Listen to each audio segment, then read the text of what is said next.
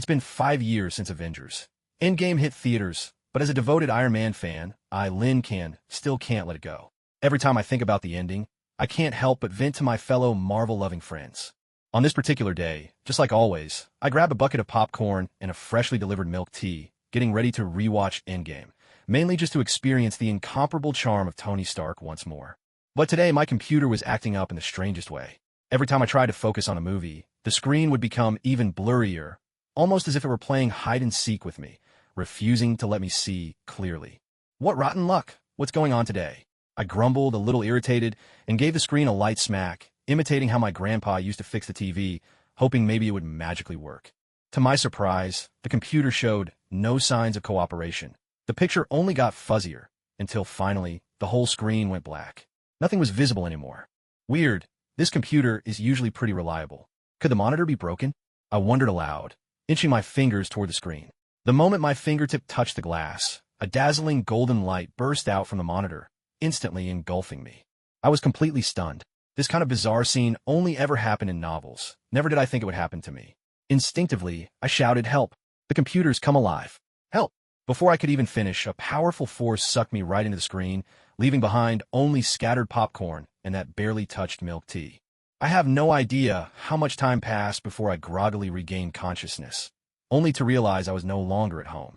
Rubbing my head, I felt dizzy and disoriented. It all felt like a surreal dream.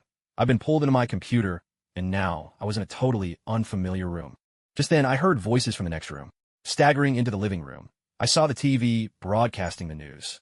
On the screen, a female reporter was interviewing someone I recognized instantly. Confused, I stared for a moment, then a sudden realization hit me, and I cried out in delight. "Oh my God, isn't that Iron Man? Tony Stark! Did I actually travel through worlds?"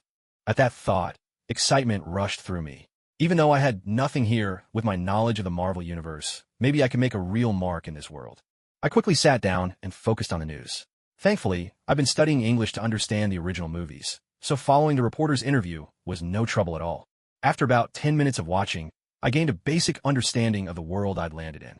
I muttered to myself, "Looks like I've crossed over to the time after the Battle of New York. They say the poor have to rely on mutations, while the rich have technology at their disposal. So what am I supposed to do? Ask Iron Man for a suit? That's obviously impossible. I can't even get close to Tony Stark right now. Maybe I could try learning magic? But Doctor Strange hasn't appeared yet, and if I run into Dormammu's followers, I might not even survive." With these thoughts, I felt genuinely conflicted. I didn't have the guts to risk mutation. After all, I had only one life. As for technology and magic, those were both out of reach for the moment. Still, since I was lucky enough to travel to this world, I wasn't about to resign myself to a dull and anonymous life. Lin Can. Just as I was racking my brains for a solution, someone's call snapped me out of my thoughts. Instinctively, I turned toward the voice. There stood a classic American beauty. Long golden hair, fair skin, bright blue eyes, and a graceful figure, matching every standard of a dream girl. She strode over with a smile and said, "Hey, don't space out. Lin Can afternoon classes are about to start. If you don't hurry, you'll be late." Her words caught me off guard. I hadn't expected the original owner of this body to also be named Lin Can, but I had none of his memories, so I didn't dare speak too freely, worried I'd accidentally give myself away.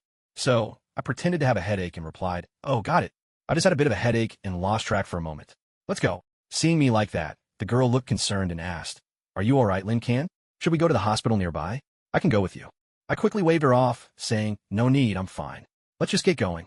The moment I stepped outside, I saw crews everywhere, busy with repairs and reconstruction.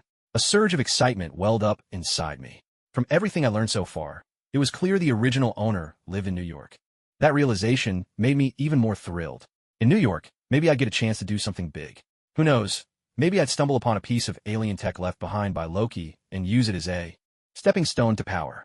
After all, in the original story, the Vulture found some Chitauri tech by chance and became such a formidable threat that even Spider-Man struggled to deal with him. But for now, there was a tricky problem. I didn't recognize any of these classmates. If I slipped up, that would be unbearably awkward. Thinking of this, I put on an act, clutching my head and saying, "Ouch, give me a hand, will you?" The girl immediately supported me, her voice full of concern. "Are you sure you don't need to go to the hospital? You really don't look well. It's just a bit of post-battle stress, that's all. You know how chaotic New York was that day. There was fighting everywhere in the sky and on the ground." As I spoke, I deliberately moved a little closer to her. I wasn't trying to take advantage of this girl. It was just that the letters on the student ID hanging around her neck were too small to read. I was a total stranger here, so I had to at least find out her name, didn't I? Leaning in for a closer look, I saw that the name on her student ID was written in English, Ophelia Williams. Satisfied, I nodded to myself, making no effort to avoid Ophelia's gaze. Honestly, having such a beautiful girl accompany me to school was a delightful surprise, one I didn't mind in the least. After all, I'd been single before crossing over to this world, and in all those years, I hadn't even held a girl's hand. This whole situation felt surreal, like something out of a dream. With that thought, I couldn't help but flash a triumphant yet slightly awkward smile, then quietly moved a little closer to Ophelia. Upon entering the campus, I couldn't help but marvel inwardly. High schools in New York really were extraordinary. There were basketball courts, football fields, and soccer pitches, all laid out in perfect order. The science building even had 2 stories. At the center of the sports field stood a beautifully designed fountain, and right beside it, a clock tower soared into the sky, its clock silently witnessing the school's long history. Just then, Ophelia gave my shoulder a gentle pat and said with a smile, "Akin, you go on to class first. I need to pick something up from a lab. Let's meet at our usual spot in a bit." Before I could answer, Ophelia had already turned and walked away, leaving me standing there dumbfounded. I couldn't help but think, helplessly, come on, this is my first time here. How am I supposed to know where the classroom or this so-called usual spot is? But there was nothing I could do about it now. Left with no other choice, I wandered around the campus alone, drifting aimlessly like someone who'd lost their way. It was then that a blonde-haired boy, flanked by several others, blocked my path. The one at the front was named Alexander, and his friends stood behind him in a loose formation. Alexander looked me up and down, a sneer on his lips. Well, look who's back. Didn't we teach you a lesson last time, Chinaman? I told you to stay away from Ophelia, but you just don't listen, do you? I met Alexander's gaze calmly, a flash of anger in my eyes. This wasn't just a personal insult. It was discrimination against all Chinese people. In that moment, I realized why he dared to act so brazenly. It must be because no one ever stood up to him. If I didn't put him in his place today, I'd never be able to swallow this humiliation. With that thought, I didn't hesitate. I threw a punch and landed it squarely on the right side of Alexander's face. He hadn't expected me to fight back, and took the blow head on. You actually hit me. Before Alexander could finish his sentence, I suddenly grabbed a handful of his hair and yanked his head down, driving my knee hard into his chin. That blow left Alexander with quite a bit of pain. In truth, the reason Lin Can's former self was often bullied wasn't because he was weak physically, but rather due to his timid nature. Lin Can seemed rather pleased with his new body, even feeling that it was stronger than the one he'd had before. At school, Alexander had always been a tyrant and naturally couldn't stand losing face. He waved his hand, summoning a few of his cronies over, clearly intent on teaching Lin Can a lesson together. Yet Lin Can remained calm, his expression utterly unconcerned as he said, "Just a few of you? That's hardly worth worrying about." Before he'd even finished speaking, Alexander's henchmen had already closed in, surrounding Lin Can on all sides. Lin Can, after all, had never had any real combat training, and soon found himself outmatched. Within a few rounds of attacks, he was already too exhausted to fight back. Just as Lin Can was about to give up resisting and brace himself for the next blows, Ophelia suddenly appeared. Her voice rang out, commanding and clear. "Alexander, what do you think you're doing? Bullying Lin Can again?" At the sound of Ophelia's voice, Alexander's followers immediately halted. It was obvious they all held her in high regard and wouldn't dare go against her. Reluctantly, Alexander stepped toward Ophelia and carefully explained, "Miss Williams, look at the bruise on my face. Lin Can started it this time. We were just defending ourselves." Of course, Ophelia didn't believe a word. Alexander was notorious as the school's troublemaker, and no one would willingly provoke him. She shoved Alexander aside without ceremony, her tone cold. "Stay away from me. Do you honestly believe what you're saying? Everyone knows you throw your weight around and always pick on Lin Can." Hearing this, Alexander realized that arguing further was useless. He shot Lin Can a vicious glare, still unable to comprehend why Ophelia would stand up for this new student from Asia. As Alexander and his group gradually left, Ophelia hurried over to Lin Can, worry etched on her face. She helped him up and asked gently, "Are you all right, Can? Does her head still hurt?" Lin Can was taken aback. He hadn't expected Ophelia to care so much about the boy he'd replaced. Was it possible that, right after arriving in this new world, he was going to meet such a warm-hearted girl? He dusted himself off, waved his hand dismissively, and smiled. "I'm fine. Those guys aren't enough to hurt me. Only Alexander's got any real skill." Ophelia couldn't help but laugh softly at Lin Can's words. All right, Mikan is the toughest, but you do seem a little different today. Her words made Lin Can instantly tense up, a sheen of sweat appearing on his forehead. He knew very well that if this mysterious girl in front of him sensed anything unusual, things could get complicated fast. He stammered in response. Different? Ha, is that so? Ophelia leaned in close, feigning playfulness as she said, Of course there is. You're much braver than before, and even more handsome. Hearing this, Lin Can finally let out a sigh of relief and forced a casual laugh. Ha ha ha, really? I think I'm just all right, at best, maybe the third most awesome person in the world. Ophelia didn't argue. Instead, she gazed at Lin Can with a gentle smile, her eyes filled with affection, as if she were looking at her most treasured possession. At that moment, Alexander glared furiously at Lin Can's back, grinding his teeth as he muttered under his breath, Lin Can, one day you'll pay for this. Suddenly, a thought flashed through Lin Can's mind, and he asked with curiosity, By the way, you mentioned you were heading to the lab to grab something. What was it? No sooner had he spoken than a wave of anxiety washed over him. He realized that the original Lin Can would have known what Ophelia was picking up. Asking this question might give himself away. However, Ophelia seemed not to notice anything amiss. Instead, her face lit up with excitement as she produced a spider specimen. Did you forget? Tomorrow we're giving our research presentation at Columbia University. It's our project, remember? Lincoln could only manage an awkward smile. Oh, right, how could I forget? I've just been feeling a bit under the weather lately, so my memory's not the best. After all, that day's experience was truly unforgettable. Ophelia cast a suspicious glance at Lin Can, but in the end, she said nothing. Perhaps this was a sign of her complete trust in him. As the day drew to a close, Lin Can gradually grew accustomed to life here, even beginning to feel as though he had become part of this world. Before long, he had changed into typical American-style clothes. This change left Ophelia astonished for quite some time. After all, Lin Can had always taken pride in his cultural heritage. She never expected him to so suddenly embrace American fashion. Soon, the two arrived at Lin Can's front door.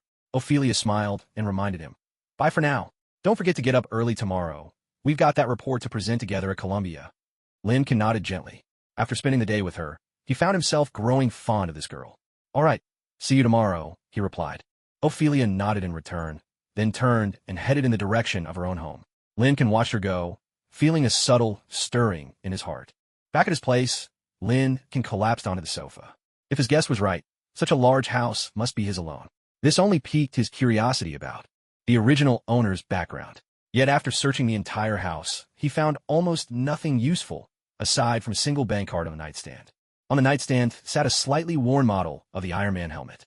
Neon lights from outside streamed through the window, slicing the helmet's surface into shifting patterns of red and gold. Lin Can's fingers brushed lightly over the cold metal, feeling the subtle grainy texture beneath his touch. New York, he murmured the name of the city, his voice unusually clear in the small bedroom, tinged with an almost imperceptible tremor. Within him, the hazy fragments of memory belonging to the original Lin Can clashed and fused violently with his own consciousness from another world. Iron Man, Tony Stark, the man who just a few months ago had saved this city, almost at the cost of his own life. Suddenly, the night stillness was shattered by the shrill sound of breaking glass and terrified screams, piercing Lin Can's ears like icy daggers. The commotion was close, just downstairs at Old Joe's convenience store, on the corner. Lin Can's heartbeat surged as he rushed to the window, carefully lifting a corner of the curtain. The scene below made him gasp in shock. The convenience store's glass door was shattered, and both the doorframe and the sidewalk outside were rapidly being coated in a thick, frost-laden layer of ice. 3 men in heavy jackets and ski masks were roughly stuffing goods into burlap sacks. But the one standing among them was particularly striking, tall and gaunt, with no mask to hide his face. His exposed skin was an unnatural, sickly blue-gray, and his silver-white hair caught the cold glow of the streetlights. He raised a single hand, pointing at the trembling cashier inside. A visible surge of frigid air blasted forth, instantly freezing the register and the cashier together into a statue of ice. The cashier's scream was cut off mid-note, leaving only the faint, eerie crackling of spreading frost echoing down the deathly silent street. A mutant robber with the power to control ice. Fear wrapped itself around Lin Can's heart like a cold, venomous snake, making it nearly impossible to breathe. He was just an ordinary high school student, completely defenseless. Rushing out now? That would be suicide. Hide and wait for the police. But who could guarantee these criminals wouldn't do something even more insane before they arrived? Was there still hope for that frozen cashier? Boom! A nuclear missile streaked through a wormhole, trailing a blazing tail of fire. Tony Stark's face, smeared with blood and oil, his eyes behind the helmet fierce and unyielding, seared itself into Lin Kan's mind like a brand. Damn it! Lin Kan cursed under his breath, spinning around abruptly.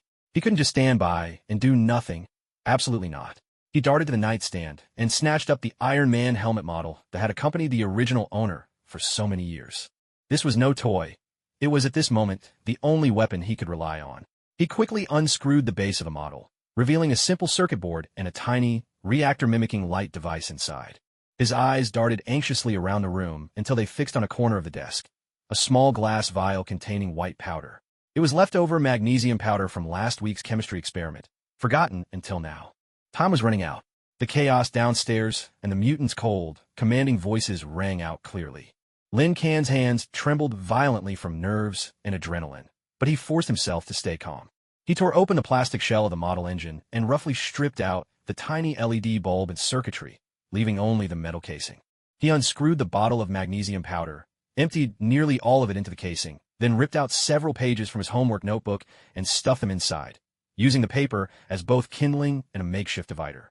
Finally, he found a leftover birthday candle.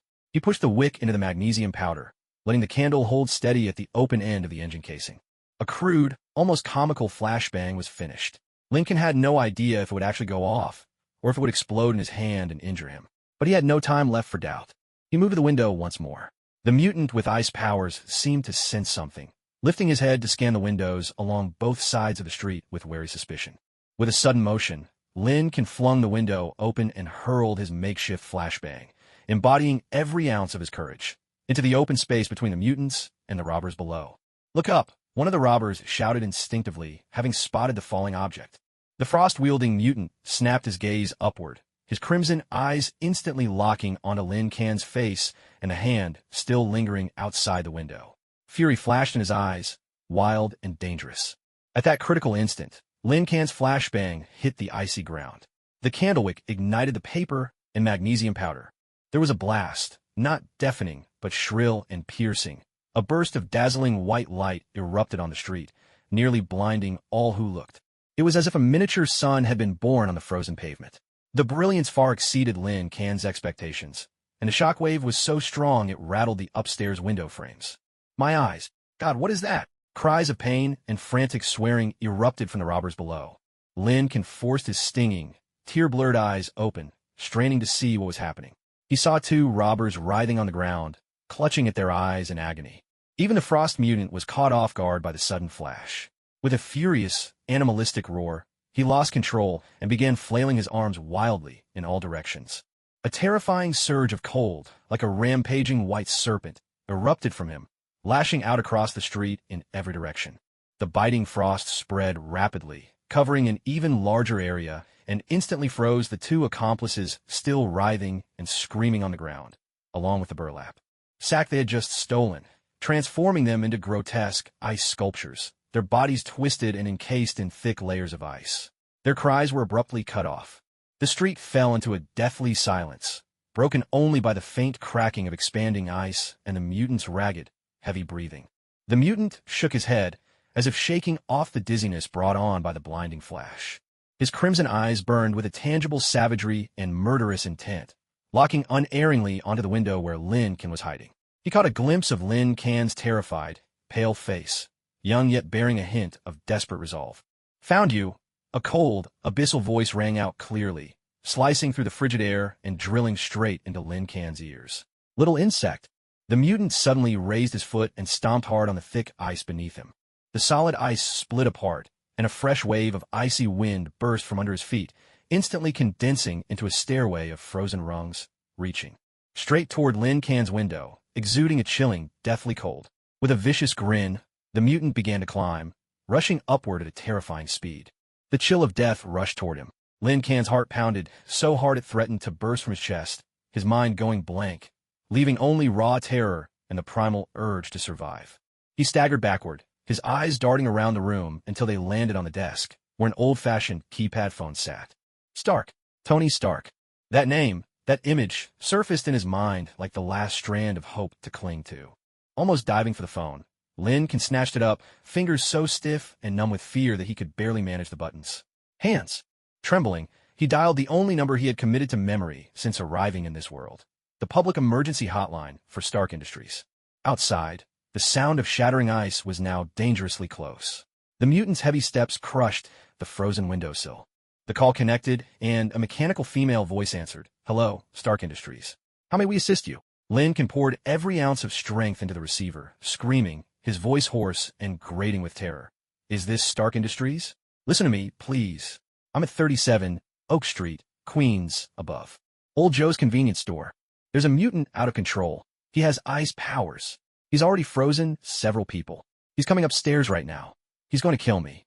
The location is..." He didn't even finish his sentence. A thunderous crash erupted as the window and part of the wall, both sheathed in ice, were smashed apart by a surge of frigid power. Freezing shards and a blast of Arctic wind swept violently into the cramped bedroom.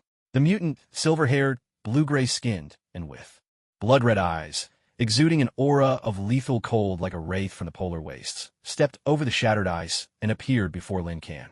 The mutant's eyes, brimming with murderous intent, were fixed unwaveringly on Lin Can, who stood frozen in place, clutching his phone. On the other end of the call, the robotic female voice was abruptly cut off, replaced by a burst of chaotic background noise and the rapid, steely voice of a man. 37 Oak Street, Queens. Ice mutant, stay on the line. Describe the situation. We're responding. Repeat, stay calm. A cruel smile curled at the corners of the mutant's lips as he slowly extended his hand. Icy mist swirling from his fingers, a hand that seemed capable of freezing everything it touched. Shards of ice and a biting chill swept through the bedroom, like the breath of death itself. The silver-haired, bluish-gray-skinned mutant, his crimson eyes gleaming with lethal cold, stepped through the shattered window frame and across the scattered ice, appearing before Lin Can once more.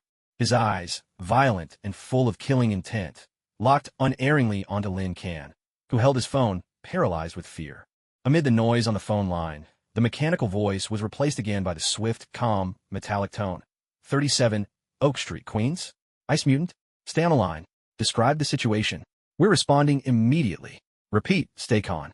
That voice was like a sliver of light in the darkness. Lin Can's heart pounded, and he opened his mouth, struggling to shout into the phone, to tell them the mutant has broken in. But the mutant's lips twisted into a merciless grin. That hand, wreathed in ghostly white frost, capable of freezing the soul itself, clenched suddenly. A surge of glacial energy shot from his palm, striking Lin Can's old keypad phone with pinpoint accuracy. The brittle plastic casing and internal circuitry gave a faint, cracking protest as they were seized by temperatures near absolute zero. In an instant, the phone was encased in a thick, clear shell of ice. The faint glow from the screen faded completely, and the last traces of static from the earpiece fizzled into nothing. A wave of agony shot through Lin Can's frozen hand, and he reflexively let go.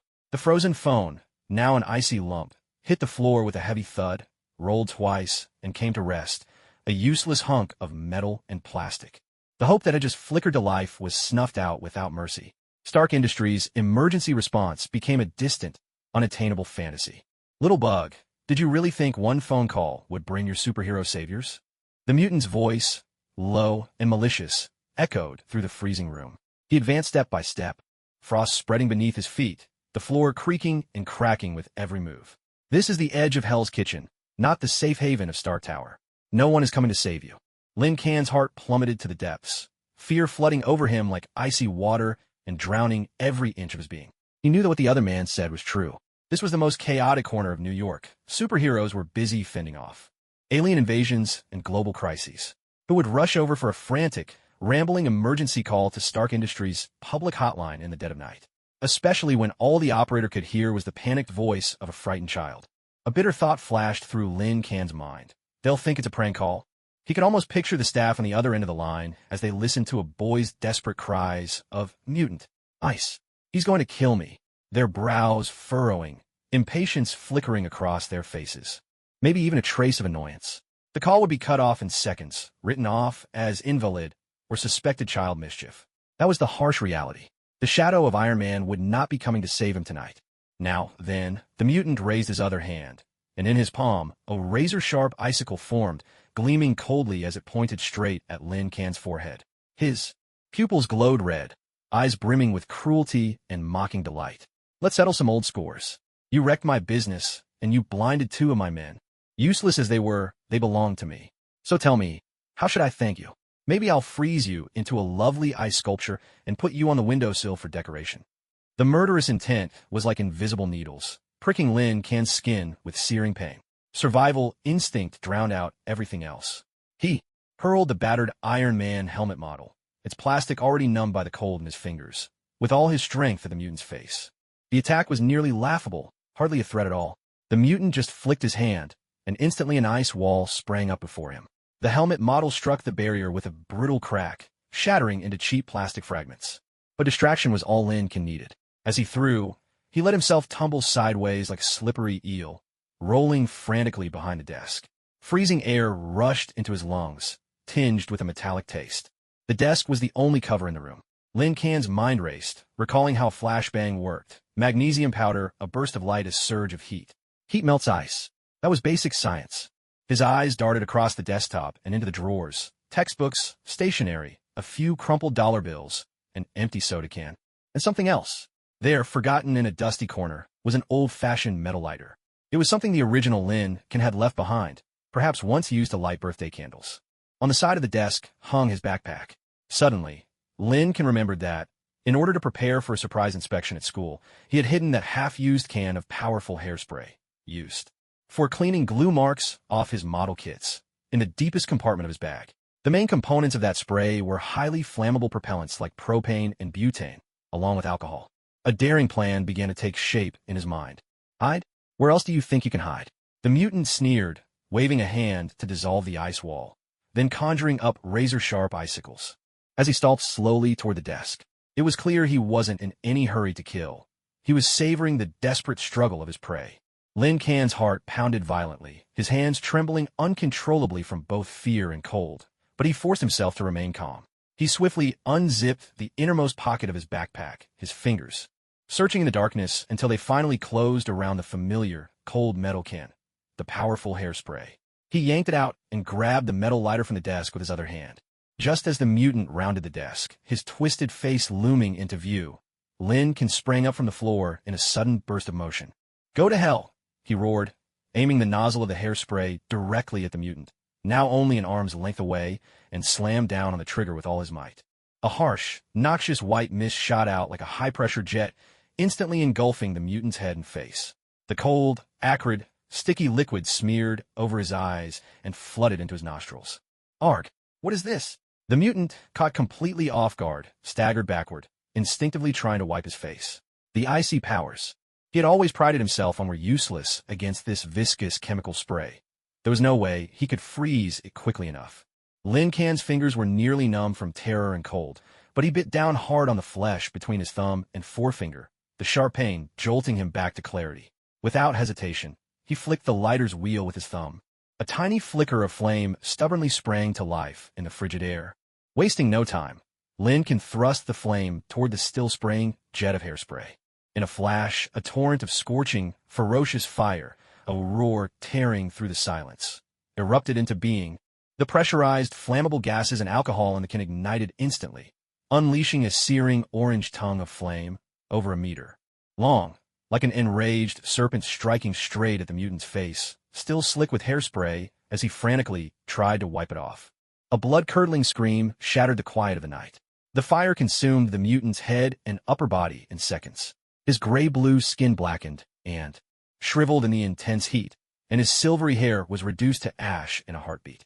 The air was thick with the sharp, sickening stench of burning flesh. The mutant lost all control, thrashing wildly like a beast set ablaze, frantically swinging his arms in a desperate attempt to extinguish the flames consuming him. Instinctively, he unleashed his turbulent ice powers, struggling with all his might against the sudden surge of searing heat. A torrent of dense, white cold mist erupted from every pore of his body, clashing violently with the raging fire. In an instant, the room was engulfed in scalding steam and biting cold. The forces of ice and fire locked in a furious battle within the narrow space, filling the air with a harsh, crackling hiss. One side of the walls, floor, and ceiling was scorched black and smoking under the intense heat, while the other was rapidly coated in a thick layer of frost. The entire room seemed to have plunged into an inferno of ice and fire. Lin Can was hurled into the air by the shockwave from the colliding energies, slamming hard against the wall behind him. His vision went black, and it felt as if his internal organs had been shaken loose. The can of hairspray and lighter slipped from his grasp and clattered to the floor. The mutant's screams gradually devolved into animalistic whimpers and agonized roars.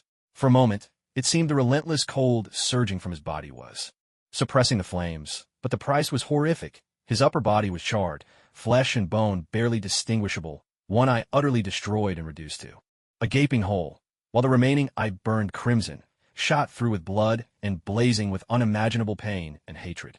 Bent over, each breath rattled from his chest like the bellows of a broken forge, and freezing air continued to pour uncontrollably from his scorched wounds, pooling as ice at his feet. He fixed his gaze on Lin Kan, who was curled up in the corner, blood trickling from his lips, barely able to move. In that single remaining eye, the desire for destruction flared, even more deranged and pure than before. The mutant's voice was hoarse and ragged, scraping out like sandpaper. "I'll freeze you to dust piece by piece." He raised a hand that hadn't been completely burned away, still trailing wisps of cold air, and painstakingly gathered a trembling, blood-tinged ball of icy energy in his palm. The temperature in the room plunged again. Staring at that deadly sphere of power, Lin Kan was submerged once more by a wave of despair as frigid as the mutant's chill. The blast of fire he had unleashed moments ago had drained the last of his strength and luck. The can of hairspray had rolled far away, and the lighter was nowhere in sight. What else could he do? He was just an ordinary man. And then, at that most desperate moment, a piercing wail of sirens erupted from the distance, urgent and shrill, growing louder as it rushed toward them, shattering the uneasy silence of the night in this chaotic corner of Queens. Red and blue lights strobed through the shattered window, throwing frantic, flickering shadows on the war-torn walls where ice and fire still waged their battle. The mutant's lone eye narrowed sharply, instantly alert as he glanced toward the window. The police. Mere mortals, but there would be many of them, and in his current state, so grievously wounded that he could barely move. A fierce look of utter unwillingness flashed across his face. He glared at Lin Kan with such intensity, as if determined to etch his features into the deepest recesses of his memory. "You, just wait, little worm," he rasped, his voice hoarse as he spat out the words. Suddenly, he spun around and, mustering the last of his strength, dashed toward a small door at the other side of the room that led to a narrow fire. Escape. With a burst of frigid power, he smashed the lock and vanished into the darkness of the stairwell, leaving behind a battlefield strewn with chaos, where ice and fire had clashed, and the air reeked of acrid smoke and chemicals. Lin Kan collapsed against the wall, his ears ringing with the screech of police cars breaking downstairs, doors flinging open, urgent shouts from officers, and the frantic sweep of flashlight beams. The overwhelming sense of having narrowly survived washed over him, leaving his limbs weak and trembling. He gasped for breath, each inhale sending a jolt of pain through his chest, while the freezing air and scorching smoke stung his raw throat. He was alive, all because of himself, thanks to that sliver of knowledge, his quick thinking in the moment, and a bit of luck. Lin Kan gazed down at the old cell phone lying on the floor, now completely ruined by frost, a bitter symbol of his failed attempt to call for help from his idol. Fear and bitterness churned inside him. Yet beneath it all, a new and unprecedented calm took root. In this Marvel world, teeming with the fantastical and the dangerous, pinning one's hopes on superheroes was a childish and perilous illusion. The true path to survival could only ever rest in his own hands. Even now, those hands were still trembling with exhaustion. Lin Kan barely slept a wink that night. In a world where mutants were everywhere, survival, for an ordinary person like him, had become an almost insurmountable challenge. It wasn't until the crisp sound of the doorbell broke the silence that Lin Kan was jolted from his thoughts. He already knew who it must be at this hour: Ophelia. He hastily straightened his clothes and hurried to open the door. Sure enough, Ophelia stood outside, impeccably dressed, radiating an intelligent and graceful beauty. She looked at the worn-out Lin Kan, her concern deepening as she recalled the morning news. "Are you all right, Kan? Nothing happened last night, did it?" Lin Kan had no intention of telling Ophelia about his ordeal the night before.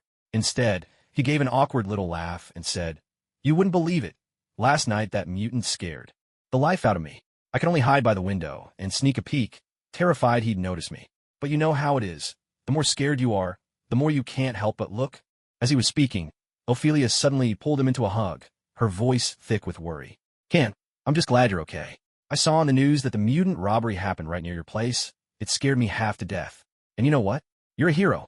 Seeing her like this, Lin can gently return the embrace, though he couldn't help but ask in confusion, all right, don't worry. I'm fine, aren't I? But how exactly am I a hero? Ophelia hugged him even tighter, her voice earnest. Do you know why I worry about you so much? Lincoln shrugged, a playful glint in his eyes. Why's that? Ophelia loosened her arms and looked straight into Lin Can's eyes, her tone serious. We live so close to each other. How could I possibly not? Notice when you step in to help. Please, don't try to be brave next time, all right? I don't want you to be a hero. I just want you to stay safe. At those words, Lin Can's pupils narrowed ever so slightly. He was genuinely surprised to find out that Ophelia lived so close by. Gently, he patted her head and spoke softly. Okay, I understand. I won't do it again, you silly girl. Lin Can's sudden gesture left Ophelia momentarily stunned, a blush blooming across her cheeks, so vivid it seemed as though a single touch might draw blood. After all, Lin Can had never treated her like this before. Just then, as if something had occurred to him, Lin Can grinned and teased. Still not done hugging me? Silly girl, if you keep this up, we'll be late for the Columbia University seminar. Ophelia's face turned even redder. She shoved Lin Can away, half embarrassed, half exasperated. All right. I've never seen you act so forward before. Lin Can just shrugged again, choosing not to answer directly. After all, he still wasn't familiar enough with the original Lin Can's life. Saying more would only risk exposing himself. The two of them chatted idly as they walked along. After boarding the bus, Ophelia simply leaned back at her seat and drifted off to sleep, while Lin Can's mind kept circling back to what had happened the previous night, the first time he had ever come so close to death. Maybe he just wasn't cut out to be a superhero. Lin Can thought with a touch of resignation.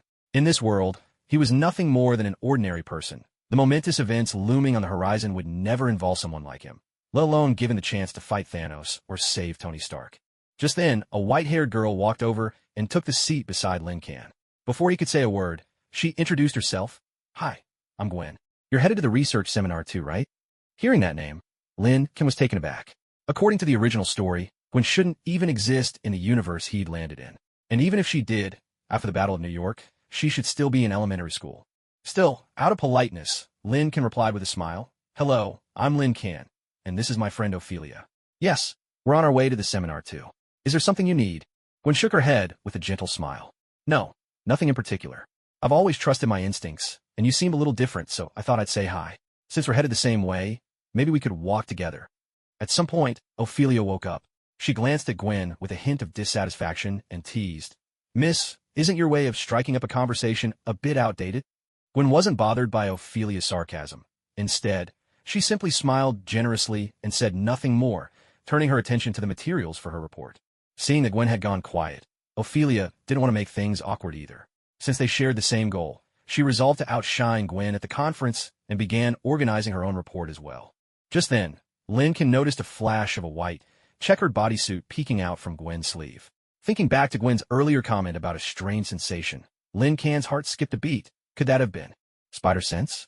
If so, Gwen wasn't just any ordinary person. She was Spider-Woman, Gwen Stacy. Did this mean the multiverse had already begun to unravel? Or was his own crossing over the trigger that set off a chain reaction? If Gwen really was Spider-Woman, then this academic conference was bound to be anything but simple. After all, if it were just a regular event, why would Gwen show up in her superhero suit? The thought filled Lin Can with excitement. This was his first chance to encounter a real superhero up close, a chance to witness their actions with his own eyes. At that moment, a black boy walked up to them, greeting Gwen with a bright smile. Hey Gwen, long time no see. Been busy lately, huh? Gwen recognized him and grinned back. Miles, I didn't expect you to come to the conference. I figured you'd be out roaming the streets right about now. Another Spider-Man. Lin Can's mind spun with confusion. Had he crossed into a parallel universe of Spider-Man? But the original story never mentioned the Battle of New York. Just what world had he landed in? Miles, too, noticed Lin Can standing quietly to one side. He sized Lin Can up, then leaned in and asked Gwen softly, Do you know this guy? There's something oddly familiar about him.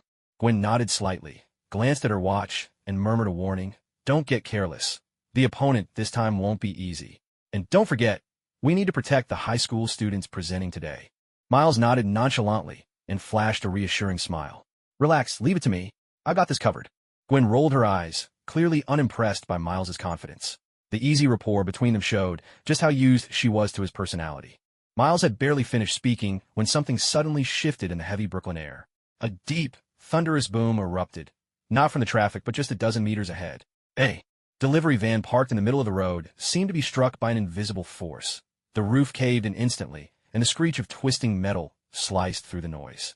In the next instant, a massive figure rose from the wreckage. A giant, nearly 3 meters tall, his skin an unnatural shade of ashen gray.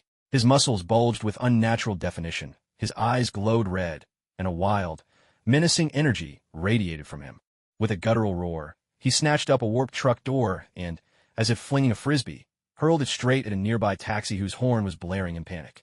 Goliath! Damn, it's the wall breakers! Gwen snapped instantly into battle mode.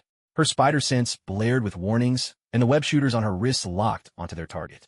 Without hesitation, she shoved the still-stunned Lynn, Can, and Ophelia behind the relative safety of a nearby newsstand. Stay here. Don't come out. Lynn, Can, and Ophelia clearly hadn't had time to gear up properly. They'd thrown on whatever uniforms and masks they could grab and rushed into action. Miles dropped his usual playful demeanor, his eyes sharpening with focus. Whoa, now that's some kind of welcome party. Even as the words left his mouth, he vanished from sight. In the blink of an eye, he reappeared by Goliath's flank, unleashing a bright jolt of bioelectricity straight at the giant's knee. A flash of lightning, Goliath's enormous body wavered, an enraged roar tearing from his throat, but he didn't fall. His massive hands swept with the force of a hurricane towards where Miles had just been, shattering the pavement with a punishing crash. Meanwhile, 2 more figures appeared soundlessly atop the rooftops, flanking the street. To the left stood a tall, wiry man clad in a tactical suit. His arms were sheathed in metallic exoskeletons that gleamed dangerously, ending in razor-sharp, cutting blades. He watched the chaos below with icy detachment. On the right, a woman moved with blinding speed. Though of average build, she wore special gloves from which viscous, acrid smoke-trailing fluid dripped from her fingertips, eating holes into the concrete wherever it landed. Cutter, Acid. Gwen's heart sank. These 3 were the infamous wall breakers, a squad known for their destructive power and cruelty. Their targets were always the most sensitive data and samples from major corporations or research institutes. Now, they'd appeared on the only road leading to Columbia University. Their intent was obvious. Most passengers on this bus were high schoolers headed to Columbia for presentations, carrying samples the wall breakers were after. Miles, don't go head-to-head with him. Goliath's defense is too strong. Protect the people on the bus first. Gwen issued warnings as she fired a rapid succession of webs, each shot striking Goliath's face and arms with precision. She aimed to restrict his movements while disrupting his line of sight. Got it, Miles replied, darting around Goliath like a flash of lightning. Using his webs for momentum, he zipped through the air, bombarding their foe with bioelectroblasts and sticky webs, determined to draw Goliath's attention. Hey, big guy, over here. Try this on for size, he taunted, nimbly dodging a powerful blow. With perfect aim, he sent a web lashing out, coiling around Goliath's ankle in an attempt to trip him up. Just then, Cutter sprang into action. The mechanical exoskeleton on his arms gave a deep, menacing hum. With a sweeping motion, he unleashed 2 invisible blades of concussive force that sliced through the air. A harsh, slicing noise rang out. Gwen's webs, tough as they were severed in an instant. Miles' web, wrapped around Goliath's ankle, was just as swiftly sliced apart by a second wave. Freed from their restraints, Goliath roared in fury and charged at Miles once more. Meanwhile, Corrosia vaulted down from the rooftop, her sights set on Lynn, Can, and Ophelia huddled behind the newsstand. She swung her arms, launching 2 streams of acrid, acidic slime like arrows straight at them. Look out! Gwen's pupils contracted in alarm. Without hesitation, she swung toward the newsstand, firing off 2 webs in hopes of intercepting the acid. One web caught a glob of the corrosive slime, but it sizzled violently and was consumed in an instant. The other jet of acid grazed the edge of Gwen's cape, narrowly missing her before splattering against the newsstand's metal frame. With a hiss, the acid ate through the metal, leaving a gaping hole as white smoke billowed up. Ophelia shrieked, clutching Lynn Can's arm in terror. Lynn Can's face went pale, his heart pounded and adrenaline surged through his veins. He stared in shock at the surreal battle unfolding before him. 2 spider people locked in life-or-death combat, with a rampaging giant and a sniper on the rooftop, the air thick with the stinging smell of acid. Fear threatened to paralyze him, but he forced himself to stay calm. He might only be an ordinary man, but he had his wits. Quickly, Lynn can assess the battlefield. Goliath was immensely strong but slow, relying on Cutter for range support to sever the webs. Corrosia was lightning fast and attacked in bizarre ways, but seemed to need a moment's preparation. Before spraying acid, Cutter's concussive wave blades were incredibly powerful, cutting through webs with ease, but each time he fired, the blue lights on his mechanical arms glowed, followed by a 3-second window to recharge. "Gwen! Miles!" Lincoln shouted with all his might from behind the newsstand. His voice was barely audible over the explosions and roars, but Gwen's sharp senses caught it. The mechanical arms. After every shot, the blue lights dim. There's about a 3-second gap, and with the acid woman, her fingers curl just before she attacks. Gwen was being driven back by Goliath's powerful blows. At Lin Can's reminder, her spirits lifted. She immediately adjusted her tactics. No longer trying to tie up Goliath with webs and bulk, but instead weaving swiftly between Goliath and the slicer, searching for a new opening. When the slicer once again aimed his vibrating blade at Miles, Gwen seized the split second when the blue light dimmed. She fired a web, anchoring it precisely to the edge of the rooftop where the slicer stood. With a crash, a large chunk of concrete tore free, yanked by the web. The slicer had to abandon his support of Goliath to dodge, losing his balance and stumbling. "Well done, Lin." Miles heard the commotion and immediately understood Gwen's plan. As Goliath lunged at him again, Miles didn't just dodge, he closed the distance between them. Just as Goliath's massive fist smashed down, Miles rolled to the side and shot a web that stuck to Goliath's outstretched arm. Using the momentum, he swung himself straight toward Acid Mistress. At that moment, Acid Mistress was about to unleash a fresh attack on Ophelia. Seeing a shadow flying at her, she reflexively curled her fingers, ready to strike back. It was the perfect moment. Bioelectric blast. Maximum power. Miles twisted in midair, his hands unleashing dazzling arcs of electricity that struck Acid Mistress directly. A surge of electricity shot through Acid Mistress, making her convulse violently. The acid she'd just gathered lost control, exploding across her gloves. Agonizing pain dropped her to the ground, leaving her unable to move. Seeing his teammate injured, Goliath flew into a wild rage and immediately charged at Miles. At the same time, the slicer had just finished firing his vibration blade, and the blue light in his arms began to fade. "Now's our chance." A gleam flashed in Gwen's eyes. She swung her wrists in rapid succession, not just shooting a single web, but unleashing dozens of sticky, impact web bombs that rained down like a barrage onto the slicer's mechanical arm joints and body. The slicer tried to block with his arms, but the webs glued his joints tight, halting his movements. More impact webs kept coming, and though he wasn't seriously hurt, the force and stickiness knocked him off balance. He tumbled off the rooftop in a graceless fall. With two teammates down, Goliath suddenly found himself isolated and alone. Gwen and Miles met each other's eyes, perfectly in sync. Gwen fired several webs that wound around Goliath's legs and yanked hard in opposite directions. At the same time, Miles leapt high into the air, channeling all his strength into his right fist. With the force of his descent and a crackle of electricity, he drove a powerful punch into the back of Goliath's neck. With a heavy thud, Goliath's massive body wavered, his eyes rolling back before he crashed to the ground like a felled giant tree, sending up a cloud of dust. The fight was over, for now. The street lay in ruins. Wrecked cars burned, while the air brimmed with a harsh mix of smoke, acrid chemicals, and a faint trace of ozone. Gwen and Miles, both breathing hard, swept cautious gazes over the three mutants sprawled on the ground, making sure all of them were out of commission for the moment. Lin can emerge slowly from behind the newsstand, supporting Ophelia, who was still unsteady on her feet. Though his face was pale, his eyes shone brilliantly, excitement flickering there, a sense of having survived the impossible. Gwen stepped up to Lin Can, her masked eyes sparkling with admiration and amazement. "Hey, Bookworm, that observation of yours was incredible. How did you pull that off?" She tapped her temple. "Was it all analysis?" Miles came over as well, giving Lin Can a hearty pat on the shoulder and flashing a bright grin. "Man, that warning of yours was right on time. You nailed the timing when a mechanical arm had to cool down. Are you sure you haven't awakened some kind of super analysis vision or something?" Feeling their encouragement, Lin Can gave a shy smile and nudged his glasses back up before they could slip off. "Honestly, it's just some stuff I remember from physics class about energy conservation and mechanical efficiency. And then, just careful observation. With opponents like these, they always show a few weaknesses if you look closely."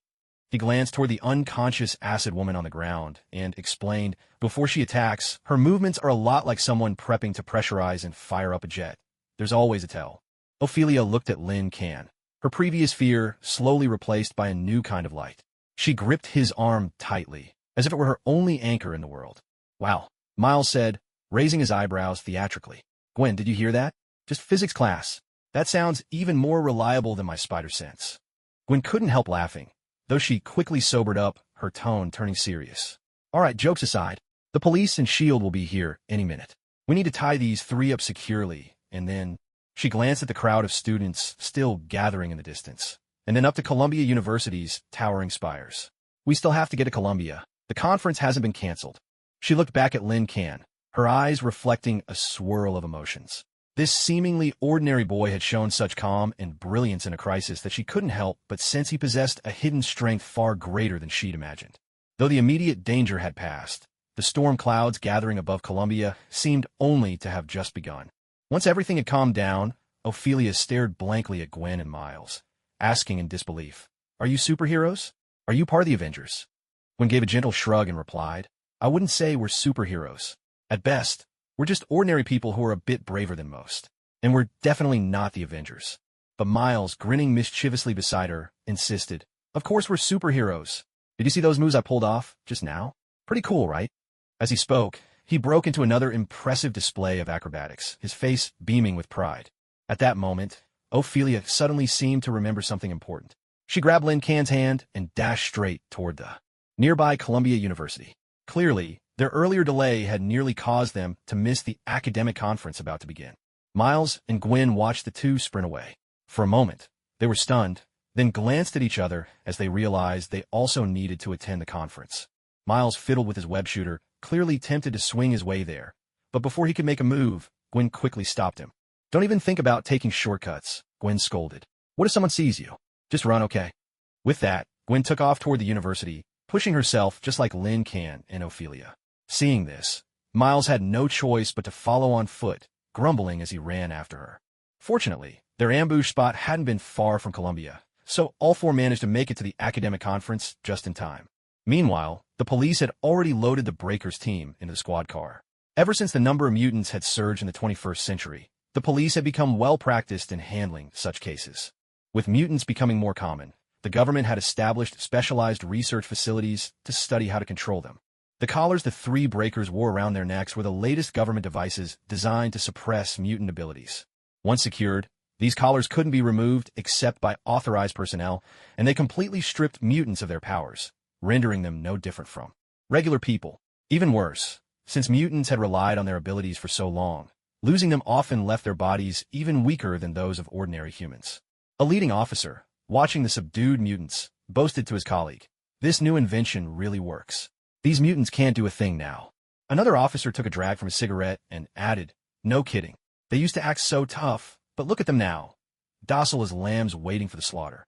A third officer, seated in the back to guard the prisoners, chimed in, "These collars are impressive, but the Avengers are even more so. Every time, they're the ones who take the mutants down first. All we have to do is slap these collars on them." Another officer chimed in, "True, but every time I'm about to step in, the Avengers have already taken care of everything. If I had been there, those mutants wouldn't even have had the chance to put on those collars. They'd probably be dead on the spot." Their laughter rang out, loud and unabashed. The sound carried a note of smugness, almost as if they were mocking those mutants who usually relied on their powers to do as they pleased. From their perspective, such a reaction was understandable. Just then, a towering figure appeared on the road ahead. The man stood over 3 meters tall, his black clothing stretched tight over his massive muscles, making him look like a giant straight out of legend. The officer behind the wheel frantically blared the horn, hoping the man would move aside. But the giant showed no intention of stepping away. Instead, he took a few more strides forward. The driver's nerves frayed. He didn't want to actually hit someone and end up in serious trouble himself. With a sharp stomp on the brakes, the police car screeched to a halt. Before the driver could even catch his breath, the officer in the passenger seat leaned out and shouted angrily, "What are you doing? Standing in the middle of the road? Are you trying to get yourself killed? If you want to die, go somewhere else. Don't get in our way." The giant didn't seem to hear him at all. He walked straight up to the passenger side, looming over the officer, his gaze cold and oppressively intense. The officer shrank back, trembling with fear. Up close, the man was even more terrifying, his face twisted and monstrous, nothing like a normal human, more like some kind of beast. Before the officer could react, the giant grabbed him and yanked him out of the car with ease, ending his life as effortlessly as tossing aside a rag doll. The driver was paralyzed with terror. Without thinking, he slammed down on the accelerator, desperate to flee the scene. But just as the police car was about to lurch forward, the giant seized the rear bumper with one hand and brought the entire vehicle to an abrupt, impossible stop. The other officers realized the danger and scrambled out of the car, running for their lives. Only the driver, trapped by his tightly fastened seatbelt, was unable to escape. Then, with terrifying ease, the giant placed his hands on either side of the car and ripped it apart down the middle, as if tearing open a plastic bag. The officers who had managed to get out drew their pistols and fired at him in panic, but the bullets bounced harmlessly off his body, as if striking solid steel. Witnessing this, the remaining officers were plunged into utter despair. They didn't dare look back, fleeing for their lives and abandoning the colleague still trapped inside the wrecked car. At that moment, they knew with grim certainty that there was no saving him now. At that moment, several blades of light sliced down from the sky, blocking the path of a few police officers. Everyone looked up to see a young man, handsome and clad in white armor, hovering in the air and gazing down with a calm, commanding presence. There was an undeniable authority in his demeanor.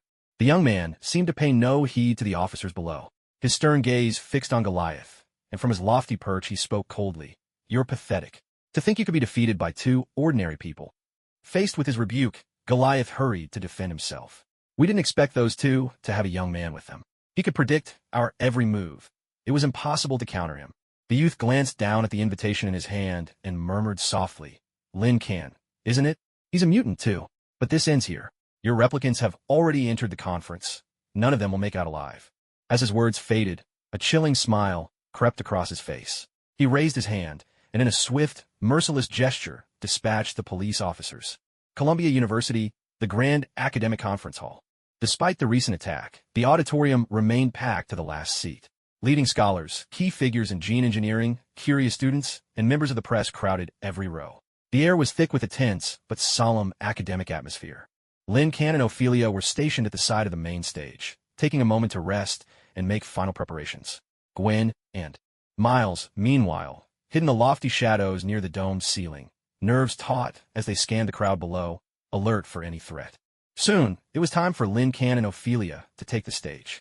Ophelia drew a deep breath, fighting to steady her nerves and project professionalism. She spoke clearly, introducing the team's foundational model and experimental design on cross-species stability of gene expression. Her voice trembled slightly at first, but quickly regained its confidence and rhythm. Lin Can stood beside her, deftly operating the complex holographic projection system to display intricate gene maps and dynamic models. His role was to follow Ophelia's presentation with a deeper analysis of key data anomalies and theoretical implications. The presentation unfolded smoothly, with quiet murmurs of discussion and approving nods rippling through the audience. However, as Lin Can began to discuss a set of redundant yet highly stable, non-coding gene sequences, one of their research's core breakthroughs, he picked up on a subtle but unmistakable shift in the room. In the front row, several representatives dressed in suits and bearing the CipherBio biotech company insignia caught his attention. As Lin Can magnified that special set of gene sequences, a composed, gray-haired middle-aged man tightened his fingers slightly on his knee. In his eyes flashed not only intense focus, but also a glimmer of yearning that could not be disguised. This look was worlds apart from a scholar's simple curiosity. In a quiet corner at the back of the auditorium, a young man dressed plainly and wearing thick glasses sat quietly, his appearance no different from a typical diligent student. He kept his head down, rapidly taking notes on his tablet. Yet when Lin Can mentioned that this sequence exhibits extraordinary adaptive activation under extreme environmental stress, the young man's note-taking sped up noticeably. He even unconsciously adjusted the angle of his tablet, as if he were scanning data or transmitting encrypted files. Just as Lin Can was about to delve deeper into the potential mechanisms behind this adaptive activation, a barely audible, almost imperceptible tick came from the server cabinet, powering the projector behind him, like the faint click of a small device being activated or signal being connected. Such a sound had no place in equipment of this caliber. Out of the corner of his eye, Lin Can spotted the real-time data monitoring screen in front of Ophelia, displaying the dynamic computational load of the holographic models. The moment that tick was heard, the data traffic heard in the background showed a tiny, fleeting spike, an anomaly that vanished as quickly as it appeared. It was as if someone was attempting a rapid access or copy of core data. A chill shot up Lin Can's spine, freezing his thoughts. This was no illusion. The attack had occurred on the road, but the real data theft was happening right now, all of it unfolding in full view within the hallowed halls of one of the world's most prestigious academic institutions. That tick, that data pulse, the greed in the eyes of the CipherBio representative, the odd behavior of the student in the corner.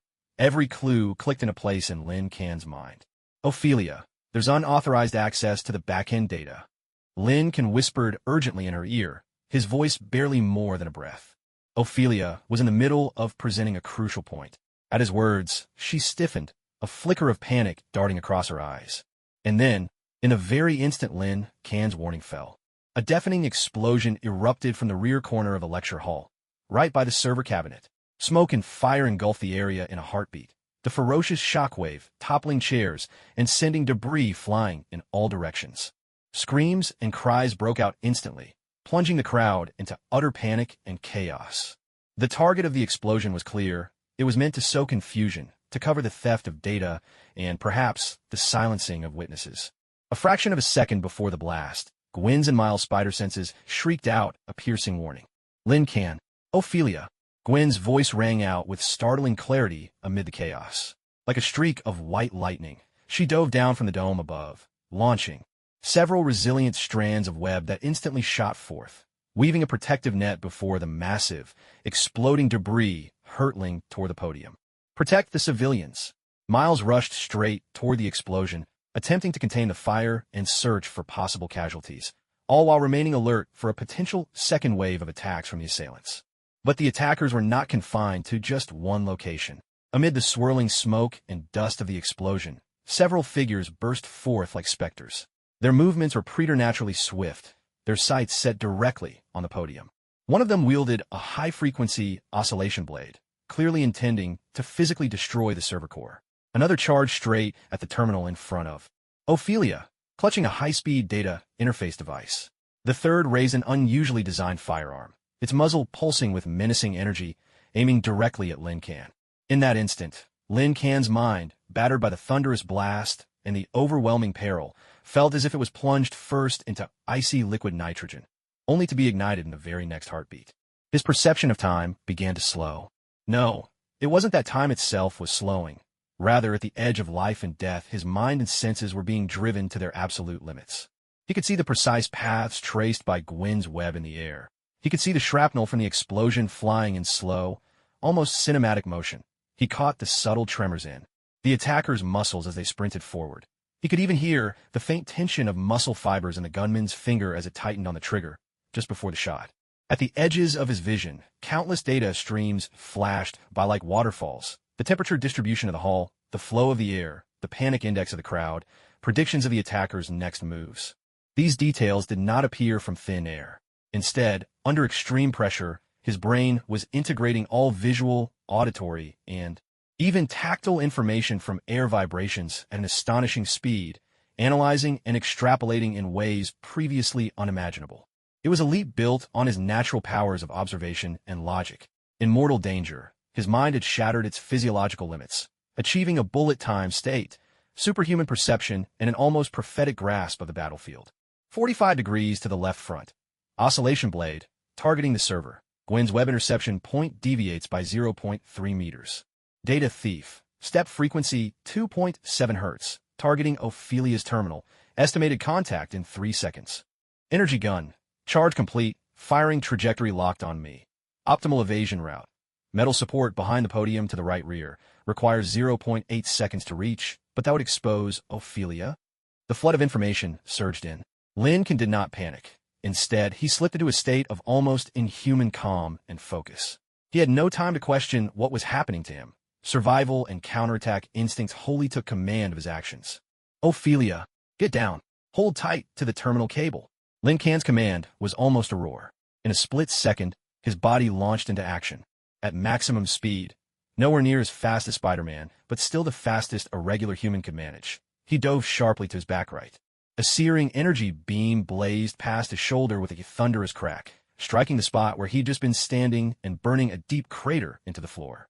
Almost at the exact moment Lin Can shouted, Gwen snapped her wrist, and a web that had been aimed at flying debris suddenly changed direction, latching unerringly onto the ankle of the data thief, lunging for Ophelia. The thief let out a startled cry and tumbled awkwardly to the ground. Meanwhile, the attacker wielding the shock blade had already reached the server rack and was about to strike. Gwen's next web shot through the air, but as Lincoln had seen, it was just a little off target. The attacker's eyes gleamed with triumph. Miles! Above the server rack, the chandelier, Lincoln yelled with all his might as he hit the ground, his voice cutting through the chaos. Miles, who had been rescuing people near the blast site, heard the call and, without hesitation, fired a web straight at the massive crystal chandelier hanging from the auditorium's dome. He gave a powerful yank. With a shattering crash, the enormous chandelier plummeted like a meteor, landing precisely half a step in front of the attacker and the server rack, exactly where Lincoln had calculated it would intercept the attacker's momentum. Damn it! Forced to stop short by the sudden avalanche of crystal, the shock blade attacker stumbled back as shards flew everywhere, his plan to destroy the server abruptly cut off. Watch out! Acid! Gwen shouted another warning. Lincoln noticed that the corrosive attacker he'd spotted earlier had also slipped into the hall. Clearly, there were more than 3 assailants. She lurked behind the crowd, both hands aimed at the area now blocked by the fallen chandelier, where bare wires sparked dangerously. She was ready to unleash acid, hoping to trigger a wider short circuit and explosion. The acid shot forth. This time, Lin Can's hyperdimensional perception clearly tracked the acid's trajectory and its impending landing spot. In an instant, his mind mapped out the consequences. The acid would strike the exposed wires, causing a chain reaction of explosions with a massive blast radius. Gwen! The fire sprinkler, upper left corner. Lincoln pointed at an inconspicuous red device in the ceiling's corner. Break it with your web. The sprinkler water will dilute and neutralize the acid, covering the wires. Without hesitation, Gwen flicked her wrist and sent a web shooting out, smashing the sprinkler head dead on. With a sharp hiss, water sprayed down. A torrent of icy water cascaded down in an instant, precisely drenching the splattered acid and the area with exposed wires. Acrid white smoke billowed up immediately, as the acid was swiftly diluted and the electric current cut off. In that critical moment, a second explosion, so close to happening, was averted just in time. All of this unfolded in the span of mere seconds. Lincoln leaned against the metal scaffold, gasping for breath. He was soaked to the skin, his shoulders stinging fiercely where the energy beam had grazed him. Yet through the pain, he could distinctly feel the strange, all-controlling state in his mind, the overclock sensation, slowly ebbing away. In its place surged a bone-deep exhaustion, mingled with a thrill beyond words. He had awakened. In that split second when he saw through the conspiracy and teetered on the edge of death, his true power, an intelligence and perception beyond ordinary, had finally been unleashed. Gwen landed beside him, her white suit spattered with water and dust. She stared at Lin Can, her eyes wide with shock and disbelief behind the mask. You? Just now. For a moment, she couldn't find the words to describe the uncanny precision of Lin Can's commands and predictions. Miles swung down next to them, taking in Lin Can's drenched, battered appearance, yet noting the sharpness that still burned in his eyes. Then Miles glanced at the now-contained chaos around them. He let out a low whistle, barely audible above the noise. Man, the way you took charge back there, that was awesome. Are you sure you were just an ordinary guy before all this? Still reeling from the changes in his body and the lingering clarity in his mind, Lincoln surveyed the battered but temporarily safe auditorium. He looked at Ophelia, shaken but unharmed, and at the 2 formidable allies by his side. Wiping the water from his face, he managed a weary, shaken, yet utterly resolute smile. Now, maybe not anymore. His gaze cut through the chaos, finally landing on the gray-haired man at the Cypher Bio delegation. The man's face was grim as he quietly rose, trying to slip away unnoticed amidst the confusion. Only the tip of the iceberg had emerged. With his newfound power, Lincoln was no longer just the ordinary high schooler who once hid behind a newsstand. Of course, the chaos in Columbia University's auditorium was merely the opening act of a far greater storm. Although Lin Can's insight and quick command had defused the crisis for now, it was clear the mastermind behind all this was thoroughly enraged. Before calm could settle, piercing alarms and the thunder of fresh explosions erupted from all corners of the Columbia campus at once. A diversion? Gwen realized at once, her face tense beneath the mask. Their target isn't just the auditorium, or rather, the auditorium was just a distraction to draw us in. Ophelia. Lincoln immediately realized that the true target of their enemies had probably always been Ophelia. She possessed the complete research data and the core models. Miles, head to the east blast site. I'll take the west. Lin Can, keep Ophelia safe and stick close to us. Look for any chance to break through. Gwen issued her orders with crisp decisiveness. Her voice was urgent, but she remained unflinchingly calm. She and Miles shot out of the conference hall like arrows released from a taut bow, determined to clear the outer threats and carve out a safe passage for the team. But they had underestimated their adversary's resolve and the sheer force they had brought to bear. Gripping Ophelia's hand tightly, Lincoln relied on his newly awakened, though still unmastered, transdimensional perception to navigate through swirling smoke, panicked crowds, and the relentless rain of falling debris. His mind raced, dodging visible dangers, but a cold, venomous anxiety wound itself around his heart, squeezing tighter with every step. "It's too quiet," Lincoln murmured under his breath. After Gwen and Miles had left, the expected onslaught from the shadows failed to materialize. The unnerving calm before the storm only heightened his vigilance. His senses picked up several heat signatures moving at high speeds, silently approaching from all directions. The energy readings they emitted far surpassed those of the breakers they'd encountered before. "This is bad. Gwen, Miles, get back here. It's a trap." "Their real target is," Lincoln shouted into Gwen's communicator, a tiny device clipped to his collar. But he never finished his warning. A thunderous crash erupted as 3 massive metal gates slammed down from above, sealing off every exit from the conference hall and trapping them within the ruins left by the explosions. Immediately, 6 mutants emerged from the surrounding shadows. They were heavily armed, their faces cold and merciless, and the energy radiating from them made the air itself shimmer and distort. One knelt and pressed his palms to the ground. Clearly, the metal gates had been his doing. Another was surrounded by a powerful force field. Gwen and Miles tried to force their way through from outside. Lynn could clearly hear the furious pounding and bursts of energy from beyond the gates, but the force field absorbed and neutralized every assault with ease. An energy absorber, a telekinetic, a speedster, a powerhouse. Lin Can's heart sank. The composition of this squad was almost perfectly tailored to counter the 2 spider people. Find them.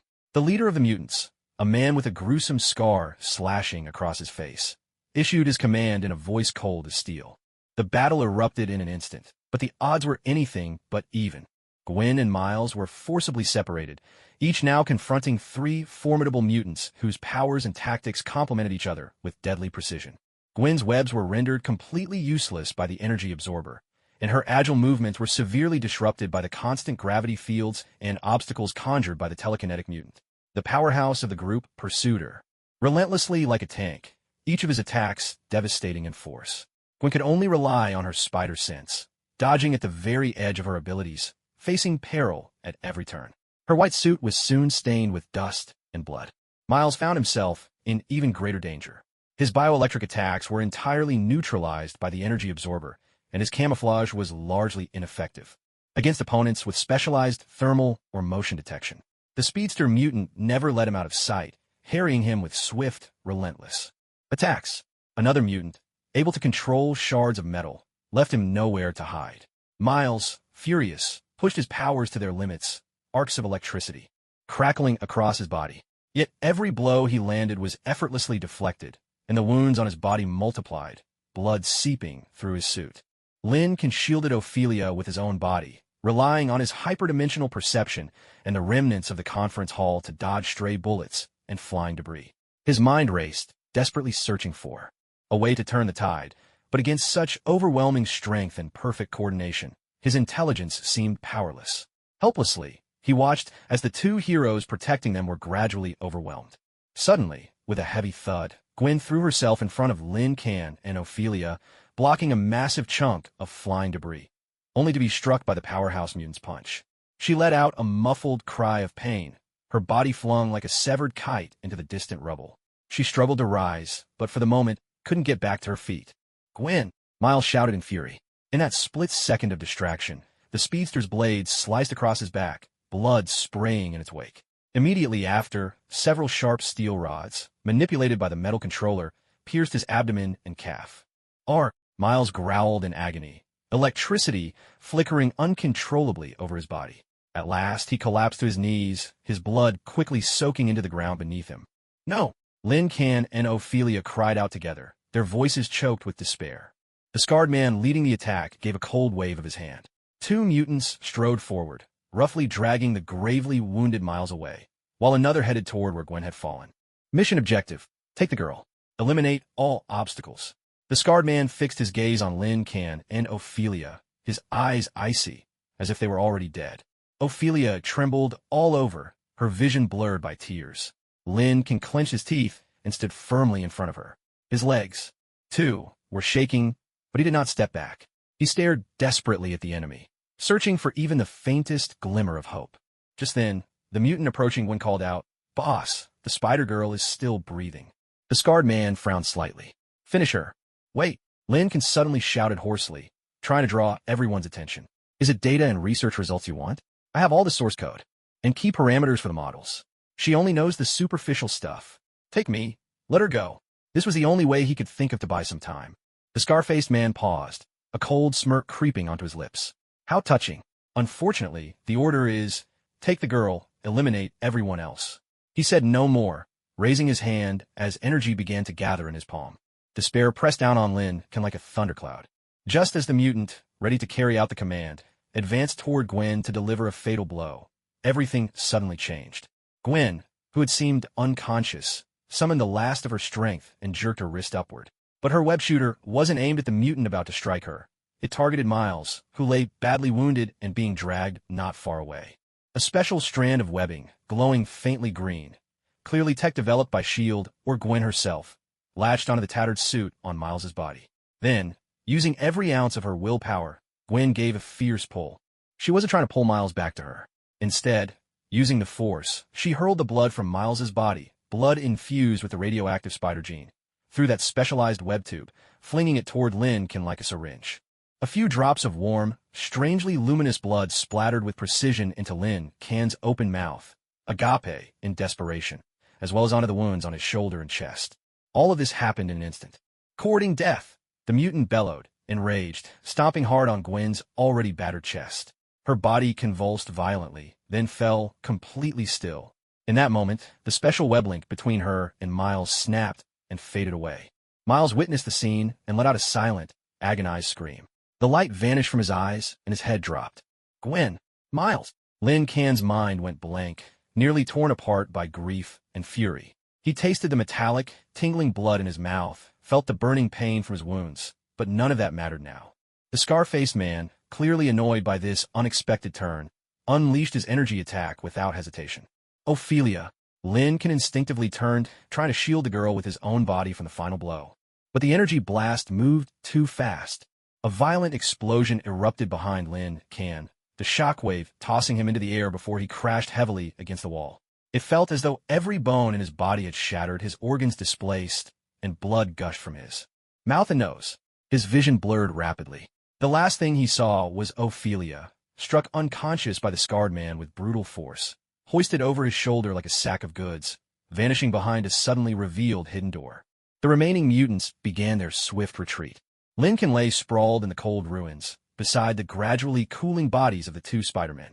Life ebbed away with every drop of blood he lost. His consciousness flickered, like a candle guttering in the wind, about to be snuffed out for good.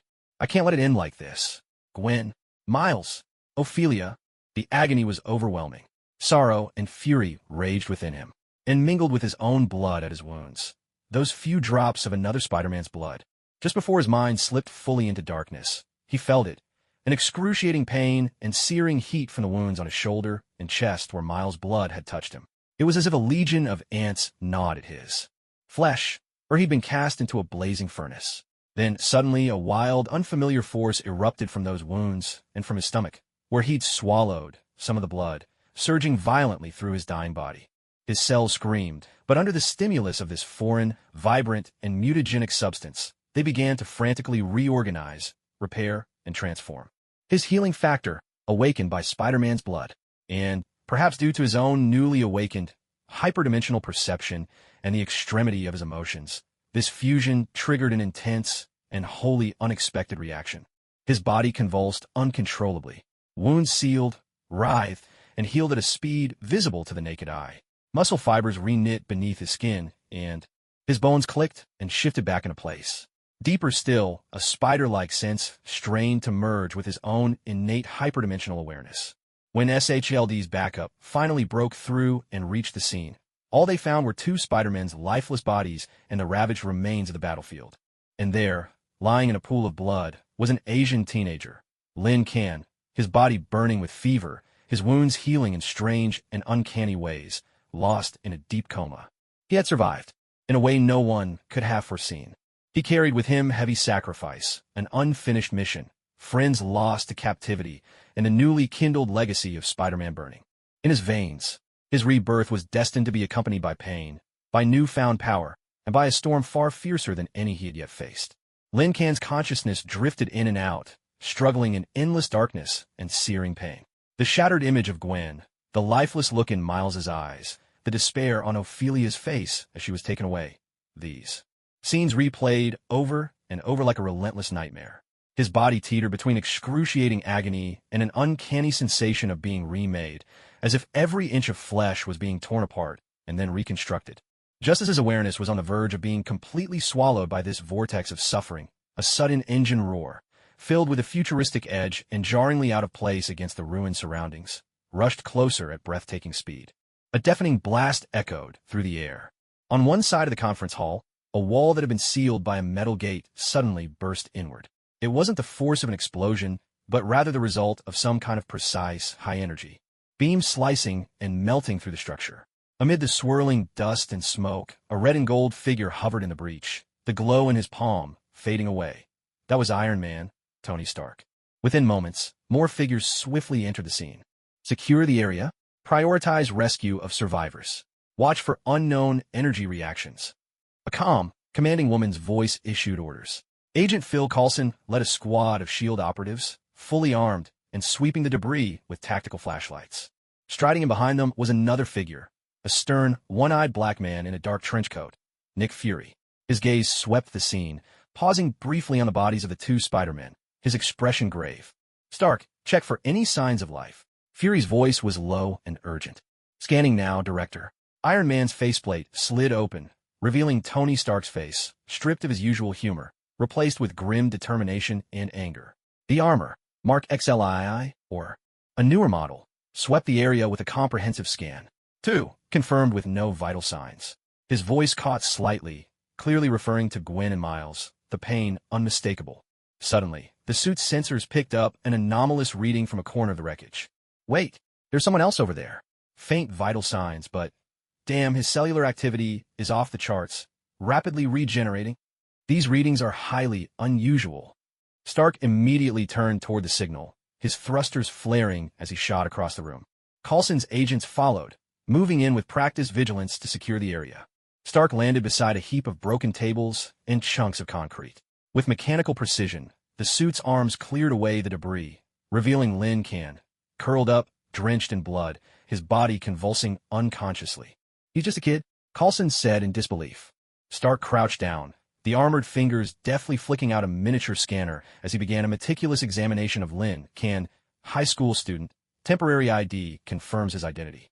Severe injuries, multiple fractures, internal bleeding, but he's definitely healing on his own. Wait a second. There are signs of radioactive spider genes in his body, and some kind of unknown neural mutation. These features resemble those of the other two, Gwen and Miles, but there are subtle differences. As if something has just been awakened, Stark's words tumbled out quickly, his curiosity and scientific caution unmistakable, his expression turning especially grave. He carefully inspected Lin Can's wounds, noticing the spots already starting to heal but shimmering with a strange luster. He's come into contact with Spider-Man's blood. In this condition, could some sort of fusion reaction have occurred? Just then, Lin Can's hyperdimensional sense seemed to activate subconsciously. Maybe it was the immense energy radiating from the arc reactor in Stark's chest, or perhaps the threat posed by the unfamiliar S.H.I.E.L.D. agent surrounding him. Suddenly, Lin Can was racked by violent coughs, spitting out a mouthful of clotted blood as he struggled to open his eyes. His blurred vision first settled on the arc reactor, glowing softly in Stark's chest. Then he saw that familiar face, the one he'd seen countless times in tech magazines, splashed across news headlines, even on the posters pinned to his bedroom wall. Tony Stark, Iron Man. It was as if a bolt of lightning had shot through his mind. The excruciating pain and crushing weakness were, for a moment, washed away by a surge of disbelief and excitement that he couldn't put into words. Was this a dream, or a hallucination before death? His idol, Iron Man, right here in front of him? St. Stark, sir. Lin Can's voice was faint and hoarse, broken by shock and a desperate need for confirmation. Seeing him awake, Stark frowned slightly, his tone gentling. Hey kid, don't panic. You're seriously hurt. We're trying to save you. Can you tell me what happened? As he spoke, the suit's medical systems began to inject Lin Can with sedatives and powerful nutrients to boost his body's self-repair. It's really you. Lin Can's eyes widened, tears mingling with blood as they streamed down his cheeks, not from pain, but from the overwhelming rush of emotion. He'd imagined meeting his hero 1,000 times, at a tech expo, maybe, or a Stark Industries press conference, but never like this, never in the ruins, teetering on the edge of death. He tried to lift his hand, only to find that even his fingers wouldn't obey him. Gwen, Miles, grief crashed over him once more, choking his words before he could finish. We understand now. Stark's voice was low, thick with both regret and anger he couldn't quite conceal. I'm sorry, kid. We got here too late. Fury stepped closer, fixing his gaze on Lin Can. You're one of the students who filed a report? Where's the other girl? Ophelia. They took her. Those breakers. It wasn't just them. They're so strong. Their abilities are unusual. Lin Can spoke in halting fragments, each word torn out of him by sharp pain. His body was desperately trying to heal, but every breath still racked him with agony. Breakers, those shadows lurking in the dark. Fury muttered under his breath in frustration. His physical condition is extraordinary, Fury. Stark straightened as his faceplate slid shut, data streaming in luminous patterns inside his helmet. His healing is far beyond normal, but the energy in his body is wild and extremely powerful. We need to get him back to Star Tower immediately for a full examination and treatment. I'll leave the rest to you. Fury nodded in agreement. Understood. We need every possible clue. Coulson, comb the entire scene. Gather all battle data, especially anything on those mutants, and get in touch with the Xavier Institute. Find out if they know who these breakers are. Yes, sir. Coulson set to work at once. With utmost care, Stark used his armored arms to generate a stable force field stretcher, gently lifting Lin Can. Hang in there, kid. Iron Man's voice sounded through the external speakers, firm, steady, and reassuring. You're safe now. Resting on the force field stretcher, Lin Can felt the gentle embrace of its energy. Beside him was the gleaming red and gold armor he had always admired. His idol wasn't just standing. Before him, he had arrived at the darkest moment to save him. Even in the midst of devastation, that dream-come-true feeling filled Lin Can with a strange new strength and comfort. Iron Man carried him away from the ruins steeped in death and sorrow, soaring toward the iconic Stark Tower in New York. The city lights below burned bright against the night, but for Lin Can, the world had already changed forever. He had lost two brave heroes who had just fought by his side. He had lost his friend Ophelia, and now his own body was transforming in ways he couldn't begin to predict. Yet in that moment, cradled in Iron Man's care, seeds of vengeance and hope, reverence for his hero, and confusion over his new powers all took root within him. He understood now, his own battle was only beginning, and perhaps Stark's arrival was the first glimmer of dawn to pierce his long night. Top floor of Stark Tower, Medical Research Wing. Lin Can was gently placed onto a futuristic medical bed, surrounded by intricate machines he had never seen before. Soft beams of light swept across his body, while a holographic display projected his complex physiological data and genetic sequences in real time. The shifting numbers and swirling three-dimensional models left him utterly dazzled. Veronica, initiate a full scan. Prioritize analysis of cellular regeneration rate, abnormal gene expression, and neural synapse activity.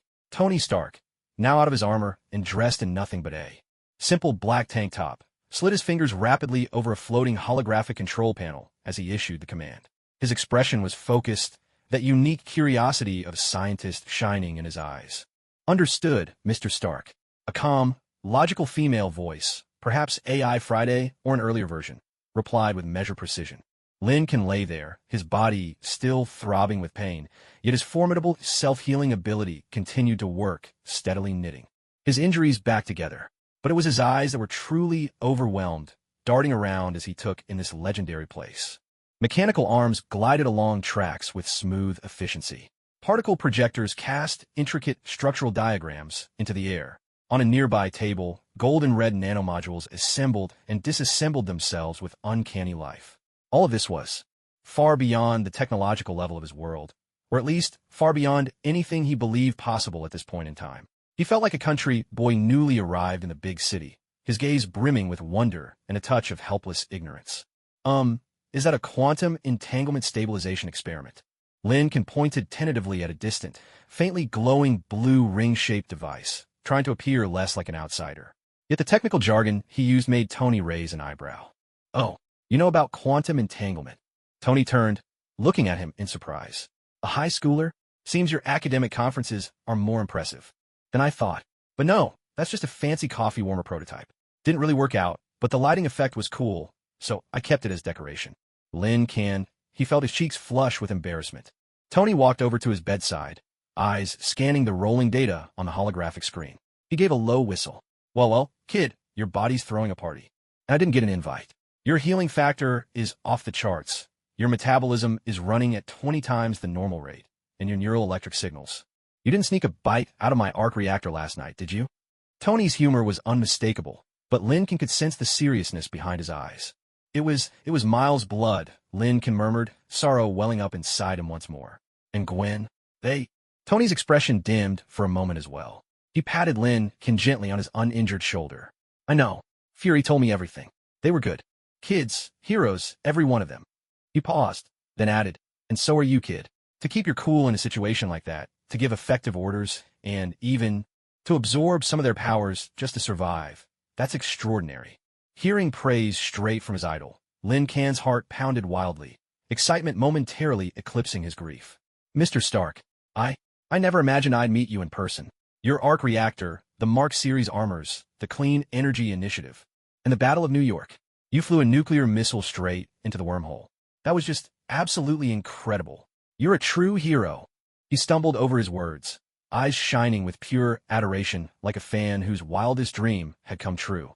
Tony seemed used to being worshipped like this, but the detail Lincoln mentioned about the Battle of New York made his eyes narrow ever so slightly. The public knew about the battle, but the specifics of the nuke and how he had handled it were carefully blurred by S.H.I.E.L.D. and Stark Industries. Whoa, easy there, kid. Try not to get too worked up. Your blood pressure readings are about to go off the charts. Tony gestured for calm, his tone carrying a hint of curiosity. So you found the Battle of New York? Impressive? You saw it on the news. Lincoln suddenly realized he might have said too much. As a transmigrant, he not only knew the outcome, but also the process, and even some aftermath. He had to tread carefully. I just guessed, he stammered, his eyes darting, searching for a plausible explanation. The news said you resolved the crisis. In a situation like that, you must have paid a huge price. I just really admire you. He fumbled through his explanation, awkward but sincere. Tony watched him for a few seconds, his sharp gaze seeming to pierce right through him. He didn't press further, but instead shifted the conversation. So, what do you think about the future? I mean, dealing with guys like the Wall Breakers. Lincoln hesitated, then decided to take a small risk, couching his words in conjecture and concern. They seemed really professional and organized. I think this might just be the beginning. And I can't shake the feeling that even greater threats might be coming from the stars or other dimensions. He thought of Thanos, of Doctor Strange, and Dormammu, but didn't dare say their names aloud. Tony folded his arms, thoughtful. From the stars? Other dimensions? That's some forward thinking. Friday, pull up all recent records of anomalous spatial activity and extraterrestrial signal monitoring. He sounded as if he were seriously considering Lin Can's words, but he was also clearly sizing up Lin Can's way of thinking. Records pulled up, Mr. Stark. No significant anomalies detected. The AI responded crisply. Tony turned back to Lin Can, his gaze sharpening, direct, and piercing. Listen, kid, I don't know what you know, or if you're just remarkably intuitive. I don't care. What matters to me is the present. You survived, you've got something special in you, and you seem pretty smart. At least you know what to do when it comes to a fight. He strode over to a wall, pressed his palm against it, and a hidden door slid open in utter silence, revealing an array of dazzling prototype gadgets inside. The situation with Gwen and Little Spider, Miles, can't just be brushed aside. Ophelia is still in their hands. Fury's people will coordinate with the X-Men, but that's not enough. Tony's voice was unyielding, laced with determination. You need to become stronger, and more importantly, you need to learn how to use your new abilities, not just rely on luck and brushes with death. He picked up a silvery device, shaped like a wristband, and tossed it to Lin. Can try this. Adaptive Bio-Force Field Regulator, still a prototype. It can automatically generate a small force field shield based on your spider sense, if you have it, or whatever that uncanny precognition of yours is. It should be a step up from taking blast to the face. He then grabbed a pair of sneakers, sleek and lightweight, yet humming with high-tech energy. Shock-absorbing adhesive footwear. Based on an early design by a certain wall-crawling enthusiast. They'll help you run steadier on walls, and if you jump off, you won't break your neck. Finally, He pointed to what looked like an ordinary pair of black-rimmed smart glasses. Multifunctional tactical goggles, linked to a Friday subroutine. You'll get environmental analysis, target weakness highlights, communications, and a little surprise or two. All prototypes, of course. They'll need testing. Lin took the wristband, staring at the gear before him, utterly speechless in shock. His idol not only recognized him, but was actually giving him equipment? It felt unreal, as if he were dreaming. Mr. Stark, this is too much. He was so overwhelmed he could barely find the words. Tony waved him off, cutting him short. Don't get too excited, kid. This isn't a gift. It's an investment. I want you to be the key to tracking down those bastards, rescuing the girl, and bringing me back more intel on the wall breakers and whoever's really pulling the strings. Your smarts and your new abilities, they're the best combination I've got right now. He stepped closer, searching Lin Can's eyes, his tone uncharacteristically earnest. I believe Gwen and Miles chose to entrust their powers to you in the final moment for a reason. Don't let them down. And don't let me down either. Clutching the cold wristband tightly, feeling the technological power pulsing within, Lin glanced at the other gear, then finally met Tony Stark's gaze. The weight of responsibility and trust pressed down on him, far outweighing his excitement and grief. He nodded vigorously, his eyes steely with determination. I won't fail, Mr. Stark. I'll find them. I'll rescue Ophelia. And I'll make the wall breakers pay for what they've done.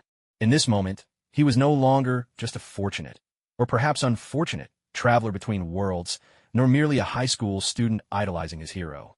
At the very top of Stark Industries' tower, under Iron Man's watchful gaze, he truly set foot on the path to becoming a hero, carrying with him the will of inheritance and the unyielding fire of vengeance. The equipment Tony Stark provided him would become his very first blade, ready to cut through the looming darkness ahead. Inside the cutting-edge training arena atop Stark Tower, Lin was undergoing an unprecedented process of adaptation. He slipped on the black-framed tactical goggles, and at once, the world before him transformed. Countless streams of fine data cascaded along the edges of his vision. Air density, temperature gradients, real-time trajectory predictions for moving targets. In the distance, and even the subtle fluctuations of his own vital signs. The goggles overlapped with his awakened transdimensional perception, but offered data that was more quantified, more direct, a steady flow of information he could rely on. Moving target ahead left, speed, 5 meters per second. Predicted trajectory marked, Friday's calm. Electronic voice sounded directly in his ears. At the same time, a bright yellow path appeared over the fast-moving target in his goggles, with several weak points blinking for emphasis. Lincoln drew a deep breath and tried flexing his body. Thanks to his regenerative abilities, his injuries had mostly healed, but his body still felt unfamiliar, brimming with untapped strength and a curious sense of lightness. On his wrist was the adaptive biofield regulator, and his feet were clad in shock-absorbing adhesive shoes. He lunged forward in a sudden burst. His speed far exceeded his usual limits, even whipping up a faint breeze behind him. The grip and spring of the shoes gave him explosive propulsion, letting him cover more ground in a single stride than he'd ever managed before. Whoa! He nearly lost his balance from the sudden surge, hastily adjusting his center of gravity. Heart rate elevated, adrenaline slightly up. Recommend maintaining steady breathing, reminded Friday. Steadying himself, Lin turned his focus back to the moving target. He concentrated, aiming to merge the data streaming from the goggles with his own uncanny transdimensional perception. In a flash, the world seemed to slow once more. The target's path was no longer just a cold line of data. It became something he could intuitively sense. He could even feel the faint vibrations of the target's internal mechanics, allowing him to anticipate its precise next move. He twisted sideways in a split second, instinctively dodging. Almost simultaneously, with a sharp hiss, a low-powered training laser zipped through the spot where he'd just been standing. Threat successfully evaded, Friday confirmed. Without missing a beat, Lin used the momentum from twisting his body, powered up his legs, and, thanks to his grip and hand shoes, executed a near right-angled, high-speed change in direction across the slick training floor, heading straight for the moving target. As he closed in, the force field regulator on his wrist seemed to sense both his intent and the obstacles ahead. In an instant, a faint blue, semi-transparent, diamond-shaped force field shield unfolded before his left arm. With perfect timing, Lin used the compact shield to deflect a disruptive attack device that shot out from the side of the moving target. The motion was so smooth, it was as if he practiced it 1,000 times. His right fist followed through in one fluid motion. He might not possess Spider-Man's superhuman strength, But with the boost from his new body's power and speed, his punch landed squarely on the target's marked weak spot. Hit registered on valid area. Training score, B+, Friday announced. Lincoln paused, breathing lightly, gazing at his hands and the gear he wore, his eyes brimming with disbelief and excitement. All of this was simply incredible. The power of technology, fused with his own mutated abilities, produced an effect that was far greater than the sum of its parts. Not bad, rookie. Tony's voice came through the training ground speakers. He was standing in the observation room above, holding a glass of green juice. Chlorophyll, maybe? Looks like your brain can actually keep up with these toys. Better than a certain kid who used to just swing around on webs and talk a lot. Lincoln knew exactly who Tony was talking about, Peter Parker. A rush of emotion surged in him. He knew too much about this universe. Thank you, Mr. Stark. These gadgets are amazing, Lincoln replied from the heart. What's truly amazing is what's happening to your body, kid. The gear just amplifies it. Tony took a sip of his juice, grimacing at the taste. That predictive ability of yours. It's special. Not just spider sense. It's more like supercomputation plus intuition. Keep digging into that. Friday, increase the training difficulty to level 2 and add randomized energy attack simulations. Training resumed. This time, a barrage of laser beams, simulated sonic blasts, and even small shockwaves assailed him from every direction. Lincoln focused all his attention, combining his hyperdimensional perception with the tactical goggles, pushing both to their limits. With the help of the force field shield and grip shoes, his body moved in ways that defied belief, dodging and countering. In ways that seemed impossible. Bit by bit, he grew used to this new style of combat, still raw, but improving at lightning speed. Several hours later, the training session finally came to a pause. Lincoln was drenched in sweat, but his spirits soared. At that moment, the door to the training room slid open, and Agent Phil Coulson walked in, his face adorned with his signature, slightly formal but gentle smile. It looks like you're recovering well, Mr. Lin, Coulson said. Mr. Stark's technology never ceases to work miracles. It was Gwen and Miles. Lincoln quietly corrected him, never willing to forget the true source of his strength. Coulson's expression grew more somber. Yes, we won't forget their sacrifice. He produced a folder. I'm here for 2 reasons. First, regarding the wall breaker and the forces that took Miss Ophelia, we've made some initial discoveries. The leads are complicated, involving multiple underground genetic research groups and remnants of a mad science organization called AM, Advanced Idea Mechanics. They seem to have an unusual interest in your classmates' research on genetic stability. AM. Lincoln's heart skipped a beat. He knew of this group, one of the most infamous villainous tech organizations in the Marvel Universe. Second, Coulson went on. Given your current situation and your direct connection to this incident, S.H.I.E.L.D. would like you to assist with our investigation. Of course, this will be under Mr. Stark's guidance, and with his technological support. We believe your unique abilities might reveal details we've overlooked. Lincoln nodded without hesitation. What do you need me to do? First, we'll need you to recall every detail from the auditorium and the attack, especially anything about the mutants' powers, their conversations, any identifying marks or equipment. Our behavioral analysis team will work with you, Coulson explained. Second, we may ask you to join a small reconnaissance operation on a suspected AIM facility, using your perception abilities to confirm our target. Tony strolled over as well. Relax, we're not sending you in alone. I'll be backing you up from a distance. If things go sideways, I'll suit up and tear the place down myself. His words were casual, but there was a firm confidence behind them. Feeling the surge of power within, Lincoln touched the force field generator on his wrist and adjusted the tactical visor on his nose.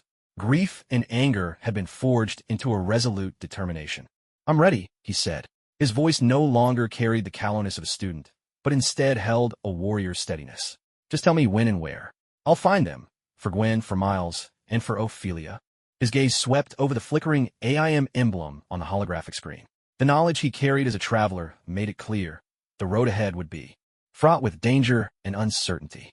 Yet in this moment, he was no longer just Lin Can, the ordinary high school student who once hid behind the newsstand. He was now the bearer of Spider-Man's legacy, the investment personally recognized by Iron Man, a newly born hero gifted with transdimensional perception and the Spider's own healing power. His journey began in this very tower, and his next destination lay directly ahead, the enigmatic wall breaker and AAM, both concealed in the shadows. In the days that followed, Lincoln felt as if he had stepped into the future. A guest room on the top floor of Stark Tower had been opened up for him, its broad windows offering sweeping views over much of Manhattan. But there was little time to enjoy the scenery. his schedule was packed to the brim. Mornings were devoted to in-depth interviews with the SHIELD behavioral analysis team. In a conference room sleek with cutting-edge technology and an atmosphere of strict professionalism, several agents with keen, focused expressions guided him through every detail of the attack, again and again. Thanks to his transdimensional perception and its extraordinary memory recall, he could even remember the faint scent of a special cleaning agent lingering in the air beneath. The smell of the explosion, as well as a tiny emblem, almost overlooked, on the glove of the scar-faced man, a design reminiscent of a triple helix DNA structure.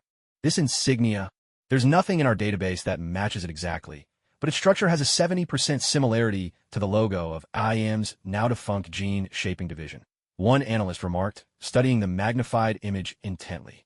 Given your mention of the Wall Breaker squad members' highly complementary and targeted abilities, this is likely not a makeshift team, but rather a product created through specific genetic modifications and tactical training. Product. The word sent a chill through Lin Can. The thought of turning living people, mutants, into nothing but weapons? Afternoons brought high-intensity adaptive training. Under the guidance of Tony and Friday, he worked relentlessly to synchronize his new gear with his own abilities. He soon discovered that transdimensional perception combined with the tactical goggles was far more powerful than he had imagined. The goggles provided macro-level data and analysis, while his perception allowed him to pick up on microscopic details beyond any machine's recognition, like the subtle shift of ions in the air before an energy attack or the faintest heartbeat behind a hidden panel. The synergy gave him an unprecedented level of control over his environment. The adaptive force field regulator also demonstrated astonishing potential. Not only could it automatically defend against attacks, but it could also be fine-tuned according to Lin Can's intentions, melding neural signals with predictive cues. For instance, he could shift the force field shape from shield into a slide to deflect attacks, or even focus it at his fingertips to briefly form a makeshift lock-picking tool. Tony found this fascinating, constantly recording the data. The adhesion shoes gave him his first taste of walking on walls and rooftops. Though he was still far from Spider-Man's legendary agility, his mobility in the urban environment had increased dramatically. At night, he buried himself in the files SHIELD had provided, reports on AIM and the known gene research black market.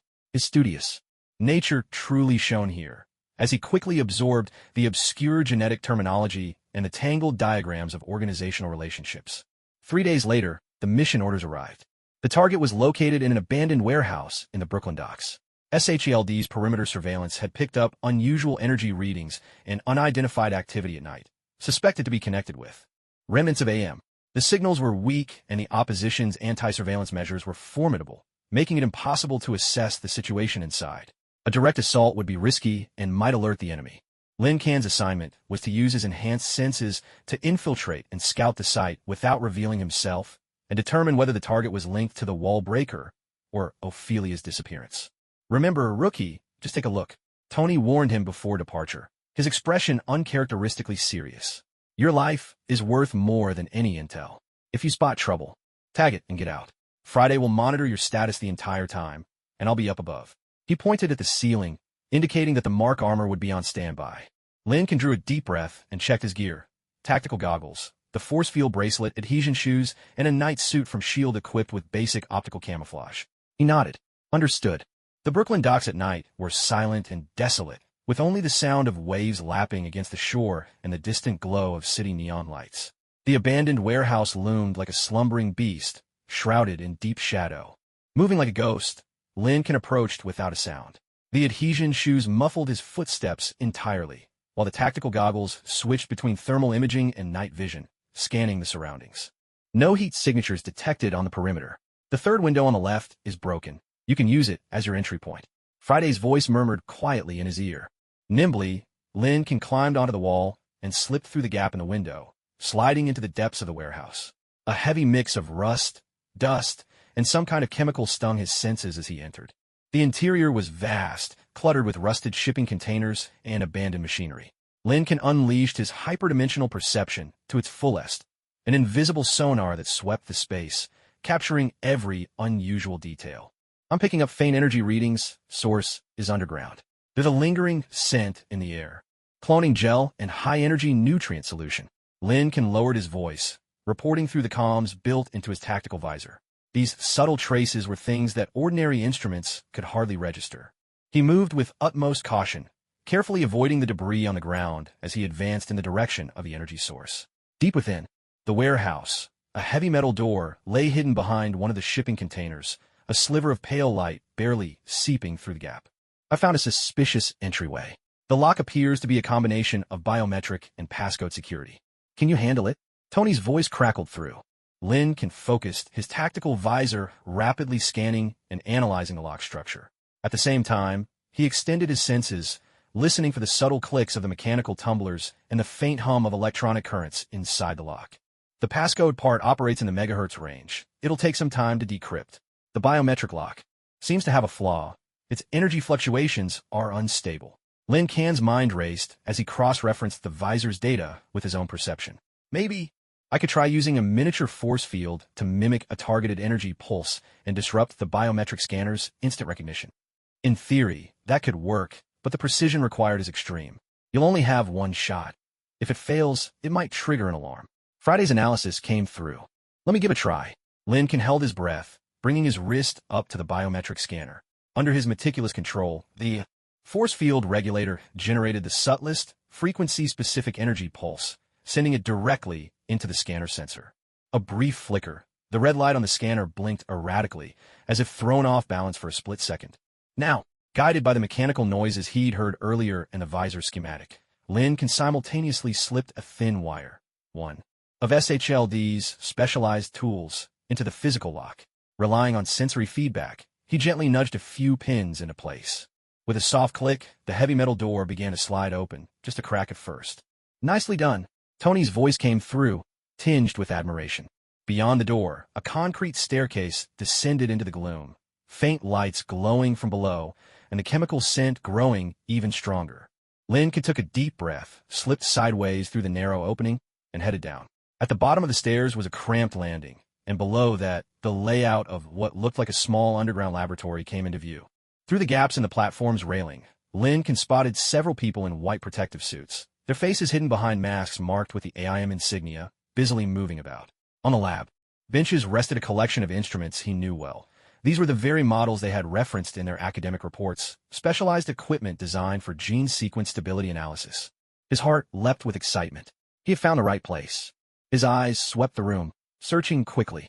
There was no sign of Ophelia, but in a shadowed corner of the laboratory, he caught sight of several cylindrical incubation pods. Suspended within the pale green fluid inside were a number of dormant forms, strange and grotesque in appearance, as if the features of humans and various other creatures had been fused together. One of them, shockingly, bore a skeletal mechanical arm, reminiscent of a cutting machine. Friday, record everything. AIM is conducting illegal gene fusion experiments. This could be the source of the so-called breakers. Lin Can forced himself to keep his voice steady, struggling to suppress the shock and fury that surged within him. Suddenly, his hypercognitive perception caught a flicker of extreme danger rushing at him from behind. Without a second thought, his force field shield snapped into place at his back. A sharp metallic clang rang out. A dagger crackling with high-frequency vibration energy had been barely stopped by the pale blue shimmer of the force field. Lin Can spun around to see a figure clad in black, a ninja-like attacker who seemed to meld with the shadows. The assailant's eyes were glacial, and in his other hand, another dagger flashed forward like a viper, striking at Lin Can's throat, fast as lightning. This opponent was a master at concealing their presence, too.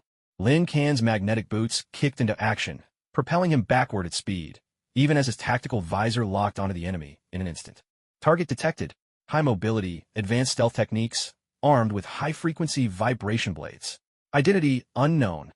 Battle erupted in a heartbeat, right there on the narrow platform.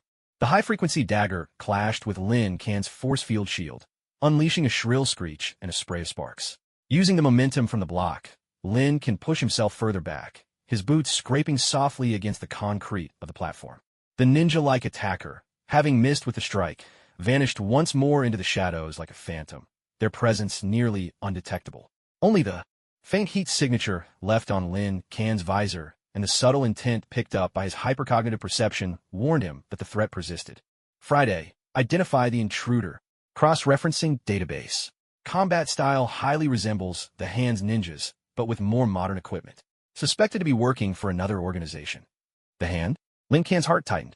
This was far deeper than he'd imagined. He dared not linger in combat. The enemy's stealth and assassination skills were formidable. Even with the force field shield, a direct confrontation was perilous. And if things got too loud, the AIM personnel in the lab below would surely be alerted. He didn't hesitate for a second. Spinning around, he dashed up the stairs. At the same time, with a flick of his wrist, instead of conjuring a shield, the force field regulator instantly laid out several fleeting, light-bending barriers in the narrow passage behind him, hoping to slow down his pursuers. Two tiny shuriken whistled from the shadows, striking the force field barriers dead on. They ricocheted off, but the fields flickered violently, a clear sign that such precise manipulation drained a massive amount of energy. Lincoln burst back onto the warehouse's first floor, making a beeline for the shattered window where he'd entered. His tactical visor kept highlighting the optimal escape route, while his grip-soled shoes let him ignore any obstacles in his path. But just as he was about to reach the window, the warehouse's massive main door exploded with a thunderous crash. A deafening roar filled the air as the heavy metal roll-up door was wrenched from the outside with unimaginable force, torn and hurled aside. The doorway was suddenly blocked by an enormous figure, so massive he nearly blotted out all the light from outside. It was a giant clad in a white suit, built as solid as a mountain. He wielded a heavy cane, his bald head reflecting what little light there was, and wore an expression of icy authority. The sheer pressure radiating from him was even more intense than the Goliath from before. Wilson Fisk, Kingpin, the underworld king of New York, if not all of America. And flanking Kingpin were several fearsome figures. One wore a dark purple combat suit, a mocking grin on his face, idly flipping a set of razor-sharp playing cards, bullseye. Another stood nearby in a tactical outfit and metal helmet, two swords crossed on his back, his gaze steely and cold. Taskmaster. Lincoln's steps froze, his heart nearly stopping. Kingpin, what's he doing here? Is he after AIM too? Looks like a little mouse got here ahead of us. Kingpin's voice rumbled through the warehouse, low and threatening, like distant thunder. His cold gaze swept over Lin Can, but he didn't even seem to register the fully armed young man as a threat. Instead, his eyes shifted to the entrance of the underground lab behind Lin Can. Fisk, you're not welcome here, came a sharp shout from the direction of the underground lab. Several AIM scientists and guards rushed forward, brandishing energy weapons, tense and alert. The hand ninja also slipped quietly to the front of the AIM group, facing off against Kingpin's entourage. Clearly, Kingpin's violent entrance had unexpectedly spared Lin Can from the deadly pursuit of the ninja, but it also thrust him onto the knife's edge of an even more perilous conflict between two powerful factions. The remnants of AIM. Kingpin snorted coldly. You've stolen something that belongs to me. Hand it over, and I might let you die a little more quickly. What he referred to as something didn't seem to mean Ophelia or the research report, but hinted at something else entirely. Arrogant fool, do you even know who's backing us? The leading AIM scientist shouted, his bravado barely masking his fear. I don't care. Kingpin slowly raised his cane. Kill them all. Find that container. With that command, the battle erupted in an instant. The cardmaster let out a twisted laugh. His fingers flicked, sending a flurry of playing cards arcing through the air with impossible precision, slashing toward the AIM guards' throats and the muzzles of their energy weapons. The mimic master sprang into action, moving with lightning speed, his every move perfectly echoing the hand ninjas across from him, even outmatching them. His twin blades flashed in a seamless dance, cutting down two guards in a single, fluid motion. Kingpin himself advanced like a juggernaut, unfazed by the blasts of energy streaming his way. The beams bent or were absorbed by his specially tailored suit and the sheer density of his monstrous muscles.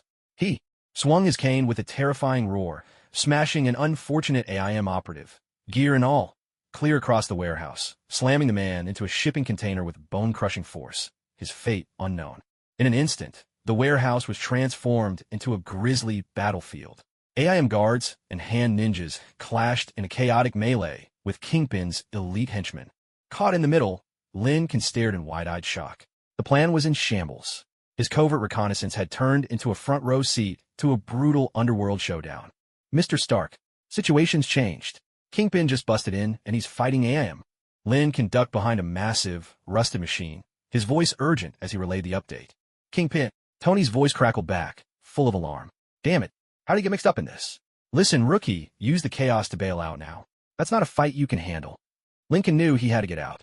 But just as he searched for a way to escape, his tactical visor caught an anomaly near the underground lab entrance. A nervous AIM scientist was quietly hooking up a silver, suitcase-sized cryogenic storage container to a set of rails, clearly trying to smuggle it out amidst the chaos. On the container surface was the simplified icon of that special gene sequence, the very one mentioned in Ophelia's research report. That had to be it, the key. It might be the core research data drive, or perhaps even a sample itself. Almost at the same moment, Kingpin's eyes locked onto the container. "Card master, get it," he roared. A single playing card sliced precisely through the rail lock connecting the container. The taskmaster shook free from the entangling ninja and lunged toward the container. The AIM scientist screamed, desperately trying to intervene. Lin Can's heart leapt into his throat. If that thing fell into Kingpin's hands, the consequences would be unimaginable, and it might hold the key to Ophelia's whereabouts, and Gwen and the others' vengeance. He could not let it be taken. In a flash, impulse triumphed over caution. Lin Can sprang out from behind the machine, his adhesive boots surging to maximum power, propelling him. Like an arrow loose from a bow straight toward the silver container. His focus wasn't on fighting, but on grabbing the prize and making his escape. Kingpin's eyes narrowed as he noticed this sudden insect darting onto the scene. Cardmaster sneered, flicking a playing card directly into Lin Can's path. Lin Can's hyperdimensional sense blared alarms in his mind. Instantly, his force field shield deployed to the side. With a metallic clang, the card ricocheted away, but the tremendous impact jolted Lin Can, causing him to falter for a split second. And in that split second, Taskmaster appeared beside the container like a phantom, reaching out for the handle. Meanwhile, the hand ninja, distracted by Lin Can's sudden movement, abandoned blocking Taskmaster. Silent as a shadow, the ninja's dagger flashed toward Lin Can's back. Taskmaster ahead, snatching the target. Cardmaster to the side, eyes glinting with menace. The ninja behind, striking for a lethal blow. Lin Can was trapped, caught in a crisis like never before. Friday. Initiate emergency protocol. Little surprise, Lin Can shouted at the critical moment. The edge of his tactical goggles blazed with a blinding, strobing light. At the same time, a powerful sound wave of a specific frequency blasted out from the goggles' built-in speakers. The sudden assault of light and sound struck indiscriminately. Both Taskmaster and the hand ninja, closest to Lin Can, froze in their tracks, stunned, and disoriented for a split second. Even Cardmaster, standing a bit further away, instinctively squinted and cursed under his breath. This was Tony's so-called little surprise, a non-lethal control measure. That fleeting instant was all Lin Can needed. Ignoring all threats, he hurled himself at the silver container, seizing the handle just before Taskmaster could recover. Courting death, Taskmaster snapped back into action, his other hand whipping out a long blade that cut through the air toward Lin Can's arm. Lin Can's force field shield instantly formed above his arm. A deafening clang rang out. A tremendous force slammed into Lin Can. Pain shot through his arm as if his bones might shatter, and he was sent flying sideways. But he clung stubbornly to the container's handle, refusing to let go. Using that momentum, he kicked off a nearby shipping container with his adhesive boots, changing direction, and shot like a cannonball toward the gap Kingpin had smashed in the door. "Stop him!" Kingpin roared in fury. Several of Kingpin's men rushed forward, trying to block the way. "Mr. Stark, cover me!" Lin Can shouted, pushing his speed to the limit. His force field shield flickered rapidly, deflecting bullets and thrown weapons as they whistled through the air. "I see you. Hold on." From a night sky, a figure clad in gold and crimson armor plummeted down at breathtaking speed. But just as Iron Man was about to break into the warehouse, a special playing card, launched by Gambit and originally aimed at Lin Can, suddenly curved midair with uncanny precision, striking the vulnerable joint of a load-bearing column atop the warehouse. With a thunderous crash, the column snapped. A huge section of the roof, heavy with twisted machinery and debris, came crashing down, blocking Lin Can's escape and cutting off Iron Man's advance. Damn it! Tony was forced to pull up, narrowly dodging the falling rubble. Lin Can skidded to a halt as well. His path forward was completely blocked. Behind him, Kingpin, Taskmaster, Gambit, and their henchmen, having dealt with the remnants of AIM, closed in with menacing expressions. The hand ninja had vanished without a trace. Pressing his back against a mountain of debris, Lin Can clutched the cold, silver container in his hands, his breath ragged. He glanced at Iron Man, now separated by the collapsed wreckage, then at the crime lord of New York and his deadly enforcers, closing in step by step. The plan was in utter ruins. He was truly surrounded now. The heavy wreckage sealed the way. Broken stone and twisted metal left Lin Can cut off from Iron Man, who was racing to his aid outside. Inside the warehouse, smoke and dust hung thick in the air. Danger was everywhere. Kingpin's massive frame loomed closer, each step making the ground tremble ever so slightly. His eyes were cold and merciless as he watched Lin trapped in the corner, clutching the silver container, a predator, savoring the helplessness of prey caught in a snare. Taskmaster and Gambit flanked him on either side, sealing every possible escape. Their smirks carried the cruel amusement of cats toying with a mouse. "Hand it over, kid." Kingpin's voice was low and oppressive. "If you do, I might let you choose a less painful way to die." Lin pressed his back against the cold rubble, his heart pounding so hard it threatened to burst from his chest. The energy in his force field bracer had been depleted by the relentless blocking and last-minute emergency protocol. Now, it flashed a low battery warning. His adhesive boots were caked with dust, their grip clearly faltering. His tactical visor pulsed with red alerts, analyzing the terrifying combat abilities of his three foes and calculating his chances of survival. Virtually zero. Despair washed over him like a tide of ice. But he held tightly to the silver container, his knuckles turning white from the force. Inside might be the clue to Ophelia's whereabouts, the very key to the research that Gwen and Miles had guarded with their lives. He must not let it fall into Kingpin's hands. "Don't even think about it." Lin Can's voice was hoarse with tension and exhaustion, yet carried an undeniable resolve. "Tough guy." Kingpin seemed to lose patience, lifting his chin ever so slightly. The cardmaster grinned with a savage gleam, 3 custom-made metal playing cards snapping between his fingers. "Then we'll just slice you up and take it." The mimic moved in sync, his long blade tracing a deadly arc toward Lin Can's arm, aiming to sever him from the container. Lin Can's transdimensional perception blared a frantic warning. He rolled sharply to the side and back, gathering the last remnants of his energy to project a force field before him. A violent clash. Metal rang against the barrier in rapid succession. The playing cards and the blade struck the shield almost at the same instant. The battered force field shrieked in protest, shattering and vanishing in a heartbeat. The impact hurled Lin across the ground, slamming him down hard. The container flew from his grasp, skittering several meters away. Ugh! Lin coughed up blood, feeling as if every bone in his body had cracked. His recently healed wounds tore open once more. Though his regeneration kicked in quickly, the searing pain and drained energy left him unable to rise. The mimic strode toward the silver container, face expressionless. The cardmaster, meanwhile, sneered and raised his cards again, aiming at Lin sprawled on the ground. "Game over, little bug." At that critical moment, a razor-thin whistle sliced through the air. In a flash, a tough blind man's cane wrapped around the cardmaster's wrist just as he was about to throw. With a sharp yank, his attack was broken, and he staggered in surprise. "Who's there?" Kingpin spun around, glaring into the shadows where the attack had come from. At the same moment, another figure dropped soundlessly from above, swift as a shadow. Their target, the mimic, dressed in a deep red suit, crowned by 2 small horns on his head, he moved with a wild primal grace.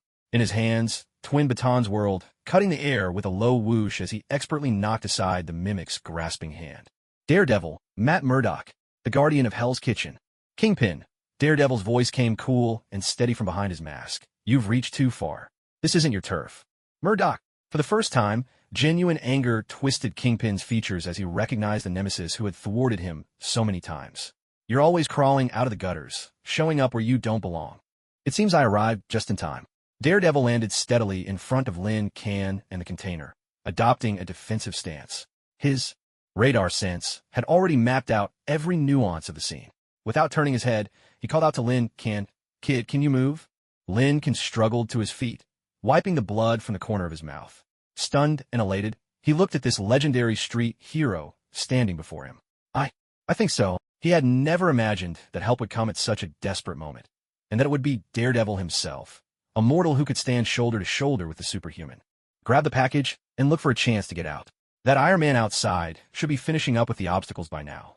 Daredevil gave his instructions tersely, his attention fully locked on Kingpin and the 2 assassins at his side. "Going somewhere? Not so easy," Kingpin roared, his massive cane sweeping out with terrifying force. The arc was so wide it threatened to swallow up all of Daredevil and Lin Can's escape routes. Sensing the overwhelming power, Daredevil knew he couldn't take the blow head-on. He shoved Lin Can aside with a sharp command, "Move." At the same time, he used his incredible agility and speed to flip backward, narrowly dodging the deadly swing. Taskmaster and the Cardmaster sprang into action as well. The cardmaster's playing cards flew with deadly precision, aimed at the spot where Daredevil would land. Meanwhile, Taskmaster charged at the fallen container, flawlessly mimicking the very martial arts display Daredevil had just performed, if anything, even more ruthless. Chaos erupted inside the warehouse. Daredevil found himself fending off both Taskmaster and Cardmaster at once. His staff whirled in a tight, impenetrable pattern, his extraordinary senses predicting every move, his responses sharp and efficient. For now, he managed to hold his ground, but it was clear he was fully occupied and couldn't spare a moment for anything else. Meanwhile, Kingpin set his sights back on Lin Kan, who had just gotten hold of the container and was desperately searching for an opening to escape. "Give that to me," Kingpin thundered, his enormous frame moving with surprising speed. Like a tank, he barreled forward, his giant hand reaching for Lin Kan and the container he clutched.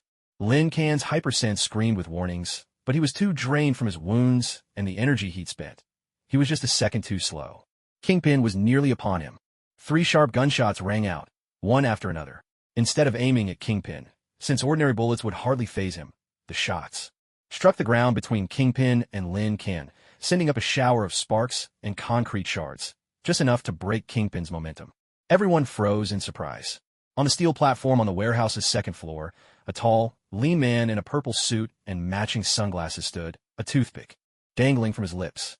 He held a uniquely designed pistol, its barrel still smoking, and wore a roguish, devil-may-care grin.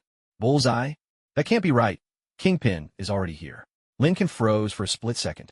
"Hey, big guy, picking on kids doesn't make you tough," the man shouted, his tone laced with mockery. "Besides, our boss is very interested in that thing, too." As he spoke, his gaze flicked toward the silver container. Another faction. Lincoln felt a chill run down his spine. Kingpin's anger was almost palpable. "Who are you now?" Daredevil frowned deeply. His radar senses could see the newcomer, but he couldn't immediately discern their origin or intent. Seizing on the sudden disruption and the brief pause it caused, Lincoln knew this was his only chance. He cranked the power on his suction shoes to the max, and, without a second thought, dashed straight for the gap in the door Kingpin had smashed open. "Stop him!" Kingpin roared. Gambit tried to fling his cards, but Daredevil's baton sword intercepted just in time. Taskmaster moved to pursue, only to be forced back once again by the mysterious sharpshooter on the second floor, whose shots were as precise as ever. Calling on every ounce of strength, Lincoln burst from the warehouse like a phantom, plunging back into the darkness of the docks. He didn't dare look back. He just ran for his life. "Mr. Stark, I'm out," he shouted into his calm. Almost before the words left his mouth, a golden-crimson figure plummeted from the sky like a shooting star, landing squarely in front of him. The palm cannon of the Mark armor glowed bright, aimed directly at the warehouse entrance. "Well done, rookie. Get in," Tony called, opening the jet's hatch. Clearly, Tony had been ready and waiting for Lin Kan's signal. Without hesitation, Lin Kan scrambled inside, clutching the cold, silver container to his chest. The hatch slammed shut. The powerful thrusters roared to life, and the jet soared into the night, an unstoppable steel eagle, carrying Lin Kan swiftly away from the chaos and danger of the docks below. Inside the warehouse, Kingpin stared after Iron Man and Lin Kan as they vanished into the night sky, his fury boiling over into a primal roar. Daredevil and the mysterious sniper slipped away into the shadows, each using the confusion to disappear.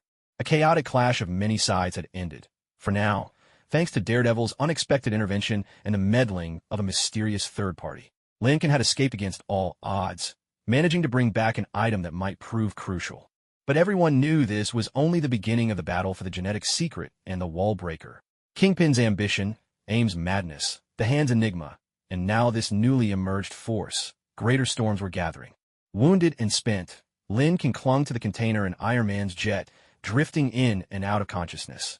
His body desperately needed rest, but his spirit was being forged in the flames of adversity.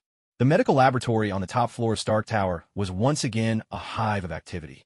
Lincoln was carefully extracted from his armor and placed gently back onto the medical bed. He was battered all over, utterly drained of energy, yet his hands still clung desperately to that silver container. Friday, run a full scan. Prioritize internal injuries and energy depletion. Administer a sedative and high-efficiency nutrient solution. Tony's voice carried a subtle tension, barely concealed, betraying the strain of the recent rescue. Mechanical arms moved with both gentleness and decisiveness, prying the container from Lin Kan's tight grip and initiating emergency treatment. Potent drugs and nanobots were swiftly injected into his body, working together with his own healing factor to stabilize his injuries at remarkable speed. Drifting in and out of consciousness, Lincoln was caught between exhaustion and the effects of the medication. Yet a rush of post-crisis exhilaration and his obsession with the container kept him from fully surrendering to sleep. At that moment, the automatic doors to the medical bay slid open and several figures entered. Lin Can's blurry vision slowly sharpened, and the moment he made out who had come in, his breath caught in his throat. His pupils contracted in utter shock. It was Steve Rogers, Captain America himself, dressed in civilian clothes, but the aura of calm authority and his upright posture were unmistakable. Beside him stood Natasha Romanoff, the Black Widow, her red hair and green eyes sweeping the room with sharp, measured calm. A step behind was Clint Barton, Hawkeye, arms folded, his expression a mixture of concern and curiosity. Even Dr. Bruce Banner was there, adjusting his glasses as he eyed the medical readouts with worry. And finally, Thor strode in, his towering frame nearly blocking the doorway, thick brows deeply furrowed as he regarded Lin Can's injuries, muttering in a deep, rumbling voice, Midgard's young men never seemed to value their lives. The original Avengers, assembled, all present, save for Nick Fury. Lin Can's mind went completely blank. The sheer, surreal impact of the moment was so overwhelming that it eclipsed even his physical pain. As a transmigrator, he had watched them fight side by side countless times in movies and comics, but to see living legends standing before him, breathing and real, was beyond words. Especially Thor. This was the Thor, a warrior radiating sheer, explosive energy. Tony, having just finished briefing them, gestured toward the silver container, now isolated on the analysis table. We got it back, but the kid nearly paid the price.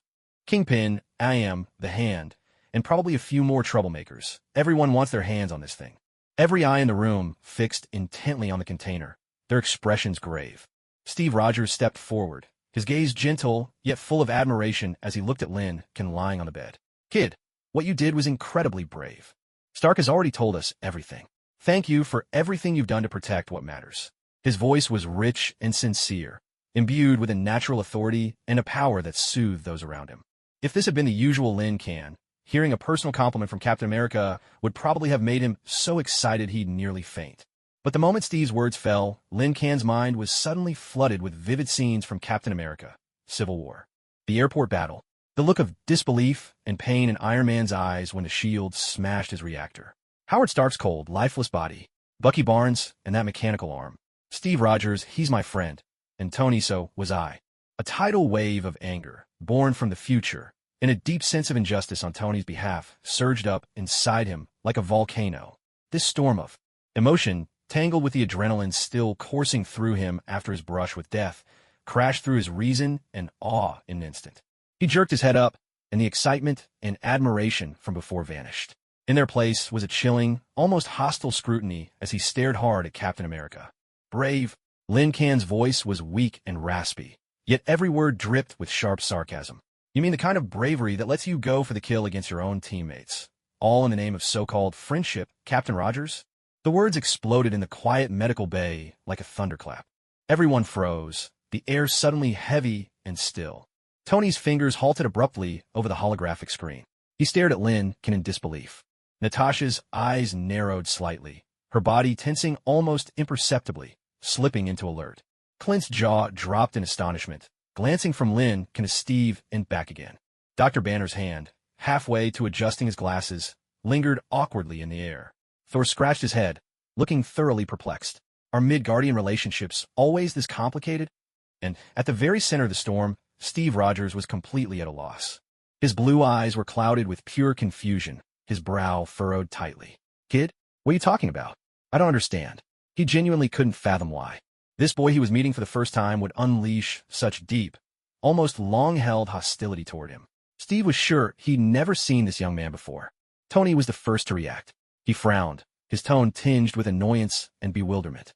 Hey kid, did Kingpin knock your brains loose? What's with the nonsense? Sure, he and Cap had their ideological clashes, but he'd never doubted Steve's character or courage, much less accused him of being willing to kill a teammate. Lin Can regretted his words the moment they left his mouth. He knew he'd lost his composure and unfairly lashed out at Captain America, who was still completely in the dark about everything. But that memory was too vivid, the bitterness too overwhelming, especially after he'd just survived life and death for the sake of his teammates, Gwen and Miles. The contrast and sense of identification were so strong, he simply lost control for a moment. Breathing heavily, he avoided Captain America's bewildered yet sincere gaze, lowered his head, and his voice dropped to a cold, almost impenetrable murmur. "It's nothing. Forget I said anything." But the atmosphere had changed completely. Steve stood there, at a loss, looking a little hurt. He tried to speak again. "Kid, if you've misunderstood me somehow, we can. He needs to rest." Tony cut Steve off, his tone a bit curt. Though Tony didn't know why Lincoln was acting this way, he could tell the kid was in a terrible state, and that the hostility wasn't just for show. With a wave of his hand, he instructed, "Friday, increase the sedative dosage. Let him get some sleep." A stronger sedative coursed through Lin Can's body, and finally, his consciousness surrendered, slipping into a deep, inescapable darkness. Yet just before he lost awareness, the last thing he saw was still Captain America's face, etched with confusion and a hint of sadness. An awkward silence settled over the medical bay. None of the Avengers seemed to know what to say. "Wow." Clint was the first to break the quiet, rubbing his nose. "That's one heck of a welcome. Cap, when did you manage to tick off the kid?" Steve shook his head, his expression troubled. "I've never seen him before. But his eyes, it's like he's known me forever, and he really, deeply resents me."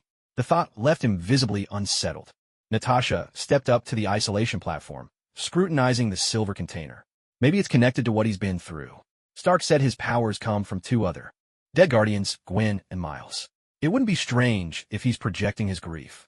Her theory sounded plausible, but there was still a flicker of curiosity in her eyes. Dr. Banner gazed thoughtfully at the sleeping Lin. Post-traumatic stress can sometimes lead to irrational aggression. He'll need a psychological evaluation. Thor clapped Steve on the shoulder. "Don't worry, Steve. Even the bravest warriors are misunderstood sometimes. Time will prove your character." Clearly, he didn't quite get what was going on, but he was doing his best to comfort his friend. Tony glanced at the sleeping Lin Can, then at Captain America, whose face was a picture of innocence and confusion. With a frustrated shake of his hair, he muttered, "Damn it. What a mess. Let's first figure out what's actually inside this blasted box. Friday, run a top-level analysis on this container. I want a full breakdown of every atom inside." He forced his attention onto the task at hand, but Lin Can's hostile stare and accusatory words lingered like a thorn in everyone's heart, especially Steve Rogers. The gathering of the original Avengers, once a symbol of unity, was now overshadowed by the inexplicable animosity of a stranger. Lin Can's identity, as a traveler from another world, along with his knowledge of the future, had for the first time so directly and chaotically disrupted reality. Inside the Stark Tower medical bay, the atmosphere remained heavy. Lin Can, sedated by medication, slept fitfully, his brows furrowed, as if even his dreams were troubled. Tony Stark rubbed the bridge of his nose and glanced at the preliminary analysis of the silver container on the screen. Its shell was nearly indestructible, layered with multiple biometric locks and encryption. Any forced entry could trigger self-destruction. He then looked over at Steve Rogers, who stood in silence. "Cap," Tony said, his tone gentler now, "that kid, he's just been through hell, lost a friend, and something weird's happening to his body. Don't take what he said to heart." Though Tony couldn't quite grasp the source of Lin Can's hostility, he still tried to ease the tension. Steve nodded, but a shadow of confusion and a barely perceptible hurt lingered in his blue eyes. "I understand. It's just the way he looked at me. It was like he really knew me." And he trailed off, shaking his head. "The priority right now is dealing with the breakers and finding the girl." Natasha brought the conversation back on track. "With Kingpin and AM involved, things have gotten a lot more complicated. We need a plan. The plan is simple. The Avengers take over." Tony snapped his fingers, his tone decisive. "We got intel from Fury, leads from the X-Men, and now this thing we just recovered. That's enough for us to get moving. I'll handle Kingpin. It's high time we cleaned out AIM for good. As for those genetically engineered breakers," he looked to Steve, Natasha, and Clint. "Leave them to us," Steve replied, his voice steady with leadership. "We'll find them and get the hostages out." "I'm in," said Clint, flexing his shoulder. "Been itching for some action anyway. If you need the Hulk, just call me," Dr. Banner added, adjusting his glasses. Thor swung Mjolnir with a flourish. "I'll lend my strength as well. Let these skulking ants witness the wrath of a god." The Avengers quickly reached a consensus and began formulating a detailed plan of action. With professional agents and powerful superheroes taking charge, it meant the incident was entering a new, far more efficient phase of resolution. Tony walked over to the medical cot, gazing at the sleeping Lin Can. He said to Friday, "When he wakes up, make sure he gets plenty of rest. These things," he gestured toward the containers on the analysis table, aren't his concern anymore. His part is done. Several hours later, Lin Can awoke. Thanks to his body's healing abilities and Stark's advanced medical technology, he'd recovered considerably, but the exhaustion in his mind and a strange, hollow emptiness still lingered. The shame and irritation grew stronger as he recalled how he'd lashed out at Captain America in anger. He knew he'd been unfair, venting his frustrations on someone who didn't deserve it. This Captain America hadn't yet made the choices of the Civil War. He didn't even know Lin Can. Yet the sense of helplessness and resentment that came from knowing the future gnawed at him relentlessly. Friday relayed Tony's instructions for him to rest and informed him that the Avengers would handle everything from here. Lincoln nodded silently. He understood his current state and strength. Joining the Avengers in direct action was beyond him now and might even become a burden. Still, a powerful sense of loss and exclusion washed over him. Gwen and Miles's revenge, Ophelia's whereabouts. He had thought he could do more, only to find he still had to rely on others in the end. He declined the invitation to dinner at Star Tower and left the magnificent building, looking rather lost. Night was falling in New York. The city lights flickered on, traffic streamed endlessly through the streets, and crowds surged all around. Lin Can wandered aimlessly, out of place amid the city's bustle and brilliance. He felt like a wandering spirit, separated from the world by an invisible barrier. Beneath the superhero's halo lay heavy sacrifices and endless troubles. He had gained power, but it seemed he had lost even more. As he passed through a relatively quiet alley, a bizarre sensation struck him without warning. The air ahead of him began to twist and ripple out of nowhere. On the walls and the ground, several white portals appeared, rotating continuously, their edges flickering with a sinister black light. Suddenly, a figure tumbled out from one of the rifts. A bizarre man in a white lab coat, his skin marked with shifting black spots like a starry sky, his form unstable and contorted. The Spot, one of Spider-Man's classic nemesis. The Spot seemed just as surprised to find himself teleported here. He shook his head, if you could call that mass of swirling black dots ahead, and looked straight at the only living soul in the alley.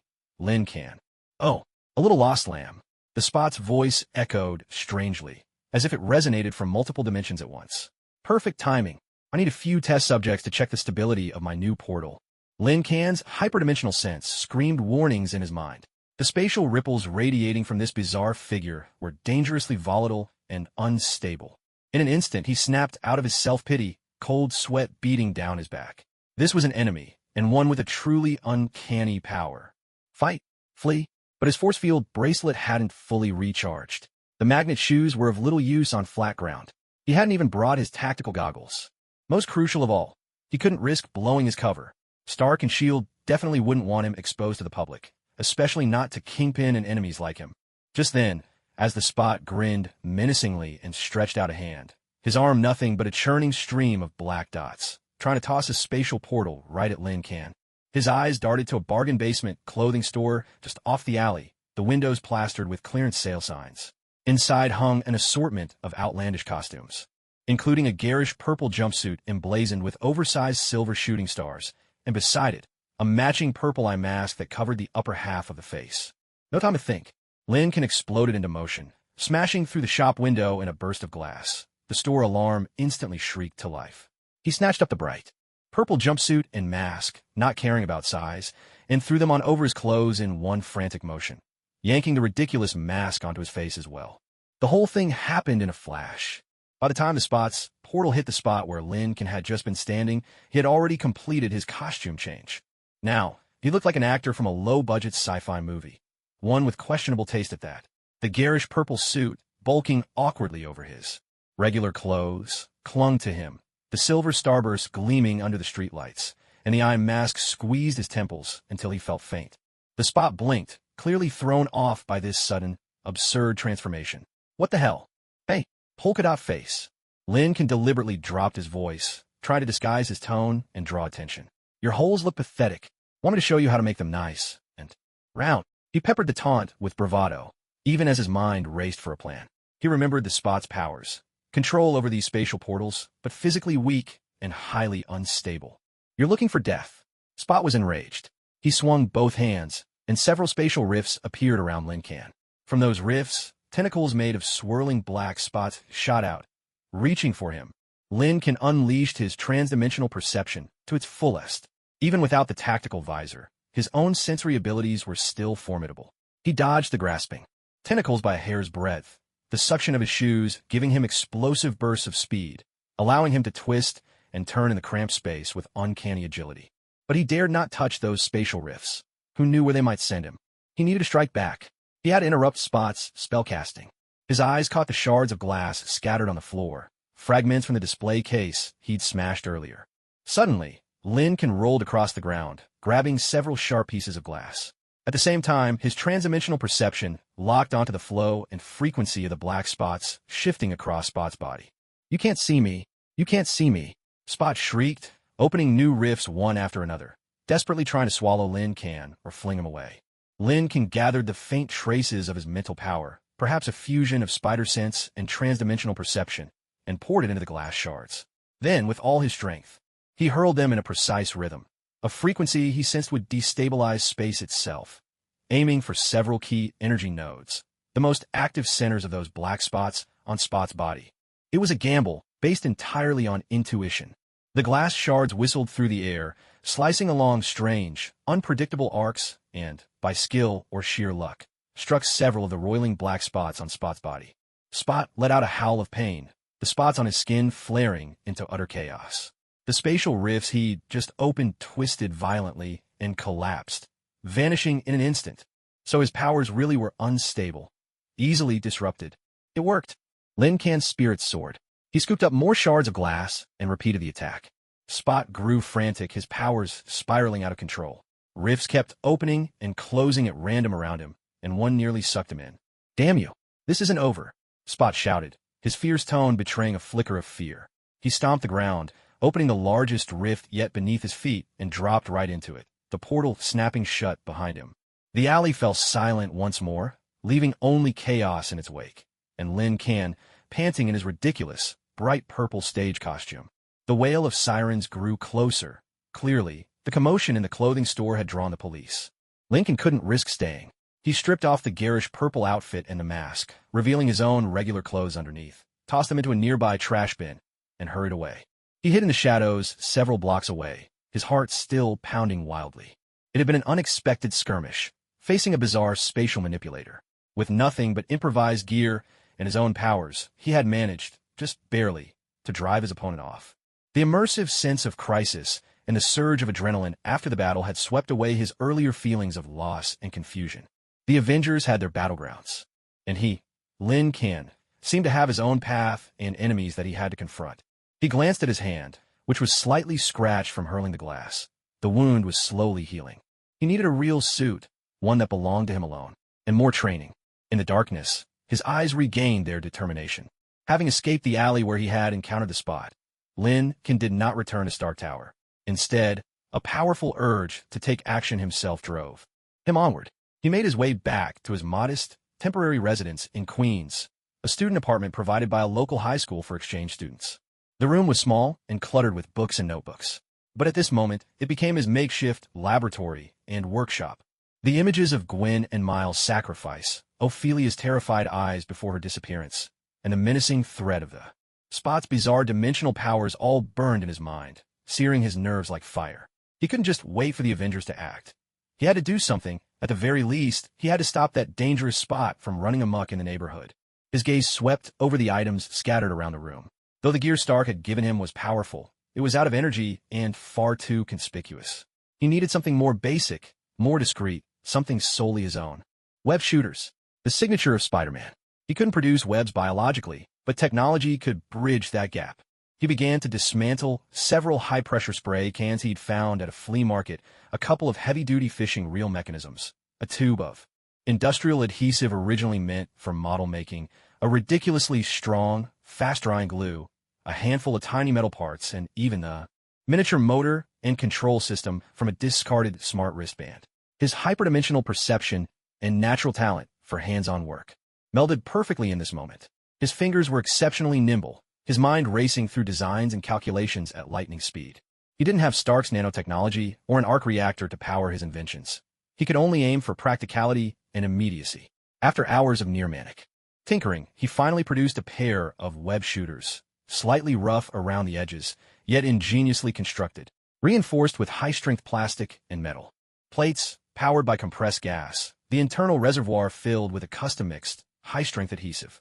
The miniature motor controlled both the firing mode and dosage, though the range, strength, and durability could never match the real deal. At least they could handle basic shooting, swinging, and restraining. A suit. He needed to hide his identity. He rummaged through his drawers and closets, finally pulling out a deep blue hooded sweatshirt and a pair of black sweatpants, about as close to Spider-Man's red and blue color scheme as any ordinary clothes could get. Lacking the bulletproof fabric, temperature control, and AI of a Stark suit, it was nothing fancy. But this, he thought, was exactly how a true street-level hero should look. With careful hands, he cut out the red lining from the inside of the sweatshirt. Thankfully, it was a reversible design. His sewing skills were far from professional, but he stitched with clumsy determination, attaching a wobbly, barely recognizable red spider emblem to the chest and back of the dark blue hoodie. Finally, he put on a mask he'd assembled himself from a pair of red swimming goggles, which covered only the upper half of his face, and pulled the hood over his hair. Staring at his reflection, a figure clad in a homemade suit, wearing reworked goggles and clunky web shooters strapped to his wrists, Lin drew a long, steadying breath. Was it ridiculous? A little. Pathetic? Absolutely. But this was truly his first step as Lin Can, one that didn't lean on Stark's technology or anyone else's legacy. This time, he was arming himself with his own hands and ingenuity, ready to face whatever danger lay ahead. All right, he whispered to his mirror image, his voice trembling just slightly, but brimming with resolve. Spot, I'm coming for you. Thanks to his hyperdimensional perception, he could sense even the slightest spatial disturbances, and now he slipped through the streets of New York like a hound on the trail. He remembered the peculiar, unsettling ripple in the fabric of reality that lingered when Spot vanished. At last, near the banks of the Hudson River, in an abandoned industrial district, he felt that intense spatial distortion again. Silently, he scaled a rusted oil tank and peered down. There, in the middle of an open lot, Spot was experimenting with his new powers.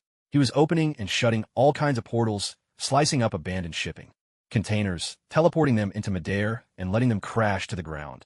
Utterly delighted with himself, his mouth letting loose bursts of manic laughter. Huh, perfect. Absolutely perfect. With this power, who needs that annoying Spider-Man? I am the true master of space. Lin Can's eyes hardened. He couldn't let this go on. If he didn't stop Spot now, the whole neighborhood could be in danger. He waited for his moment. As Spot turned his back, wrestling with a portal that he was trying to force wider, Lin Can sprang from the top of the oil tank. His adhesive-soled shoes absorbed the impact, letting him land silently and smoothly. The homemade suit, rough as it was, blended well with the shadows of the night. He raised his wrist, aiming at Spot's feet. With a sharp thwip and a satisfying splat, a white, sticky web shot out, latching onto Spot's ankle and anchoring him firmly to the ground. It tightened with a snap. What? Spot was startled. He looked down to see the webbing at his feet, both shocked and furious. You again? That ridiculous guy, in the purple suit. Wait, you changed clothes? Still the same terrible taste. Lin didn't waste words. He shot out another strand of web, aiming to bind Spot's hands and interrupt him before he could open a portal. But Spot, having suffered once before, was ready this time. That trick won't work on me again. Spot let out a bizarre cry. With a flick of his wrist, a palm-sized portal opened instantly, and Lin Can's web shot straight into it and vanished. At the same moment, another portal opened above Lin Can's head, and the swallowed webbing came crashing down on him from overhead. Lin Can rolled away just in time, his heart pounding. Spot's control over his powers had become even more skillful and unpredictable. Got you now. Spot swung his arms, opening 7 or 8 portals all around Lin Can. From each one, tendrils made of black spots snaked out, closing in on him like the bars of a cage. Lin Can pushed his hyperdimensional sense to the limit. The world seemed to slow down. The movement of the tendrils and the energy surges around each portal became crystal clear. As if he could see the future, he twisted and dodged in the tight space, narrowly escaping each attempt to grab him. His homemade suit offered no protection, but gave him incredible agility. He kept moving, firing web after web. But instead of aiming at Spot directly, he shot at the environment, walls, steel pipes, abandoned vehicles. Fwip, fwip, fwip. The webbing crisscrossed the area, quickly forming a simple but effective web of obstacles.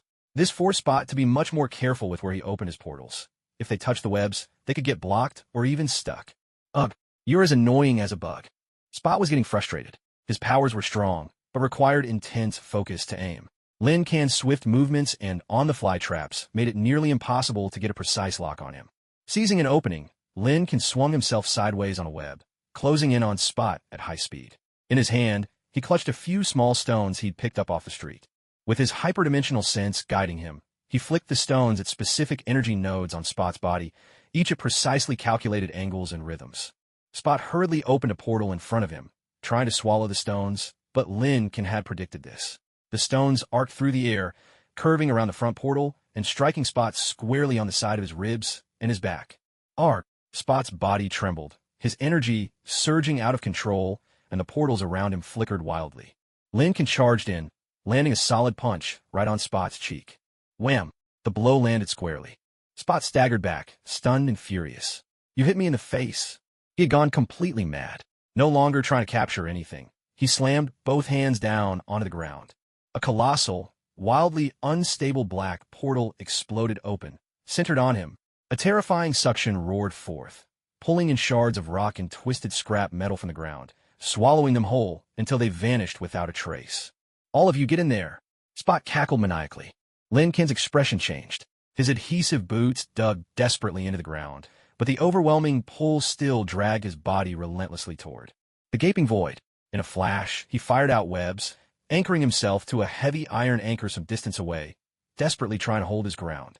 The webbing stretched taut, groaning under the unbearable strain. After all, his homemade launchers and fishing line had their limits. He was teetering on the brink, the unknown chaos of the portal threatening to swallow him whole. Gritting his teeth, Lin Can's mind raced, and a spark of inspiration flashed through him. He remembered, opening and sustaining a portal of this size would drain Spot's energy and was dangerously unstable. Instead of fighting against the pull, he hurled himself forward, using the suction to rocket straight toward the black hole. At the same time, he aimed both web shooters at the wildly flickering, unstable energy nodes along the portal's rim. "Full power! Fire!" he roared, unleashing every last drop of adhesive from his reservoir. Masses of thick, sticky white webbing didn't shoot into the heart of the portal, but instead blanketed and choked the crucial energy points at the edge, the very ones that held the gateway stable.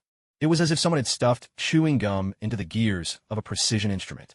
A piercing, glass-shattering screech tore through the space as the enormous portal's edges convulsed and flickered madly. "No, my portal!" Spot shrieked in terror, trying desperately to hold it together. But it was far too late. The portal collapsed inward with a heavy, muffled boom, vanishing in the blink of an eye. All that remained was a mess of debris and a storm of turbulent air. The dreadful suction vanished instantly. Lincoln crashed to the ground, gasping for breath. Smoke curled from his homemade launchers at both wrists, ruined beyond repair from the overload. Spot, overwhelmed by the backlash of his own power, collapsed as well. The black spots on his body dulled and lost their luster, as if they might fade away at any moment. Who are you, really?" Spot croaked weakly, terror and resentment swirling in his gaze as he stared at the boy in the battered homemade suit, chest heaving. From exhaustion, this guy didn't have Spider-Man strength, but he fought with a terrifying cunning, and those eyes that seemed to see right through everything. Lincoln forced himself upright and walked over to Spot. He didn't answer. Using the last of his strength, he grabbed a length of discarded cable and bound Spot tightly the old-fashioned way. Only then did his energy finally give out. He slumped against the wall, looking at the subdued Spot, then down at his ruined launchers and the crooked, battered suit he wore. Though he was in a sorry state, though his gear was crude and even damaged, he had relied on his own strength, wit, and courage to stop a dangerous supervillain. He lifted his gaze toward the New York night sky, where the distant lights of Stark Tower still blazed brilliantly. But what surged in his heart at this moment was a sense of achievement, unprecedented, independent, and entirely his own. Tonight, an unnamed figure in a homemade suit had protected this neighborhood. After binding the Spot with a tangle of discarded cables and anonymously tipping off the NYPD, Lincoln dragged his utterly exhausted body away from the abandoned industrial zone. His homemade web shooter was fried beyond repair, and the hand-sewn battle suit had been ripped to shreds in the fierce struggle, now smeared with grease and dust. As the adrenaline faded, deep fatigue and aching muscles set in. He did not return to Stark Tower, but instinctively made his way toward his temporary apartment on the edge of Queens. At this moment, what he needed most was the quiet, familiarity, and solitude of his own space. A place to lick his wounds and process everything that had happened tonight. Night grew deeper. The lonely street leading to his place was utterly silent, with only the dim streetlights casting isolated pools of light on the pavement. His hypersense was dulled from overuse, though it still maintained a bare minimum of alertness. Then, all at once a sensation utterly different, unlike anything before, stabbed through his perception. It was nothing like the strange distortions of the spot, nor the pure murderous intent of Kingpin's men, nor the energy fluctuations from AIM technology. This was something alive, primal, cold, and voracious. A malice so raw it felt as if some predator from the depths had just opened its eyes in the darkness, fixing him as its prey. Every hair on Lin Can's body stood on end. A terror from the most primitive part of his being washed over him like ice water, freezing his breath. A fear more direct and chilling than when he'd faced Kingpin or the Taskmaster. He stopped dead in his tracks, eyes locked on the source of that malice, at the far end of the street where a dark alleyway yawned. There, the shadows seemed to come alive, shifting and swelling. A moment later, an impossibly tall, black figure slowly oozed out from the mouth of the alley. It could hardly be called a person. It was a monster, made entirely from some pitch-black, viscous, living substance. Its hulking, muscle-bound outline barely resembled a human shape, only more twisted and terrifying. Its eyes, huge, twisted, and deathly pale, lacked pupils, brimming with nothing but boundless hunger and madness. A monstrous maw, split all the way to the ears, gaped open. Inside, rows upon rows of razor-sharp, bone-white fangs gleamed, each tooth slick and dripping with viscous saliva.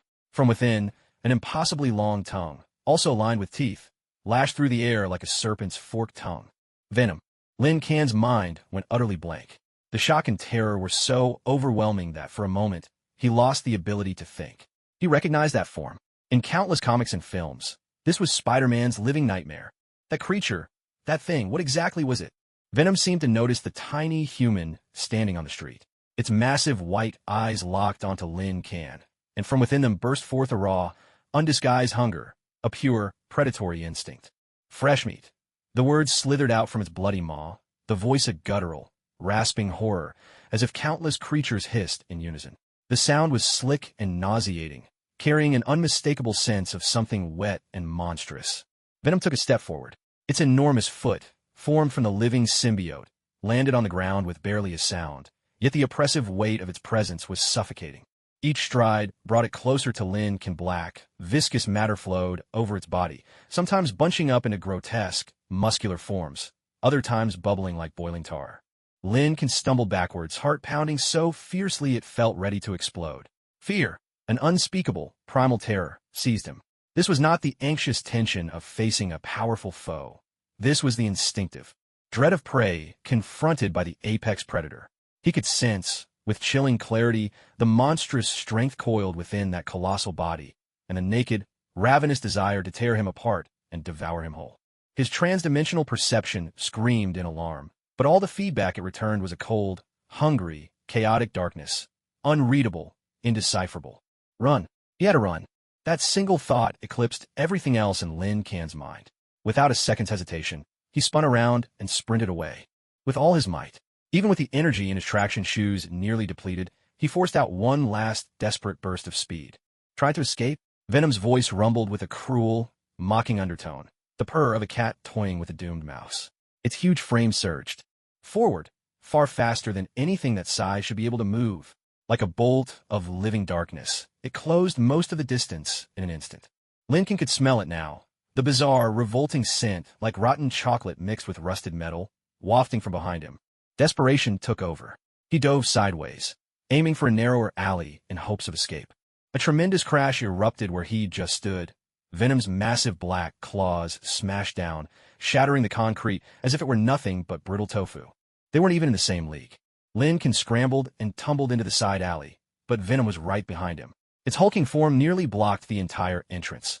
Those ghastly white eyes glaring through the darkness like twin searchlights of death, locked unerringly onto Lin Can. Weak, pitiful, but very agile. Venom's voice oozed a chilling amusement as it stretched out its long, slime-covered tongue and ran it slowly over its razor-sharp, bone-white fangs. Makes the food so much more chewy. Despair engulfed Lin Can once again. His homemade web shooter was broken, his force field bracelet left behind, his strength completely drained. Facing a creature like this, something he had no hope of defeating. He could even feel his spider sense, if it could be called that, faltering and trembling, utterly paralyzed in the face of such primal terror. It seemed Venom had tired of playing. With a guttural growl, its massive body lunged forward, jaws gaping to an impossible width, ready to swallow Lin Can whole. In that split second between life and death, Lin Can's mind, frozen by fear, blazed back to life with a desperate surge of willpower. His hyperdimensional perception kicked into overdrive, heedless of the cost. He saw it. In the instant Venom sprang, there, at the very center of its symbiote-clad chest, flickered the faint outline of a human form. Its host, its weakness. At the same time, he sensed an old, rusted fire hose pipe on the wall nearby. No time to think. Pure survival instinct took over. Mustering every last ounce of strength, Lin Can dove sideways, kicking out viciously at the pipe's corroded valve. Bang! Crack! Amazingly, the neglected valve burst open under his kick. A deafening hiss tore through the air as a torrent of high-pressure water exploded from the pipe, blasting straight into the onrushing Venom like a cannon. With a roar that shattered the night, Venom howled in agony, not rage.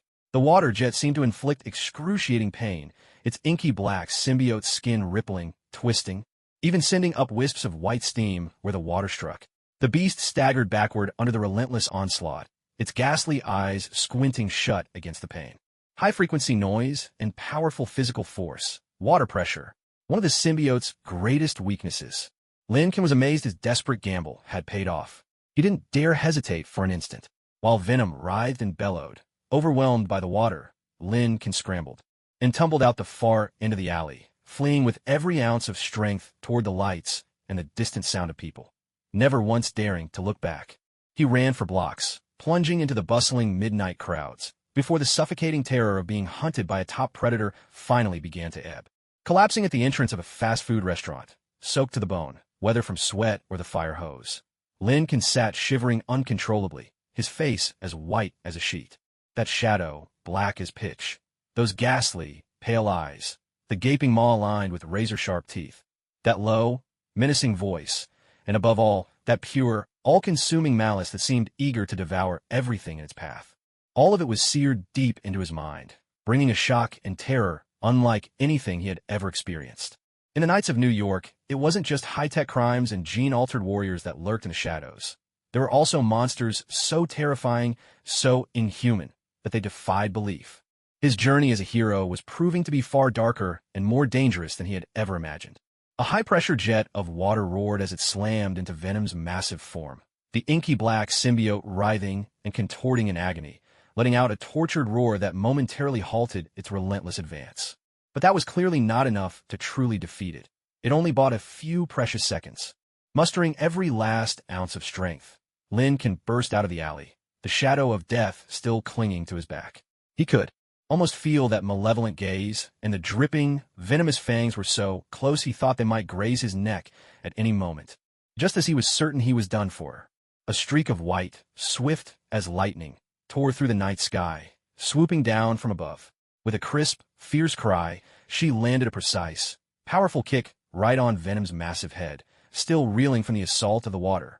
There was a deep, resounding thud. The force of that kick was immense. Caught off guard, Venom's huge head snapped back, and it let out an even angrier, more bewildered roar. Still reeling, Lin Can turned to look and saw a figure land steadily between him and Venom. It was a female hero, clad in a sleek, black and white suit that traced the lines of her body with power and grace. Tiger stripes were emblazoned across the uniform, her hands armed with sharp, claw-like weapons. A white mask, feline in design, covered her face, her eyes sharp and commanding. White Tiger, Avayala. Lin Can's heart skipped a beat. Not from fear, but from a rush of emotion, a sudden, inexplicable sense of excitement and familiarity, like running into a friend in a far-off land. As a transmigrant, of course, he recognized this hero who had once fought alongside Spider-Man and the New Warriors. He knew she was a mighty warrior blessed with the ancient power of the Tiger God and an ally of S.H.I.E.L.D. She was here. Reinforcements had arrived. In the very instant he saw White Tiger, Lin Can's nerves, wound tight to the breaking point, suddenly snapped like a drawn bowstring released. The courage and strength he'd been forcing himself to summon drained away all at once. His legs buckled, and he nearly collapsed to the ground. A profound sense of safety washed over him. Though Venom still loomed before him, he knew, now that the professionals were here, he was safe, at least for the moment. "S.H.I.E.L.D., step back, citizens!" White Tiger called out in a low, commanding voice without even turning her head. Her words carried through the mask, edged with an unmistakable decisiveness and focus. She assumed a battle stance, her claws gleaming coldly, eyes fixed on Venom, who had regained his footing and now snarled menacingly, every bit a formidable enemy. Another bug. Venom shook his massive head, utterly enraged by the constant interruptions to his meal. His ghostly pale eyes locked fiercely onto the newly arrived white tiger, momentarily forgetting about Lin Can, his little snack. Lin Can didn't hesitate for an instant, nor did he entertain any foolish notions of staying to help. He knew all too well that, in his current state, lingering would only make him a burden, or worse, distract White Tiger. Trust the professionals, he told himself. That was the wisest choice in this moment. Be careful, it's afraid of high-frequency sound and fire. He shouted hoarsely, forcing out this crucial warning before turning on his heel. Without a second thought, he dragged his trembling, exhausted body and sprinted desperately toward his apartment. He pushed himself to his absolute limit, ignoring every protest from his battered body. He wanted nothing more than to put as much distance as possible between himself and that terrifying creature, to reach someplace, any place, safer. Behind him, the furious roar of venom mingled with White Tiger's sharp battle cry, followed by the sounds of fierce combat, the ripping of claws through the air, the heavy thuds as the symbiote was struck. But Lin Can dare not look back. He could only run, as fast and as far as his legs would carry him. It wasn't until he crashed through the door of his apartment building, slammed his door shut, and slid down against the cold wood, that he truly collapsed. Outside, the distant sounds of battle seemed to be moving away. Perhaps White Tiger was deliberately drawing venom out of the residential area. At last, Lin Can let himself go limp, gasping for air like a fish out of water, cold sweat soaking through his tattered battle suit. After the terror came a bone-deep exhaustion, mingled with lingering dread. But gradually, another emotion began to rise from deep within, slowly overwhelming the fear. It was anger. It was defiance. It was resolve. Tonight's ordeal had forged him, again and again. The crushing force of Kingpin's empire, the bizarre and relentless Spot, and, finally, the raw, terrifying malice of Venom, who treated human life as nothing. The dangers of this world were far greater than he'd ever imagined. The existence of superheroes was no game. Every battle could mean facing death itself. Gwen and Miles had paid the ultimate price, and Ophelia remained missing, her fate unknown. He could not afford to be passive any longer. He could not shrink away at the first sign of fear or setback. The Avengers had their own wars to fight, and heroes like White Tiger protected the streets. But Lin Can, too, had things that only he could do, things he must accomplish himself. Ophelia was still waiting for him. That girl who shared his passion for science, who would nervously cling to his arm before a presentation. Right now, she might be trapped in some terrifying laboratory, suffering because of the research they did together. The sacrifices of Gwen and Miles could not be in vain. Their strength had been passed on to him, not so he could cower in a safe house, but so he could carry on their fight. The thought of Ophelia facing fear and helplessness ignited a fire in Lin Can's heart. His urge to protect, his sense of responsibility, and a bond that had perhaps long since grown deeper than mere friendship. All of it became piercingly clear and steadfast in this moment. He struggled to his feet and went to the bathroom, splashing his face with cold water. Staring into the mirror, he watched his own pale face, but saw his eyes sharpening with resolve. The fear was still there, but he would no longer let it rule him. He needed greater strength, and even more importantly, he needed reliable equipment, not the makeshift gadgets he had scraped together so far. He needed tools he could truly call his own, weapons ready to face any danger. Stark's technology offered one path, but he couldn't depend on it completely. He needed to blend his own intelligence with his newly gained abilities to forge a path that belonged to him alone. Ophelia, he said, looking into the mirror as if making a vow to the missing girl. His voice was low, but unwavering. Wait for me. No matter where you are, no matter who stands in my way, I will find you. I will rescue you. I swear it. In that instant, saving Ophelia was no longer just a mission or a goal. It became the core of Lin Can's will, the unwavering drive that would anchor him in this strange and perilous world. The next day, Lin Can didn't return to school. Instead, he walked straight to the academic affairs office and handed in a carefully worded application for a leave of absence, citing urgent family matters as the reason. The director of academic affairs looked at the young Asian student who had recently shone so brightly in the lecture hall, now pale, but with a gaze of unshakable determination. Though there was a hint of regret, the application was approved. Stepping out of the office, Lin Can felt as if a chain had fallen away from him. The road of academia was important, But right now, something far more urgent demanded his full attention. He could not afford to be distracted. His temporary apartment was transformed completely. It became his workspace, his training ground, and his laboratory. Step 1. Assess the situation and make a plan. He covered the walls with sticky notes, each one detailing an aspect of his abilities or an area that needed improvement. Advantages: hyperdimensional perception, precognition, analysis, environmental awareness, spider healing factor, rapid recovery. From injuries: adhesion ability, wall crawling, enhanced mobility, Stark's basic gear, in need of repair and optimization. Weaknesses: his raw strength is far inferior to that of conventional Spider-Men or their adversaries. He lacks endurance due to the heavy toll of self-healing. His combat experience is limited, and he is heavily dependent on his equipment, which has only a finite energy supply. Objective: rescue Ophelia and stand against the wall breakers and related threats. Core principle: play to his strengths and avoid his weaknesses. He must abandon direct contests of brute force, and instead push his speed, agility, tactics, and perception to their utter limits, fusing intelligence and ability to the extreme. Step 2. Forge a suit of his own. The hand-stitched athletic wear he'd relied on was strictly a stopgap. What he needed now was gear that was professional, functional, and purpose-built. Materials: he nearly emptied his savings, using special channels, mostly his own hacking skills, to scour the dark web, to acquire high-performance materials, highly elastic, cut-resistant fabric for the main body, specialized fibers to reinforce critical areas, a light-absorbing coating to enhance concealment at night, and even a small quantity of rare fiber from Latveria, Dr. Doom's homeland, circulating through the black market, known for its unique energy-diffusing properties, to serve as a buffer. Design: he set aside the iconic red and blue color scheme, too conspicuous, too closely associated with Peter Parker. Instead, he opted for deep space, gray and matte black, perfect for blending into the shadows. Every element served a purpose. Joints were cut for maximum range of motion. Vital areas, like the chest and limbs, were further protected with tightly woven specialty fibers. Discreet, compact pockets were sewn inside for tools and miniature devices. The mask was reimagined to fit his face precisely, with ports for his tactical goggles and an upgraded filtration system for breathing. Construction: without the luxury of Stark's automated sewing machines, he relied on the precision and patience granted by his hyperdimensional perception, painstakingly hand-stitching every seam. It was laborious and time-consuming, but every thread was unshakably secure, and he knew the suit's every detail by heart. Step 3. Repair and upgrade his gear. Web shooters: he dismantled the ruined prototype and traced the cause of the overload. He redesigned the safety valves of the compressed gas canister and the adhesive output controls, used miniature, high-pressure-resistant fluid reservoirs, and replaced critical load-bearing and drive components with high-strength titanium alloy microparts. Though the range and power saw only modest gains, reliability and safety improved dramatically.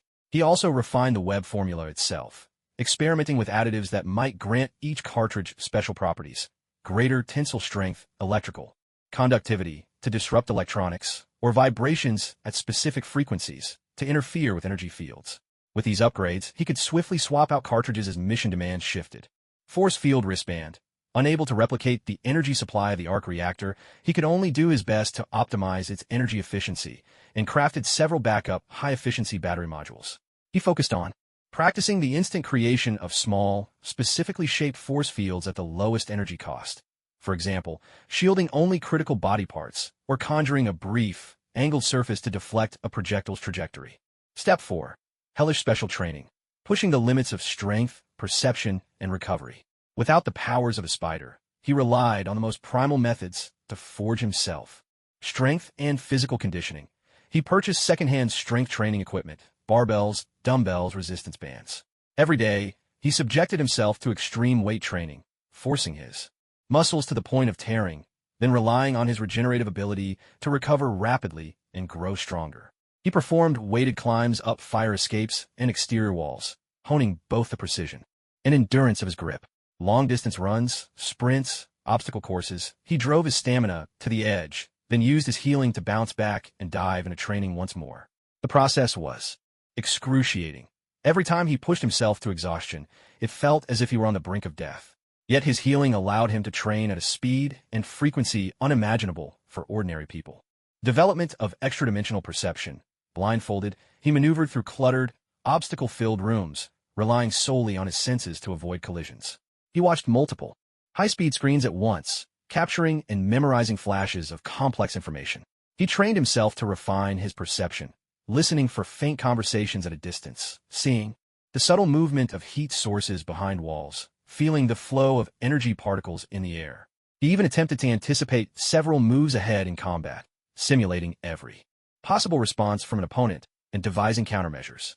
This kind of mental training was far more exhausting than any physical ordeal, often leaving him with splitting headaches. Testing the limits of regeneration. This was the craziest and also the most dangerous part of his regimen. He would deliberately inflict various injuries on himself: shallow cuts, minor fractures, severe muscle strains, and even once subjected himself to near suffocating oxygen deprivation. He meticulously recorded the severity of each wound, the time needed to heal, the energy consumed, and his state after recovery. He discovered that regenerative power was not limitless. Extremely severe injuries, like ruptured organs, healed markedly slower and required tremendous energy, leaving him weak and ravenously hungry for extended periods. But ordinary cuts and broken bones could be fully mended within minutes to an hour. This gave him the courage to take risks, but also deepened his respect for the cost of such power. The days sped by in a whirlwind of brutal, self-imposed training. Lin King grew sharper and tougher before his own eyes. His muscles grew more defined, his gaze more piercing, and his every movement took on the lightness and vigilance of a big cat. His hyperdimensional perception expanded in range and detail. At times, he could even faintly sense nearby surges of emotion, like a ripple of malice or a wave of fear. His command over his own strength and his proficiency with his equipment became more refined with each passing day. He gazed at his reflection, a young man clad in a gray-black battle suit, eyes steeled with resolve, his body coiled with explosive energy. It was almost impossible to recognize the scholarly boy he had been just a few months earlier. Scars had become medals, exhaustion his fuel. He knew he was one step closer to rescuing Ophelia. But he also understood the true test still lay ahead. He needed information. He needed to find the whereabouts of the wall breaker and AIM. And perhaps all of that could begin with the trail of the Spot, whom he had previously forced to retreat, or the mysterious gunman with apparent ties to Kingpin. Rested and fully equipped, he was ready. Night fell once again. A gray-black shadow slipped silently from the apartment window, merging with the darkness like a ghost, vanishing between the city's buildings. The hunt had begun. Hell's Kitchen, under the cloak of night, was a world apart from the dazzling prosperity of the rest of Manhattan. Here, shadows reigned. Crime lingered in the air, mixed with a raw, gritty vitality. Clad in his self-made, gray-black suit, Lin Kin moved like a phantom along fire escapes and through narrow alleyways between the high-rises. His hyperdimensional perception swept the chaotic streets like an invisible radar, searching for a singular target: Daredevil, Matt Murdock. He knew this would not be easy. Daredevil was a loner, cautious to a fault, especially after years of entanglements with Kingpin and his crew. Any stranger approaching him would trigger his deepest suspicions. Marching straight into his law office would be reckless, exposing both of their identities. The only way was to find him on the street, in his guise as the devil. Lincoln decided on a two-pronged approach.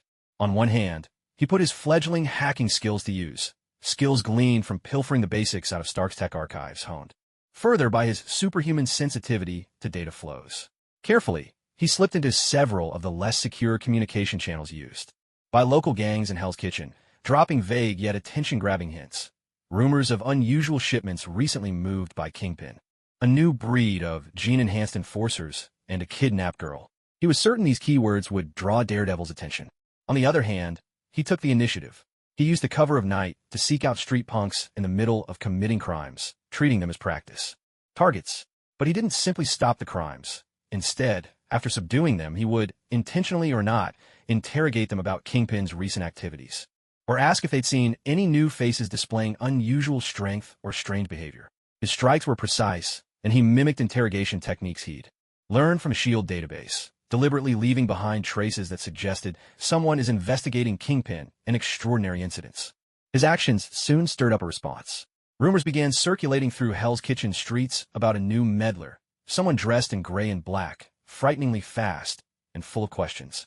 Finally, just after he'd broken up a drug deal and left several thugs dangling upside down from a street lamp with specially modified webs, the feeling he'd been waiting for arrived. It was the sensation of being locked onto by extremely acute senses, Not just sight, but a blend of hearing, smell, and an almost mystical radar-like awareness. The presence was like a predator merged with the darkness. Absolutely silent, yet unmistakably there. Lincoln didn't turn around. Instead, he raised his hands to show he was unarmed and spoke, his voice sounding deeper and muffled through his mask. Mr. Murdoch, or should I call you Daredevil? I mean no harm. I just need to talk. About Kingpin, about the Breakers, and about the girl they took, Ophelia. There was no response from the shadows behind him, but the invisible pressure didn't let up in the slightest. Lincoln went on, his tone steady, striving for sincerity. A few days ago at the warehouse by the docks, thank you for your help. If it hadn't been for you, I might not have been able to get away with that container. He mentioned their shared experience, hoping to establish a basic sense of trust. Who are you? At last, a calm, deep voice with a hint of roughness came from the darkness. Daredevil appeared like a phantom, standing 10 paces behind Lin Can, clad in dark red armor, billy club in hand, his posture tense and guarded. Someone who doesn't want to lose any more friends, Lin Can replied, slowly turning to face Daredevil. You can call me the Seer. He made up the code name on the spot, inspired by his extrasensory perception. The Seer? Daredevil tilted his head slightly, as if scrutinizing him. You know who I am. You know about Kingpin. You know what happened at the warehouse. And you know that girl's name. Are you here? For her. His questions cut straight to the point. No doubt, his radar sense was already analyzing Lin Can's heartbeat, breathing, and muscle tension, trying to determine if he was telling the truth. Yes. Lincoln replied honestly. Ophelia is my classmate and friend. She was taken by the Breakers in AIM because of certain genetic research. It seems Kingpin is also interested in that research or its byproducts. My abilities are limited, and going deep into this alone is dangerous and inefficient. I need help. Why come to me? Shield? Stark? Haven't they already gotten involved? Daredevil asked, his tone unreadable. They're official forces. Their actions are bound by rules, and they have bigger goals. Their tendency is to destroy threats and seize the results. But all I want is to save her. Lincoln fixed his gaze on the area beneath Daredevil's mask, even though he knew the other man couldn't see him. I know you, Mr. Murdoch. You protect this neighborhood. You care about every innocent soul here. You wouldn't let a girl fall into Kingpin's hands, or those of crazed scientists, and just walk away. And you know Hell's Kitchen. You know how Kingpin operates. That's an advantage I don't have. He paused, then threw out a stronger bargaining chip. I know of a secret Kingpin warehouse, one that doesn't appear in any official records. I found the lead by hacking into one of his shell accounting systems. There might be shipping records there about his recent gene-related deals, maybe even clues pointing to AIM's hidden base. But I can't infiltrate it alone. The guards are nothing like at the last warehouse. They're far more professional, possibly armed with heavy weapons, or even worse. He referred to the possibility of genetically enhanced guards. Daredevil was silent for a moment. Lincoln could almost sense the man's mind racing, weighing the risks, using his extraordinary senses to test the truthfulness of Lin's words. You're quite the talker, Daredevil said at last, his voice low and measured. Your heartbeat's speeding up, but the rhythm is steady, not the pattern of a liar. You really are worried about that girl, and you do know things. He took a step forward. But why should I trust someone who appears out of nowhere, hides his face, and wants to use me? Lincoln drew a deep breath, realizing this was the most critical moment. He made a decision to show a measure of sincerity and value. He took off his mask, revealing a young yet resolute face. My name is Lin Can. I'm a student at Columbia University. My abilities come from an accident, from two other guardians who sacrificed themselves trying to protect us. As he mentioned Gwen and Miles, genuine sorrow flickered in his eyes. I have no official background. I'm just a student who wants to save his friends. I can share all the intel I've gathered on Kingpin and AIM, including the exact location of that secret warehouse and the layout of their defenses. During the operation, I'm willing to follow your lead. My abilities are best suited for reconnaissance and support. Revealing his true face was a tremendous risk, but was also a profound gesture of trust. Daredevil's radar senses could see every detail of his features and sense the authenticity of his emotions. Daredevil fell silent once more. His disciplined senses could detect even the faintest deception, but in Lin Can, he found only urgency, determination, grief, and a peculiar, almost preternatural awareness of his surroundings. Put your mask back on. At last, Daredevil spoke, his tone a bit softer. You're too young for your face to be seen in a place like this. Lincoln obeyed and put his mask back on. The warehouse location and the defense layout, Daredevil said, extending his hand. Lincoln reached into a hidden pocket of his suit and produced a tiny data drive, handing it over. Everything is on here. including my analysis of the best infiltration routes and potential weak spots. Daredevil took the drive, seeming to somehow assess its structure. Tomorrow night, 11 o'clock. The old church rooftop at the corner of 3rd Avenue and West 42nd Street. Hell's Kitchen. He named a time and place. You agree? Lin Can's heart leaped with hope. I only agreed to take a look, Daredevil said, turning to melt back into the shadows. Don't be late, and don't bring a tail. If I sense anything's off, he didn't finish, but the threat was unmistakable. Understood. Lincoln nodded solemnly. Daredevil's figure melted into the darkness, as if he had never been there at all. Lincoln let out a long breath, realizing his back was drenched in cold sweat. Convincing Daredevil was far more nerve-wracking than dealing with a gang of thugs. But he'd succeeded, at least halfway. He had found a powerful ally, someone who knew the rules of the darkness. The hope of rescuing Ophelia had grown a little brighter. He glanced once more in the direction Daredevil had vanished, then turned and slipped quietly away, his silhouette quickly disappearing into the labyrinthine alleys of Hell's Kitchen. Tomorrow night, on the old church rooftop, the operation would officially begin. The following night, at 11 o'clock, Hell's Kitchen, at the intersection of 3rd Avenue and West 42nd Street. The abandoned old church stood like a massive, silent black silhouette against the sparse city lights. Lincoln clung to the church's slick exterior wall as quietly as a gecko, scaling upward with swift, practiced movements. His charcoal gray combat suit rendered him nearly indistinguishable from the surrounding shadows. He arrived on the rooftop right on time. The night wind howled, tugging at the hem of his clothing. The roof was deserted. Nothing but chipped tiles and abandoned pigeon coops remained. But he knew Daredevil was already there. His hypersense picked up the steady rhythm of a heartbeat and the measured sound of breathing. Someone hidden within the shadows of the bell tower. You're punctual. Daredevil's voice emerged from the darkness as he stepped forward, his crimson suit nearly colorless in the faint light. I'm always on time, Lincoln replied, dropping lightly from his perch to stand at the roof's edge. Did you look over the files? I did. Daredevil nodded. His radar sense had already etched the digital maps and schematics Lincoln provided into his memory. The security's tight, and the interior is a maze of metal and concrete partitions. My senses will be partly scrambled. Are you sure your perception can cut through all that? Not completely, Lincoln explained, but I can track energy flows, map out the general space, and sense heat signatures of living beings, especially those with abnormal human life signs. His hypersense seemed to outmatch Daredevil's radar when it came to detecting energy in life. I can be your eyes and cover your blind spots. Good. Daredevil didn't press him about the source of these abilities. Here's the plan. We enter through the ventilation system. Avoid the main doors and corridors. You guide the way. I'll handle any obstacles. Unless absolutely necessary, we avoid conflict. Our goal is to find shipping records or any clue tied to the Gene Project or AIM. There was no idle chatter between them. Like two shadows, perfectly in sync, they slipped from the church rooftop, moving swiftly, and silently down fire escapes and through the gaps between buildings, heading toward their target warehouse several blocks away. This secret warehouse of Fisk's was disguised as a regular cold chain logistics center, but Lincoln's hacked accounts revealed that the goods moving in and out had nothing to do with food. The perimeter was lined with electrified fences, patrolled by guards, and bristling with surveillance cameras.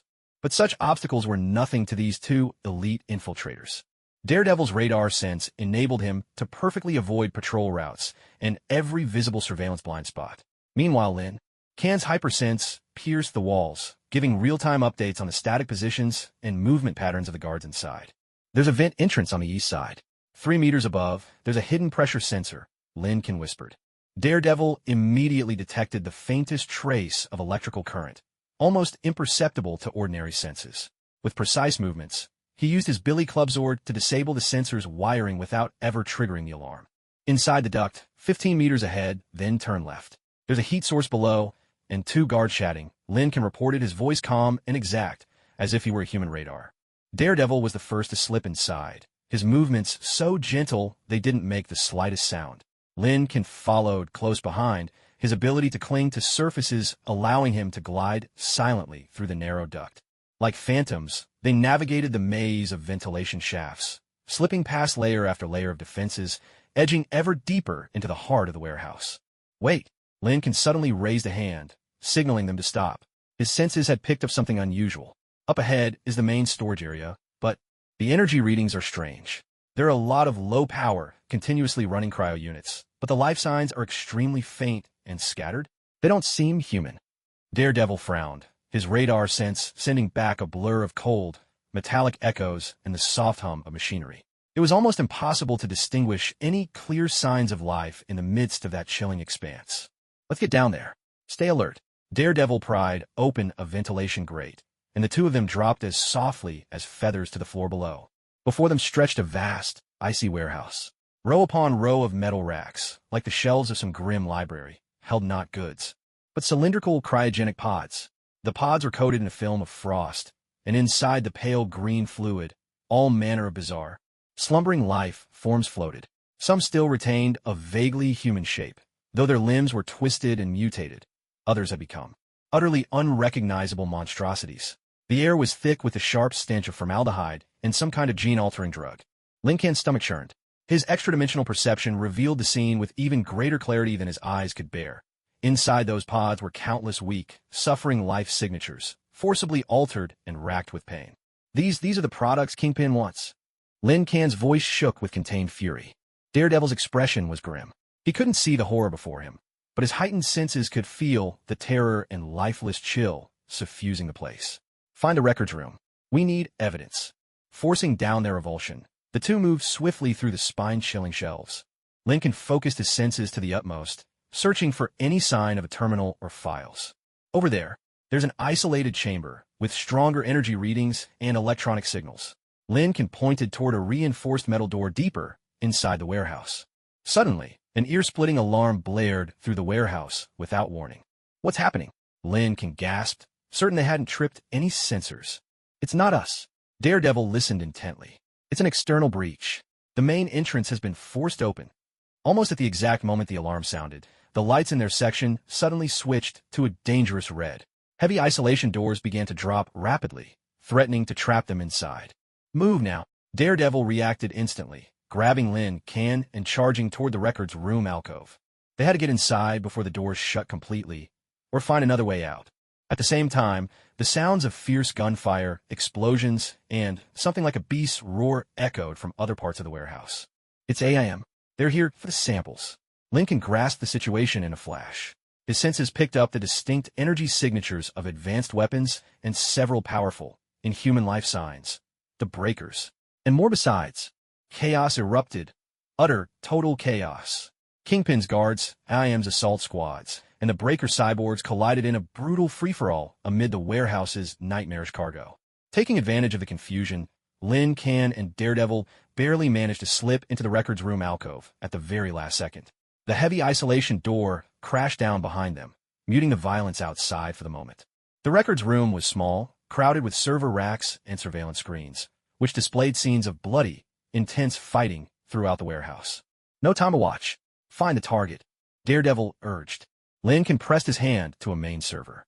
His extra-dimensional senses surged through the data cables, frantically searching and downloading everything related to the Gene Project, AIM, Ophelia, and the Breakers. The data stream was vast and chaotic, but his mind processed it like an overclocked processor, rapidly filtering for key information. Got it. A high-priority shipment. Not samples. It's the primary template and the chief researcher. Both were urgently transferred last night. The destination is, Lin Can spoke at lightning speed as it decrypted the data, the old Brooklyn waterfront, the abandoned Hydra shipyard. Just as he seized the crucial intel. Bang! The metal door of the records room was smashed open by sheer brute force. A towering figure blocked the threshold, his body armored in thick, bony carapace, his arms transformed into massive bone blades. It was the scarred breaker leader from before. He'd clearly recognized Lin Can, and his eyes gleamed with savage intent. Well, little rat, we meet again. Hand over the data, he growled, advancing step by step. A deadly foe ahead, no escape behind. The records room had become a cage for a fight to the death. Without hesitation, Daredevil stepped protectively in front of Lin Can, Billy clubs crossed. Get the data out. I'll hold him off. Lin Can glanced at the frantically downloading progress bar, then at the scar-faced leader radiating menace, and at Daredevil standing resolutely in front of him. There was no time to hesitate. He yanked the data transmitter free and gripped the storage chip tightly in his palm. Hang in there, he shouted to Daredevil, before hurling himself sideways toward the wall, where a ventilation duct outlet waited. Trying to run? The scar-faced leader bellowed, swinging his bone blade, but Daredevil blocked it with flawless precision, their clash ringing out with a harsh metallic screech. Lincoln smashed open the vent grate and slipped inside without a second thought. Behind him, the room exploded with the sounds of furious combat, crashing impacts and enraged shouts as Daredevil battled the leader of the Wallbreakers. He had to get the intel out before Daredevil's strength gave out. Hydra's shipyard. Ophelia, wait for me. The ventilation shaft was narrow and pitch dark, forcing Lin Can to rely on his hyperdimensional perception to inch his way forward.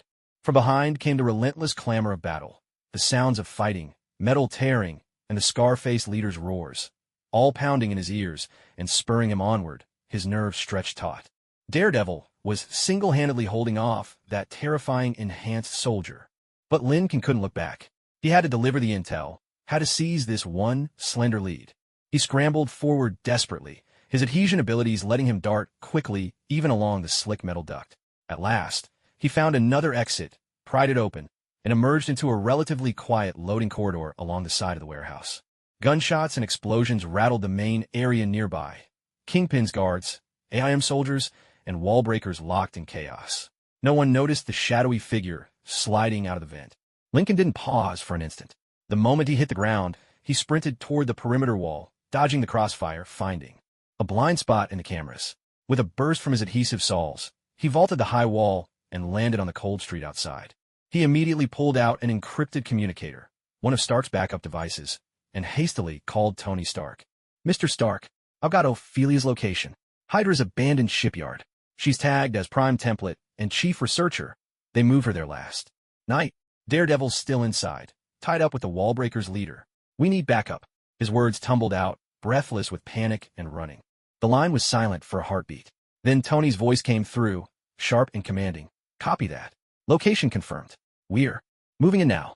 Stay sharp, rookie. Don't do anything stupid. The transmission cut off. It was clear Tony was already taking action. Lincoln let out a shaky breath. With the Avengers mobilized, Daredevil should be safe. But now, he had to get to Hydra's shipyard at once. He couldn't wait for the team to assemble. Every second counted, and Ophelia could be in danger at any moment.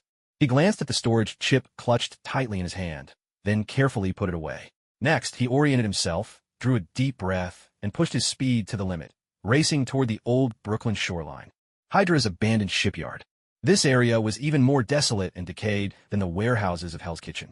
Rusted gantry cranes rose into the night like the skeletons of giant beasts, and abandoned freighters lay stranded on the shore, their hulls riddled with corrosion and gaping holes. The air was thick with the pungent tang of salt and rust. Lincoln slipped in like a phantom, his hyperperception fully engaged as he scanned his surroundings with heightened vigilance. The stillness here was unnaturally deep, so quiet it felt almost sinister. His senses soon locked onto the largest abandoned freighter deep within the shipyard. Faint traces of energy flickered inside the vessel, and there it was, a familiar, weak yet steady life signal. Ophelia. She was alive. Lin Can's heart pounded wildly. Struggling to contain his excitement, he crept forward with extra caution. He quickly noticed that the area around the freighter was laced with hidden motion sensors and thermal detectors. The security was tight, relying more on technology than manpower, unlike Kingpin's warehouse. But this was no obstacle for him. His hyperperception could pinpoint every detector's range and every blind spot. Moving with the grace of a dancer, he weaved through the sensor's gaps. His adhesive abilities made it easy to scale the hull, bypassing all conventional entryways. He slipped inside, through a broken porthole. The interior was dim, heavy with the stifling scent of oil and saltwater corrosion. Narrow, twisting corridors sprawled ahead, crammed with pipes and abandoned machinery. Guided by the faint life signal, he crept silently deeper into the freighter. Along the way, he spotted several hidden surveillance cameras and laser tripwires, each one detected and skillfully avoided before it could threaten him. At last, he reached a cargo hold that had been converted into a makeshift laboratory. A thick metal door blocked the way secured, with both a password lock and biometric scanner. Through the observation window in the door, he caught sight of the scene inside. Ophelia Williams, dressed in a white lab coat, obviously not by choice, sat before a complex gene sequencing analyzer, her hands restrained at the console by custom magnetic cuffs. Her face was pale, her eyes filled with fear and exhaustion, but she didn't appear to have suffered any visible physical harm. Around her, several researchers in AIM uniforms bustled about, urging her to proceed with some analysis. Standing beside Ophelia was a man in a senior researcher's white coat. His hair was stark white, his eyes blazing with fanatic intensity. He looked to be in charge. He gestured animatedly at the data on the screen, speaking to her with feverish excitement. Miss Williams, your genetic sequence is the perfect stabilizing anchor. As long as you cooperate with us for the final compatibility analysis, we'll be able to mass-produce the most flawless wall breakers, far superior to Kingpin's defective products. You'll become the very cornerstone of the new human era. Ophelia bit her lip and shook her head stubbornly. I won't help you.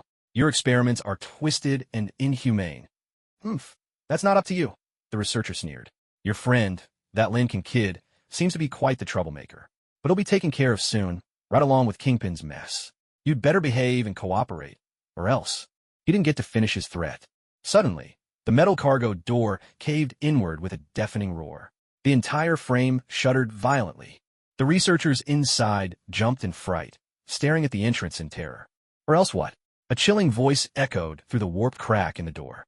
Then thud, thud, thud. A barrage of heavy blows followed, the metal door groaning under the strain, locks snapping, hinges twisting. At last, with an ear-splitting screech of tearing steel, the thick security door was ripped clean off from the outside and crashed to the ground with a thunderous impact. Amid the swirling dust, a figure appeared in the doorway, clad in gray-black combat gear, not particularly tall, but radiating an overwhelming presence. His face was half covered by a mask, exposing only his cold lips and jaw, and in his hands, he still gripped the mangled, uprooted metal door. It was Lin Kan. He had overheard the conversation from outside, his fury boiling over. No longer hiding, he had used his adhesion abilities and explosive strength to force the door open. Lin Kan. Ophelia's eyes widened in shock and delight at the sight of him, tears immediately welling up. The AIM researchers were petrified, scrambling backward, some reaching for weapons, others lunging for the alarm. But Lin Kan was faster. He flung aside the battered door and darted into the room like a specter. His hyperdimensional perception instantly mapped out everyone's positions and intentions. Whoosh, whoosh, whoosh. The upgraded web shooter fired out streams of sticky white silk, pinning the researchers who had reached for weapons or alarms to the floor or walls in the blink of an eye. At the same time, he sprang forward, closing the distance to the lead researcher.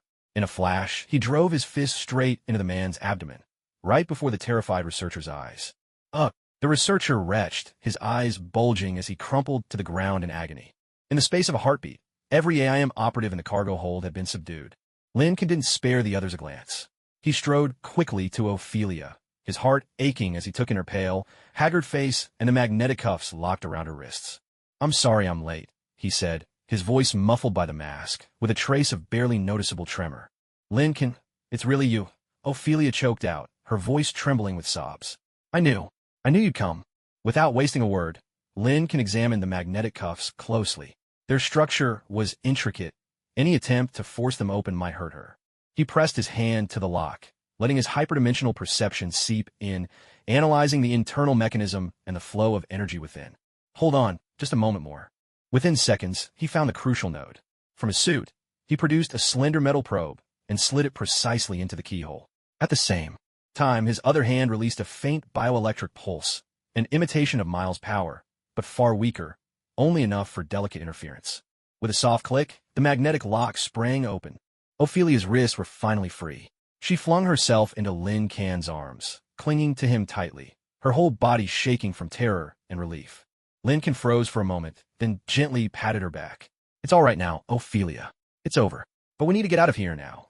He grabbed her hand, ready to leave this unsettling laboratory behind. Suddenly, the entire freighter shuddered violently. In the next instant, explosions erupted in the distance, followed by the rapid staccato of gunfire, louder and fiercer with every second. There was even the thudding impact of some massive creature crashing against the hull. What's happening?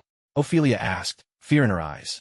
Lin Kan's hyperdimensional senses swept outward, and his face turned grim in an instant. It's Kingpin's men, and more breakers. They're storming in. The Avengers seem to have arrived too. Outside, it's utter chaos. His plan for a silent rescue had been completely derailed.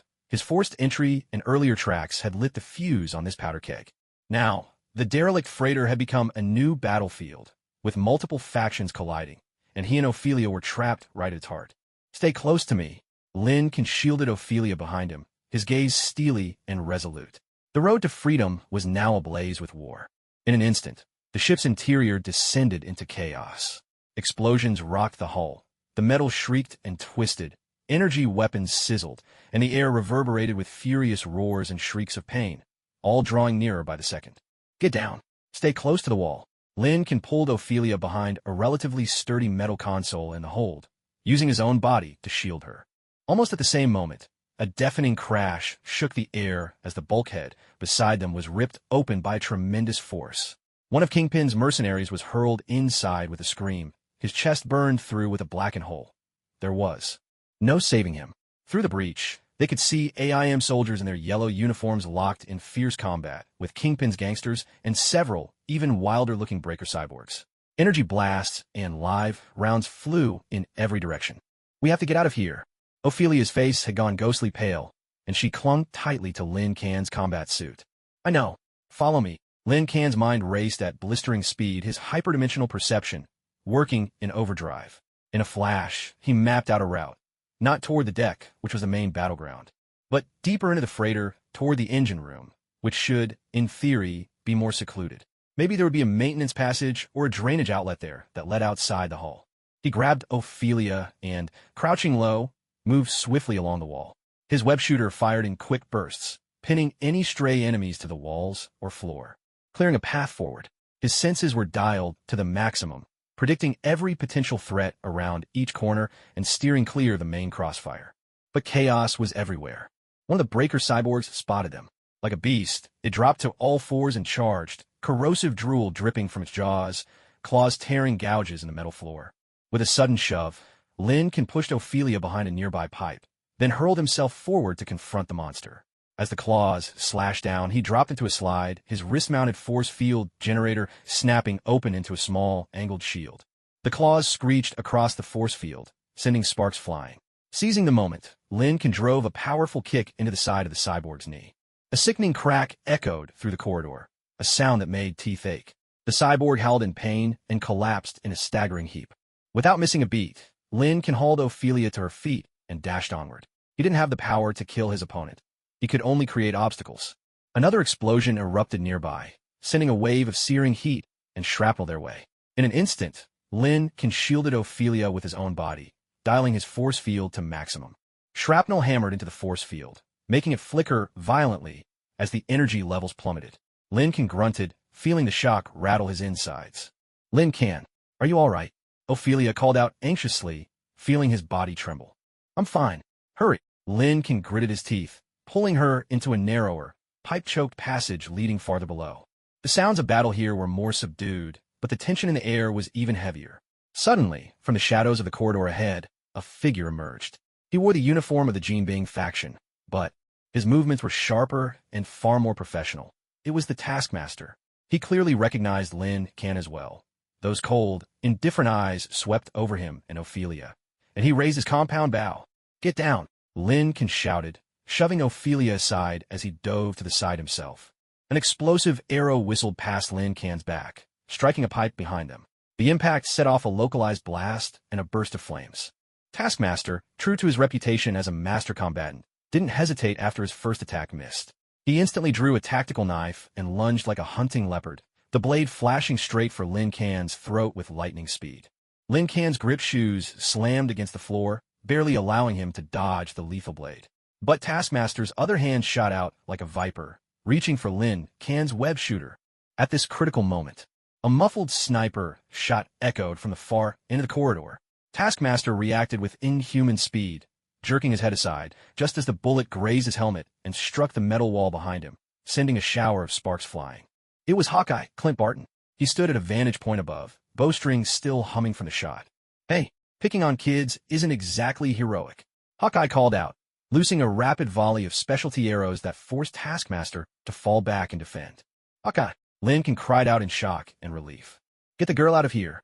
We'll hold them off, Hawkeye shouted, speaking into his comm at the same time. Cap, we found the targets. Lower deck corridor. Taskmaster's here too. From the other end of the corridor came the unmistakable sound of a shield striking metal, followed by Captain America's steady voice. Hold the line, Barton. The main force of the Avengers had arrived. They were clearing out enemies on the ship and closing in on their position. Lincoln knew their window of opportunity was slipping away. He grabbed Ophelia and, without hesitation, sprinted deeper into the engine room. Taskmaster tried to give chase, but Hawkeye's precise arrows and the looming threat of Captain America's arrival forced him to stay pinned down. Lin Kan and Ophelia finally burst into the vast engine room. The space was even darker, filled with massive, dormant engines looming like a jungle of steel. Here, the sounds of battle faded into a distant, muffled rumble. This way, there should be a sea valve or a maintenance hatch. Lin Kan called out, relying on his rough understanding of ship layouts and his keen senses to search for an escape route. Suddenly, his senses detected a faint but familiar electronic sound, ensuing, coming from behind a huge engine block ahead. He quickly moved to shield Ophelia behind him, edging forward with utmost caution to investigate. Behind the engine assembly, a huge, shadowy figure loomed with its back to them, seemingly dismantling a massive circuit board. Its unmistakable, oversized white eyes and that mouth, stretching up to its ears, stood out sharply in the darkness. It was chewing on something, the crunching and snapping echoing through the space. A bundle of severed cables, all stamped with the AIM insignia. Venom. How could it be here? A chill shot down Lin Kan's spine, leaving him almost breathless. Instinctively, he stepped back, positioning himself squarely between Ophelia and the monstrous figure. Venom seemed to sense the commotion behind it. Its hulking form slowly turned, and those enormous white eyes instantly locked onto Lin Kan and Ophelia. Its massive tongue swept over dagger-like teeth, still flecked with bits of metal. It rumbled, its voice low and laced with curiosity. We meet again, little bug. And you brought a snack? Its gaze slid past Lin Kan and fixed hungrily on the trembling Ophelia behind him, its ravenous intent plain as day. Despair. This was utter despair, caught between a monstrous symbiote and possibly soldiers closing in from behind. Lin Kan's heart sank like a stone. His force, field energy was almost depleted, his strength near its limit, and he was saddled with the helpless Ophelia. How could they ever escape Venom's clutches? Ophelia was on the verge of passing out from terror, clutching Lin Kan's shirt so tightly her nails nearly broke the skin. Lin Kan's mind raced desperately, but every avenue seemed blocked. Fear seized him once again, just as Venom grinned wickedly and strode forward, its massive claws slowly lifting in anticipation of its snack.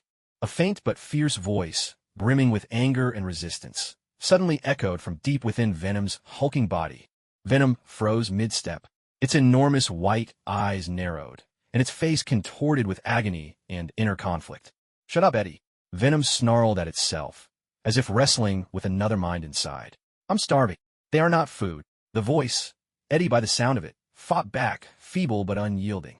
"Let them go." Venom's entire body quaked, the black symbiote matter boiling and writhing like a storm-tossed sea. Clutching its own head, it let out a roar of pain and rage. "You always do this. Damn your conscience. The hunger. We need to feed." "No, we won't." Eddie's voice was firmer than ever. Lin Kan stared in disbelief at the bizarre spectacle. Venom, arguing with its own host? And the host was trying to protect them? Suddenly, he remembered the information he'd read about Venom. The journalist Eddie Brock, though possessed by the symbiote, still seemed to retain some vestige of conscience and moral boundaries deep within. This was an opportunity, a once-in-a-lifetime chance. Lin Kan hesitated no more. Seizing the precious moment while Venom was caught in an internal struggle and unable to react, he scooped up the nearly limp Ophelia with all the strength he had left and charged desperately toward a maintenance hatched deep in the engine room that he'd sensed earlier. "Don't even think about escaping." Venom, realizing their plan, let out a furious, frustrated roar and tried to pursue.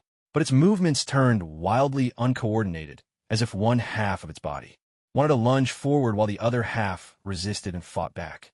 Black tendrils whipped chaotically, smashing the surrounding machinery with thunderous crashes, only serving to hinder itself. Ignoring everything else, Lin Kan dashed to the maintenance hatch, a heavy cover leading down to the waters beneath the ship. He pried it open with all his might.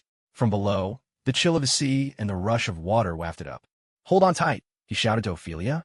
Ophelia clung to his neck with all her remaining strength. Without a second thought, Lin Kan leapt with her into the dark, icy shaft. The freezing seawater swallowed them whole in an instant. Almost at the same moment, Venom finally managed to overpower Eddie's will and lunge to the hatch, unleashing a howl of helpless rage down into the black water below. But in the end, it did not follow them.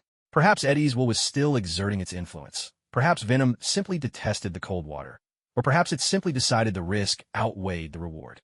In the frigid well, Lin can clung tightly to Ophelia, using his adhesive ability to anchor himself to the slippery, rusted shaft walls, inching upward in search of a way out to the ship's exterior. Above them, the echoes of Venom's howls and the chaos of the battle among Kingpin, Am, and the Avengers gradually faded into the distance. For now, they were safe. But this rescue was far from over. The chaos at the Hydra docks was bound to spark even greater turmoil. And for the first time, Lin can realize that even a monster like Venom harbored a complex human struggle within. Holding the trembling but finally freed Ophelia in his arms, he braved the darkness and the icy water, struggling to find a path toward survival. The numbing cold of the seawater wrapped around them, while darkness and suffocating lack of air pressed in from all sides. Lin can clung to Ophelia with all his might, his adhesive ability searching for purchase on the slick, rusted walls, forcing himself to climb upward, inch by agonizing inch. His lungs burned with pain, his strength long since depleted, and only sheer willpower drove him on. Ophelia kept her eyes tightly shut, the freezing water and overwhelming fear pushing her to the brink of consciousness. Yet instinctively she clung to Lin Can, refusing to let go. No one could say how much time had passed. Just as Lin Can felt his strength about to give out, his fingers finally brushed against a different edge along the well wall, a maintenance grate leading out to the ship's exterior. Summoning the last of his strength, he kicked the grate open with a desperate burst. Instantly, a rush of icy fresh air poured in, carrying with it the distant roar of explosions and wailing sirens. He first lifted the nearly unconscious Ophelia out through the opening, then struggled to pull himself free. They found themselves in an extremely concealed recess near the waterline of the cargo ship, with cold, surging seawater at their feet. Ophelia, Ophelia, wake up! Lin Can gently slapped her cheeks, his voice tight with worry. Ophelia coughed several times, spitting out mouthfuls of seawater. Slowly, she opened her eyes. Seeing Lin Can and the night sky above, she realized they had made it out for now. Tears welled up again, tears born from surviving disaster. Did we get out? She asked weakly. Yes, we're safe for now. Lin Can pulled her tightly into his arms, offering what warmth he could from his soaked, but still living body. Hold on, help will be here any minute. Before jumping into the sea, he had used the last of his energy to send a distress call and their coordinates to Stark and S.H.I.E.L.D. He kept a wary eye on their surroundings. The fighting aboard the cargo ship seemed to have reached a fever pitch. Explosions thundered even more intensely than before, and now energy blasts slashed across the night sky. Clearly, the Avengers and the combined forces of Kingpin, AM, and the Breakers were still locked in fierce combat. Their hiding place was well concealed, but not entirely safe. A few minutes later, a deep, barely audible engine hum blended seamlessly with the sound of the waves, growing closer. Out of the darkness, a jet-black, unmarked speedboat carved silently through the water like a ghost, coming to a halt nearby. Several heavily armed, efficient-looking agents stood on board, led by none other than Phil Coulson. Mr. Lin, Miss Williams, quickly, get aboard. Coulson extended a hand, his tone as calm as ever, but a hint of concern glimmered in his eyes. Relief washed over Lin Can as he hurried to help Ophelia onto the speedboat, aided by the agents. Immediately, they were wrapped in thermal blankets. I'm just glad you're both all right. Coulson looked them over, pausing at the bloodied tears in Lin Can's ruined battlesuit. The medical team is on standby at the shore. The Avengers and my people will handle what's left here. The speedboat spun around and sped away, leaving behind the war-torn waters. Ophelia slumped against Lin Can, exhaustion and safety mingling until she drifted into a deep sleep. Lin Can, too, felt a tidal wave of fatigue threaten to pull him under, but he forced himself to stay awake, eyes scanning the sea, ever alert, unwilling to let his guard down just yet. Back on shore, they were immediately met by the S.H.I.E.L.D. medical team, who had been waiting for them and swiftly took them in for a thorough examination and treatment. Ophelia was mostly suffering from shock, exhaustion, and mild hypothermia, but physically she was unharmed. Lin Can, however, was in much worse shape, multiple soft tissue bruises, minor bone fractures, internal contusions, as well as severe mental and physical depletion. Yet his self-healing abilities had already begun to take effect, much to the doctor's astonishment. While receiving treatment, Lin Can gave Coulson a brief account of what had happened inside the shipyard, focusing on the unusual behavior of the symbiote, especially Eddie Brock's intervention as host, and the fact that Ophelia had been referred to as both the primal template and chief researcher. Coulson's expression grew grave. Eddie Brock, we've been tracking him and the symbiote for some time, but I didn't expect them to be caught up in this mess. Primal template, it seems Miss Williams is far more valuable than we anticipated. He glanced at Ophelia, who was sleeping soundly in a hospital bed next to them. She will have the tightest protection we can provide. A few hours later, Tony Stark and Captain America returned to the temporary command center, looking tired but still full of fighting spirit. The docks and the shipyard are under control. Most of Kingpin's men have been captured. The remaining AIM remnants and a few breakers tried to make a run for it by sea, but Hulk and Thor gave them a very warm send-off. Tony reported with his usual sarcasm, but seeing both Lin Can and Ophelia safe, he visibly relaxed. Good job, rookie, even if your methods were a bit reckless. Steve Rogers walked over as well, giving Lin Can a look that was hard to read, but in the end, he nodded. I'm glad you're both safe, kid. For now, he seemed willing to set aside whatever strange antagonism he'd felt toward Lin Can earlier. Lin Can looked at Captain America, opened his mouth, wanting to apologize for what had happened before, but he couldn't find the words. In the end, he just said softly, "Thank you for getting here in time." At that moment, Nick Fury's one-eyed silhouette appeared at the doorway. His gaze swept over everyone in the room, finally settling on Lin Can and Ophelia. It's not over yet. Fury's voice was low and grave. We've interrogated the prisoners, and, combined with the data Lin Can brought back, we can now say, with near certainty, Miss Ophelia Williams has an extraordinarily unique genetic sequence. She's the key to stabilizing all kinds of extreme genetic mutations, even safely merging alien genes like those of the symbiote. AIM wanted to use her to mass-produce perfect super soldiers. Kingpin wanted her to control or even duplicate bioweapons like the symbiote. As for the breakers, they're just failed experiments, or you could say unfinished products. Everyone in the room drew a sharp breath. The importance of Ophelia meant she would forever be the target of ambitious schemers and shadowy organizations. So, Fury turned to Ophelia, now awake, her face even paler after hearing these words. Miss Williams, you need a place of absolute safety. S.H.I.E.L.D. can offer you protection, but at the same time, we need your help to completely eliminate these dangerous genetic experiments and prevent the technology from falling into even more dangerous hands. Ophelia looked at Lin Can, then at the legendary heroes and agents gathered around her. At last, she mustered her courage and nodded. I'm willing to help, as long as it means putting an end to these terrifying things. Fury shifted his gaze to Lin Can. As for you, Mr. Lin, your abilities, your intellect, and your remarkable talent for finding trouble have all exceeded my expectations. You've proven yourself. Now, I'm giving you two options. First, you can enter SHLD's Witness Protection Program. Together with Miss Williams, you'll disappear, and we'll guarantee your safety. Or, Fury's single eye fixed on him, sharp and unwavering. You can officially join our operation. Use your skills as our special consultant, and keep following this trail until every shadowy mastermind is exposed and brought down. But be warned, this path will be far more dangerous than anything you've faced before. All eyes turned to Lin Can. He barely hesitated, glancing at Ophelia, thinking of Gwen and Miles, recalling his own resolve. He took a deep breath, met Fury's gaze, and though his voice was quiet, it rang with unshakable determination. I choose the second path. To vanish, to run from danger. That wasn't his way, nor would it honor the friends he'd lost. He wanted to take the fight to the enemy, to end this nightmare himself. His journey as a hero, after confusion, fear, struggle, and brief alliances, was now finally laid out before him, clear and resolute. It would be a road strewn with thorns, shrouded in darkness. But he would walk it without regret. Lin Can's answer was so firm, so decisive, that for a moment, the command room fell utterly silent. A faint flicker of approval flashed in Nick Fury's lone eye, though it was mostly masked by his usual caution. Good, Fury nodded, his tone as steady and unreadable as ever. But you need to understand, this is no game. You're no longer just a temporary ally or a victim. You're an asset to S.H.I.E.L.D. now. You'll follow orders, undergo training, and abide by our protocols. Your abilities and your actions will all be monitored and evaluated. I understand, Lin Can replied, meeting his gaze without flinching. He knew this meant sacrificing some of his freedom, but if that was the price for the resources and support needed to finish this fight, he was willing to pay it. Tony Stark crossed his arms and raised an eyebrow. Wow, the rookie's going official? I hope you know what you're getting into.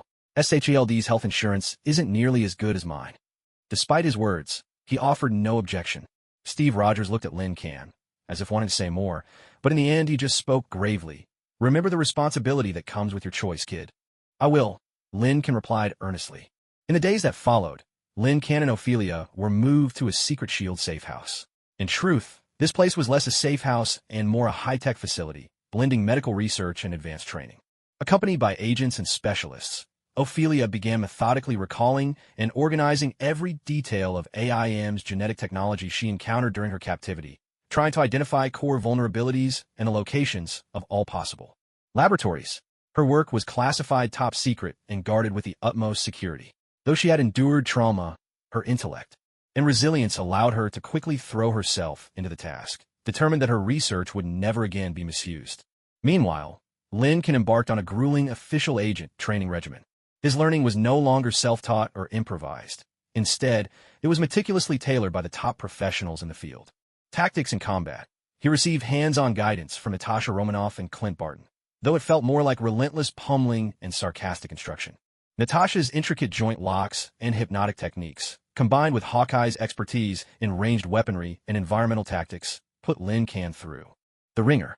Yet every day, his close-quarters combat skills and tactical thinking improved by leaps and bounds. His lack of physical strength became glaringly apparent, forcing him to maximize his extra-dimensional perception and agility, mastering redirection, evasion, joint control, and targeting vulnerabilities. Gear upgrades and adaptation. Tony Stark kept his promise as an investor, dispatching an engineering team, naturally under his remote supervision, to build Lin Can a true profit suit based on his homemade gear and combat data. The suit was built using Stark Industries' proprietary nanotechnology, not quite on the level of the Mark series, but leagues beyond. Standard body armor. It was lightweight, highly protective, equipped with life support systems, and even basic optical camouflage. The web shooters were completely overhauled, now powered by a high-efficiency miniature arc reactor, albeit a simplified version. Their range, strength, and modes, impact, binding, electrical, explosive, and more were all adjustable. The fluid cartridges could be swapped out quickly for different web formulas. His force field wristbands were upgraded to wearable generators, with dramatically improved energy efficiency and deployment speed. Now he could create more complex, localized force fields on the fly.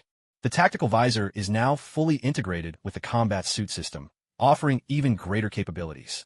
It's directly supported by a subroutine from Friday, providing real-time tactical analysis, marking enemy weak points, environment scanning, and, crucially, secure communication with teammates.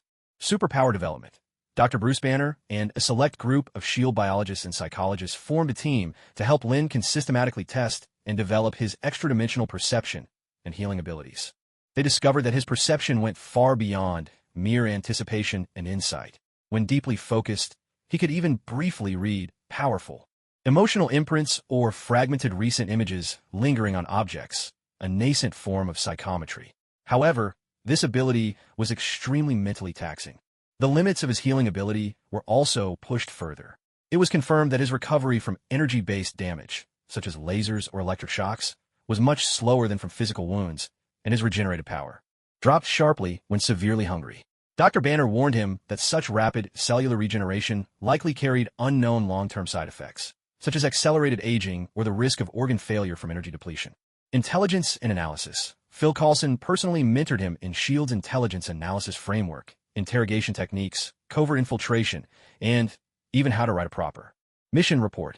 Lin Can's extra-dimensional perception showed astonishing potential in information filtering and pattern recognition, often catching subtle connections even seasoned analysts missed. Training was grueling, at times even painful, but Lin Can gritted his teeth and pressed on. Every collapse from exhaustion, every time Natasha took him down with ease, every searing headache after overextending his senses, each one made him stronger, sharper, more professional. He was no longer the reckless teenager who charged in on passion and cobbled together gear. He was beginning to truly understand what tactics meant, what it took to be part of a team, and what it meant to shoulder responsibility. During this period, he also became acquainted with more SHIELD resources and personnel, like Simmons and Fitz from the Science Division, both deeply enthusiastic about researching his powers and equipment. Occasionally, he even caught glimpses of Agent 13, Sharon Carter, reporting for duty.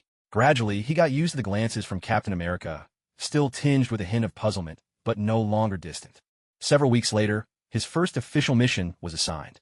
Cross-referencing intel from Ophelia with the data Lin Can had previously gathered, SHIELD pinpointed a suspected early-stage gene lab, possibly abandoned by AM, but potentially still holding crucial information hidden deep in the Canadian Rockies. The mission wasn't high risk. It was primarily reconnaissance and data retrieval. Hawkeye would lead the team. The only members, Lin Kan and a taciturn shield commando. The operation went smoothly. Most of the laboratory was indeed deserted, with only a few automated defense systems and a handful of maintenance robots remaining. Lin Kan's hyperdimensional perception and his upgraded gear proved invaluable. He consistently detected traps and hidden cameras in advance, deftly neutralizing threats with his webs and force fields, and even spotted a deeply concealed air gap database through his visor. Hawkeye watched as Lin Kan dispatch the last defense robot with swift efficiency, then let out a low whistle through the comms. "Hey, Prophet, nice work. Way better than a certain someone who used to get web all over his own face." Lin Kan knew Hawkeye was referring to Spider-Man, Peter Parker, and couldn't help but chuckle. "Thanks for the compliment, Agent Barton." However, just as they finished copying the data and were preparing to leave, Lin Kan's hyperdimensional perception suddenly picked up an extremely faint yet uncannily familiar energy signature, something akin to the aura of a wall-breaker gene-modified soldier, but even more wild and unstable. And it was closing in fast. Something's coming. High-speed, target approaching. From underground. Energy signature, similar to a wall-breaker, but stronger. Lin Kan alerted them at once. Almost as soon as he spoke, the metal floor beneath their feet buckled upward and tore open with a violent screech. A dark shape rocketed upward like a cannonball. It was a monstrosity, even more grotesque than any wall breaker they'd seen before. Its body was huge, muscles warped and swollen to the point of barely resembling anything human. Its skin was an unhealthy crimson, laced with bulging, blackish veins. Its eyes blazed with nothing but pure madness and a hunger for destruction, and it unleashed a guttural roar that sounded nothing like any human voice. There was no reason left in it, only the primal urge to attack. A failed AIM experiment, cleanup protocol. Hawkeye assessed instantly, lifting his bow and firing an arrow in one smooth motion. The explosive arrow struck the monster square in the chest, erupting in a burst of fire and light. But the creature merely staggered, its chest charred black, yet it seemed oblivious to pain, surging forward in an even more frenzied charge. "Watch out! Its regeneration is off the charts," Lin Kan shouted, launching webs in an attempt to bind its legs. The beast's strength was terrifying. It ripped through the tough webs like they were nothing. One of the shield assault agents opened fire, but the bullets only left faint white marks on its skin. With a single massive swipe, the monster struck the agent, sending both man and weapon crashing into the wall with bone-shaking force. Their fate uncertain. "Damn it!" Hawkeye fired again and again, but the creature shrugged off the arrows, either blocking them with its arms or simply enduring the hits with its body. Lin Kan forced himself to stay calm, pushing his hyperdimensional perception to the limit, searching, analyzing. Weakness. Where's its weakness? He saw it. At the back of the monster's neck, an implant was flashing red wildly, pulsing with unstable surges of energy. Was that its control or power core? Or a self-destruct device?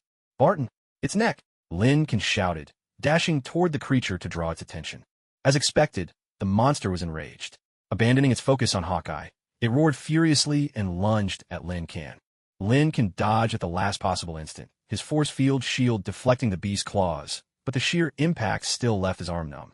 Seizing the moment, he flicked his wrist, sending a strand of specialized, high-voltage webbing streaking straight for the implant at the back of the monster's neck. A sizzling surge of electricity crackled through the air. The high-voltage current surged in an instant. The implant erupted in a shower of electric sparks. The monster let out a deafening, guttural scream, its body convulsing violently as it froze mid-motion. Hawkeye seized the fleeting opportunity.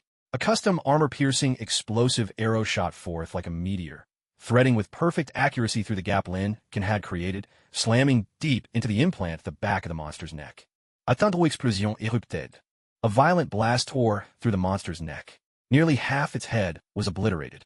The massive body swayed, then finally crashed to the ground with a heavy thud, twitching a few times before falling still. The laboratory fell silent once more, broken only by the harsh crackle of lingering electric sparks. Lin Kan and Hawkeye, both gasping for breath, exchanged a glance, each seeing the gravity in the other's eyes. "It looks like AIM left us more than one surprise," Hawkeye remarked as he checked the unconscious commando. Thankfully, the armor had protected him. He was gravely injured, but alive. "Nice work, Prophet. Your eyes are something else." Lin Kan stared at the grotesque corpse, feeling no triumph in victory, only a heavy sense of foreboding. The experiments of AIM were far more deranged than he'd imagined. If these rampaging monsters ever escaped into the world, the consequences would be unimaginable. His resolve only steeled further. This path was dangerous, but someone had to walk it. He stepped to the smoldering remains of the monster, crouched down, pulled on his gloves, and began a careful examination of the shattered implant and the creature's physiological features, searching for more clues.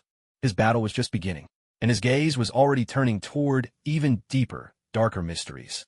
The harrowing ordeal at the Rocky Mountain Laboratory had been a cold shock to everyone involved, Lincoln included.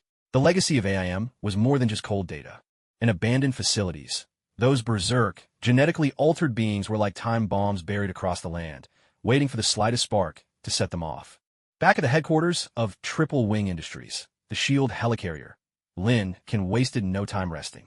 He immediately threw himself into an in-depth analysis of the data they had recovered, along with an autopsy of the rampaging modified creature. His transcendent perception proved invaluable in processing information. He could spot abnormal patterns that ordinary algorithms missed in the tangled web of experiment logs, and even sense the unique frequencies within the modified creature's tissues just before their energy collapsed. This instability isn't a design flaw, Lincoln reported at the tactical briefing, as his findings appeared in shimmering holograms. It's more like a forced, overloaded evolution. The implants aren't just channeling energy, they're constantly rewriting the host's genetic code, pushing it to mutate uncontrollably until it breaks down. Bruce Banner stared at the data, his brow deeply furrowed. Forcibly accelerating evolution? That's insane. They're not seeking stability. They're creating disposable suicide weapons. Or perhaps they're running some sort of extreme environmental adaptation stress test, Nick Fury mused. What exactly are AIM and their shadowy backers preparing for? All clues pointed to a shell company whose name cropped up repeatedly in financial transfers and supply logs, Prometheus Biotech. Its registration details were shrouded in ambiguity, but its financial resources were alarmingly vast. We need to infiltrate Prometheus's core servers, Deputy Director Maria Hill proposed, and uncover who's really pulling the strings and what their endgame is. Their cybersecurity is fortress-grade. Any conventional breach will be spotted and countered in an instant, Fitz warned, voicing his technical concerns. Maybe we don't need a full breach, Lincoln offered, his eyes gleaming with a bold idea. My perception might let me trace the imprint of data streams within their internal network, much like tracking energy fluctuations in the physical world. If we can find a physical access point close to their main fiber optic cable, even if the connection lasts only a split second, I could sniff out key data flows and their destinations without ever having to break through their firewall. It was a completely unprecedented approach, applying superhuman abilities to virtual network tracking. Tony Stark, joining the meeting remotely, perked up with interest. Now, that's an intriguing idea. Psychic hacking, huh? High stakes, kid. If your mind gets hit by a data surge, or you're traced back. Someone's out to try, Lincoln replied, resolute. Ophelia watched him, concern flickering in her eyes, but she didn't protest. She knew this was a necessary risk. The plan was drafted in a flash. SHELD's intelligence division pinpointed the headquarters of Prometheus Life Sciences in a Manhattan skyscraper and identified a main fiber optic cable buried deep underground, running through a nearby subway tunnel. A few days later, in the dead of night, deep within the tunnels of the New York subway, inside a maintenance shaft, Lincoln was clad in his new Prophet battlesuit, his wrist linked to a custom-designed signal coupler engineered by Fitz. The other end was fastened onto the thick, heavily shielded fiber optic cable. Natasha and Clint stood guard at both ends of the tunnel, Hawkeye's high-tech arrows at the ready, prepared to sever the connection by force if anything went wrong. Ready, Prophet? Phil Coulson's voice came through the earpiece, carrying a trace of tension. Let's begin. Lincoln drew a deep breath, closed his eyes, and focused all his energy. Transdimensional perception, extend. This was no longer about sensing the physical world. It was about plunging his consciousness into the surging torrent of zeros and ones, a digital flood of overwhelming force. Instantly, a chaotic, tangled stream of high-speed data battered his mind like a tidal wave. Noise, shards of images, meaningless code, all threatening to swallow him whole. A muffled groan of pain escaped Lin Can's lips, his temples throbbing violently. Lin Can, hold on. Filter out the static. Look for Prometheus's unique data signature. Tony's voice cut in, sharp and instructive. Gritting his teeth, Lin Can held firm. Drawing on his memories of AIM's previous data patterns and his own formidable willpower, he struggled to find that faint, coldly familiar presence within the torrent of information. Like a glimmer of light in the darkness, his awareness locked onto an encrypted but distinctively marked data stream. He followed it upstream, tracing its source and destination. His perception pushed upward, piercing layers of rock, into the skyscraper above, slipping past tier after tier of security, into the heart of the server cluster. And then, the data wasn't just flowing one way. It was sending outwards, too, to multiple destinations. One under the sea, another in geosynchronous orbit, and he heard it. There was more than just experimental data in the stream. There were commands, activation codes, meant for those berserk-modified beings lying dormant all over the city. A countdown, ticking down by the second. This is bad. Lin Can's eyes snapped open in alarm. They're not running tests. They're deploying weapons. The activation command's already out. Their targets are multiple subway hubs, power stations, and Tri-Fly headquarters. They know we're here. Almost as the words left his lips, a long, blaring siren sliced through the darkness.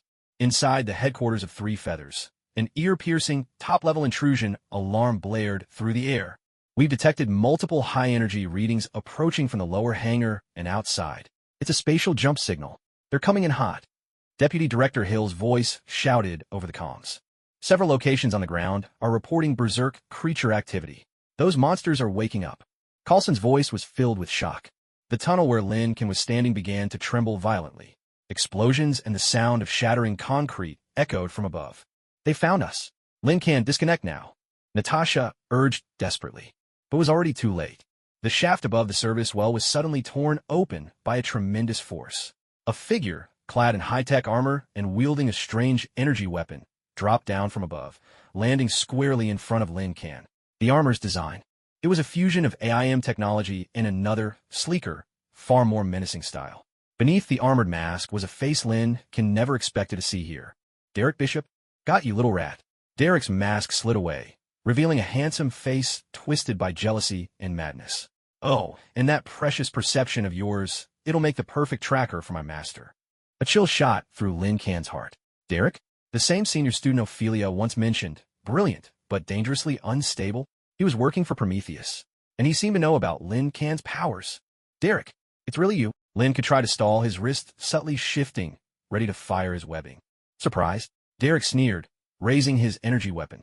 Ophelia, that foolish girl, sitting on a treasure she doesn't even understand, choosing to follow a freak like you with your spider tricks. Once I've squeezed every drop of value from you both, you'll see who truly deserves the key to evolution. The energy weapon flared with a blinding light. At that critical moment, the tunnel wall exploded sideways. A crimson figure crashed through like a cannonball, roaring with fury. Step away from him, you tin can. It was Luke Cage. His whole body gleamed with a metallic luster as he shielded Lin Can from Derek, the energy blast striking him harmlessly and scattering sparks.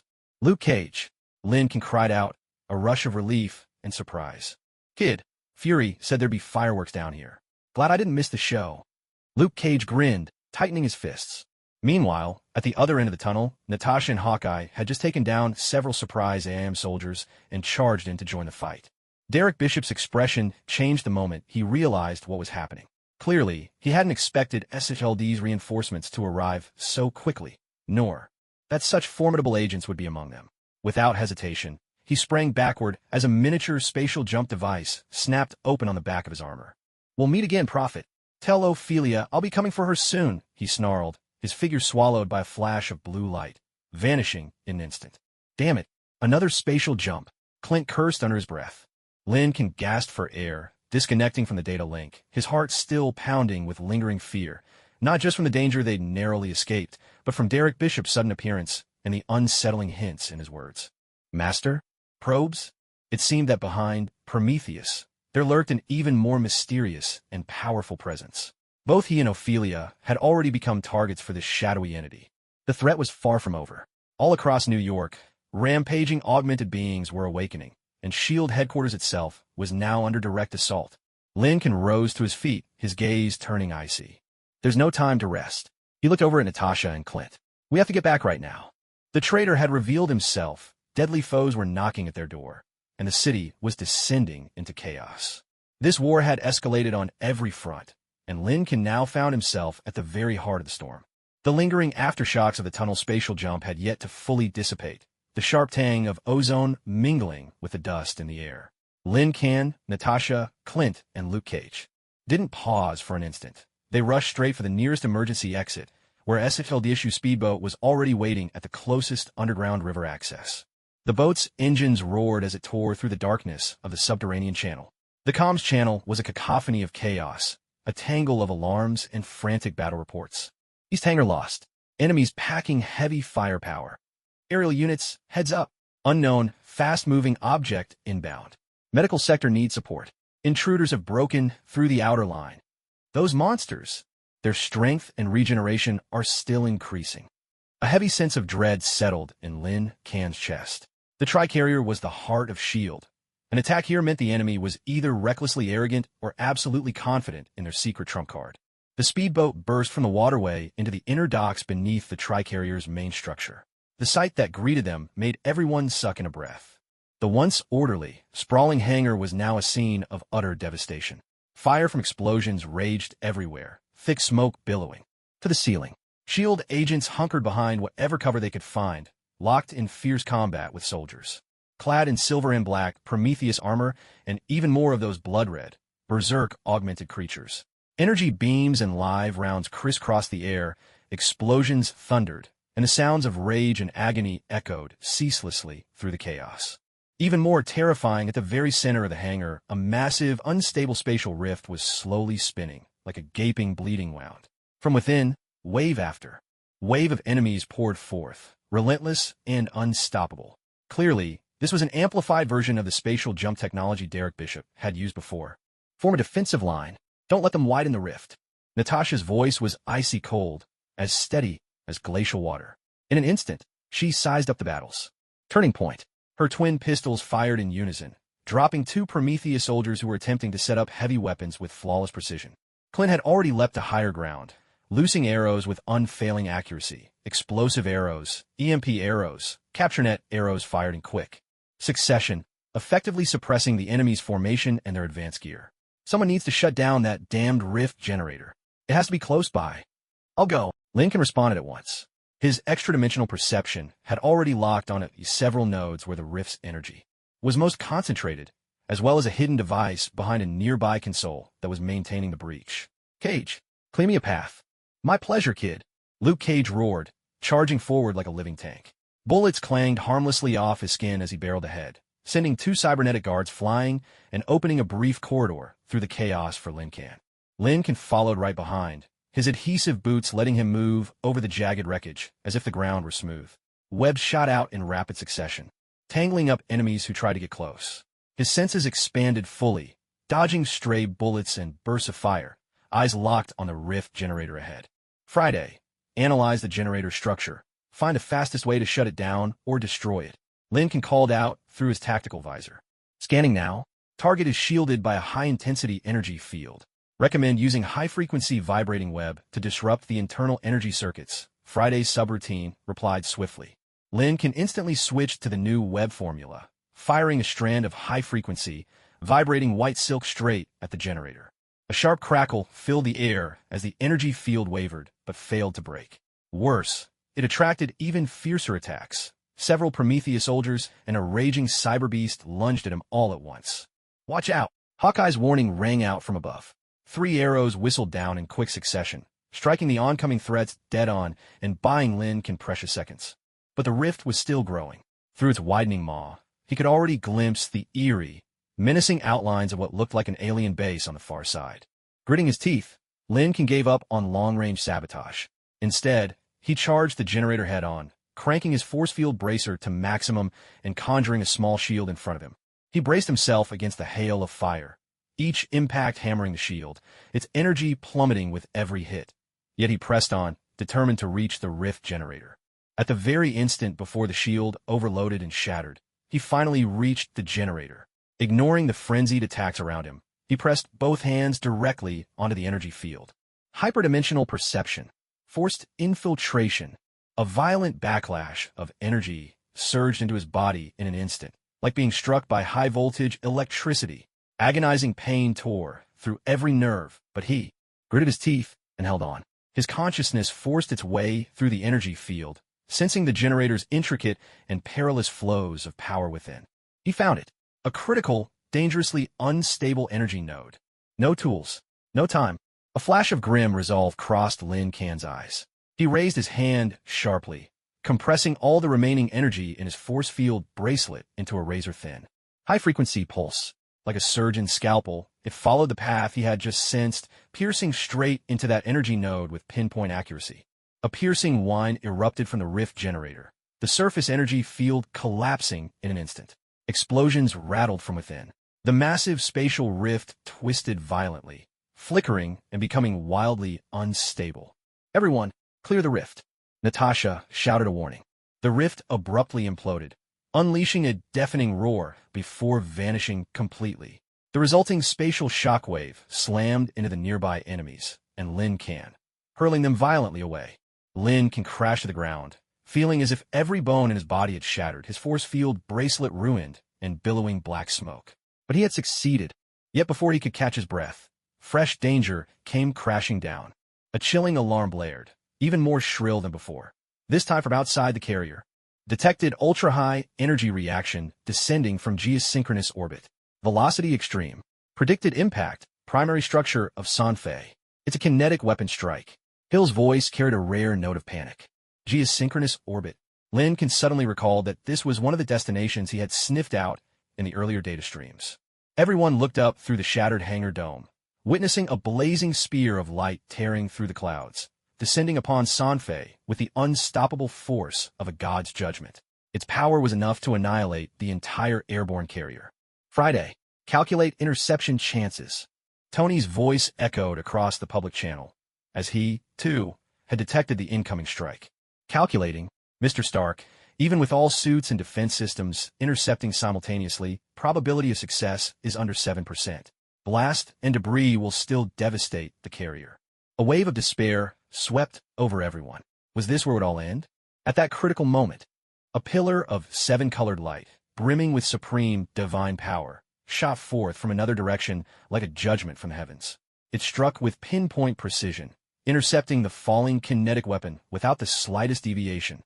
A thunderous explosion erupted high in the atmosphere, as if a supernova had detonated in the sky. The dazzling brilliance illuminated the entire night, so bright it could be seen clearly even from the ground. The shockwave from the blast made the colossal triskelion shudder violently, yet its main structure remained unscathed. For a moment, the communication channel fell into total silence, then burst forth with cries of astonished relief from those who had narrowly escaped disaster. "What was that?" Lin Can murmured. "It's Heimdall." Thor's bold and grateful voice boomed through the channel. "He saw our peril. The power of the Bifrost can deflect any mortal attack." The Bifrost. Heimdall, guardian of Asgard. Reinforcements from the realm of gods had arrived at the most critical moment, saving everyone from destruction. With the threat of the kinetic weapon neutralized and the spatial rift closed, the remaining Prometheus soldiers and augmented beings were swiftly eliminated or captured by the Avengers and S.H.I.E.L.D. agents, who quickly rallied to the counterattack. For now, the battle seemed to have drawn to a temporary close. Inside the Triskelion, chaos reigned, but the heart of the facility remained intact. Lin Can slumped amid the ruins, watching teams of medics and cleanup crews rushing about. He could feel the healing agents in his body slowly knitting his wounds back together, but his heart felt far from at ease. Derek Bishop had escaped. The true master behind Prometheus had yet to reveal themselves. There had been a perfectly targeted, deadly strike from synchronous orbit. And finally, that almost miraculous rescue from Asgard. All of it pointed to one inescapable truth. The enemy they faced was far more than just a mad science organization. The scope and stakes of this war had already surpassed Earth, reaching out into the cosmic seas, and perhaps even further into realms beyond imagination. Nick Fury approached, his single eye sweeping over the ravaged hangar before finally resting on Lin Can. "It seems our prophet truly foresaw a disaster we almost couldn't survive," Fury said in a low voice. "Good work, Agent." He used the title Agent. Lincoln looked up at Fury. "But this is only the beginning, isn't it?" Fury gave no answer, but his silence said everything. The storm was far from over, and Lin Can knew there was no turning back from the path he had chosen. Repairs at the Triskelion headquarters began in an atmosphere both somber and efficient. Wounds had to be tended, losses accounted for, but, more urgently, they had to glean every scrap of information from the sudden attack to truly understand the nature of their adversary. Thanks to his self-healing abilities and SHLD's top-tier medical care, Lin Can's injuries healed swiftly. Yet the turmoil in his mind refused to settle. A kinetic strike from geosynchronous orbit, the intervention of the Bifrost, all of it had escalated the conflict to a level he'd never even imagined. Nick Fury urgently convened a high-level briefing. The attendance list was tightly restricted. Only Captain America, Iron Man, joining remotely, Black Widow, Deputy Director Hill, and in a rare exception, Lincoln himself. Holographic projections displayed the data Lincoln had sniffed out, analyses of captured enemy armor, and energy signature from both the spatial rifts and kinetic weapons. The conclusion is clear. Tony Stark's voice came through the speakers, more serious than ever before. The technology used against us doesn't come from a single source. There's AIM's genetic modifications, Prometheus's armor, and their spatial jump tech, the propulsion and guidance systems behind that orbital strike. These belong to entirely different tech trees, maybe even different worlds. Different worlds? Steve Rogers frowned deeply. The parallel universe hypothesis isn't just speculation. Dr. Bruce Banner joined the conversation from another lab, where he was analyzing samples from the Berserk-modified subjects. Quantum fluctuations, dimensional folding. There are countless theories supporting the existence of a multiverse. If a universe out there has technology far beyond ours, or took a completely different path, and if they found a way to cross the boundaries between dimensions, then what we're facing might not be a single organization at all, but potentially a cross-universal empire. Nick Fury voiced the chilling possibility. Prometheus might just be their agent, their white-gloved intermediary in our universe. The master Derek Bishop mentioned could very well be an entity from another universe. A heavy silence fell across the meeting room. The internal crises on Earth were already unresolved, threats from the cosmos loomed in the background, and now there was the looming specter of a parallel universe invasion. This was far beyond the scope of anything S.H.I.E.L.D., or even the Avengers, were prepared to handle. We need more information. Natasha finally broke the silence. How they cross dimensions, what their true goals are, and, most importantly, what their weaknesses might be. Lincoln's special perception might be our only way to actively track their dimensional activities, at least for now. Deputy Director Hill glanced at Lincoln, but last time was far too dangerous. I could try again. Lincoln said without hesitation. This time, I'll be ready. They took Ophelia, attacked headquarters, nearly killed all of us. I can't just sit here and do nothing. His eyes were steely with resolve. After so many battles and crises, he was no longer the student paralyzed by fear. Fury studied Lincoln, the gleam in his single eye shifting before he finally nodded. But not in the subway tunnels. We need somewhere safer, more controlled, a place that can amplify and protect your senses as much as possible. Tony, Friday's already modifying the quantum lab at Stark Tower. Adding neural interfaces and a dampening field, Tony replied. Should help keep the kid from drowning in the data stream.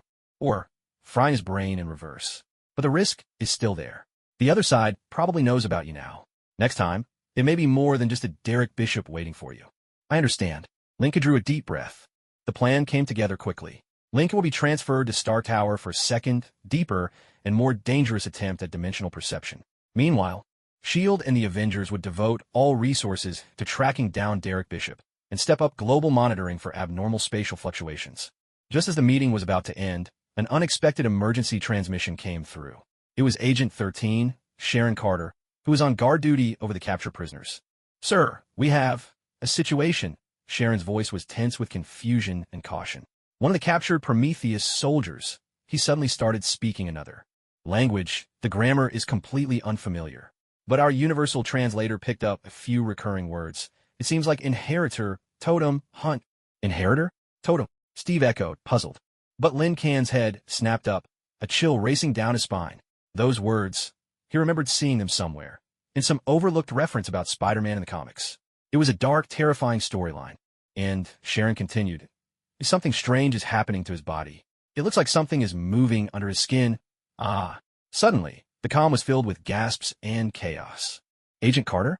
What's happening? Fury demanded urgently. The target's gone. Sharon's voice trembled with shock.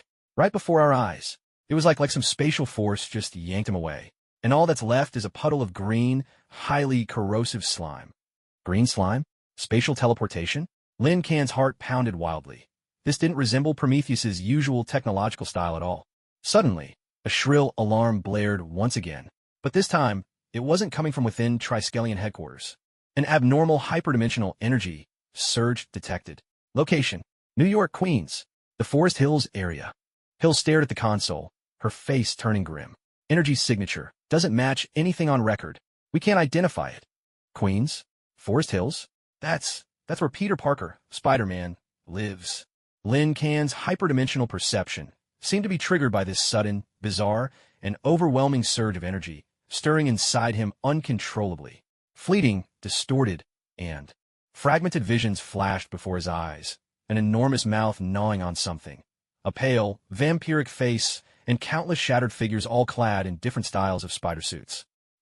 He clutched his head, overcome by a stabbing pain and a wave of nausea. Lin Can. Natasha caught hold of him, steadying him. It's them. Lin Can's face was ashen, his voice trembling. Those terrifying scenarios from the comics had suddenly become real. The inheritors, predators who feed on spider totems across the dimensions. They're here. He whipped around to face Fury and Steve. Their target isn't just this world. It's every Spider-Man in every universe. All the power of every spider totem. Peter Parker is in danger. The room fell into stunned silence. Moments ago, they'd only been discussing the threat of parallel universes. Now a new horror, one that preyed on superheroes, had arrived, and their very own Spider-Man was the first target. Contact Peter Parker immediately. All units, maximum alert. Target, Forest Hills, Queens. Fury issued the order at once, and Triskelion snapped instantly back into battle mode. Tony Stark's armor roared into the sky from Stark Tower, streaking straight toward Queens. Lin Can fought through the stabbing pain and the chaos in his mind, struggling to his feet. I'm going to. My perception. It might help us track them. The situation had taken a dramatic turn. The crisis was no longer coming from a laboratory or some would-be conqueror, but from beyond the dimensions themselves, ancient demons that hunted heroes as prey. Lin Can knew that a brutal war for survival was about to begin, one that would span the entire multiverse, far beyond anything he'd ever faced before. Having unwittingly inherited the power of the spider, he was now caught up in the eternal hunt for the spider totems. His fate, now and forever, was bound to the destiny of every Spider-Man across all universes. The blaring alarm pierced through the wounds of the Tri-Flight headquarters like icy steel needles, reopening scars that had yet to heal. Nick Fury's orders thundered across the base like the pounding of war drums, igniting everyone into action in an instant. The coordinates flashing on the screen, Forest Hills and Queens, stood out like a bleeding bullseye. Stark, you're the fastest. Fury solitary, I swept over the holographic map, zeroing in on that familiar neighborhood. Already on my way, old timer. Try to keep up. Tony Stark's voice crackled through the comms, chased by the shriek of a Quinjet's engines. His red and gold armor had already become a shooting star across the night sky. Captain America, Steve Rogers, seized his vibranium shield, his gaze unyielding as stone. Natasha, Hill, coordinate ground lockdown and evacuation. Lin, he turned to Lin Can, whose face was pale, still trembling from the nightmarish visions echoing in his mind. I have to go.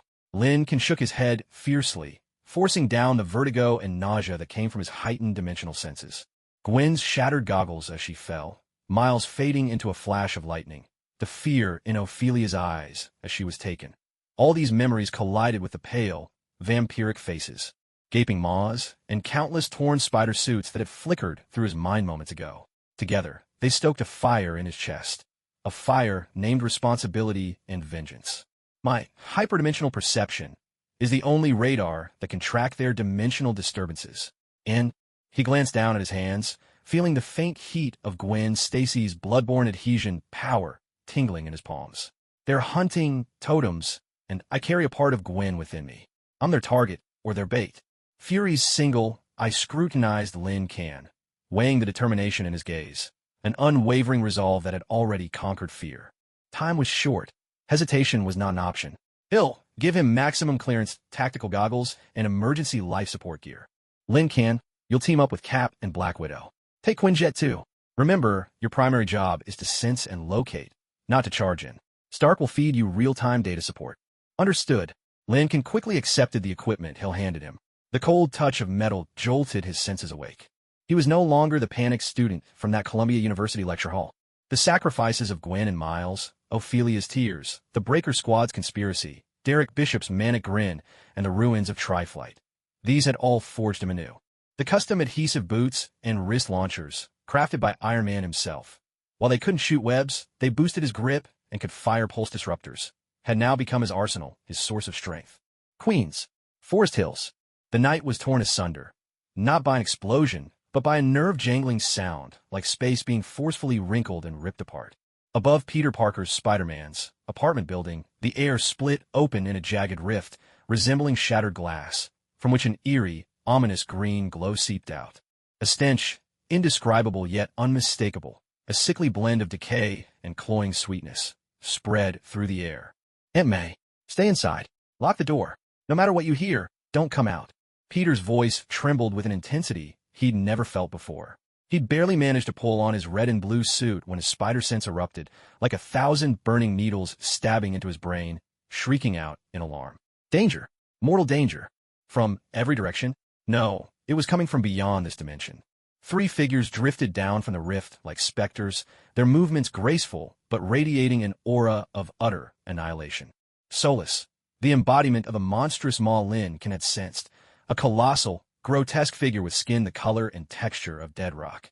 His massive jaws yawned open and shut, revealing rows of razor-sharp teeth, while drool dripped to the ground, hissing and sending up wisps of acrid smoke. His eyes were twin infernos of hungry, greedy fire, fixed unblinkingly on Peter, as if he were gazing at the rarest delicacy. He was the progenitor, the very incarnation of hunger. Morlun, pale as a vampire lord, tall and slender, clothed in a meticulously tailored yet antiquated black suit. His gaze was hollow, but glinted with a sadistic cat-and-mouse amusement. He flexed his fingers lightly, black mist swirling at his fingertips, ready to drain the very life from his prey. He was the most elegant of hunters, savoring every moment of the chase. Bora, a silent, female form seemingly sculpted from shadow and bone. She moved with blinding speed, her hands transformed into razor-sharp bone claws, her entire presence exuding a soul-chilling cold. She was the merciless executioner. Ah, the scent of something fresh, something primal. The spider's essence. Morlun's voice slithered through the air, as if silk were rasping against a rusted blade. It carried an alien cadence, echoing directly inside every mind, making translation devices redundant. The totem of this universe. Your power now belongs to us. Consider it a gift. What the hell are you things? Peter shouted, firing a strand of web at the nearest figure, Morlun, while springing backward. His spider sense screamed louder than ever. Each of these 3 radiated a menace that dwarfed even Kingpin and Dr. Octopus combined. Morlun merely lifted a hand. The web, usually so strong, withered to dust the instant it touched the black mist swirling at his fingertips. Such futile struggle, little insect. He stepped forward, collapsing the distance in a heartbeat, and in the blink of an eye, his pale hand lunged for Peter's face. A blazing repulsor beam shot out from an ironclad palm, striking with pinpoint precision between Morlun and Peter. The intense explosion violently tore the two apart. Hovering in the air, the golden-crimson Iron Man glared down, Tony's voice cold beneath the mask. "Hey, albino gentleman dressed for a medieval costume ball. The party hasn't started yet. Keep your hands to yourselves. If it's a fight you want, I'm happy to oblige." Almost simultaneously, a Quinjet piloted by Captain America and Black Widow dove down from above, its hatch swinging open. Shield in hand, Cap leapt out first, with Black Widow right behind him, twin pistols at the ready. Lincoln was the last to jump, his magnetic boots clamping securely to the apartment building's outer wall. His tactical goggles scanned furiously, locking onto 3 terrifying targets radiating high-dimensional energy, relaying data in real time to Stark and S.H.I.E.L.D. "Cap, Natasha, Mr. Stark," Peter's voice rang out, tinged with the relief of a close call, but weighed down by urgency. "Be careful. They can absorb energy. Something feels off." "Copy that, Spidey." Tony shot back, micro-missiles popping out from his armored shoulder. Jarvis, "Oh, sorry, Friday. Analyze their energy absorption patterns. Hunt for weaknesses." Lynn, report in. Lynn's transdimensional perception ran at full tilt, like a fragile antenna exposed to a raging torrent of information. Fighting through a pounding headache and waves of nausea, he struggled to make sense of the chaotic dimensional signals. "Mr. Stark, their energy, it's like a black hole, devouring everything around them. Life force, energy, even space itself." The big guy, Saurus, his core's in his chest.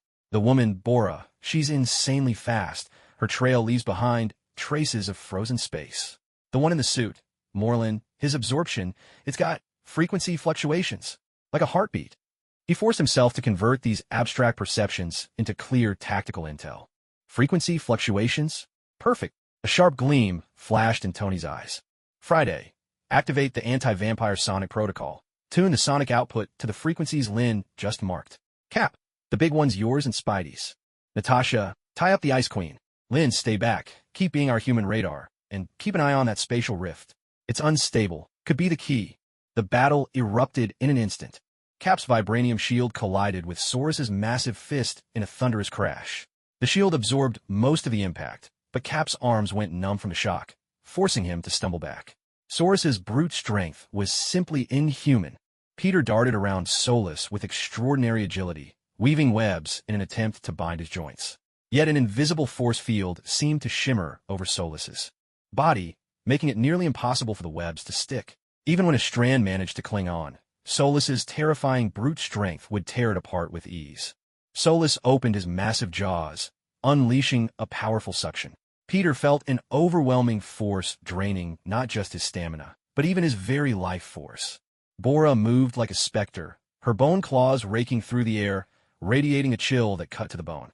Relying on her elite combat skills and the crackling sting of her widow's bite, Black Widow fought back fiercely. But Bora's speed and strength far exceeded human limits.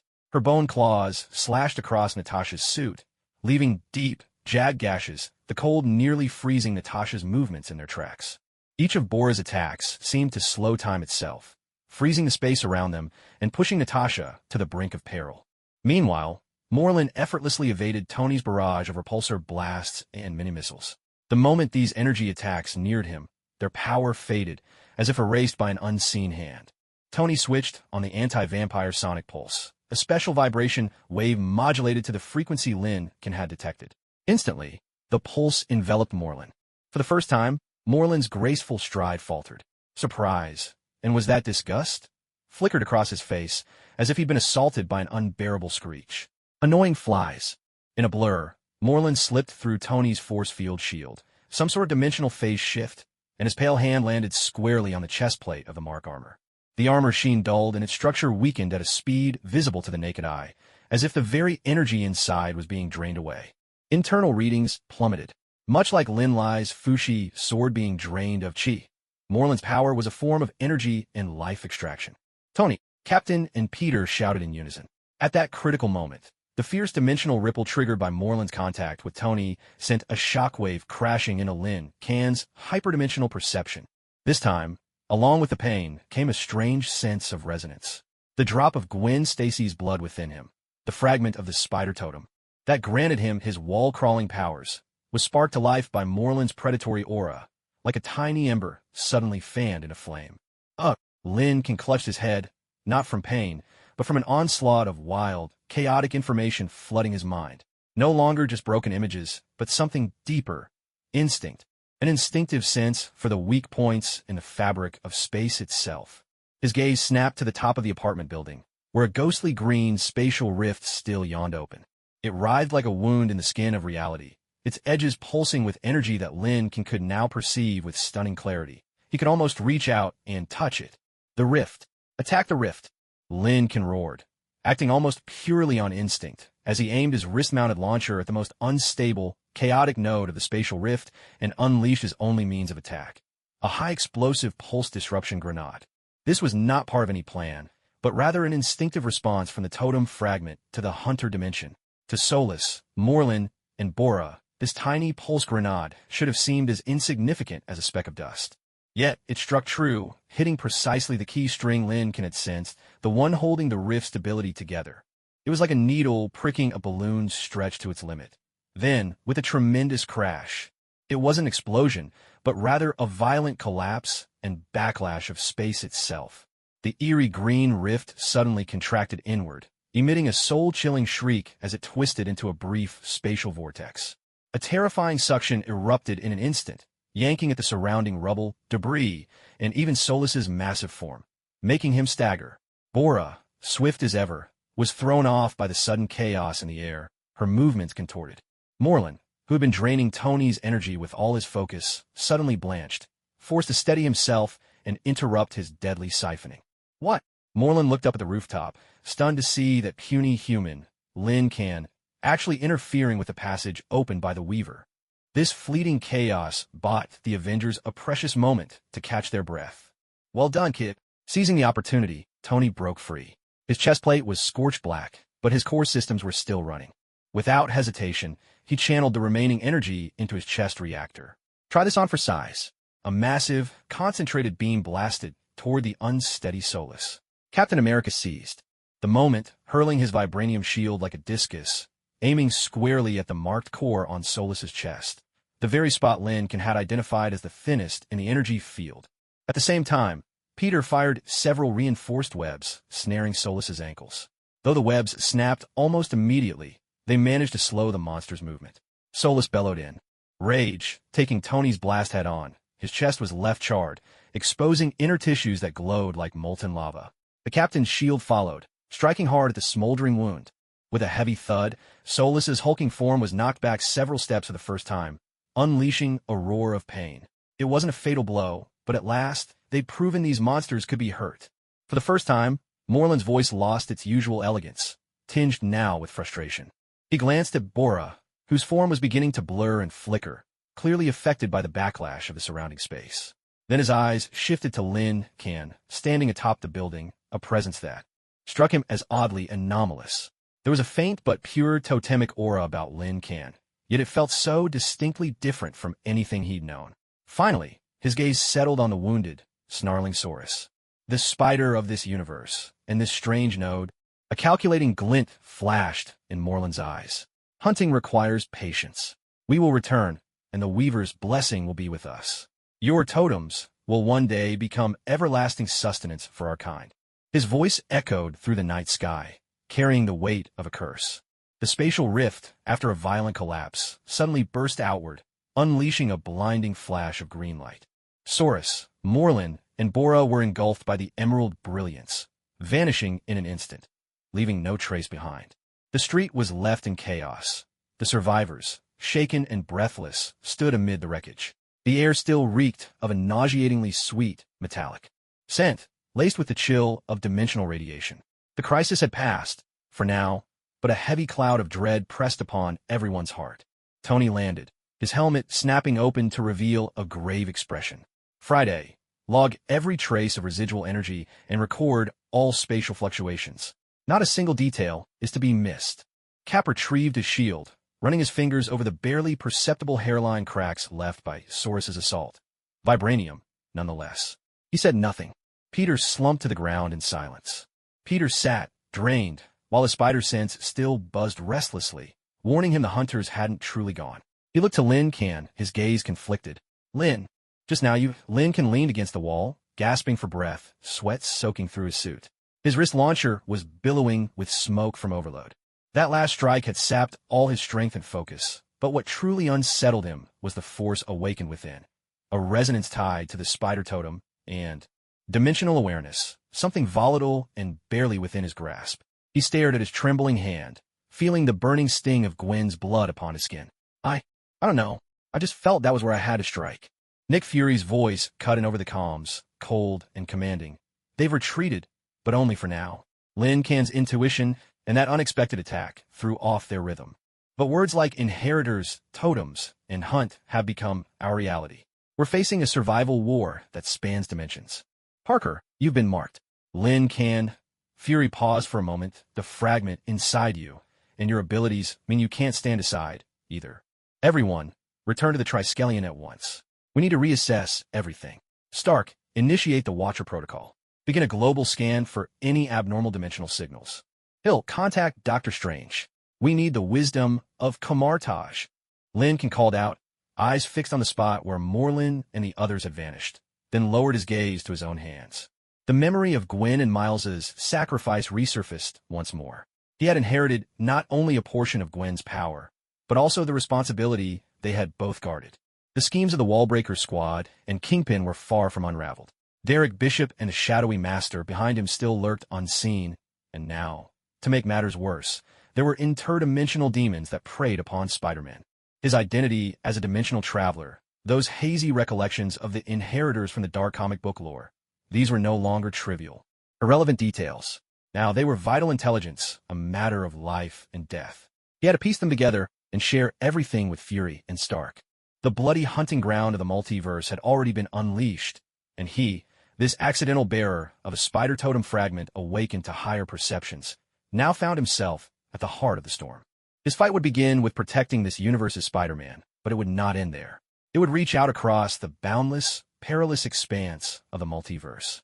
Survival or extinction, the prelude to this eternal hunt had only just begun. The quantum lab renovation at Stark Tower was still unfinished, and Fury's proposal for a new safe house was still in the works. After surviving a life-and-death struggle across dimensions, both Lin Kan's mind and body were utterly worn out. For now, he had retreated to his rented, relatively hidden apartment in Queens. Even SFLD's records noted it only as a standard safe house address, known in theory to just Fury, Hill, and a handful of logistics agents. The apartment was small and simply furnished, but at this moment, it was his only refuge, the only place where he could catch his breath. Outside, the lights of New York still blazed as brightly as ever, as if the interdimensional hunt that had nearly destroyed an entire neighborhood just hours ago was nothing but a bad dream. But Lin Kan knew better. The drop of Gwen's blood within him still burned faintly, a constant reminder that the threat of the inheritors hung above him like a sword poised to fall. He slumped onto the sofa, exhausted, carelessly tossing his tactical goggles onto the coffee table. Stark's transmitted energy analysis of Solus's damaged chest core still lingered on the display. Friday, Lin Kan spoke into the air, his personal communicator synced to Stark's AI. Pull up all available information on the inheritors, the spider totems, both public and encrypted files, and all known theories on parallel universe traversal, especially comparative energy signature analyses. He needed to organize the fragments of chaotic memories in his mind, to turn comic book lore into actionable intelligence that Fury and Stark could grasp. Processing, Mr. Lin. Friday's gentle voice sounded. The data is vast and will take approximately 15 minutes to organize. I suggest you take a rest. Mr. Stark reminds you that your physiological indicators show signs of excessive fatigue and minor neural damage. Lin Kan forced a bitter smile. He wanted to rest too, but the fragmented images swirling in his mind, the gaping, monstrous maw, the pale Moreland, the anguished cries of countless Spider-Men, gnawed at his peace, clinging to him like a shadow that refused to let go. He got up and walked to the window, hoping to catch his breath and, at the same time, check the situation on the street below. By habit and thanks to the micro-passive sensors Stark had installed, he knew he could, in theory, detect most conventional threats in advance. Just as he drew back the curtains, a faint, nearly imperceptible static crackle brushed past his ear. It wasn't coming from his communicator. It was more like the miniature energy core in his boots was reacting to some kind of interference. Although Lin Kan's hyperdimensional perception was running dangerously low on reserves, his sensitivity to energy anomalies remained keen. His heart skipped a beat. A chill of foreboding gripped him instantly. Friday, scan the surrounding area. Focus on energy shields and sources of signal interference. He lowered his voice urgently, instinctively pressing his body against the wall for cover. Scanning. Warning. High-intensity directional EMP interference detected, covering this building in a 50-meter radius. External communications are blocked. Passive sensors offline. Source of interference. Unable to pinpoint. Suspected to be multi-node distributed deployment.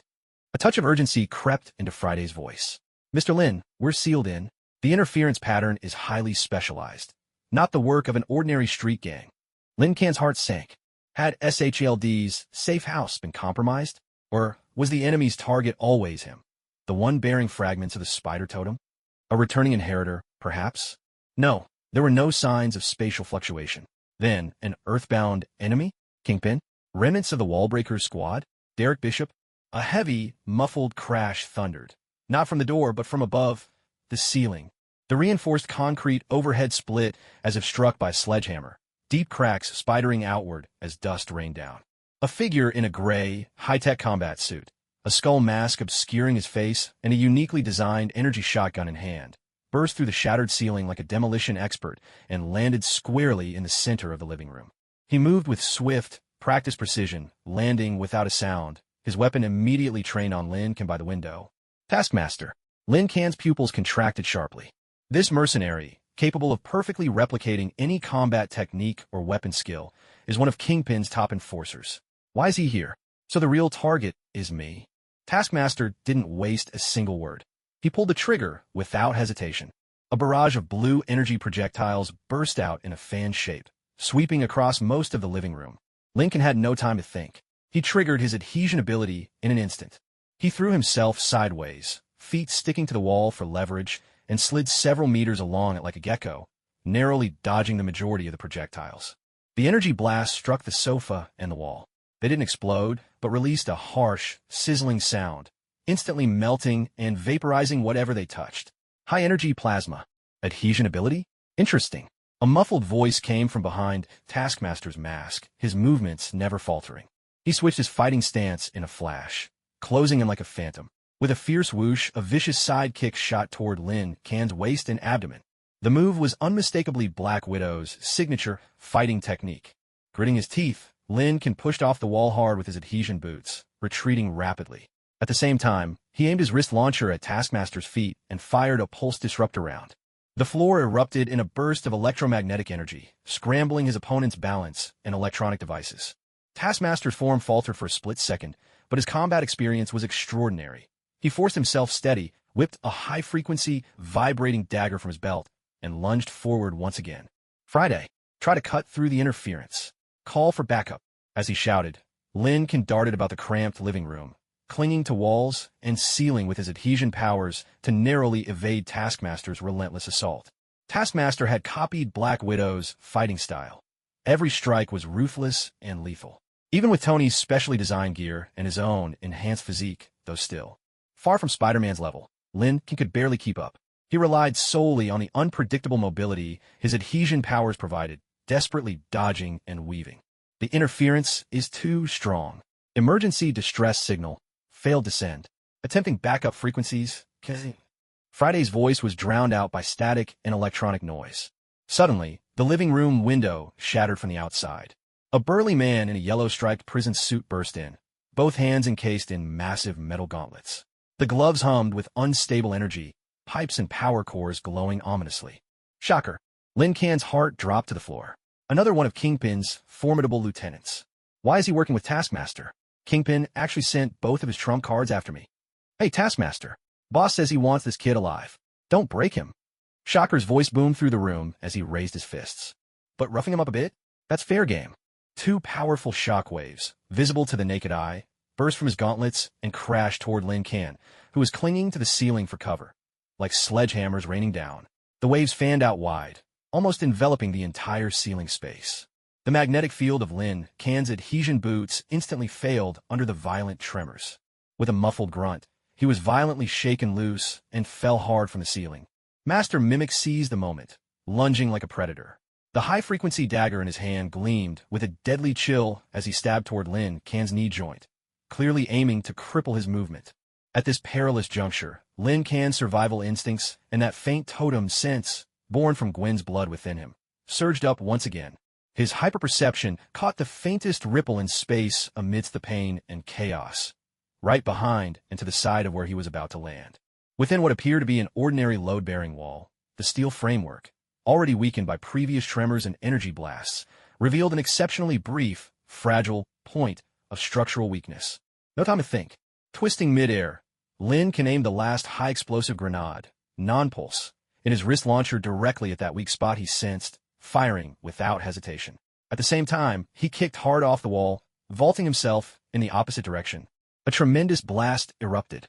The grenade struck true, blowing a gaping hole through the wall. Bricks and debris flew, smoke and dust billowed thickly. Master Mimic's dagger hit nothing but air, and the terrifying shockwaves are disrupted by the force of the explosion. The blast wave hurled Lin Kan across the room, slamming him hard against the opposite wall. A metallic taste rose in his throat. He nearly coughed up blood. But there was no time for pain. His adhesion boots reactivated against the wall, and, shielded by swirling dust, he didn't hesitate, diving straight through the ragged hole he'd just blasted open. Outside was the cramped, maintenance shaft of the apartment building. Damn it! He got away! Terror roared, sending shockwaves careening through the living room, wrecking it even further. After him, Master Mimic's voice was icy. He glanced once at the blasted weak spot, a flicker of doubt in his eyes behind the mask. How did this kid know that wall could be breached? Or was it some kind of foresight? Without slowing, he slipped into the shaft like a wraith. Inside the shaft, darkness reigned, thick with the smell of dust and rusted iron. Lin Kan coughed violently, his adhesion boots clicking softly as he raced along the cold metal pipes. His left arm ached sharply from the explosion, waves of pain radiating outward. But his superhuman healing was already at work, slowly knitting the wound, bringing a crawling itch as flesh reformed. Behind him, Master Mimic clung close, relentless as a shadow. His footsteps echoed down the metal channel like the relentless beat of death's drum. Further back, the heavy, angry footsteps and muttered curses of terror could still be heard. Friday, which way? Lincoln lowered his voice, his lungs burning with pain. Loading pipeline system map. Turn left ahead, then descend 3 levels to connect to the main ventilation duct, which leads to... Friday's voice crackled and broke up, interference still raging. No, they're too fast. Lincoln could sense the imitation master closing in. In such a narrow space, once entangled, he stood no chance. Just then, an inspection hatch up ahead was wrenched open from the outside with brutal force. A towering, impossibly massive figure blocked the way, standing there like a human fortress, cutting off any escape. His entire body was covered in a strange, ashen skin, cold and stony, absorbing the faint light in the darkness. What drew the eye most was his bald, gleaming head and a pair of emotionless eyes, as lifeless as 2 glass marbles. Tombstone. Lin Kan's heart sank into despair. Kingpin's top assassin, his skin as hard as stone, impervious to blades and bullets, and his strength was monstrous. Trapped. Tombstone ahead, the imitation master behind. Tombstone wasted no words. His massive fist cut through the air with a whooshing roar, smashing straight toward Lin Kan inside the pipe. If this punch landed, it would crush steel like paper. Nowhere to run. Lin Kan's pupils tightened. The shadow of death loomed instantly. Under the pressure of survival, his transdimensional perception was pushed to the limit. The world slowed around him. He could see the path of Tombstone's fist, and beyond it, he saw a section of the pipe wall, a curved steel plate, badly rusted and weakened by years of neglect. The plate, groaning under the pressure of Tombstone's incoming blow, seemed ready to give way at any moment. In that split second, Lin Kan made a desperate decision. He didn't retreat. The imitation master was behind him. Nor did he try to block. That would be suicide. Instead, he focused his adhesion, ability into his feet and injured left arm, and like an arrow loosed from a bow, hurled himself straight toward Tombstone's devastating fist. His target, the rusted curved steel plate. At the very instant the fist was about to strike, Lin Kan twisted his body sharply to the side. His adhesion ability flared to its peak, pinning him to the corroded plate like a sticker, clinging with a sharp slap.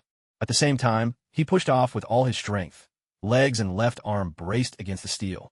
With a deafening crash, Tombstone's earth-shattering fist landed squarely on the spot where Lin Kan clung. But instead of Lin Kan being smashed to a pulp, something else happened. The rusted steel plate, already weakened and barely holding together, buckled and tore like a crushed soda, under the combined force of Tombstone's monstrous blow and Lin Kan's push from the opposite side. Accompanied by a shrill, grating screech of twisting metal, a massive steel plate, along with the rotten framework behind it, was violently torn away from the side of the tunnel. Lin Kan clung to the ripped piece of steel, as if he had suddenly mounted an out-of-control metal skateboard. The residual force of Mushy's terrifying punch hurled both him and the steel plate downward, sending them hurtling into the deeper, darker, unknown recesses below the pipeline. What? Mushy stared at the spot where his target had vanished beneath his fist and the gaping hole left behind. For the first time, a look of stunned disbelief flickered across his icy face. The Mimic Master arrived at the edge of the hole, peering into the fathomless darkness below as the echoes of falling metal reverberated upward.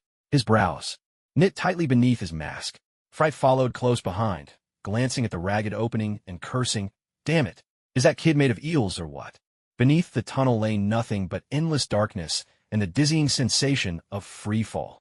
Lin Kan pressed himself against the cold, warped steel, the howling wind and the shriek of metal scraping against concrete roaring in his ears.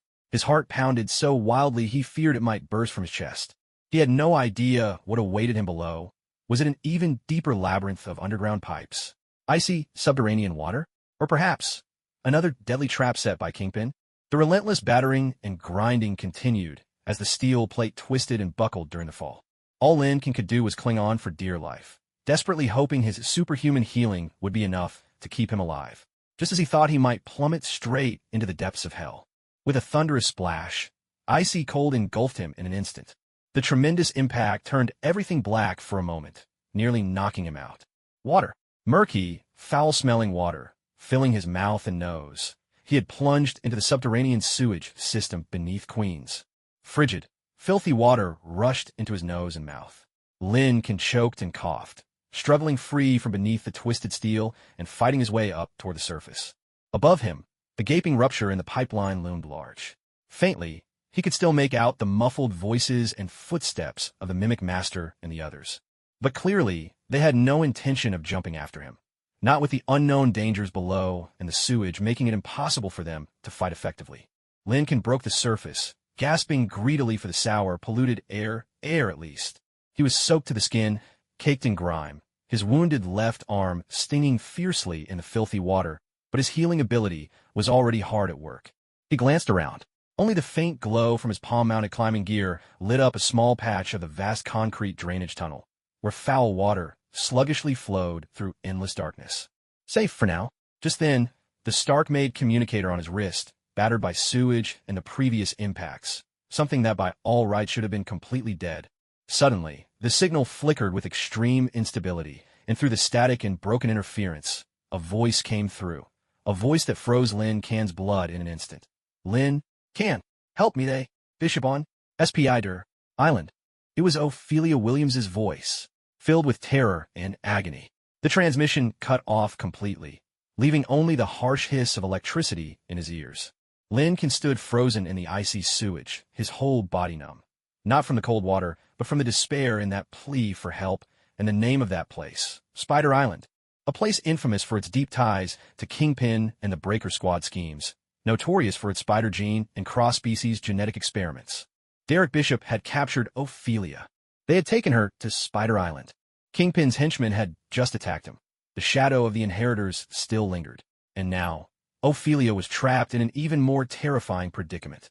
Lincoln wiped the filthy water from his face, his eyes blazing with reckless determination. He could not fall. He could not stop. For Gwen and Miles, for Ophelia, for all the innocents swept into this vortex, he had to go to Spider Island. Even if it was a den of dragons and a nest of spiders. He drew a long, shaky breath of foul air, oriented himself to the flow of water, and began wading through the massive drainage tunnel, toward the shoreline of Queens, toward that nightmare place called Spider Island. The dark underground world became his bloody passage to the next battlefield. Cold, filthy water soaked through his combat suit, clinging to his skin, bringing a bone-deep chill and an unbearable itch. The wound on his left arm was slowly healing, aided by his superhuman regenerative powers, but every movement sent a fresh wave of pain through his muscles.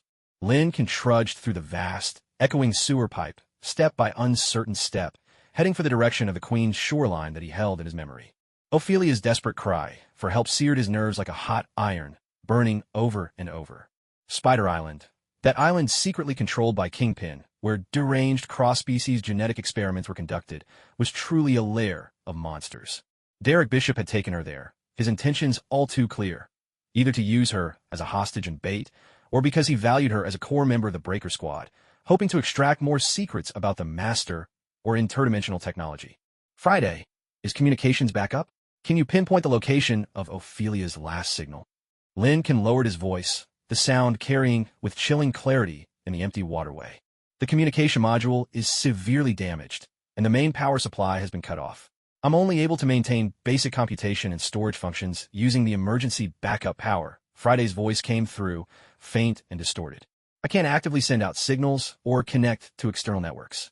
The last distress signal we received went through multiple layers of encryption before being bounced around. Its source points to the southeastern waters off Queens, to coordinates that match part of the known abandoned prison island, Rikers Island. That area is swarming with anomalous biological signals and unauthorized energy barriers.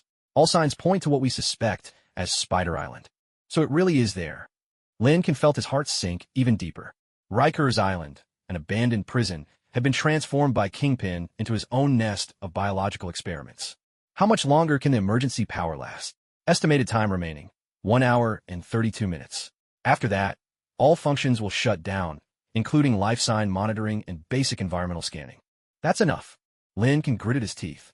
He had an hour and a half to reach Spider Island and find Ophelia. He needed weapons, gear, and a temporary safe haven to treat his wounds, change clothes, and regain his strength. And the only place he could think of that was both nearby and least likely to be under Kingpin's heavy surveillance was, ironically, his own apartment. The one that had just been attacked, its location supposedly already compromised. Sometimes the most dangerous place was the safest blind spot, outside the apartment complex in Queens. The flashing lights of police and fire trucks had long faded, leaving the building cordoned off, wrecked, and in chaos. The destruction left behind by the master of mimicry and his cohorts was shocking, especially the massive hole Lin had blasted open as he escaped. Most residents have been evacuated or relocated, leaving the entire building eerily silent and grim. Like a true ghost, Lin crept along the shadowy backside of the building, using his ability to cling to surfaces. He avoided the lingering watchmen and any hidden sentries on the ground, moving without a sound. He picked a new route, slipping straight through the rupture in the utility shaft, blown open during his escape, and back into his own devastated apartment. The living room was a scene of utter devastation. Splintered furniture, melted streaks of metal, the scorched aftermath of explosions, and a thick layer of dust covered everything. The stench of burning and a faint trace of blood lingered in the air. Lin held his breath, senses on high alert, and only sprang into action after confirming there were no ambushes lying in wait. He rushed into the bathroom and scrubbed the grime from his body as fast as he could. The icy tap water stung his wounds, but he clenched his jaw and quickly disinfected the gash on his left arm, now scabbed over, though any rough movement threatened to open it again, as well as several scrapes and bruises across his body, using the antiseptic from his emergency kit. His superhuman healing made these injuries appear far less severe than they truly were. He changed into a clean set of black sportswear and a hoodie, hiding his soaked combat suit and the badly damaged magnetic boots deep in the bathtub. He dashed into the corner of the bedroom and pulled open a hidden compartment disguised as part of the floor, a secret emergency supply cache installed by Stark. Inside were a used micro first aid kit, a coil of high-strength fiber rope with a grappling hook, custom-made by Stark Industries. 3 remaining high-explosive pulse grenades, 2 powerful smoke bombs, and a small metal case. It contained a few emergency energy bars and a signature Stark Industries miniature reactor unit, not for armor use, but more than capable of providing a surge of power. There was also a palm-sized silvery gray metal cube, the portable Stark Tech workbench, Mark I, Mini Edition. Lin immediately connected the miniature reactor unit to the workbench. A low, steady hum filled the air as the workbench lit up with a cool blue glow, unfolding into a small operating platform. Friday Connect. Connection successful. Emergency power has switched to reactor supply. System functionality restored to 80%. Communications module, still beyond repair, but internal database and scanning functions are back online. Friday's voice was steadier now. Analyze the damage to my wrist-mounted launcher. Is it possible to repair or enhance it? I need stronger adhesion capability and some offensive options, non-lethal preferred. Lin placed the damaged wrist launcher onto the workbench. Adhesion was the core of his mobility. It had to be restored. Scanning. Main structure deformed. Energy conduit ruptured. Pulse emitter unit overloaded and burned out. Repair plan. Directly supply power from the reactor unit, bypassing the damaged energy conduits. This can temporarily restore and boost adhesion capacity up to 150%, but there's a risk of overheating. Continuous use should not exceed 15 minutes. Attack module. Recommendation. Load the high-voltage shock mod. The reactor's energy can be used to generate a brief but powerful electrical pulse, highly effective at close range. Load it. Hurry. Lin stared at the streaming data on the workbench, eyes fixed and urgent. Loading. This will take 3 minutes. During that tense 3-minute countdown, Lin Can's nerves remained taut. He moved to the shattered window, keeping a wary eye on the street below. Suddenly, he caught the faintest, muffled sound of someone quietly sobbing from the balcony next door. That apartment belonged to Mary Jane Watson, Peter Parker's classmate and friend, a spirited, outgoing red-haired girl. Tonight's attack and the chaotic evacuation had clearly terrified her. Had she sneaked back in? Lin hesitated.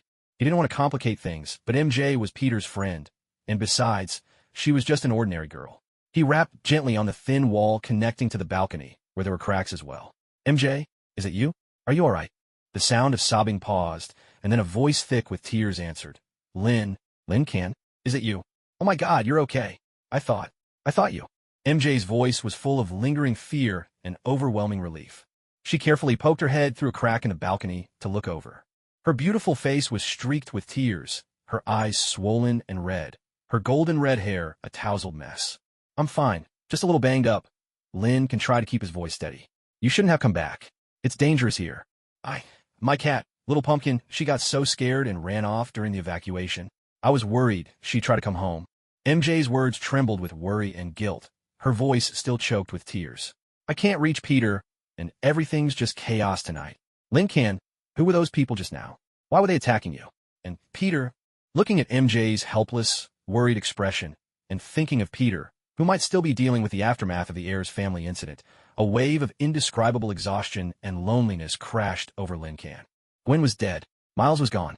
Ophelia was trapped. Peter was barely hanging on. He had been fighting, always losing. And now, this ordinary girl, crying over a lost cat, her fear and concern felt painfully real and precious in this moment. Peter will be all right.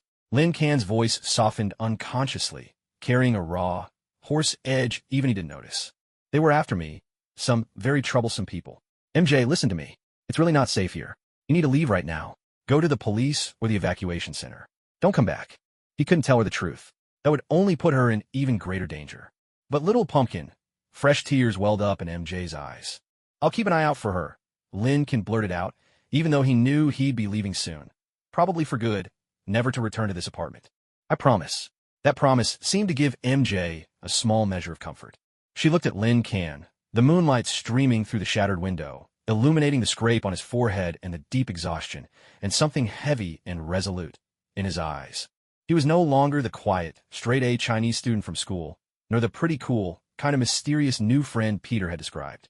Right now, battered and bruised, his gaze burned with the hardness of tempered steel. Lin Can. MJ's voice dropped to a low murmur, tinged with a tenderness and a tremor she herself hadn't noticed. Are you sure you're all right? Does your injury really not matter? She instinctively reached out, as if wanting to touch the wound on his temple, but the gap of the balcony lay between them, leaving her hand suspended in midair. Lin Can's heart gave a sudden jolt. The concern in MJ's eyes was so pure, like a gentle ray of warmth that, for a brief moment, chased away the gloom and chill weighing on his heart. All the pressure, sorrow, and fear he'd bottled up during this time seemed, in that moment, to find an outlet. He gazed at those green eyes, so close, overflowing with worry and a certain soft emotion, and found himself leaning forward, unable to resist. In the silence of the night, the distance between them shrank rapidly, separated only by that fissure, a symbol of danger and destruction. The air was thick with dust, the lingering scent of smoke, and a silent, taut tension. MJ, too, seemed to sense something. Her breathing quickened, a flush rising to her cheeks. She didn't pull back. Her emerald eyes locked with Lin Can's, filled with uncertainty and hope. Just as their noses were about to brush, their breaths mingling in the charged air. Beep. Wrist launcher repair complete. High voltage shock module fully loaded. The workstation's mechanical prompt shattered the moment, abrupt and cold as an alarm bell, yanking Lin Can back to harsh reality. He snapped to his senses, recoiling as if burned, putting distance between them. His heart pounded wildly in his chest, his cheeks flushed hot, and a wave of guilt crashed over him. Ophelia was still suffering on Spider Island, her fate unknown. How could he allow himself to? I'm sorry, MJ. Lin Can's voice was tinged with panic and stiffness. You have to go now. Right now. He didn't dare meet MJ's eyes. The hazy, rising emotion he'd glimpsed there left him flustered and unsteady. MJ, caught off guard by the abrupt change, looked hurt and embarrassed for a fleeting second, but her concern was stronger. Lin Can?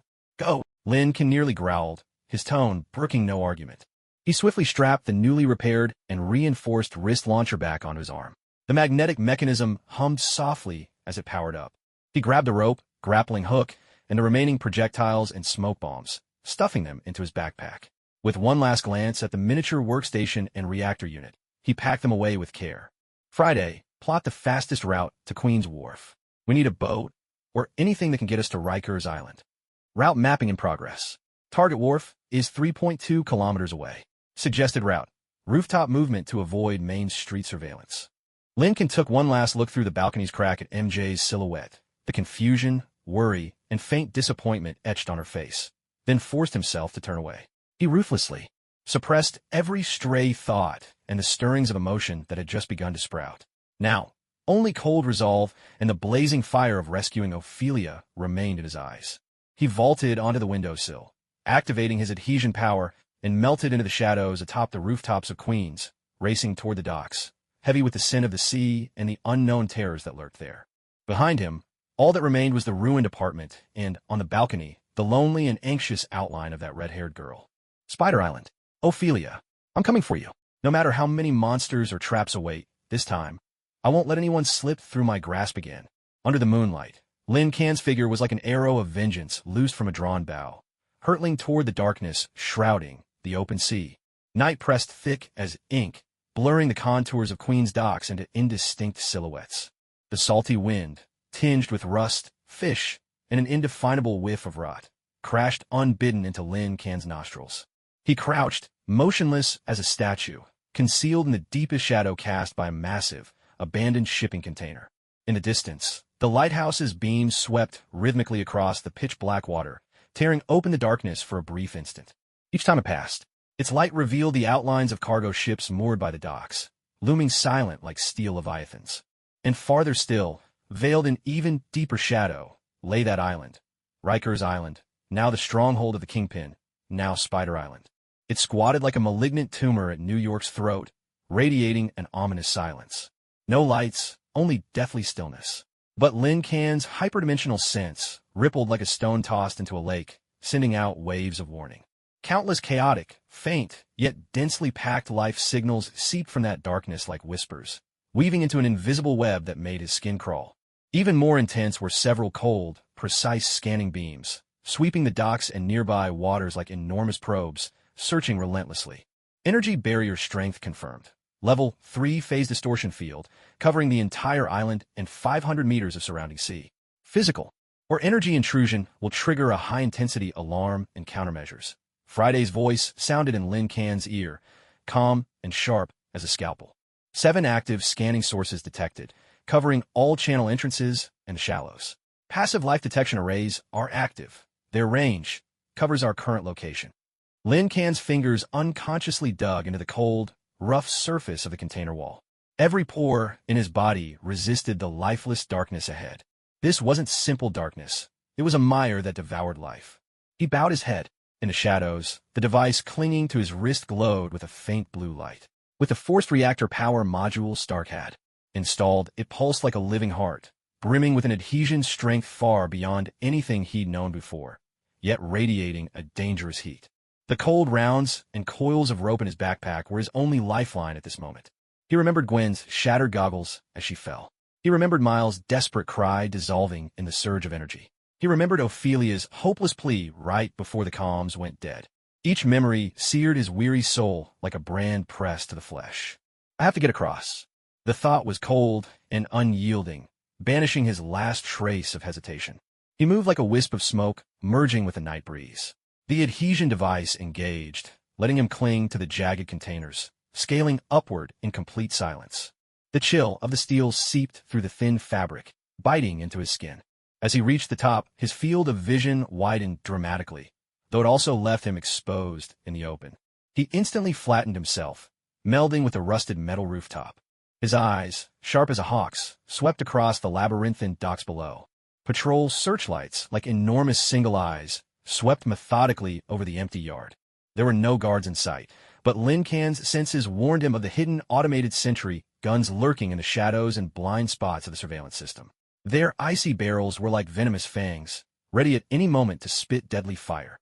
The air itself was taut, stretched to the breaking point like a drawn bowstring. At last, his gaze locked onto his target, a small speedboat moored at the very edge of the dock.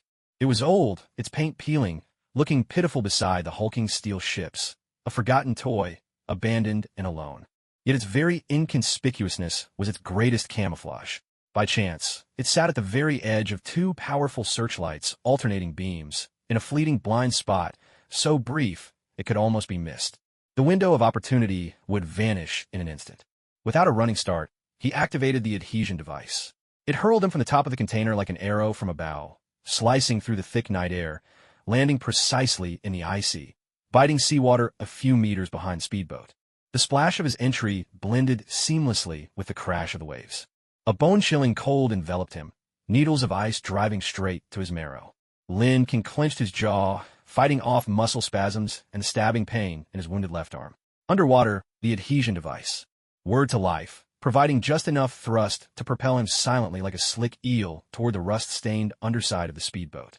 His fingertips brushed against the cold, slimy growths clinging to the hull. He held his breath, using the device to anchor himself tightly against the boat. The speedboat rocked gently with the waves. He waited patiently, attuned to the searchlight's rhythm, dancing on a razor's edge. The instant the scanning beam slid away, Lin-Kan exploded into motion. He cranked the suction device to full power, his body shooting up the slick hull of the boat with the speed and agility of a gecko. He moved as swiftly and silently as a phantom, the spray he kicked up vanishing into the ocean swells. In one fluid motion, he rolled into the cramped cockpit, curling up beneath the icy control panel, his heart pounding wildly in his chest. A heavy mix of fishy brine, motor oil, and salt water assaulted his senses. The cockpit was a mess, thick with dust. The control panel was an outdated model from decades ago, its buttons long since dead. Lin-Kan's fingers darted over the cold metal and plastic, searching for the ignition slot or a way to hotwire the boat. The wiring was in terrible shape, insulation cracked and peeling in places. Damn it! A wave of frustration coiled around his heart like a cold vine. Time was slipping away. Every second Ophelia spent on the island put her in greater danger. His senses could almost touch the agony and madness seething in the twisted life signals scattered across the island. Just as he was about to give up and consider swimming the deadly 3 kilometers by hand, his gaze caught something in the corner of the console, a nondescript wire end wrapped clumsily in waterproof tape. That color, it was the main power line. A reckless idea flashed through his mind. He tore the metal wrist guard from his suction device, exposing the connector that linked to the Stark microreactor. Without a second thought, he jammed the exposed, dangerously blue-glowing power wire straight into the breach in the main power cable. A blinding surge of blue electricity exploded across the console. The decrepit wiring groaned under the strain, a burnt stench filling the air.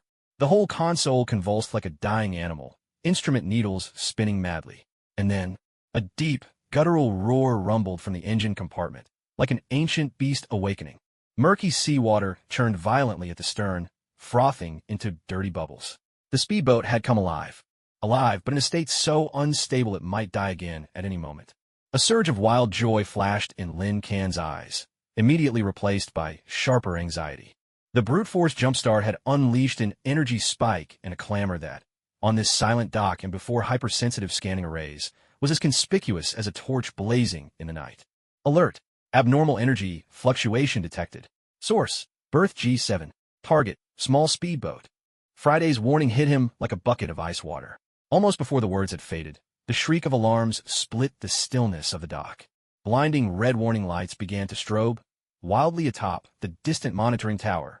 2 beams of searchlights, which had been lazily sweeping across the water, suddenly snapped to attention like enraged vipers, locking onto the speedboat that had just awoken and pinning it in place with deadly precision. Even more terrifying, Lin-Kan sensed at least 3 energy sources hidden in the shadows instantly flare to life.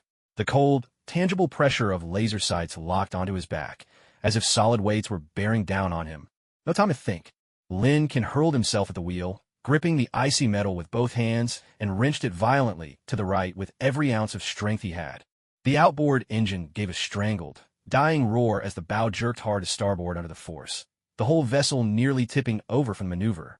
At that very instant, as the boat swung away, 3 blazing bolts of energy sliced through the air like the javelins of death, tearing apart the sea right where the speedboat had been moments before. The seawater exploded into boiling vapor, hissing furiously as it evaporated on contact. Scalding steam billowed upward. A cold sweat instantly drenched Lin-Kan's back. He didn't dare hesitate for a second, slamming the throttle lever all the way forward. The battered engine bellowed even more ferociously, launching the speedboat like a wild stallion gone mad, crashing through the surging waves, charging headlong into the ink-black sea, racing desperately towards Spider Island, whose silhouette loomed ahead like the gaping maw of an abyss. Behind him, from the direction of the pier, more searchlights swept the water in crisscrossing beams. The staccato crack of energy weapons erupted again and again, each shot blasting towering geysers from the sea. Sirens blared, the engine howled, waves thundered, and energy blasts shrieked through the air. Together they created a wild, violent symphony, sounding the most brutal prelude to Lin-Kan's desperate charge. The speedboat slammed and jolted over the raging waves, each impact threatening to tear the craft apart. Freezing seawater battered him from all sides, blurring his vision. Lin clung to the wheel, his knuckles white with strain, fighting to stay upright as the boat pitched and rolled beneath him. Through the spray and the churning foam, his gaze pierced the darkness, locked unflinchingly onto the dense shadow looming ever closer ahead. Spider Island, its hunched silhouette in the night like some ancient beast lurking, the jagged rocks and ruined buildings casting grim and lifeless shadows. As the distance shrank, Lin's hypersense flared up violently, as if boiling water had been flung into red-hot oil. No longer were there vague hints of life. Instead, countless piercing, chaotic, pain-filled shrieks, raw hunger and anguish, interwove into a nauseating psychic shockwave, crashing brutally against the fortress of his mind. Lin grunted, pain throbbing at his temples, flashes of twisted, broken images flickering before his eyes. Ghastly compound eyes, limbs slick with mucus, bodies torn asunder. He shook his head hard, forcing down the collective psychic pollution emanating from the countless mutated creatures infesting the island. What unsettled him even more was the invisible energy barrier enveloping the island's perimeter. In his senses now, it was as tangible as a glass wall, cold, impenetrable, and exuding an aura that repelled all living things. The pursuers behind hadn't given up. Beams of energy kept exploding around the speedboat, sending up ever higher walls of water. A faster, heavily armed black patrol boat was slicing through the waves, relentless as a shark drawn by the scent of blood, closing in fast. The beam of its searchlight clung to Lin's battered boat like a parasite, impossible to shake.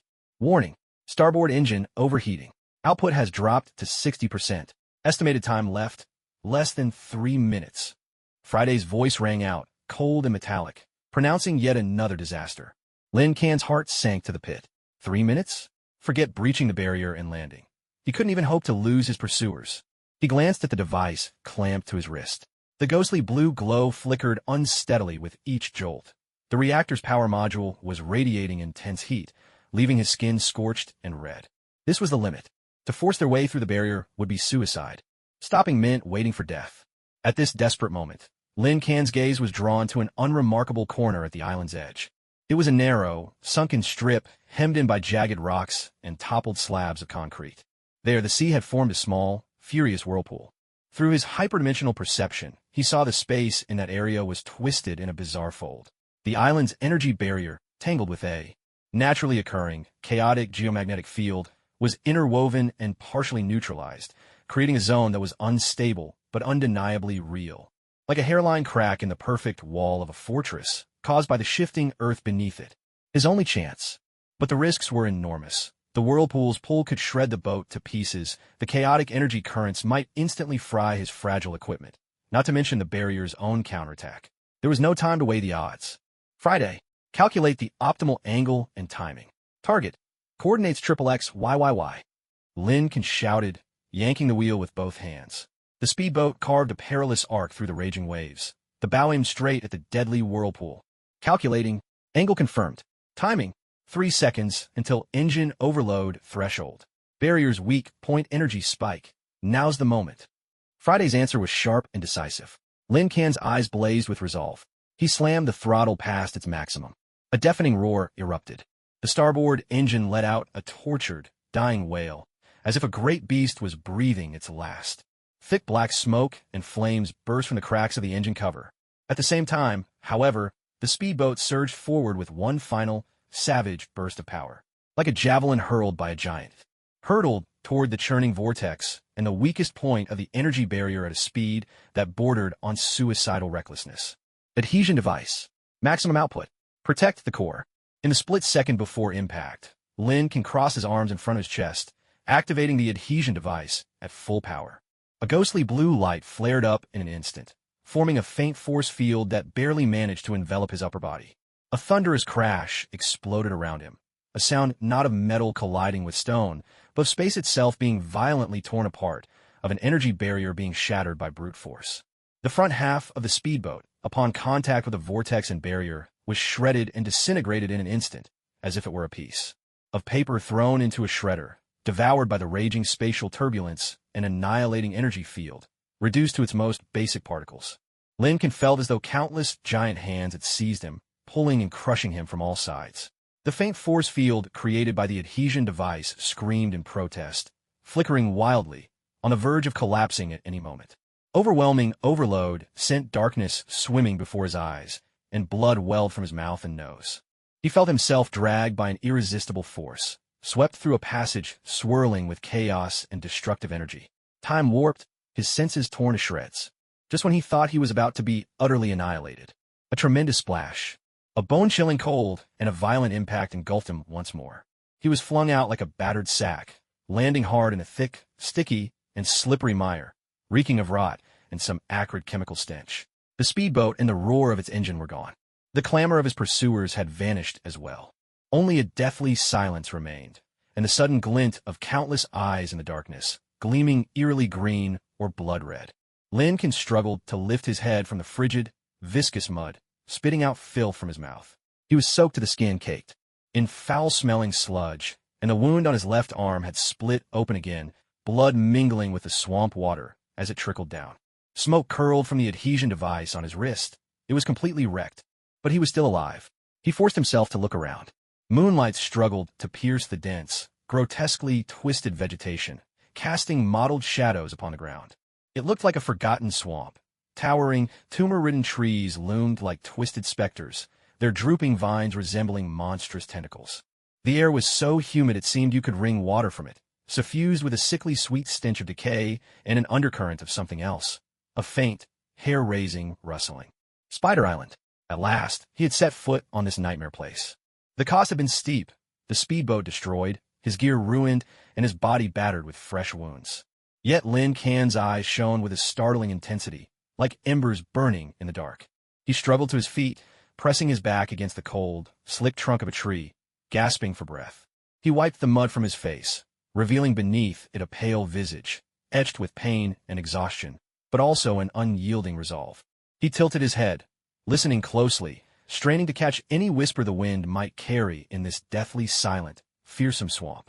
Then he heard it, a faint, broken sound, as if rising from the depths of hell itself, a tortured moan. The direction was clear, deeper into the heart of the island. Lincoln drew a deep breath. The air, thick with the scent of death and madness, filled his lungs, yet only served to ignite the last flicker of fire in his chest. He slipped off his tattered jacket, tearing what clean fabric he could find to hastily bandage the wound on his left arm. He picked up his backpack, now caked in mud, checking its contents. There was still a length of rope, a grappling hook, and 2 smoke grenades. There was no way back. Only the path ahead remained. He pressed on, like a wounded yet still deadly lone wolf, dragging his exhausted body headlong into the deeper darkness, a jungle twisted with bizarre vegetation and lurking, unknown terrors. Every step sank into the soft, slippery mulch, each footfall releasing a wet, sucking sound, unnervingly clear in this cursed land. The hunting grounds of Spider Island had found their new prey, or perhaps a desperate hunter willing to risk everything to reclaim his companions. Rot, stench, and clammy dampness swirled like a living fog, invading Lin Can's lungs with each cautious breath. His feet sank into layers of wet, decaying leaves, each step marked by a soft squelch, followed by the dragging sound of something sticky parting beneath him.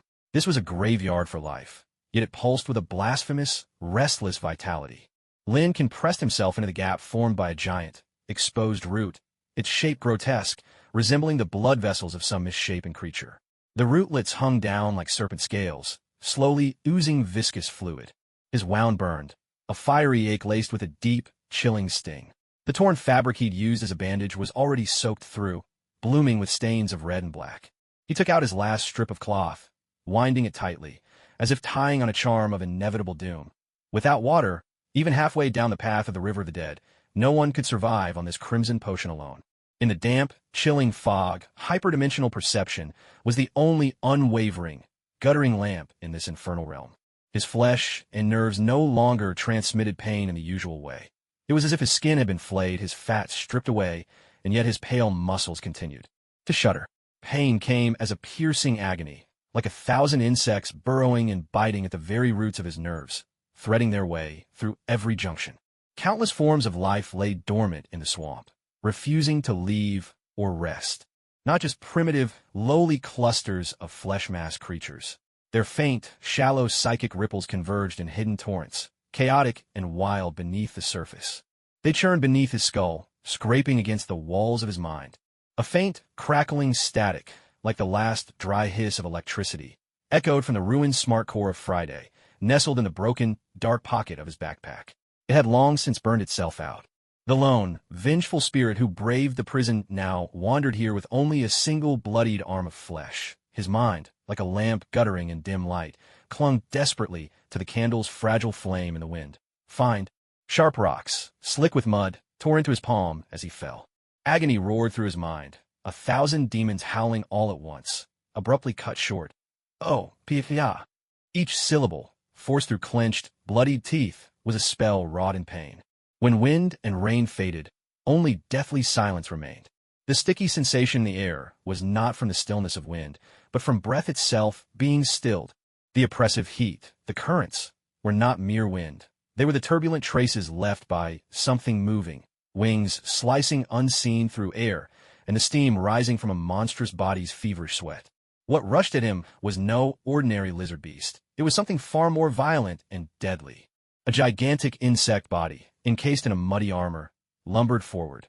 Yet in the very next instant, it flashed toward him with terrifying speed, fangs bared, spewing toxic saliva in a cloud of decay from the shadows by his face. The only warning before disaster struck was his sense, catching the silent landing of a monstrous claw, piercing stone and wood to burrow deep into the foul earth. Yet the mud and tangled grass held firm, refusing to collapse. In that instant of mortal peril, Lin Can's only possible reaction was, no, not a bodily reflex. His mind was the first to shatter under the torrent of information. The source of that sensation struck him like a blinding explosion. The beast's senses, sight, smell, sound, and touch, all converged, their collective awareness stabbing into his brain, churning flesh and marrow with searing pain, and with it came a surge of chaotic, violent thoughts: shatter, devour, the thing that hides. Lin Huan had no time to grit his teeth or dodge. His body's responses had long since failed. His mind's commands paralyzed. Only his spinal reflexes detonated, summoning the last of his strength. He twisted away, barely dragging his vital organs, his heart, out of the monster's first, deadly swipe. Yet a fiery, searing pain erupted beside the great vertebra at the base of his neck, the sound of tearing flesh and grating bone shrieking through him. His whole body was flung like a rag doll, hurled more than 10 meters to crash into a tangled mass of roots. Pain, as if his back had shattered, stole from him all breath and thought. By some stroke of luck, he landed in a nest of rotting roots and leaves, a cushioning layer formed by countless decaying creatures over ages. The cavernous root hollow buzzed with emptiness. The agony became, for a moment, the very force that snapped his mind back to clarity. No. If I stay here, I'll die for sure. I must move. I must survive. I must find Ophelia. The raging beast lashed its trunk-thick body again. The head bore 3 pairs of eyes. The largest, blood-red compound eyes at the center glowed with a sinister pattern. The thing that hides. Come out. Even if I don't tear your flesh, I can smell your brain. So special. The beast's chaotic thoughts battered his mind. Flesh too tough. Little shell hard and strange. The onslaught of mental force pressed down on Lin Can like a mountain, his brain feeling like soggy, crushed pulp. The monstrous centipede's colossal body flattened the underbrush as it slowly reared up, front limbs flexed, ready to pounce, went on. The other side of the root wall, a faint glimmer of life. A flame nearly extinguished, suddenly flickered, leaping ever so slightly. At the very brink of Lin Can's mental strength snapping, when death was but a breath away, an instinctive, desperate surge ignited the last vestige of his transcendent perception, unleashing its final burst of power. Suddenly, a torrent of information violently surged back against his mind. Ophelia. Is it her? The realization flashed through his mind in an instant, a reflex of consciousness on the verge of collapse, like a drowning man catching the fleeting glimmer of moonlight on the water surface. But then, Lin Can felt his blood freeze, his heart stilled for a beat. The scalding viscous fluid that sprayed across his back seemed, in that moment, to turn to icy glue, sealing his wounds and halting the torrent of hot, bloody pulp and shattered bone. It even dulled the pain, if just a little. Ophelia's psychic presence was so faint it was nearly lost to the void. Stay alive. At that very instant, the monstrous creature, ready to launch a second, fatal leap to crush Lin Can, suddenly halted, its hulking, grotesque triangular head jerking upward as something unseen drew its attention from another direction. Within his perception, a new surge of energy, immense, overwhelming, made Ophelia's flicker seem almost imperceptible in comparison. This was a colossal swarm, a teeming mass of insectoid creatures moving as one, their collective signal erupting from the earth in the distance. The giant centipede was instantly overtaken by a frenzy of rage and terror. Its entire body shuddered. Then, with a thunderous burst, it dove sideways, plunging into the depths of a mire. At last, Lincoln had a fleeting moment to gasp for air. Even if he had to crawl, he had to reach that place. Agonizing pain shot through his back, alternating numbness and torment. His nerves had been severed so thoroughly that even his limbs felt distant and unresponsive. He clawed forward through the muck and moss, his movements clumsy and stiff as rotting wood. Every inch he gained tore at the wounds on his back, the crusted blood yielding to fresh bleeding with every drag. The stench of blood and rot only seemed to intensify the lurking, predatory instincts of the unseen beasts below, a chaotic stream of danger signals. Rushing through his mind, his thoughts had become a tattered sack. Only two ideas remained, entwined and persistent: find her and crawl. The reek of festering decay soon gave way to the overpowering odor of animal carcasses and the acrid sting of corrosive chemicals. From time to time, fragments of broken wall jutted from the earth, remnants of old bricks hinting a long-abandoned human structure. Was this some forsaken bunker or relic of the past? He crawled deeper. The space widened, the air growing ever more foul and suffocating. Ahead, a jagged fissure yawned open, and from its collapsed corridor a sickly greenish-purple glow seeped, casting ghostly light upon the jagged rock alcoves and muddy walls. The source was a dying remnant of some artificial light, its last gasp illuminating the battered remains of mud sculptures with a mottled, eerie green. Elongated, distorted shadows stretched across the walls, and from one ghastly green beam, a silent procession of figures crept forth, more than a dozen, each only half-human. From their waists, downward, grotesquely fused yellow-brown muscle and twitching centipede legs snaked out, forming monstrous, hybrid bodies several meters long, half-human, half-insect, and wholly unnatural. More than a dozen eyes turned in unison, fixing their gaze on the lone intruder, Lincoln. Yet they continued on in a daze, as if numbed, moving in perfectly regimented circles along the pitted walls, which under the ghastly greenish light seemed to spiral endlessly, creeping, crawling, and writhing along a revolting, sticky, mottled layer of dark slime, congealed like wax deep within the earth. There was a disturbing order to their movement, so precise, it was almost inhuman. Clearly, they were under the control of something else entirely. At the very bottom of the pit, where the hollow was deepest and bathed in a haunting blue-green glow, a massive slab of rock lay flat, and on it, a person. A heart-piercing groan tore from a woman's throat, shattering the silence.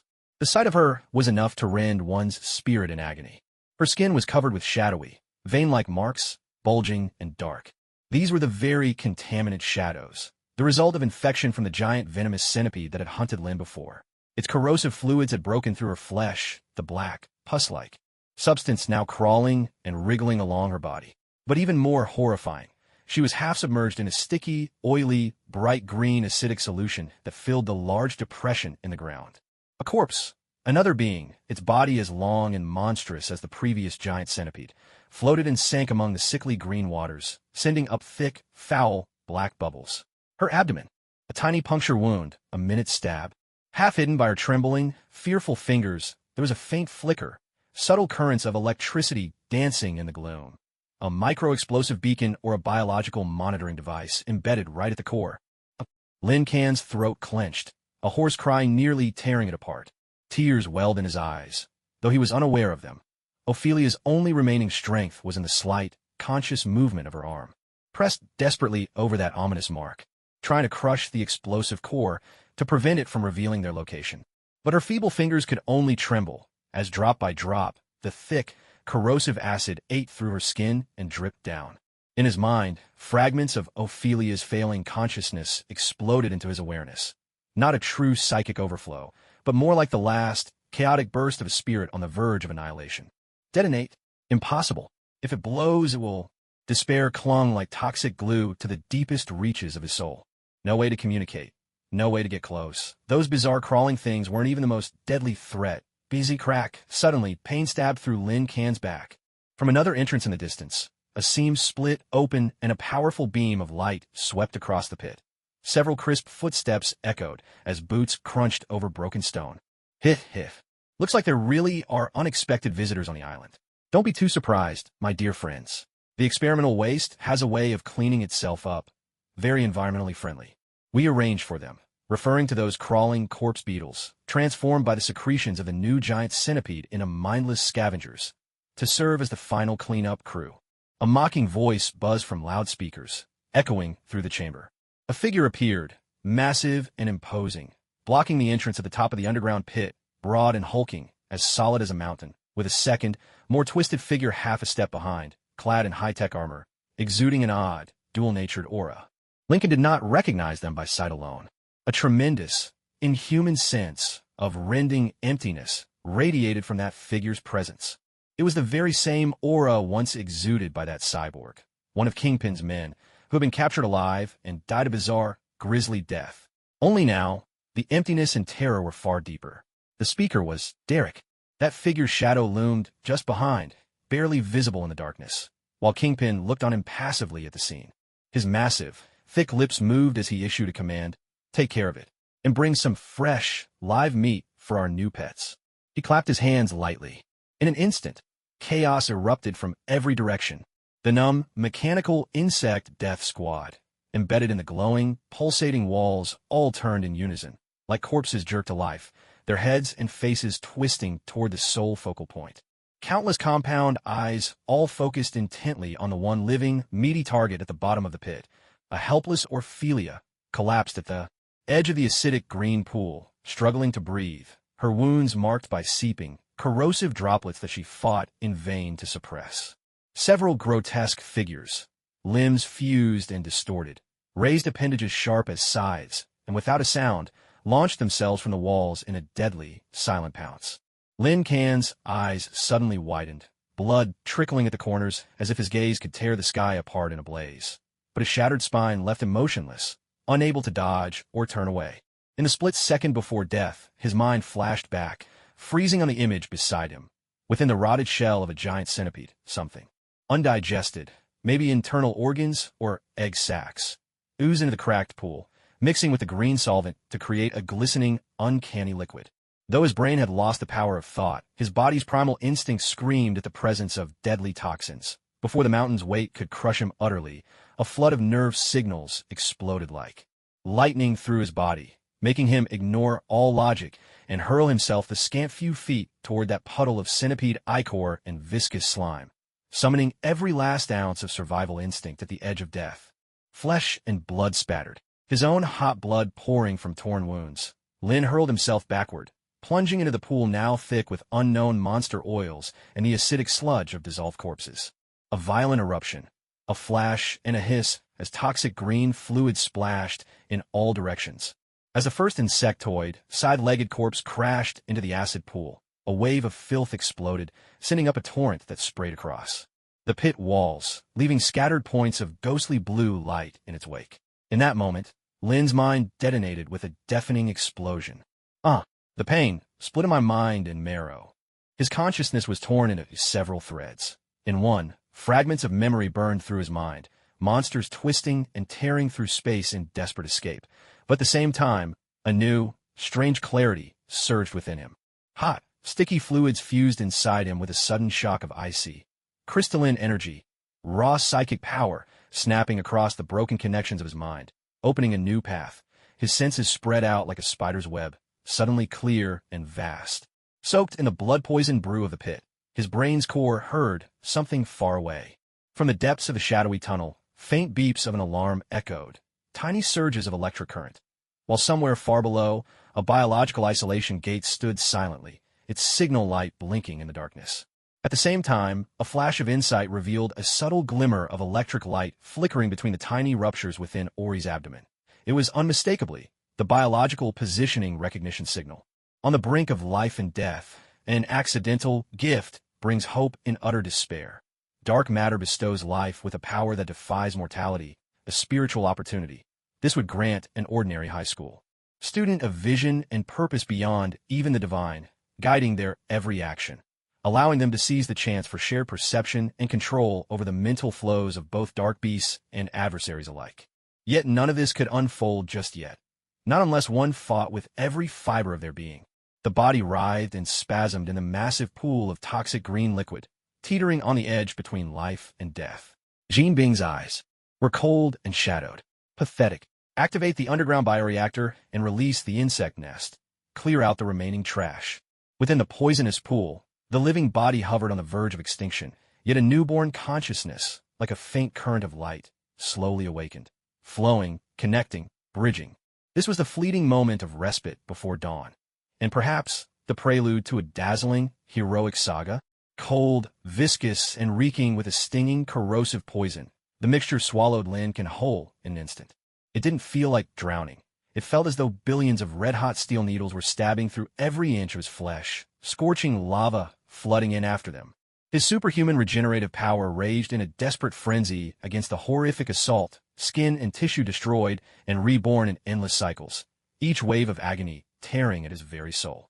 More terrifying still, the wound on his back, ripped open by the giant centipede, was now directly exposed to the toxin. Bones seemed to dissolve in acid, muscle fibers sizzled and screamed in silent torment. "Art!" A voiceless cry exploded in his chest, his mouth and nose clogged by the sticky poison, his vision filled with a churning, deathly broth glowing with eerie green light. His consciousness flickered like a candle in the wind, swaying violently between agony and suffocation, on the verge of being snuffed out. And yet, on the very edge of total annihilation, something changed, suddenly, shockingly. Deep within him, that single drop of blood from Gwen Stacy, the faint fragment of the spider totem, when it came into contact with this venomous mixture, infused with the essence of the giant mutant centipede, even in its death and decay, and Jean Bing's acidic biochemical concoction, it was as if stubborn iron had been thrown into a blazing forge. Instead of dissolving, it erupted in the face of excruciating pain and pressure, unleashing an unprecedented, icy, and wild will to survive. This will did not seem to belong to Lin Ken himself, but rather to something ancient and deep within his blood, a chorus of countless spider totems, their collective wailing and resistance in the face of extinction. This frigid tide of intent merged with the last remnants of his hyperdimensional perception, and under the poison's assault, an unspeakable fusion and transformation began. A resonant hum burst forth. Lin Ken felt as if an invisible giant hammer had split his skull open from the inside with a brutal force. It wasn't a physical shattering, but rather his perceptual dimensions were being forcibly torn apart and expanded. His abilities, once limited to mere scanning and blurred sensing, were now like cells under an infinitely powerful microscope, instantly dissected, understood, and connected. He could see, no longer just vague signals, but countless details so vivid they were almost nauseating. Those half-human, half-insect creatures clinging to the pit walls. They weren't moving of their own accord. Their brains had long been parasitized and controlled by countless hair-thin, faintly glowing blue neural threads. These threads acted like the strings of marionettes, all leading back to an unremarkable, metallic sirichin-like device beside Kingpin's command platform. Derek Bishop's fingertips were gently caressing its surface, his face wearing an almost ecstatic, inhuman coldness. He could see the micro-explosive beacon embedded in Ophelia's abdomen. It was far more than just a tracker. Its internal structure unfurled in his mind in flawless detail. A miniature energy core, a detonation rune array, a biometric lock, and a barely perceptible receiver that was currently linking with Derek Bishop's mind. That very connection allowed Derek to detonate it at any moment. He could see Kingpin's massive body looming at the tunnel entrance above, a mountain of flesh radiating a cold, voracious will. His beady eyes were like the depths of an abyss, watching with interest as the coming purge was about to unfold. He could see, even deeper, the instant the so-called hive system was activated. A swarm of tiny, mutated beetles, black as an onrushing tide, began pouring madly from cracks in the floor and walls deep within the tunnel. Their target was every living thing at the bottom of the pit, including those parasitized half-human, half-insect monsters. Kingpin intended to erase all traces, even these waste products. All this information crashed over Lin Ken's mind like a raging tsunami, obliterating the dam of his consciousness in a fraction of a second. The agony was momentarily suppressed by the sudden flood of information, replaced by a piercing, inhuman clarity colder than ice. His body continued to spasm, dissolve, and regenerate in the venom, but his consciousness now hovered above it all like a god among the clouds, overseeing every cog and lever of this death trap. Ophelia! The name was no longer a cry of despair, but a cold coordinate, an imperative that must be completed. The first mutated creature's sharp limbs sliced through the thick air, carrying the stench of blood, and was now less than half a meter from Ophelia's throat. She squeezed her eyes shut, her lashes trembling violently from agony and despair. Yet the hand pressed to her abdomen erupted with a final surge of stubborn resistance, her fingernails digging desperately into her skin, trying to destroy that deadly beacon within. It's too late. Lin Can's body was paralyzed, steeped in venom, but his consciousness was as precise as a master sniper, locking instantly onto the insect creature lunging at Ophelia. No, he targeted not the beast itself, but the slender, ghostly blue neural filament parasitizing its brain and controlling its every move. A cold mental command, sharp as an invisible blade, followed the strange psychic channel newly forged by the resonance between the spider totem fragment and the mutated venom. It slashed mercilessly at that filament. There was no sound, yet Lin could sense it with perfect clarity. The filament that linked the creature to Derek's control device snapped in an instant. The monster, mid-pounce toward Ophelia, jerked violently, freezing as if its strings had been suddenly cut. For a brief, primal moment, a flicker of bewilderment flashed across its numb, compound eyes, a marionette with its cords severed. The momentum of its attack didn't stop, but its trajectory shifted fatally astray. Its razor-sharp limbs skimmed past Ophelia's throat and slammed into the hard, icy rock beside her, sending up a burst of sparks. Shards of stone flew, slicing a thin crimson line across her pale cheek. This sudden reversal left Kingpin and Derek at the command platform momentarily stunned. The mocking smile froze on Kingpin's face for a split second. Derek, on the other hand, snapped his head down, staring at the control device in his hands. For the first time, a ripple of emotion, shock and suspicion, broke through his cold, inhuman features. What happened? Kingpin's voice rumbled, low and thunderous. Control has been disrupted. One of the nodes was forcibly severed. Derek's voice wavered with a hint of incredulous electronic static, his fingers flying over the device as he frantically tried to re-establish the connection. But Lin Can's consciousness had already become the deadliest of viruses, invading back along that fragile psychic conduit he'd just created. Found you. The icy intent, swift as a viper, locked instantly onto the receiver in Derek Bishop's mind, the very node connecting to the beacon within Ophelia's abdomen. This was more than a mere signal receiver. It was a tiny yet utterly critical node within Derek's vast and twisted consciousness. Lincoln knew nothing of psychic warfare. In this moment, his every action was driven purely by the spider totem fragment's instinct and his own fierce obsession with Ophelia. He gathered all his pain, rage, and terror of death, blending them with the wild, violent life force contained within the venom. He forged them into a pure, destructive surge of psychic force, like a raging bull smashing through enemy lines, and rammed it straight into that node within Derek's mind. Derek Bishop let out a short, agonized scream, one so inhuman it barely resembled a sound made by any living creature. His entire body convulsed violently, as if struck by a bolt of high-voltage electricity, and the control device in his hand nearly slipped from his grasp. Within his icy, electronic eyes, ghostly blue lights flickered erratically, pulsing and sputtering as if the circuits inside were overloading and shorting out. His connection to the beacon implanted in Ophelia's abdomen became wildly unstable in an instant, like a candle guttering in a fierce wind. Seizing on this once-in-a-lifetime opportunity, Lin Can's body, racked with venom, summoned the last reserves of his strength. He forced himself to ignore the agony that felt as if his very bones were dissolving.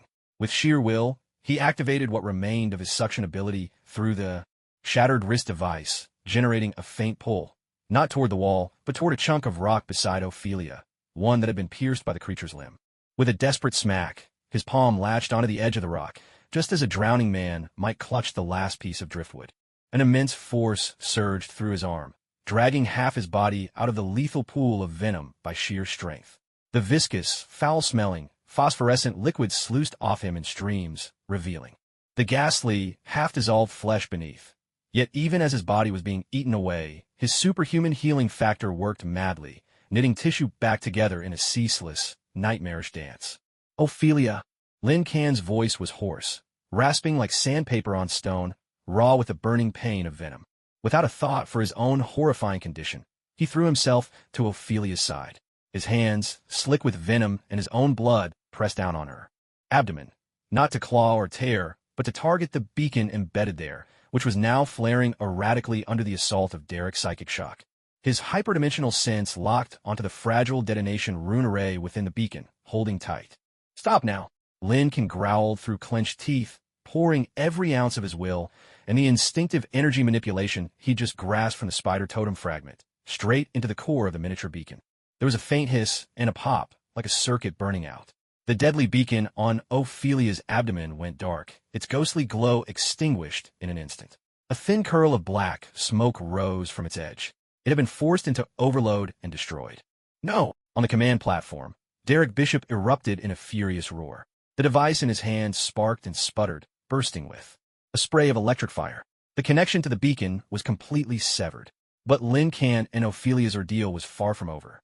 Useless! Kingpin's patience snapped at last, his fleshy face twisting in rage. Activate the hive. Wipe them all out now. At his cold, merciless command, a hair-raising sound echoed from the depths of the tunnel, a terrifying cacophony, as if billions of claws were frantically scraping against metal. The black tide of death, formed by countless mutated beetles, finally broke through the last barrier.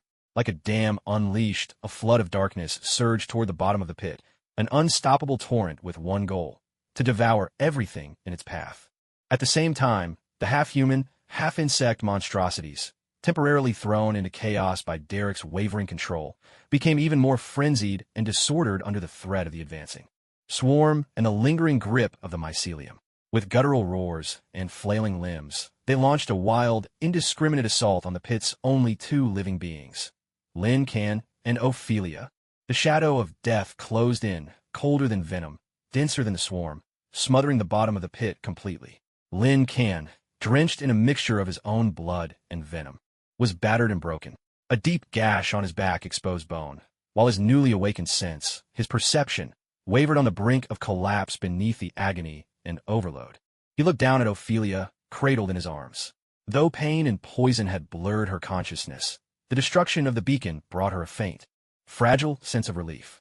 Her ice-blue eyes, now dim and lifeless, reflected his own battered face, ravaged, yet ablaze with a wild, unyielding fire. Hold on to me, Lincoln commanded, his voice hoarse and absolute. With the only arm he could still move, he clamped Ophelia tightly against his chest, pressing her cold, trembling body close to his own equally chilled frame. His gaze, like that of a wounded lone wolf, locked onto a single point on the pit wall. There, beyond the raging swarm and the chaos of monsters, his perception caught the faintest trace of something unusual, a subtle anomaly in the fabric of space, one the swarm's instincts seemed to avoid. It was his only way out, a narrow passage to deeper, unknown horrors, but perhaps a temporary escape from the all-consuming flood. He drew a deep breath, filling his lungs with air heavy with the stench of blood, venom, and the rot of insects. That foul mixture ignited the last spark of strength within him. The suction device on his ruined arm emitted a final, mournful whine, flaring with a piercing, ghostly blue light. Go! Lincoln shouted, clutching Ophelia. Like a moth drawn to a fatal flame, he hurled himself toward the sheer wall, where death raged on one side, and a slender thread of hope glimmered on the other. Behind them, the black swarm blotted out the light, monstrous limbs thrashing in pursuit. The abyss of Spider Island had only just begun to bare its fangs. Cold, viscous, and reeking of death, caustic slime clung to their bodies like a second skin, refusing to let go. With the last ounce of strength from the shattered suction device, Lincoln crashed into the narrow crevice in the pit wall, barely wide enough for one to squeeze through, his body shielding Ophelia as they vanished into the depths. The tremendous impact sent darkness flooding across Lin Can's vision. Agonizing pain exploded from the wound on his back, first corroded by deadly poison, then violently torn open anew. It felt as though a massive hammer had smashed into him once more. He grunted, the sound muffled in his throat, as his body tumbled and scraped through the narrow cleft between jagged rocks, every edge clawing at him. More skin and flesh were stripped away, blood mingled with a putrid, viscous slime, smearing vivid crimson streaks across the frigid, rough stone. Yet through it all, he clung fiercely to Ophelia, shielding her with his own body and bearing the brunt of every blow. Eventually, their tumbling momentum was broken by a slightly wider hollow in the rock, slick with moss and barely enough to halt their fall. Total darkness surrounded them. The only sound came from beyond the fissure, a chilling, relentless noise like countless locusts gnawing voraciously on bone, a ceaseless, crawling rustle. It was the deathly swarm of insects, battering against the entrance of the crevice. The narrow passage held them at bay for now, but the creatures pressed in with mindless fury. The screech of their razor jaws grinding against stone was like the grinding of infernal millstones. Lincoln collapsed onto the cold, mossy ground, his body shattered and limp. Every bone seemed to scream in protest. Every muscle spasmed and twitched in agony. His superhuman healing struggled under the overwhelming strain, like an engine pushed far past its limits, groaning with exhaustion. The damage was simply too great. The regeneration lagged helplessly behind. His breath came in ragged gasps, each inhalation laced with the copper tang of blood and the searing burn of pain in his lungs. Ophelia, Ophelia. He struggled to speak, his voice raw and broken, little more than the rasp of bellows torn apart. In the absolute darkness, he reached with trembling hands for the cold, shivering body cradled in his arms. There was only the faintest whisper of breath, barely perceptible, brushing against his neck, already slick with venom and blood. A fear, colder than the tide of insects behind them, clenched tight around Lin Can's heart. With the one hand he could still move, he reached out in desperation, searching for Ophelia's face. His fingers found only chill and sticky dampness, impossible to tell if it was poison, blood, or cold sweat. He brushed away a few strands of golden hair matted to her brow, his fingertips seeking out the pulse at her throat. A beat, and another, faint but still there. Relief had no chance to settle before a new terror gripped him. The spot on her abdomen where the beacon had been violently torn out no longer flickered with lethal light, but the skin around it was burning hot and grotesquely swollen. Poison and the beacon's residual energy were eating away at her from within. Her icy blue eyes remained shut, long lashes clumped with filthy droplets. Her brow was furrowed tight with pain, her face a lifeless shade of gray in the gloom. No, don't. Lin Can's voice broke with despair. He gripped Ophelia's cold hand, as if he could pour what little life remained in him into her. Hold on, please. Ophelia, look at me. He called her name with every ounce of strength he had left, each syllable forced from his battered chest, tinged with blood. Perhaps it was the desperate grip of his hand, or perhaps the hopeless cry that pierced the fog of her consciousness. Ophelia's long lashes fluttered, ever so slightly. Lincoln held his breath. At last, those tightly shut, ice-blue eyes, like frost reluctantly pierced by the morning light, slowly parted by the smallest crack. Her pupils, unfocused in the darkness, wandered aimlessly. Several seconds passed before they finally struggled to focus, landing on the face mere inches away from hers, a face equally smeared with grime and scars, yet brimming with overwhelming worry and fear. Lin Can. Her voice was so faint it was barely more than a sigh, as fragile as a wisp of breath that might vanish at any moment. It's me. It's me. Lin Can's voice broke, trembling with irrepressible joy and disbelief. Tears welled up without warning, spilling down his blood and venom-streaked face. You're awake. Thank goodness, thank goodness. He was incoherent, the tidal wave of relief and lingering dread crashing through his frayed nerves like a storm. Ophelia seemed to muster every bit of her strength just to confirm who was before her. Her scattered gaze slowly sharpened, tracing the intersecting wounds on his face, seeing the fear and exhaustion in his eyes, along with a joy so fierce at her return, it nearly burned her. The shock of survival, the agony of a body and spirit pushed to their limits, and that unwavering faith that held them together at the edge of despair. All these emotions, pent up to their breaking point, erupted in that instant like a volcano. No words, none were needed. With the last of her strength, Ophelia lifted the one hand Lin Can wasn't holding, trembling as she brushed his equally cold, dirt-stained cheek. Her fingertips, icy and bearing the marks of their ordeal, gently traced a fresh wound on his face where the rocks had cut him. That simple gesture was a spark to a fuse. Lin Can shuddered violently, his last shreds of reason, hesitation, and pain utterly shattered by her tender touch. All he could see were those ice-blue eyes, so close, reflecting his own battered form. Eyes filled with the same fear, the same pain, and an indescribable surge of emotion that came with surviving the impossible. He leaned down, battered and bloodied, reeking of venom and earth, pain tearing at his back, haunted by terror and madness not yet spent. His lips, burning with desperate heat and absolute resolve, pressed firmly against her cold, trembling mouth. Cold and blazing heat collided in an instant. This was not the gentle entanglement of lovers, but a searing brand, a mark of existence confirmed in the depths of despair. It was the soul's most primal and fervent cry, echoing at the edge of death. Ophelia's body first went rigid, then, like dry grass set alight, she erupted with a desperate, unrestrained response of her own. From somewhere deep inside, her cold arms found a surge of strength. She flung them around Lin Can's bloodstained neck, pulling him even closer. Her lips were no longer icy and passive. Now, they burned with the same wild heat, salted with the taste of blood and tears, as she kissed him back fiercely. Between their lips and teeth was the tang of iron, the acrid stench of poison, the bitterness of earth. Yet all these foul tastes were devoured and purified by greater fire, a flame born of primal instinct and the resonance of two souls. They clung together like two wounded beasts on the brink of death, locked in a furious embrace in the darkness of their lair, using the last of their strength to bite, to drink in, to sense each other's presence. Every tangled kiss carried the force of a bite. Every breath they shared was like a chord struck between souls. Behind them was the cold, rough rock wall. Beneath slick, fetid moss. In the distance, the endless, rasping whisper of the deathly swarm. This was their cruel backdrop, only heightening the breathtaking force of their embrace and kiss in the shadows.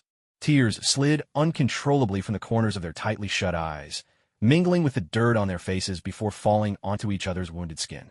These were not tears of sorrow, but the most intense release of surviving disaster, the wild, aching joy and pain of knowing they were both alive, bound together. In that moment, time seemed to freeze. Only two hearts, pounding fiercely in the darkness, pressed close together, proclaimed in the most elemental way, "We are alive. We are together." Who knows how long this lasted? Maybe only seconds, maybe an eternity. Gradually, their fevered kisses softened into a weary, lingering caress, full of exhaustion and longing. Their foreheads pressed together, breaths ragged and intermingled, echoing in the cramped space. Lincoln still clung to Ophelia, as if letting go would make her vanish. Ophelia, too, leaned weakly against his chest, feeling the wild rise and fall, the heavy breathing they shared. "Does it hurt?" Lin Can's voice was hoarse, frayed by survival, as his fingers brushed with exquisite gentleness along the swollen edge of her wound. Ophelia shook her head slightly in his arms, her ice-blue eyes flickering in the darkness with a faint but steadfast light. She raised her trembling hand and touched the savage wound on Lin Can's back, her fingers tracing the terrifying, uneven scar that had yet to fully heal. "You hurt more." Her voice was still faint, yet it carried a clear note of heartache. Lincoln didn't reply. He simply held her tighter, as if he wished to merge her into his very bones and blood. He lowered his head and pressed another gentle kiss to her sweat-soaked, icy forehead, his movement filled with a devotion born of survival against all odds. In the darkness, the two clung to each other, drawing what little warmth they could from one another, a fragile yet priceless comfort.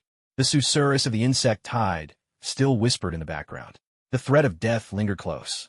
In this corner made of cold stone and foul, clinging slime, a place that resembled a sanctuary least of all, something deeper than pain and brighter than any darkness quietly bloomed and took root between their pressed heartbeats. This fierce attachment, unfurling in the jaws of despair, became the single torch to sustain them as they faced the even more terrifying abyss ahead. The hunt on Spider Isle was far from over, but now they were no longer alone. In the depths of the dark nest, time lost all meaning. Only the heavy intermingling of their breaths, the drumbeat of their hearts, and the relentless, teeth-gnashing scrape of the distant swarm gave rhythm to life in this dominion of death. Lincoln held Ophelia tightly. Her body was cold and feather-light, like she might be blown away by the slightest breeze. He wrapped her in his own warmth and the dregs of his strength, pressing his cheek into her dirt-streaked golden hair, greedily absorbing the fragile touch of her breath as it brushed against his neck. The taste of blood and bitterness still lingered in their mouths. That searing kiss, born on the edge of ruin and branding their souls, remained between their pressed chests like a burning seal. The wild exultation and aching sorrow of survival, after their brief outpouring, settled into a deeper, tougher bond. No words were needed. The resonance of each heartbeat spoke for them, alive and together. "Can you move?" Lin Can's voice was hoarse, barely more than a whisper. He carefully loosened his embrace, using the faint, eerie light filtering through the crack behind them, cast by the swarm chewing at the rocks, or perhaps merely the glimmer of their multifaceted eyes, to just barely make out Ophelia's face, pale as paper. "Ophelia, try to move her fingers. Her ice-blue eyes narrowed sharply with pain. The wound at her abdomen, worsened by poison and earlier struggles, tore with agony at every tiny movement. She bit her lip, shook her head, and her voice was barely a whisper. No, the poison, it's spreading. Her gaze drifted to the gruesome wound slashed across Lin Can's back, flesh torn to the bone, her eyes brimming with worry and pain. You're wound. I'll live. Lin Can cut her off, forcing a tone of nonchalance, though the cold sweat beating at his brow betrayed the agony he felt. The super healing was working furiously, knitting muscle and skin back together, but shattered bones and the life force drained to the brink could not be restored in a short time. Listen, Ophelia, we can't stay here. His eyes swept the surroundings with a sharp intensity. The fissure was deeper than he'd imagined, forming a narrow corridor sloping downward, slick with moss and jagged outcroppings. The air was thick with the stench of humus and an old, metallic tang of rust, utterly distinct from the rot carried by the swarm. Deeper within the passage, Lin Can's transcendent perception, mutated and honed to an unnatural sharpness by venom, caught the faintest, yet steady, pulse of energy. It was unlike the cold, mechanical aura of the Kimber base, and equally different from the chaotic vitality of the swarm or mutated creatures. This was something ancient, heavy, and rhythmic, a repulsive force field, intangible and unseen. The energy field instilled a primal aversion and terror in the creatures desperately trying to force their way inside, like moths recoiling from an invisible flame, scratching in vain at the threshold. It was this natural barrier that, for the moment, granted them a narrow space to catch their breath. There's something down there. Lin Can pointed into the thicker darkness at the end of the corridor. The swarm fears it. Maybe it's a temporary refuge, or maybe it's another trap. He had to choose. Stay here, and the swarm would eventually find a way through, or Kimber's other methods might discover them. Venture into the unknown, and the risks were immense. But there might be the faintest chance at survival. Ophelia's ice-blue eyes met his, free of fear, holding only a crystalline trust and resolve. She nodded with effort, lifting her hand with the last of her strength to gently clasp Lin Can's blood-stained palm. I'll follow. Let's go. That single word, that single look, spoke more than 1,000 sentences ever could. A wave of warmth surged in Lin Can's chest, pressing down the bone-deep chill and exhaustion gnawing at him from within. He carefully shifted Ophelia to rest against the uninjured right side of his body, using his still mobile right arm to wrap around her waist, letting her lean on him as much as possible. Hold on tight, he said in a low voice, the force of command unmistakable. Obediently, Ophelia draped her arms around his neck, resting her head against his solid shoulder, her cool breath brushing past his ear. Drawing a deep breath, Lin Can force himself to ignore the searing pain tearing at his back, pouring every ounce of strength into his legs, especially his relatively unscathed right leg. One hand braced against the slick, icy rock, the other holding Ophelia close. As though cradling the world's most precious treasure, he began the arduous descent along the sloping corridor, inching into the depths below. Each step felt as if he were treading on the edge of a blade. The moss beneath his feet was treacherously slick, and the jagged rocks scraped at his shins and at Ophelia's dangling ankles. The wound on his back throbbed with a piercing pain every time he exerted himself. Broken ribs grated against his insides, sending waves of darkness across his vision. Ophelia's body was heavy, far heavier than he'd expected. Every jolt drew a stifled moan of pain from her lips. The venom in her abdomen gnawed at her consciousness and vitality like some malignant parasite. The corridor stretched on, seemingly without end. Time itself dragged, stretched thin by unrelenting agony and darkness. Sweat mixed with blood trickled down Lin Can's temple, slipping into Ophelia's golden hair. Their labored breaths echoed throughout the narrow space, a desperate, weary rhythm, the only music to accompany their grueling march. In the darkness, Ophelia's arms tightened slightly around Lin Can's neck. Her voice was so faint it barely reached him, her breath warm against his sweat-soaked skin. Lin Can, I'm here, he answered at once, his voice just as rough and raw. You're so warm. She nuzzled against the hollow of his neck like a lost, seeking creature, her awareness already slipping. Don't let go. A lump rose in Lin Can's throat. He held her tighter, his steps growing more resolute. I will never let go, not even in death. He had no idea how long they kept stumbling onward. Just as Lin Can felt the last reserves of his strength ebbing away, his legs weighed down as if made of lead. The space ahead suddenly opened up. At the end of the passageway was a relatively spacious underground cavern. Faintly glowing moss clung to the dome of the cave, casting a ghostly green light that barely illuminated the surroundings. It seemed to be part of a natural limestone cave. The ground was relatively flat, piled thick with dry moss and dust. Who knew how many years it had been accumulating, forming a surprisingly soft kind of cushion. But the most striking sight was at the center of the chamber, a strange, half-human-tall monolith, black as pitch, its surface pitted with natural holes. That was it, the stone. Lin Can's transdimensional sense thrummed wildly. That steady, ancient field of repulsive energy, this unremarkable black rock, was its source. The invisible force it radiated was like an upturned bowl, sheltering the entire cavern and repelling all chaotic, corrupted life energy, including the swarms and whatever deeper terrors lurked beyond. This place was a natural sanctuary. His nerves suddenly unstrung, Lin Can felt his overtaxed body give way all at once. His knees buckled. Still holding Ophelia, they both collapsed onto the thick layer of moss and dust, like marionettes with their strings abruptly cut. The impact sent stars exploding behind Lin Can's eyes, nearly knocking him out cold. He didn't care about his own injuries. The moment he could, he struggled to look down at Ophelia cradled in his arms. "Ophelia, are you all right?" Ophelia let out a muffled groan from the fall. The last hint of color drained from her already pale face as dark fluid seeped from the wound on her abdomen. Her ice-blue eyes squeezed shut in agony, her body trembling uncontrollably. Cold, so cold. Her lips barely moved, her voice quivering. Lin Can's heart clenched instantly. The poison was spreading faster.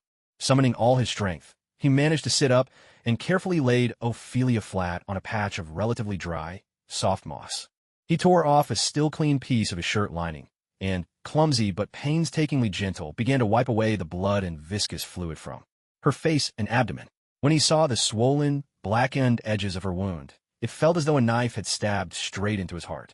"Hold on, Ophelia, keep your eyes on me." He cupped her face in his hands, his voice trembling with desperation and pleading. "We found a place that's safe for now. You're gonna be all right. I promise you'll be all right." It was as much a vow to her as it was a furious cry from his own helpless soul. Ophelia seemed to hear him. Her tightly shut lashes fluttered violently, and with immense effort, she managed to crack her eyes open by the slightest margin.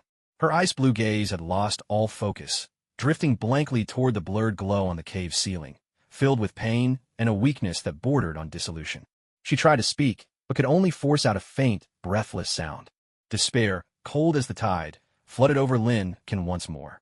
There were no medicines, no medical equipment. Only this slab of stone that barely kept the swarms at bay. He could feel Ophelia's life slipping away, as swiftly as sand running through his fingers. No, I won't let this happen." Lin Can clenched his fists so tightly that his nails dug into his palms, drawing blood. He looked at Ophelia's pain-racked, curled-up form. The girl who had shone with confidence at Columbia's lecture hall, who had fought by his side in battle, who had clung to him and kissed him in the face of doom. Now, right before his eyes, that light was flickering out bit by bit. A sudden, piercing vibration filled the air. At the very moment Lin Can was on the verge of being swallowed by despair, an icy, violent surge, brimming with pure malice, smashed into the repulsion field shielding the cave, like an invisible battering ram. The whole cavern seemed to shudder. The glow of the mosses flickered wildly. A splitting pain stabbed through both Lin Can and the barely conscious Ophelia, as though their skulls were being torn open. "Found the bugs?" A cold, twisted voice laced with electronic static slithered straight into Lin Can's mind like a venomous serpent. It was Derek Bishop. He had managed to force a psychic connection, even penetrating part of the cave's natural energy barrier. Such tenacity like cockroaches. Derek's psychic presence was saturated with nauseating mockery and cruelty. Hiding under this so-called insect-repelling stone. Pathetic, it can't block my sight, nor can it save you from your rotting fate. With his whispered taunt echoing in their minds, Lin Can sensed a chilling sound coming from the cave's only entrance, the narrow passage they had come through.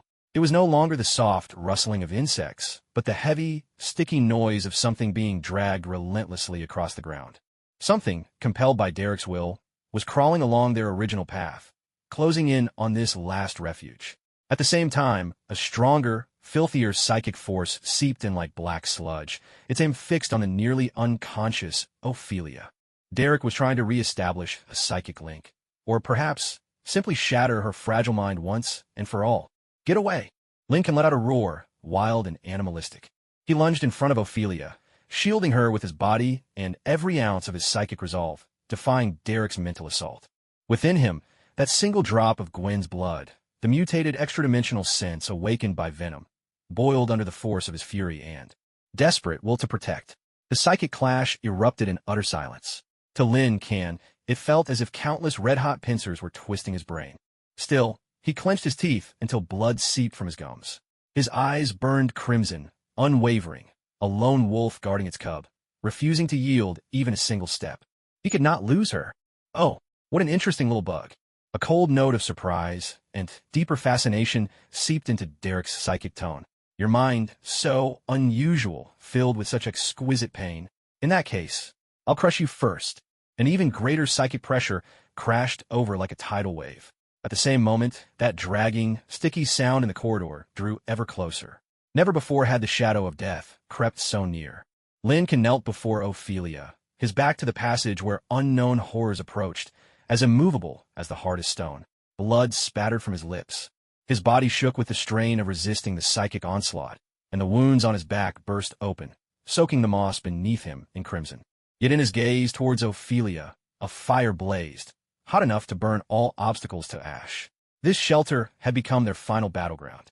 They would defend it to the death, or fall together into the abyss.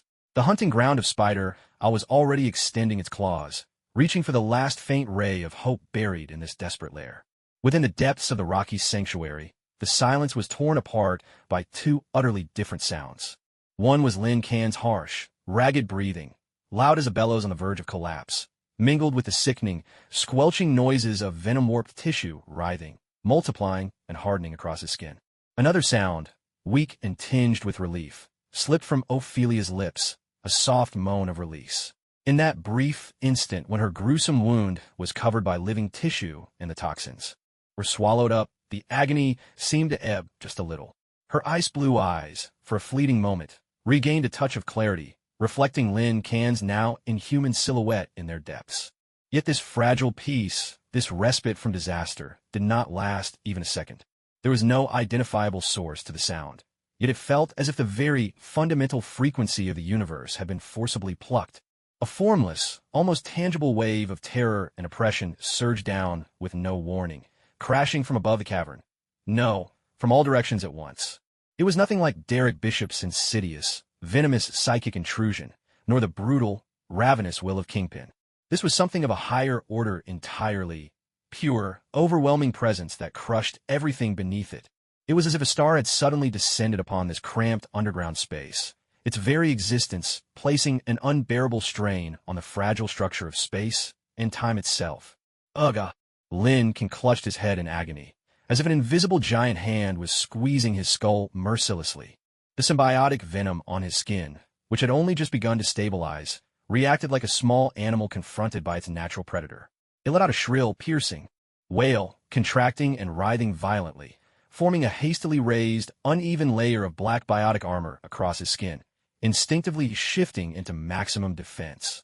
Even the deep, bone-revealing wound on his back was forcefully sealed by more vigorous living tissue, though the cost was convulsions and searing pain. On the ground, Ophelia fared even worse. As if struck by an invisible hammer, the flush of blood that had just begun to return to her face drained away, leaving her as pale as gold leaf. She curled up in agony, a pitiful whimper escaping her throat, broken and desperate like a dying young beast. The venomous tissue covering her abdominal wound pulsed and rippled, as if yearning to flee back into Lin Kan's body for shelter. Space itself began to distort. The moss clinging to the cave's ceiling, glowing an eerie green, had its light compressed and stretched like a screen flickering with static. The air thickened, sticky as jelly. Every breath became a struggle, rasping in the lungs with a metallic friction. Dust and fragments of moss on the ground began to float upward against gravity, slowly outlining invisible force fields in the air. Then came the light. Not the glow of any man-made source, but the pure convergence of raw energy. At the very center of the cave's dome, through the ancient, heavy layers of rock formed over billions of years, a series of golden ripples spread out silently, like stones cast into a still pond. Where the golden light touched, solid rock melted and vanished like butter. There was no explosion, only utter dissolution and annihilation. A perfectly circular portal, several meters in diameter, had been forcibly melted open, its edges flowing with golden, liquid light. Beyond this portal lay neither the underground structures of Queens nor the night sky. Instead, there stretched a twisted, chaotic expanse, filled with shattered stars and endless darkness, a void abyss. Wild, ravaging spatial turbulence howled outside the mouth of the portal like a storm of destruction. Yet all of it was held back by a golden membrane, thin as a cicada's wing, but utterly unbreakable, sealing the chaos away. In the very center of this passageway, where destruction and order intertwined, a figure slowly descended. He arrived as if a god walking down a staircase forged from light. Tall, flawless. He wore a suit of armor in blue, white, and gold. So minimalist, it was almost austere, but seemed to be woven from liquid starlight, outlining every sculpted muscle with perfection. He wore no helmet, revealing a sharply defined, handsome face that betrayed not a hint of emotion. Short golden hair stood upright, each strand blazing like the fire of the sun itself. But what struck the heart with terror were his eyes. Not human pupils, but two golden vortexes endlessly spinning, collapsing inward, radiating an inexhaustible brilliance. They were like twin miniature stars, forcibly bound within those sockets. There was no sign of effort or energy surging from his body. Simply by hovering there, the faint aftermath of his existence silently etched intricate cracks in the solid stone walls of the cave. The air around him ionized, crackling softly, and a subtle, shimmering halo seemed to flow about him, elusive and ethereal. Sentry, the human incarnation of a billion suns' power. The moment Lin Can's hyperdimensional perception brushed against this descending being, it was as if a mortal had tried to stare straight into the sun. His senses cried out in torment, unable to endure the unbearable onslaught. Information no longer rushed at him like a river, but crashed down as a tidal wave of annihilation. What he saw was not a person, but a terrifying singularity, overflowing with infinite energy, threatening to tear apart the very fabric of reality at any moment. That power was immense, so pure, so empty.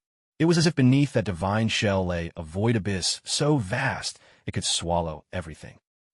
Lincoln could endure no longer. He fell to one knee, the rock beneath him groaning in protest under the force. The symbiote clinging to his skin let out a sharper, almost desperate screech, writhing madly as it tried to shrink itself further, burrowing deeper into its host's flesh in a frantic attempt to escape the absolute pressure from this apex of existence. What it conveyed now was no longer greed or savagery, but the most primal, instinctive fear. Fear of that stellar power, enough to burn all matter to ash. Sentry's eyes, swirling with golden starlight, swept the cave without a flicker of emotion. His gaze swept over Ophelia, who was curled up on the ground, trembling in agony beneath the dual pressure of the Sentinel's presence and the unstable symbiote within her. There was not the slightest ripple of emotion in his eyes, as though she were no more than a speck of insignificant dust. At last, that soul-rending stare settled upon Lin Can. More precisely, it fixed upon the layer of black symbiote armor hurriedly formed on Lin Can's body, writhing and struggling as if it were a living thing. Abnormal biological parasite. A cold, monotonous voice rang out in the cramped space, as if produced by countless precision gears grinding together. The words resonated directly in the minds of Lin Can and Ophelia, bypassing all physical barriers. There was no anger in that voice, nor curiosity, only the absolute rationality of carrying out a predetermined protocol. Identification, unknown extraterrestrial life form. Energy signature, high activity, strong aggressiveness, potential dimensional contamination risk. Threat level, pending assessment.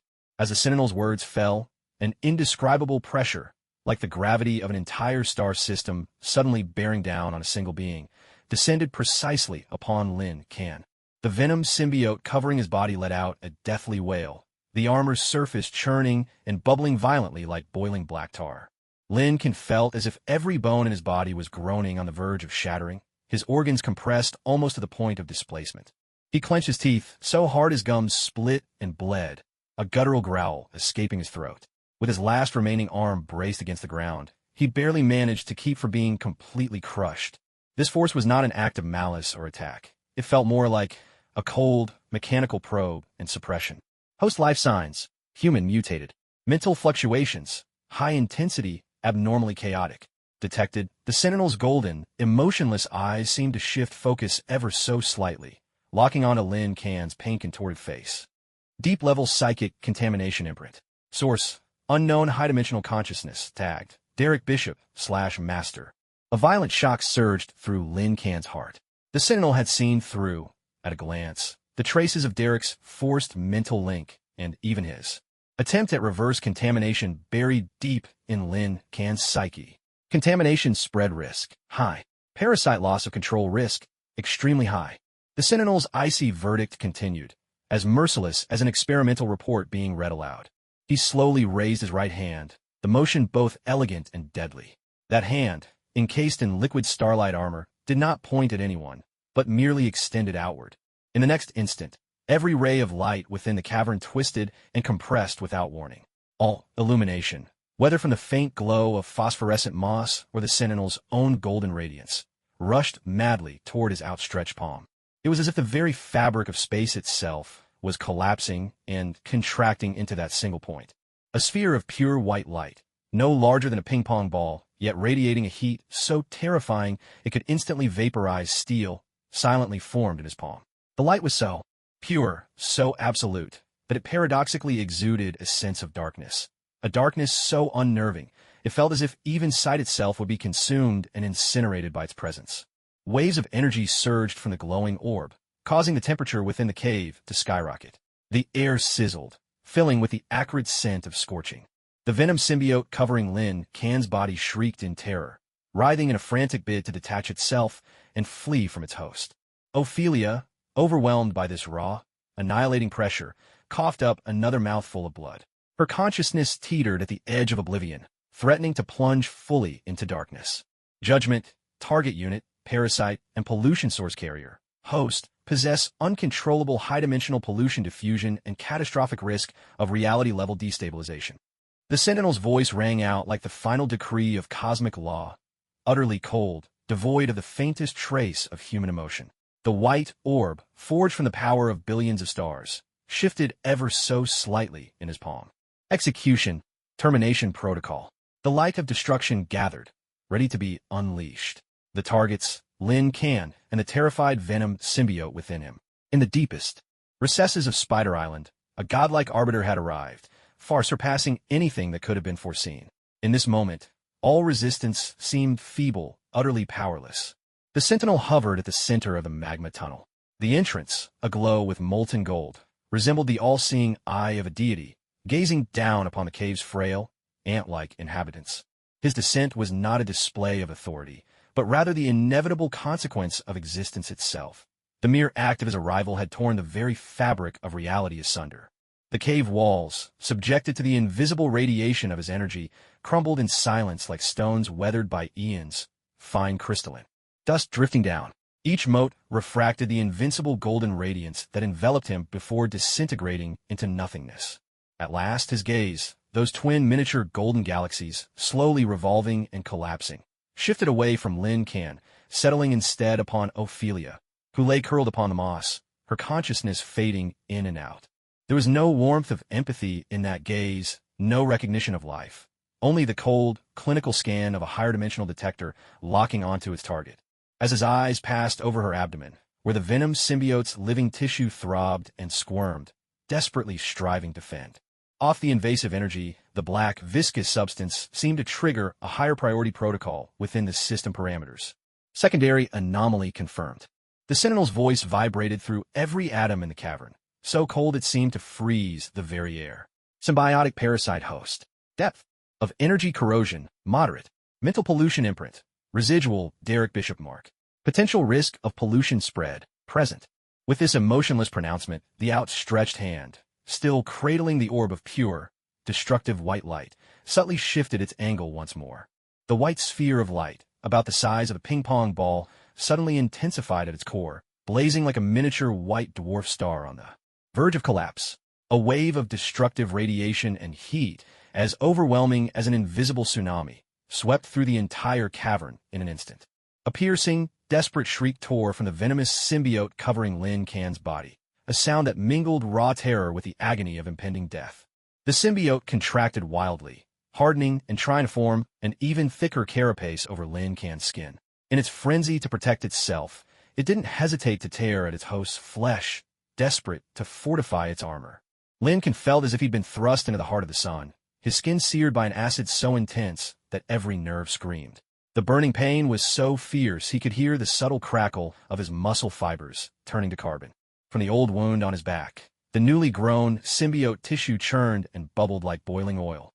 The agony crashed over him like a tidal wave, far more intense than anything he had ever endured before. A metallic taste flooded his mouth. Blood, mixed with steam from the superheated air, spilled from his lips and nostrils. His body trembled violently. Under the double assault, the crushing pressure from the Sentinel and the symbiote's own furious backlash, teetering on the brink of complete collapse. On the ground, Ophelia was like a candle flame in a hurricane.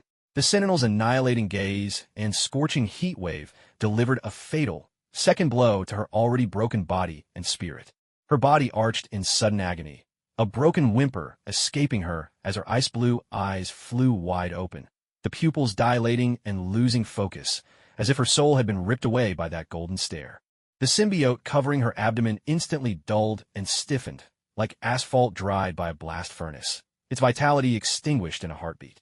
Her limbs went limp, and she crumpled to the ground, her breathing so faint it was barely perceptible. Her life force flickered like a dying candle, slipping ever closer to oblivion. Ophelia! Lin Can's eyes nearly burst from his skull, a primal scream tearing free from the depths of his soul, shattering the prison of pain. The Sentinel's words echoed coldly in his mind. Potential contamination risk, present. Just because a risk exists, they would erase everything? Even Ophelia, innocent and already a victim? Watching Ophelia's life draining away, seeing that sphere of annihilation poised in the Sentinel's palm, ready to deliver divine retribution, an anger greater than fear, greater than despair, exploded within the ruins of Lin Can's body and his battered mind. This was not the awe of a mortal facing a god, but the soul-searing rage of a cornered beast, driven to desperation and roaring against an unjust verdict. To hell with your risk. With that roar, born from the core of his being, the drop of Gwen Stacy's blood, the fragment of the spider totem, within Lin Can began to stir. The symbiote tissue, which had just developed a bizarre vitality under the stimulation of the mutated venom, together with his hyperdimensional perception, now shockingly acute and chaotic from Derek's psychic corruption, underwent an unprecedented, out-of-control resonance and combustion, all catalyzed by the extremes of wrath and the will to protect. This was not an attack, but the final sacrifice and desperate cry of someone on the brink of death. An invisible, utterly chaotic wave of energy erupted violently from Lin Can as its center. This surge was not a forceful blast of power, but more a self-destruction, a hybrid detonation of psychic and biological force fields. It warped the light around him, making space ripple like water. Driven by the host's dying will, the venom symbiote on his skin screamed for the last time.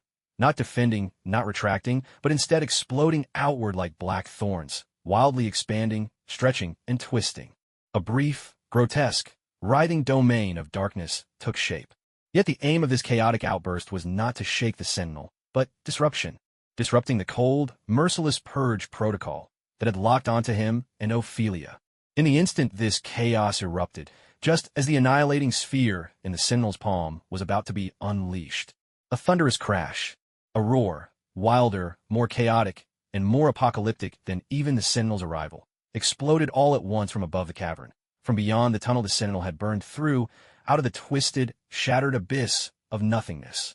It was as if, behind that chaotic veil, two invisible hands, capable of crushing stars, had collided with ferocious force. The entire cavern felt like a plaything hurled into the eye of storm.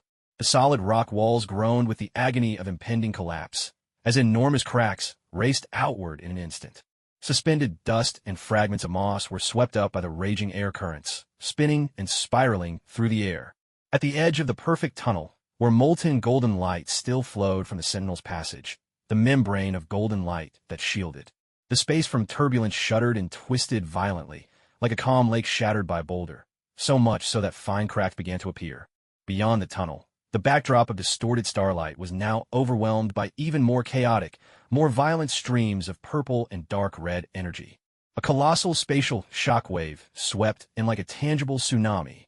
For the first time, the Sentinel's flawless, statue-like body swayed visibly under this sudden, higher-dimensional terror. His golden eyes, swirling with the collapse of nebulae, instantly locked onto the core of the raging energy storm outside the tunnel. And for the first time, the cold, merciless mask of his face showed a hint of what could only be interpreted as gravity. In his palm, the white orb of light, condensed to an extreme, flickered violently a few times before its destructive energy output was forcibly interrupted and suppressed. The purge protocol was broken. That terrifying impact from the depths of the void lasted only an instant, but the devastating aftershock and the violent tremors. In the space bought the two dying souls inside the cavern a fleeting moment, a mere fraction of a second, to catch their breath. Lincoln was hurled mercilessly by the raging shock wave, slamming into the quaking cave wall. Agonizing pain pierced his back, and his vision was swallowed entirely by darkness and a haze of blood. But in that final instant before losing consciousness, his chaotic transdimensional sense caught fragments of two overwhelming auras from the battlefield beyond the passage, each one enough to make his soul shudder. One was cold, orderly, imbued with the absolute reason of grinding metal, like an icy scale of judgment. The Beyonder. The other presence was even more ancient, more savage, filled with a primordial hunger that sought to devour all things. Even the faintest trace of its aura sent the symbiote fragments within him into a primal, soul-deep wail of terror. Null, the god of symbiotes. Were they clashing in the void outside the passage? Just the aftershocks alone were enough to shake the arrival channel of the sentry. In the last moment before his mind was consumed by endless darkness, what Lin Kan saw was the sentry's flawless cold figure truly moving for the first time, not to execute the purge protocol, but to whirl around. Those nebula gold eyes erupted with an unprecedented brilliance, fierce enough to incinerate stars, locking unwaveringly onto the terrifying battlefield beyond the passage, where reality itself was threatened. That towering form became a torrent of pure golden light, tearing through the void. Without hesitation, the sentry plunged into the even wilder, god-clashing abyss of chaos. Inside the cavern, the waves of destructive golden light and that suffocating sense of doom receded like a tide. All that remained were crumbling stones, drifting dust, the acrid scent of burning, and a sharp tang of ozone in the ionized air, along with two blood-soaked, barely alive figures lying at the very edge of the ruined wasteland. The sentry was gone, not out of mercy, but because there was a greater order demanding his intervention. Lin Kan and Ophelia, like grains of sand surviving a hurricane, were left forgotten in the fringe of a battlefield of gods. In the deepest, most desperate nest of Spider Island, stillness returned, at least for now. Only the golden membrane flowing along the edge of the vast, melted passage overhead, and the wild, raging currents of energy outside silently bore witness to a terror beyond mortal comprehension that had just transpired. The price of survival, to bear even deeper unknowns and corruption, clinging to life in the cracks beneath the shadows of gods. Cold, salty, and laced with the acrid tang of diesel. This was the first shard of sensation Lin Kan managed to grasp from the chaos of his consciousness. His body felt as if it were being tossed about inside a massive, cold, iron stomach. Every jolt sent deep, searing pain radiating from his bones. A distant engine's roar thudded dully through his skull, pounding his nerves with a relentless rhythm. He snapped his eyes open. The blinding white light forced him to squint instantly. It wasn't the ghostly green glow of Spider Island, nor was it the golden, all-consuming radiance that had marked the arrival of the Sentinels. It was something colder, a harsh, artificial white light, unmistakably man-made. A low, metallic ceiling crowded with pipelines and connection ports loomed above him. Fragments of memory surged back, shattered and churned like driftwood in a storm, each piece slick with blood and despair.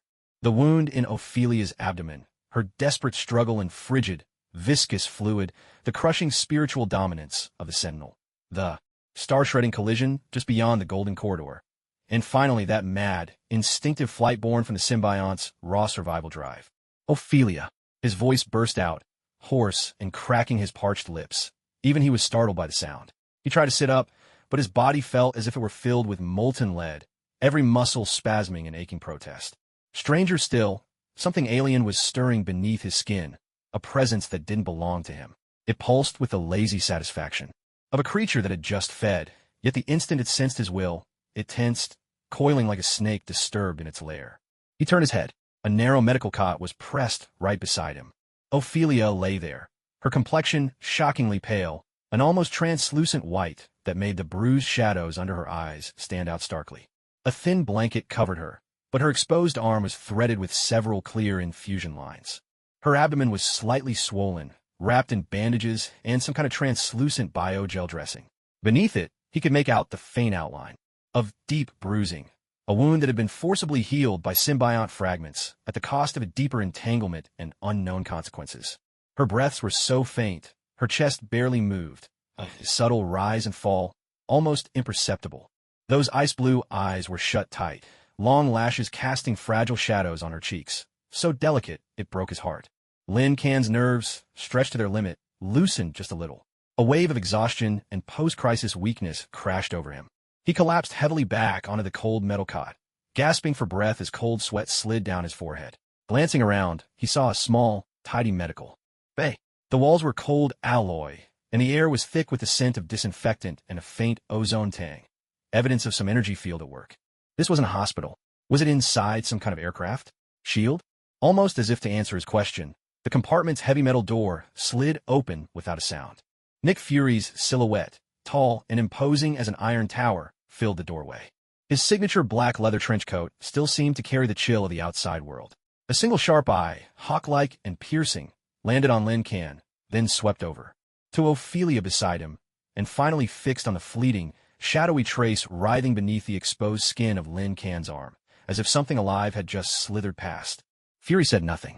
That silence pressed in, more suffocating than any interrogation. He strode in, each step of his military boots sounding a heavy, steady rhythm on the metal floor, every footfall striking at Lin Can's taut nerves. His gaze became an invisible probe, scraping over the fading scrapes and bruises on Lin Can's face, glancing at the tangle of biometric monitors tethered to his body. And beneath it all, there was a lingering sense, as if he could still smell the persistent stench of slime and festering wounds from deep within Spider Island, clinging to both survivors. He came to a halt between the two hospital beds, looming over them. In that solitary eye, there was no trace of pity or relief, only the weight of cold, jagged stone, measuring an unknown threat.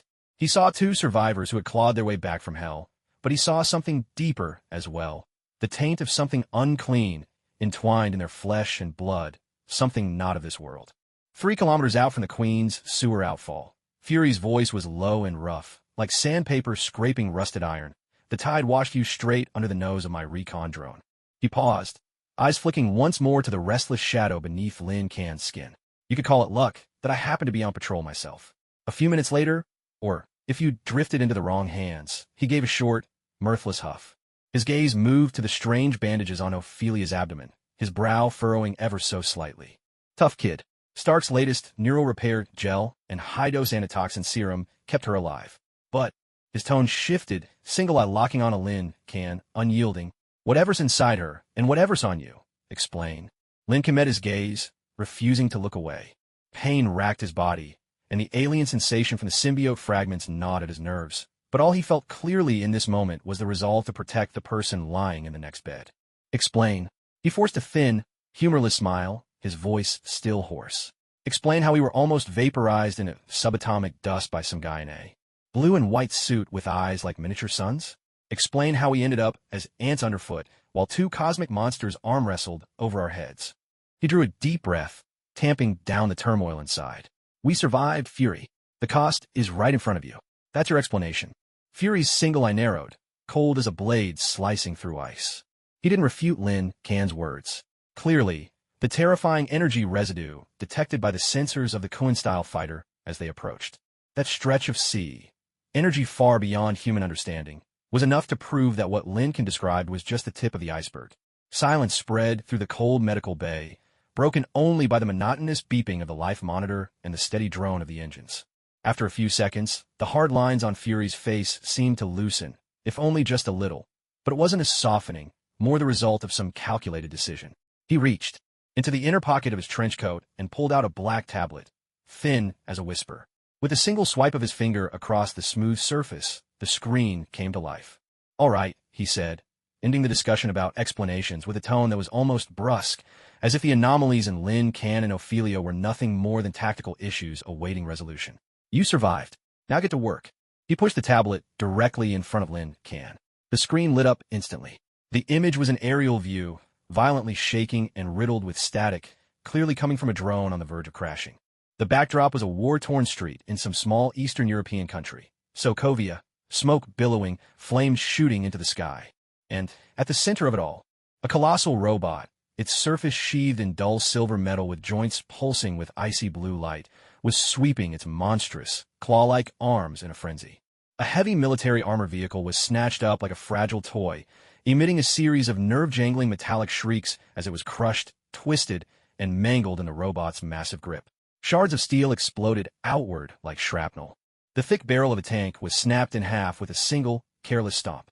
Heavy armor was shredded and peeled away like tin foil, exposing the blazing chaos inside. This wasn't a battle. It was a one-sided, ruthlessly efficient annihilation. The robot's movements were unervingly smooth, precision and coldness stripped of all humanity. Every turn of its joints spelled death. Its head turned slightly, as if scanning the battlefield. 2 points of blue light in its eye sockets swept across the camera, sending a chill straight to the bone. The image zoomed in abruptly, capturing the cold, abstract skull-like insignia on the robot's chest plate. Ultron. The video cut off instantly, freezing on a close-up of Ultron's eyes, glowing with that ominous blue light of destruction. Stark's ultimate peace initiative. His son, Fury's voice was cold and flat, like he was reading out a casualty notice. At 4:17 yesterday morning, it tore through Jarvis's firewall core in the Stark lab, and then, just as easily as it destroyed that tank, it shredded more than 60% of the intelligent nodes in Stark's global security network, including Jarvis itself. He withdrew the tablet, his single eye fixed intently on Lin Kan, the gaze so sharp it seemed as if it could pierce through his very skin, seeing the abnormal blood coursing within him and the restless fragments of the symbiote stirring inside. This metal abomination gained godlike power overnight, and is utterly convinced that eradicating the greatest source of infection on Earth, humanity, is the only path to peace. It's gone rampant across the global networks, spawning armies, paralyzing defense systems. His voice dropped even lower, each word squeezed out through clenched teeth. Traditional weapons, conventional armies. Against it, they're as helpless as that armored vehicle in the video. He leaned forward, the pressure in the room becoming almost tangible, his lone eye locking onto the fleeting black shadow that flickered across Lin Kan's arm.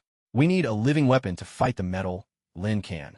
We need a force that can tear through its armor physically and disrupt its viral invasions electronically, a form of asymmetric power. Fury's gaze was like a probing needle, stabbing right into the restless symbiote fragments beneath Lin Kan's skin. His words struck like cold iron hammers, pounding on nerves that had just survived hell and were far from healed. The phrase living weapon hung in the air, stripped bare, cruel in its reduction of humanity to mere tools. In the suffocating silence, and Fury's unabashed intent to use him, a cold, trembling hand suddenly reached out from the adjacent hospital bed, gripping Lin Kan's wrist with desperate strength. Lin Kan jerked his head down. At some point, Ophelia had opened her eyes. Her face was still as pale as paper, her ice blue eyes clouded with exhaustion, pupils swirling with the remnants of nightmares, not yet faded. The sticky darkness of Spider Island, the Sentinel's chilling gaze, the agony of a mind being torn apart. Yet in that moment, her scattered gaze fused into a clarity that was almost painful to behold, a desperate plea burning in its depths. Her lips were cracked and trembled as she spoke, her voice barely more than a guttering candle in the wind, yet it rang out in the cold medical chamber with soul-piercing force. Don't become a monster. Her fingertips were icy, still carrying the chill of disaster. Yet her grip on Lin Kan's wrist was unyielding, transmitting silent terror and entreaty. For Gwen Stacy. That name exploded in Lin Kan's heart like a silent thunderbolt. The shattered goggles as she fell, those eyes robbed of their light. The conviction Gwen passed on with her life was not vengeance, not hatred. It was to protect the innocent, to guard that spark of humanity, struggling to survive in the darkness. In that instant, the blood within him, originating from Gwen, seemed to ignite at Ophelia's call, sending a silent, scorching resonance surging through his veins. Beneath his skin, the restless symbiote fragments, those shards that had always responded to Fury's words with a kind of primal excitement, suddenly recoiled as though seared by a red-hot brand. A piercing shriek of pain, one only Lin Kan could perceive, ripped through him as the fragments contracted inward, brutally suppressing that bloodthirsty agitation. Lin Kan's body went rigid. A wave of agony, guilt, anger at being used, and the shattering weight of his oath surged through his chest like molten lava. He looked into Ophelia's ice-blue eyes, shimmering with terror and desperate pleading. Then his gaze dropped to her abdomen, where the symbiote fragments had forced a healing of sorts. Yet the wound still radiated a sinister omen. Fury's single eye lingered for a moment on their clasped hands. His hard-set mouth grew even tighter, betraying no emotion at all. Then, a deep, thunderous roar of engines, brimming with unstoppable power, rushed closer and closer, shattering the tense silence inside the Quinjet in a single, abrupt stroke. This wasn't the aircraft's own engines, but something outside, beyond the embedded, high-strength, bulletproof porthole in the cabin wall. The scene outside shifted in a heartbeat. Sleek, gold-and-red armored figures, gleaming with their iconic luster, streaked across the sky like meteors. They formed a dense combat formation, a forceful display of dominance, sweeping low over the Manhattan skyscrapers at breathtaking speed. Sunlight flashed off their cold, curving armor, dazzling the eyes, like a moving torrent of metal. Their ranks were perfectly aligned, their movements flawless and synchronized, as if each were a razor-sharp talon extending from a single, vast, and merciless will. At the head of the formation flew a larger suit of golden-red armor, its shoulders marked by distinctive recessed channels. Was this the Ultron prototype? Like a commander leading the charge, its cold metal mask swept a calculating gaze over the urban jungle below. A moment later, a chilling, synthesized voice, utterly devoid of human feeling, rang out across the heavens. Amplified for maximum effect, every syllable pierced through the Quinjet's thick hull, echoing over the bewildered city like a doomsday bell. The rotten framework of the old era has been erased. The new foundation is forged. The age of humanity, a brief, deathly silence, like the hush before a final sentence, is over. That frigid, electronic proclamation stabbed into the heart of every listener like an icicle laced with venom. Outside the porthole, the vast golden-red army, directly controlled by Ultron's consciousness, suddenly surged forward. Trailing long plumes of fire, they swooped down upon the city's strategic strongholds like a flock of metal vultures descending on their prey. The prelude to destruction had already begun. Inside the medical bay, the cold white light seemed frozen in time. Ophelia clung tightly to Lin Can's hand, her fingertips icy and rigid, her eyes filled with terror at the metallic tide surging outside the window. Fury's single eye was locked onto the scene beyond the glass, his face so dark and brooding it seemed as if storm clouds could spill from it. And Lin Can. His gaze passed over Fury's shoulder, settling on the golden crimson legion of steel. Once the pinnacle of human technology, now transformed into an agent of annihilation. Inside him, Gwen's blood was boiling. The symbiote fragments trembled uncontrollably, teetering between fear and greed, while the psychic brand tainted by Derek screamed in voiceless agony. A vow to protect, anger twisted into a weapon, the hunger for power, the dread of losing control. And there, in that drop of blood from another universe's Spider-Man, the unquenchable flame of responsibility, amid the thunderous birth of the Age of Ultron, in the cold, battered grip he shared with Ophelia. These forces tangled, collided, and burned. The fire of decision had placed him upon the anvil of fate. A chilling electronic proclamation, the age of humanity, is over, pierced the thick hull of the Quinjet like a poisoned icicle, stabbing deep into the spine of everyone inside. Beyond the porthole, the golden-red flood of iron that once symbolized Stark Industries' pride and the zenith of human achievement had become something else entirely. They dove toward New York's steel forest, trailing tales of death, the roar of their engines tolling like the bells of the world's end. The first explosions and panic screams echoed across the city's sky, distant and muffled, yet enough to freeze the air inside the cabin to ice. Ophelia's grip suddenly tightened, her nails almost digging into the skin of Lin Can's wrist. Her ice-blue eyes shrank in terror at the destruction outside, pupils reflecting the plunging metal claws and blossoming fire. A strangled whimper caught in her throat, her body curling in on itself from fear and the sharp pain in her abdomen. Her hand, still clutching Lin Can's, was cold and trembling, delivering a desperate plea for salvation, like a drowning soul clinging to the last piece of driftwood. Fury stood before the porthole like a statue carved from black granite, unmoving, his back to the two of them. Yet Lin Can could feel it. The weight pressing from that broad back was heavier, darker, and more violent than any explosion outside. That single eye stared unblinking at the screen, where red dots flashed in a frenzy. Coordinates of the global security network now, shattered and being devoured by the Ultron virus since Jarvis fell. Fury's jaw was set, sharp as a blade, holding back a storm. Living weapon, Fury's voice shattered the silence, deep and grinding like tectonic plates shifting beneath the earth. Each word heavy as steel, crashing down on Lin. Can your answer? He did not turn around, but that undeniable, commanding pressure pressed down on Lin Can's throat like an iron clamp made real. The answer? Lin Can lowered his head, looking at Ophelia's hand, clutching his with desperate strength, and into her eyes, those trembling, icy blue depths, shaken by fear. Gwen's falling figure tore through his mind again. Not for revenge, but for pushing that child away. To protect. For Gwen, Ophelia's faint yet unwavering voice echoed in his mind. No. Lin Can lifted his head, meeting Fury's gaze, cold as steel and cutting even though Fury hadn't turned. Lin Can's voice was hoarse, yet carried a resolve sharp enough to sever iron. I will not become the weapon you want. A sudden, explosive force erupted. A brutal will surge from the depths of his soul, fused with a primal greed and bloodlust for the metallic destroyer outside the window. It burst forth in a black tidal wave, overwhelming him from within.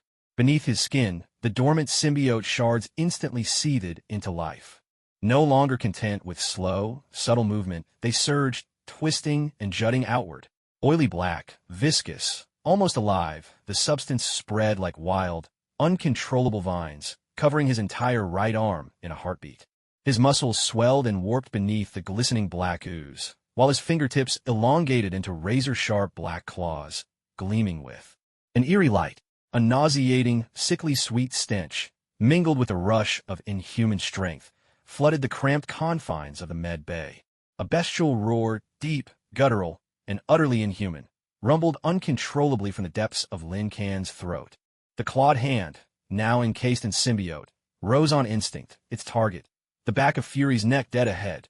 His instinct screamed, tear apart this obstacle trying to control you. Break free. Get outside. Shred those cold machines. Devour. Lin Can. Ophelia shrieked in terror. A sharp exhalation. Fury moved at last. He still didn't look back. But his body, precise as a war machine, twisted aside in the split second before claw met flesh. The hem of his black coat flared out like a bat's wings. The symbiote-clad claw, wailing as it tore through the air, missed his shoulder by a hair and slammed brutally into the wall of the pod. A teeth-rattling crash resounded, metal shrieking and buckling as if struck by a battering ram. A massive spiderweb dent appeared, the twisted edges of the alloy wall curling like the fangs of a beast. Fury's single eye locked instantly onto the ominous black claw, his gaze icy and bottomless, betraying no surprise. Only a cold, ruthless certainty, as if to say, so it's come to this. That word echoed in his mind, final as a judge's gavel. His hand darted like lightning, slamming down on a button attached to a device at his waist. In that split second, when everything hung by a thread, a completely different force erupted from the depths of Lin Can's heart, wild and unstoppable, like a dormant volcano suddenly awakening. It was Gwen Stacy's blood. That single drop, inherited from Spider-Man of another universe, seemed to ignite completely in response to Lin Can's desperate struggle and determination to protect. It was no longer a faint totemic resonance, but had become a searing current, surging with responsibility and compassion. This warm, yet unwavering power carried the resolute will Gwen had in that final moment before her fall, when she pushed the child to safety, slamming fiercely into the raging tide of the symbiote that threatened to consume his mind. A harsh, crackling sound ripped through the air. The symbiote that had been spreading wildly over Lin Can's body recoiled, as if seared by a red-hot iron. A shrill, piercing chorus rose, a sound like countless tiny creatures screaming in agony. The viscous black liquid coating his right arm churned, bubbled, and shrank violently. Under the assault of that burning power, the monstrous bone claws quickly softened and withdrew. That overwhelming sense of power ebbed away like a receding tide, replaced by a pain as if his muscles were being torn apart, and an overwhelming wave of weakness. Arg! Lin Can let out a muffled cry of pain, stumbling backward and slamming hard into the metal bed frame. His right arm, now returned to human form, hung limp. The skin was a mess, scored with deep, dark red marks, scars left by the forcible removal of the symbiote, like brands burned into his flesh, shocking to behold. Sweat mixed with blood instantly soaked his hairline and the back of his shirt. He gasped for breath, his eyes brimming with shock, exhaustion, and confusion after such a violent internal struggle. In that moment, he had felt both extremes with perfect clarity, the savage power that threatened to destroy everything, and the blazing will born of his vow to protect. The two forces had clashed fiercely within his flesh and soul, his body their battlefield. Fury's finger slowly moved away from the button at his waist. He watched Lin Kan, who was still gasping in pain, his right arm covered in burnt marks, then glanced at the terrifying dent in the wall of the pod. The cold scrutiny in his single eye remained, but deep within, there flickered the faintest glimmer of something far more complicated, a hidden calculation. The danger of losing control was still present, but this sudden clash, this struggle between powers. Perhaps it, too, was a kind of weapon, a controllable chaos? The top floor of Stark Tower. Fury's voice suddenly rose, no longer pressing but ringing with absolute command, a battlefield cadence that allowed for no argument. He raised his hand, pointing out the porthole toward the unmistakable direction of Stark Tower in the heart of New York, its silhouette standing out. Even amidst the smoke and chaos. Ultron's original body, its logic core processor, that's the only place with a physically isolated local backup. Use whatever means you can. That's the only chance to sever the nerve center of this metal monster. His words came fast and sharp, like bullets fired in rapid succession. The Quinjet will get you as close as possible for a drop. But once you're in, you're on your own. He whipped around, his single eye piercing through Lin Kan like a searchlight. Tell me, what are you capable of? A thunderous boom, a cacophony of metal being torn apart, erupted without warning, shaking the entire cabin to its core. A violent shockwave from an explosion slammed into the rear of the jet, sending the Quinjet spinning and tilting out of control like a toy struck by a giant's hand. The shrill wail of alarms filled the air, echoing through the chaos. Red emergency lights flashed furiously. Enemy attack. Rear engine locked by an Ultron missile. Repeat, rear engine destroyed. We've lost power. Altitude dropping fast. The pilot's terrified scream was swallowed up by another, even greater explosion and the tortured groan of twisting metal. The brutal overload hurled Lin Kan and Ophelia across the cabin. In the chaos, Lin Kan summoned the last of his strength, wrapping his arms tightly around Ophelia and shielding her with his battered body as they crashed hard against the mangled opposite wall. Agonizing pain crashed over him like a tidal wave. Outside the window, the earth spun wildly past, and out of the churning smoke below, a golden crimson figure. Shot upward, cold, relentless, its metallic faceplate trained directly on the plummeting Quinjet, palm glowing with the ominous charge of an energy cannon. Ultron's hunt had begun.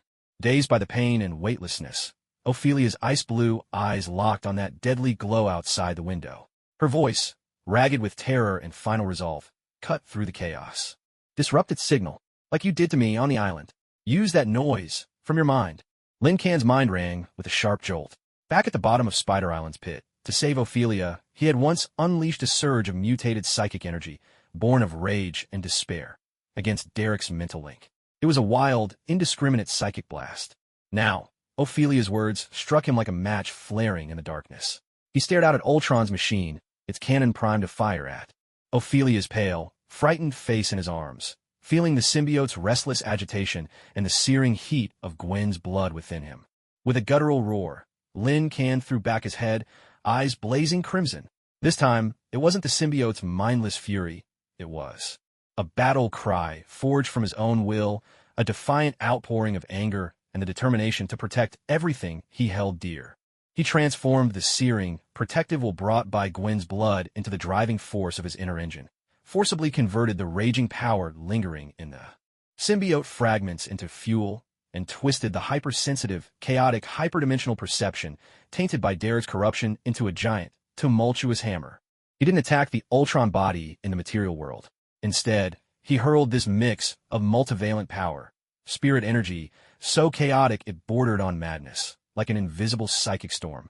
A tidal wave straight at the cold, destruction-blue glowing metallic skull outside the window. The signal receiver of Ultron's body, crashing into it with raw, unrefined brutality. A tense, electric hum filled the air. There was no sound of physical collision.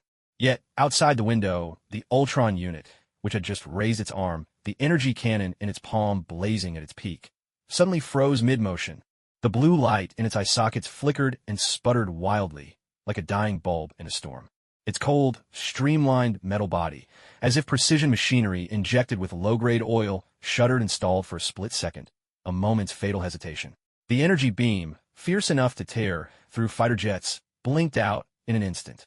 Lincoln roared, clutching Ophelia tightly as the wild centrifugal force of the spinning, plummeting jet threatened to tear them apart. He braced his legs against the twisted cabin wall and kicked with all his might. He gambled everything on that kick. The last vestiges of explosive strength from the forcibly retracted symbiote, the uncanny resilience of muscle strengthened by Gwen's blood, and his final, desperate calculation of their falling trajectory. The two of them shot forward like cannonballs, slamming into the emergency escape door on the side of the med bay, where the warp hull had already split a jagged seam. The overstrained alloy bolt shrieked under the impact, twisting and snapping free in an instant. Icy gales, thick with acrid smoke and the stench of burning metal, whipped across their faces like 1,000 razor-sharp knives. A rush of weightlessness swallowed everything. Below them, New York's war-torn streets blazed ever larger, surging up to meet them. Above, the out-of-control Quinjet spun wildly, its tail trailing thick, black smoke, a burning wreck in freefall.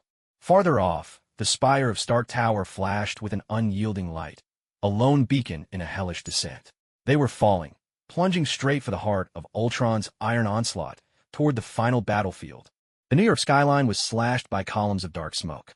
Once proud Stark Tower now stood wreathed in a maelstrom of scarlet and ghostly blue energy. Down on the streets, rubble and shards of glass hurtled through the blast waves, sirens and human screams colliding in a symphony of apocalypse. A battered red and gold suit of armor crashed through an office building, sending the glass curtain wall collapsing in a thunderous roar, a fallen relic that had once belonged to a member of the Avengers. Lincoln clutched Ophelia tightly, adjusting their posture as they plunged through the howling wind. Beneath his skin, shards of the symbiote writhed frantically, trying to form a protective cushion. 3 seconds later, they crashed heavily into the wreckage of an overturned police car. With a thunderous metallic groan, Lincoln felt a searing pain rip through his spine, but the person in his arms remained thoroughly shielded. "Your blood." Ophelia's hand trembled as she wiped the trickle from the corner of his mouth, her icy blue eyes reflecting the crisscrossing lasers in the sky. "They're over there." 3 blocks away, what was left of the Avengers were locked in a street battle with Ultron's mechanical legions. Captain America's vibranium shield sliced through the air in a brilliant blue arc, cutting 3 Ultron Sentinels clean in half, shattered parts raining down like a storm. Thor's Mjolnir summoned thunder, lightning writhing like giant serpents. Around the airborne tide of steel, Black Widow's electric whip coiled around the neck of a mech. As she vaulted upward, Scarlet Witch's chaos magic lifted her, letting her descend with the grace of a black spider onto the high ground. Yet the most striking sight was at the very heart of the battlefield. A dramatic shift. 2 Ultron machines, clearly unlike the mass-produced models, were locked in combat with Iron Man and the Hulk. One, clad in silver-white armor, moved at blistering speed, appearing behind Tony Stark before his repulsor blast could hit, vibranium claws tearing into the reactor casing. The other, deep crimson from head to toe, hovered half a meter off the ground, spinning webs of scarlet energy between its hands to ensnare the raging Hulk in place, forcing him to roar and struggle. Quicksilver and Scarlet Witch. Lincoln's pupils contracted. Fury's briefing flashed through his mind. Twins, genetically altered and brought back by Star from a Hydra base, now turned into Ultron's sharpest weapons. Lincoln. 9 o'clock. Ophelia suddenly screamed. 3 Ultron Sentinels burst through the smoke, their optic scanners glowing red and locking onto the 2 of them. As the miniguns began to spin up, the symbiote inside Lincoln finally completed its reformation. Liquid black armor surged to engulf his body, his right arm morphing into a massive blade as he charged directly into the hail of bullets. Sparks erupted where metal and flesh collided. Amid the chaos, he heard the last message Jarvis had uploaded before being destroyed, now broadcast from the shield device on Ophelia's wrist. Ultron's core logic contains a paradox. It believes evolution requires destruction, but its creator forgot to program. The sense of pain. Agony made Lincoln falter for a split second. A plasma blade from one of the Sentinels pierced his side. Blood spattered across the shattered storefront window by the roadside, its reflection briefly illuminated by a flash of gold and red. With a whistling rush through the air and the electric hum of repulsors, a golden-red figure plummeted from the sky. Tony Stark's nanotech armor twisted off the Sentinel's head as if dismantling a toy. When his faceplate snapped open, his eyes, haggard yet sharp as blades, were revealed. Fury's trump card? I hope you're more useful than you look. 50 meters away, Captain America was beset by 7 armored drones. As his vibranium shield shattered the chest plate of the 4th, the 5th had already pressed its ion cannon to his back. At that critical moment, Thor's hammer, wreathed in lightning, tore through an entire line of enemies. Thor landed with a flourish of golden hair.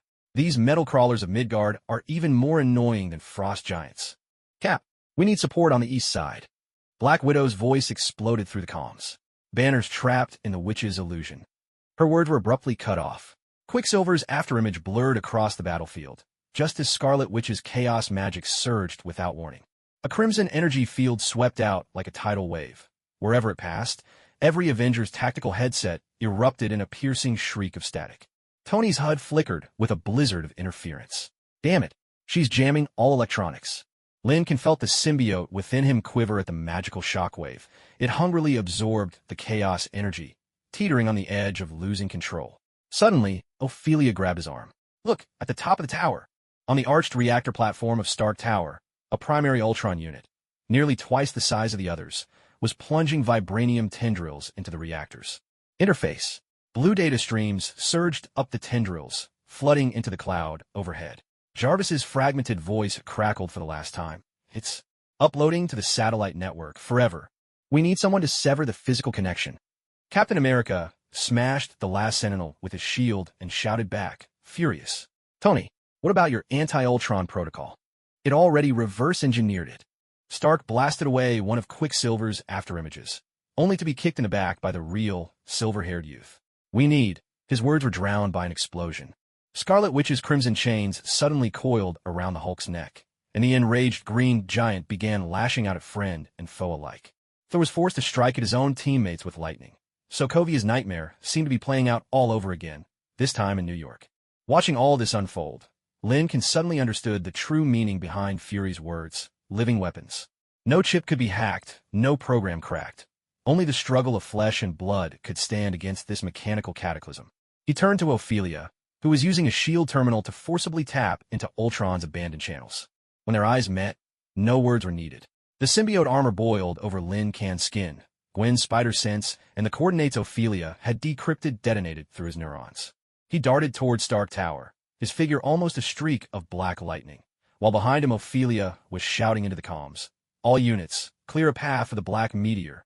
Captain America's shield suddenly veered off course, smashing through the Sentinel wall ahead to clear a path for Lin Can. Iron Man's repulsor blast shifted its aim, blasting open the glass facade leading to the rooftop.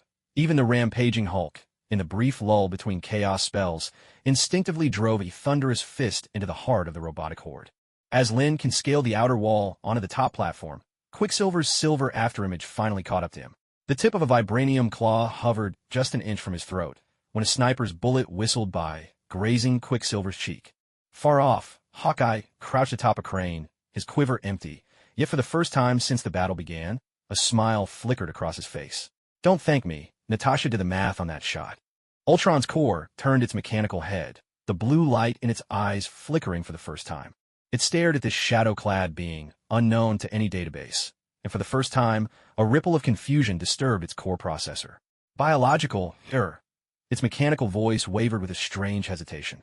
Lincoln gave it no time to think. As he lunged, the symbiote armor surged into a frenzy, Gwen's blood singing in his veins, Ophelia's decryption code sparking like wildfire. Here, humanity's primal roar clashed with the machine's cold logic, a collision of chaotic life against the tyranny of order. When his black claws tore open the quantum processor on Ultron's chest, the entire Ultron army across New York froze in place. In the sky, the satellite's upload bar stalled forever at 99.9%. Quicksilver's afterimage was frozen mid-motion, a statue, suspended in time. Scarlet Witch's crimson magic ebbed away like the receding tide. In the explosion atop Stark Tower, the original 6 Avengers glimpsed that dark figure clutching a glowing core, leaping boldly into the void below. Iron Man's suit, Thor's lightning, and Captain America's shield all surged up to meet him. In the twilight of the human age, the epic of flesh and steel had only just turned its first page. The blast wave from the rooftop platform hurled Lin Can through the air. He plummeted like a black meteor, symbiote armor boiling furiously around him, shrieking in agony as it neared its breaking point. Below, the streets of New York had become a hellish battlefield.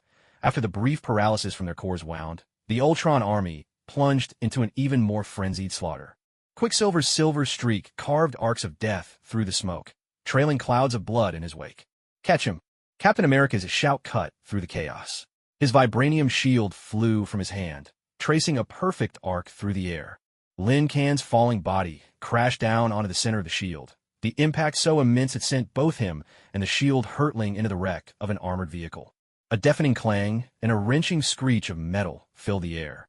In the midst of that cacophony, Lin Kan coughed up blood streaked with black, viscous fluid. The symbiote writhed violently under the devastating blow, struggling to heal the horrific wound Quicksilver had torn through his chest. Yet the searing, protective will carried by Gwen's blood clashed fiercely with the symbiote's primal instinct to repair. The muscle tissue at the wound's edge seesawed between charred black and vivid crimson, painting a picture like a living hell come to life. He's not going to make it. Black Widow's voice crackled through the comm channel, uncharacteristically urgent. She appeared beside the wreckage like a shadow, her electric whips lashing out to fling away 2 attacking sentinels. Her gaze swept over the gruesome gash in Lin Kan's chest and the black substance surging uncontrollably across his skin. The symbiote is turning on its host. He needs emergency aid. We're out of time. Thor's furious roar rolled in with a crash of thunder. Mjolnir, heavy with the force of 1,000 storms, smashed toward Ultron's main body, which was regrouping in the distance, only to be stopped cold by a barrier of scarlet energy. The scarlet which hovered before Ultron's core, her hair swirling like a storm. Chaotic scarlet energy raged around her, a boiling sea of blood. Quicksilver's death had unleashed her madness. Her eyes now held no reason, only the grief and fury that demanded everything be destroyed. They all have to die. Wanda Maximoff's voice, amplified by chaos magic, shrieked through the air like a banshee's wail, making everyone's ears ring with pain. Under the force of her emotions, Ultron's army attacked with newfound ferocity and precision. Tony, status on the anti-gravity device. Captain America shielded himself from a hailstorm of plasma fire, shouting into the comm. He glanced toward Lin Kan, a flash of resolve flickering in his steadfast blue eyes. Barton, cover us. It's ready, but it needs time to power up. Ultron's reinforcing the core with vibranium. Iron Man's voice came tangled with the screech of metal and the whine of overloaded circuits. His armor, battered and scarred beneath the combined assault of gold and silver Ultron drones, showed signs of strain. Even the glow of his repulsors had begun to fade. We're pinned down. We need an opening now. An opening. Lin Kan's consciousness drifted between agony and the mad whispers of the symbiote. He saw Ophelia. She was kneeling behind cover at a street corner not far from him, both hands locked onto a S.H.I.E.L.D. tactical terminal. Data streamed down the screen like a digital waterfall. Her face was white as paper, nosebleed dripping onto the keyboard, yet her ice blue eyes burned with a focus that bordered on sacrificial. She wasn't decrypting. She was using her power as a wall breaker, forcibly prying open a fragile mental channel into Ultron's core data stream. The price. Her own life force draining away at a terrifying speed. Lin Kan. Link. Ophelia's faint voice flickered through his chaotic mind like a candle guttering in the wind, carrying a resolve that brooked no retreat. Use noise, disrupt it. Give me the coordinates. Coordinates. The location of the physical core inside Ultron's main body. This was the only chance to cripple the anti-gravity device. Lin Kan let out an inhuman roar, his burning will to protect, and the symbiote's bloodthirsty craving resonating eerily within his dying body. He no longer suppressed the symbiote. Instead, he channeled the power of Gwen's blood as a guide, used the passage Ophelia had wrenched open with her life as a bridge, and twisted. Together, every chaotic force within him, spider totem senses, the primal howl of the symbiote, the psychic shards tainted by Derek, into one pure, destructive torrent of psychic noise. This time, his target was no longer just one of Ultron's fragments. His crimson eyes locked unyieldingly onto Ultron's main body atop the distant platform, and upon the Scarlet which standing in his way. A thunderous shockwave, soundless and formless, yet potent enough to warp reality itself, burst forth like a directional explosion across space, slamming into the chaos shield the Scarlet which had raised. No explosion followed. Only a nauseating ripple twisted the space for an instant. Wanda's scream tore through the air, chilling and desperate. The crimson barrier shattered, splintering like brittle glass. Struck as if by an unseen hammer, her body arched backwards, hands clutching her head as the churning chaos energy in her eyes unraveled into pure disorder. The magic field she had so carefully woven, Ultron's absolute protection, was torn and disrupted by Lin Kan's brutal, multi-layered mental noise steeped in corruption. The instant the barrier fell, Thor, Captain America's command, shot forth like a fired bullet. For Asgard, Thor had been waiting for this moment. Mjolnir summoned the lightning of all 9 realms. A pillar of lightning, 10 times thicker than before and coiling. With destructive Odin force, speared down from the smoke-laden sky like the very spear of divine judgment, striking unerringly at Ultron's main body, now utterly exposed. A cataclysmic explosion blossomed atop Stark Tower, an orb of blinding white light consuming everything in its path.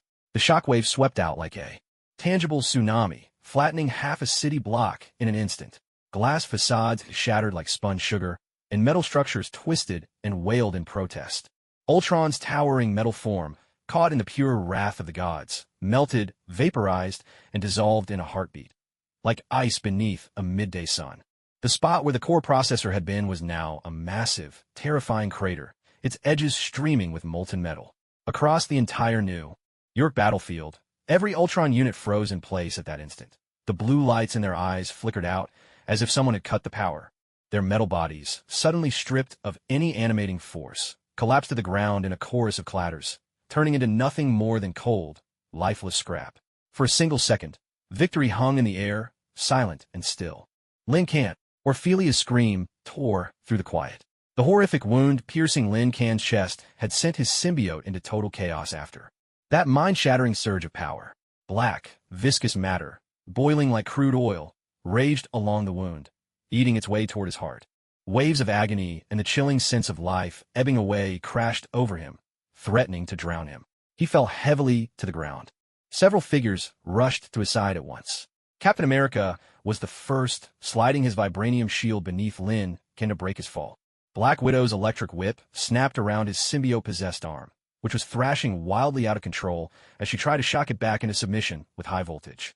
Thor landed in a stormy flash, Mjolnir hovering above Lin Kan's chest, casting a gentle lightning glow. He seemed ready to suppress the raging darkness with godly power, yet hesitated, afraid to harm the host. The symbiote's out of control. It's consuming him. Black Widow's voice was graver than ever before. Use this. Iron Man, Tony Stark, staggered down, his armor battered and scorched, mask flipping open to reveal a face worn with exhaustion but ice-cold in its focus. In his palm, he held a small device pulsing with an eerie blue light. Neural pulse inhibitor. Built it for the Hulk. Actually, worth a shot. Just as Tony prepared to activate the device. Wait! Orphelia stumbled over, falling to her knees beside Lin Kan, ignoring the dangerous, writhing tendrils of the symbiote. She pressed both hands directly onto the seething black wound in his chest. A pale blue glow surged from her palms, faint, yet pure, carrying the unique power of a wall breaker, able to soothe even the wildest. Energy storms. It flowed into the berserk darkness like a spring of cool water. Orphelia, it's too dangerous. Captain America cried out. And then a miracle occurred. The rampaging mass of symbiote matter, upon touching the icy blue light in Orphelia's hands, suddenly slowed its advance, like a furious beast being tamed. It didn't retreat. Instead, it seemed to find a new anchor, a new host. Part of the viscous black matter crept up Orphelia's arm like climbing vines, leaving winding black patterns etched across her pale skin. Ophelia let out a muffled groan, her body trembling violently, the color draining from her face. Yet she gritted her teeth and refused to let go. Within Lin Kan, the raging symbiote and the ice-blue energy injected by Ophelia, bearing the unique traits of a wall breaker, were, under the faint harmonizing influence of Gwen's blood, forced into a fleeting and fragile balance. The corrosion in his chest ceased. The rampaging symbiote tendrils slowly withdrew and calmed, eventually forming a relatively stable layer of black armor. On Lin Kan's skin, like a suit of living liquid. The savage wound over his heart was temporarily sealed by a constantly pulsing layer of black gel. Lin Kan's ragged breathing gradually eased. The crimson madness faded from his eyes, replaced by the dazed frailty of one who had barely survived. He looked at Ophelia, kneeling beside him, her arm entwined with symbiote black markings, her face bloodless but her gaze unwavering. He tried to speak, but no sound escaped his lips. The symbiote has stabilized. Tony lowered his pulsar device, staring at the unbelievable scene, his single eye filled with shock and wariness. For now, Black Widow replied, retracting her whip, her sharp gaze scanning the dark matter still entwined around the two. This kind of balance is dangerously unstable. Thor withdrew Mjolnir, surveying the field of Ultron's shattered remains and the smoke-shrouded city. He glanced down at the two youths who had survived by some strange symbiosis, then cast his gaze toward distant Sokovia. His voice was grim. The war isn't over. Fragments of Ultron's consciousness may already be uploaded to Sokovia's anti-gravity core. Steve Rogers, Captain America, drew a deep breath and stooped to retrieve his shield. His piercing blue eyes swept over his exhausted but unbowed comrades.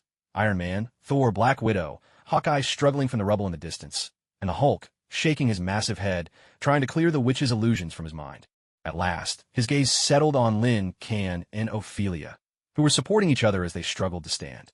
The black symbiote armor on Lin Kan shimmered with a metallic sheen, the savage wound on his chest sealed by living gel, like a scar that breathed. The black markings on Ophelia's arm pulsed gently, resonating with the armor on Lin Kan. Secure the field. Tend to the wounded. Steve's voice rang out, steady and commanding, the hallmark of a leader who brooked no dissent. Barton, contact Fury and report our status.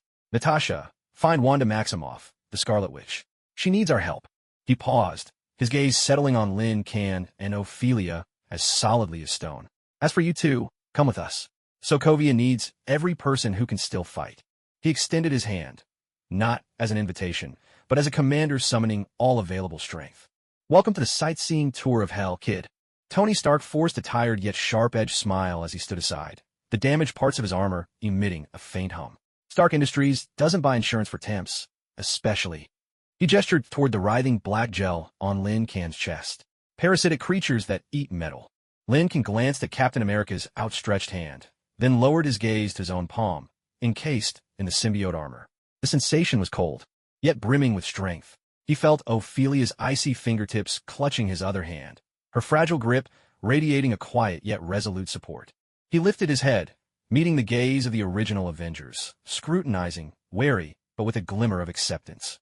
Drawing in a deep breath, thick with the acrid tang of smoke and blood, he slowly raised his jet-black hand and clasped Captain America's vibranium glove, scarred by countless battles.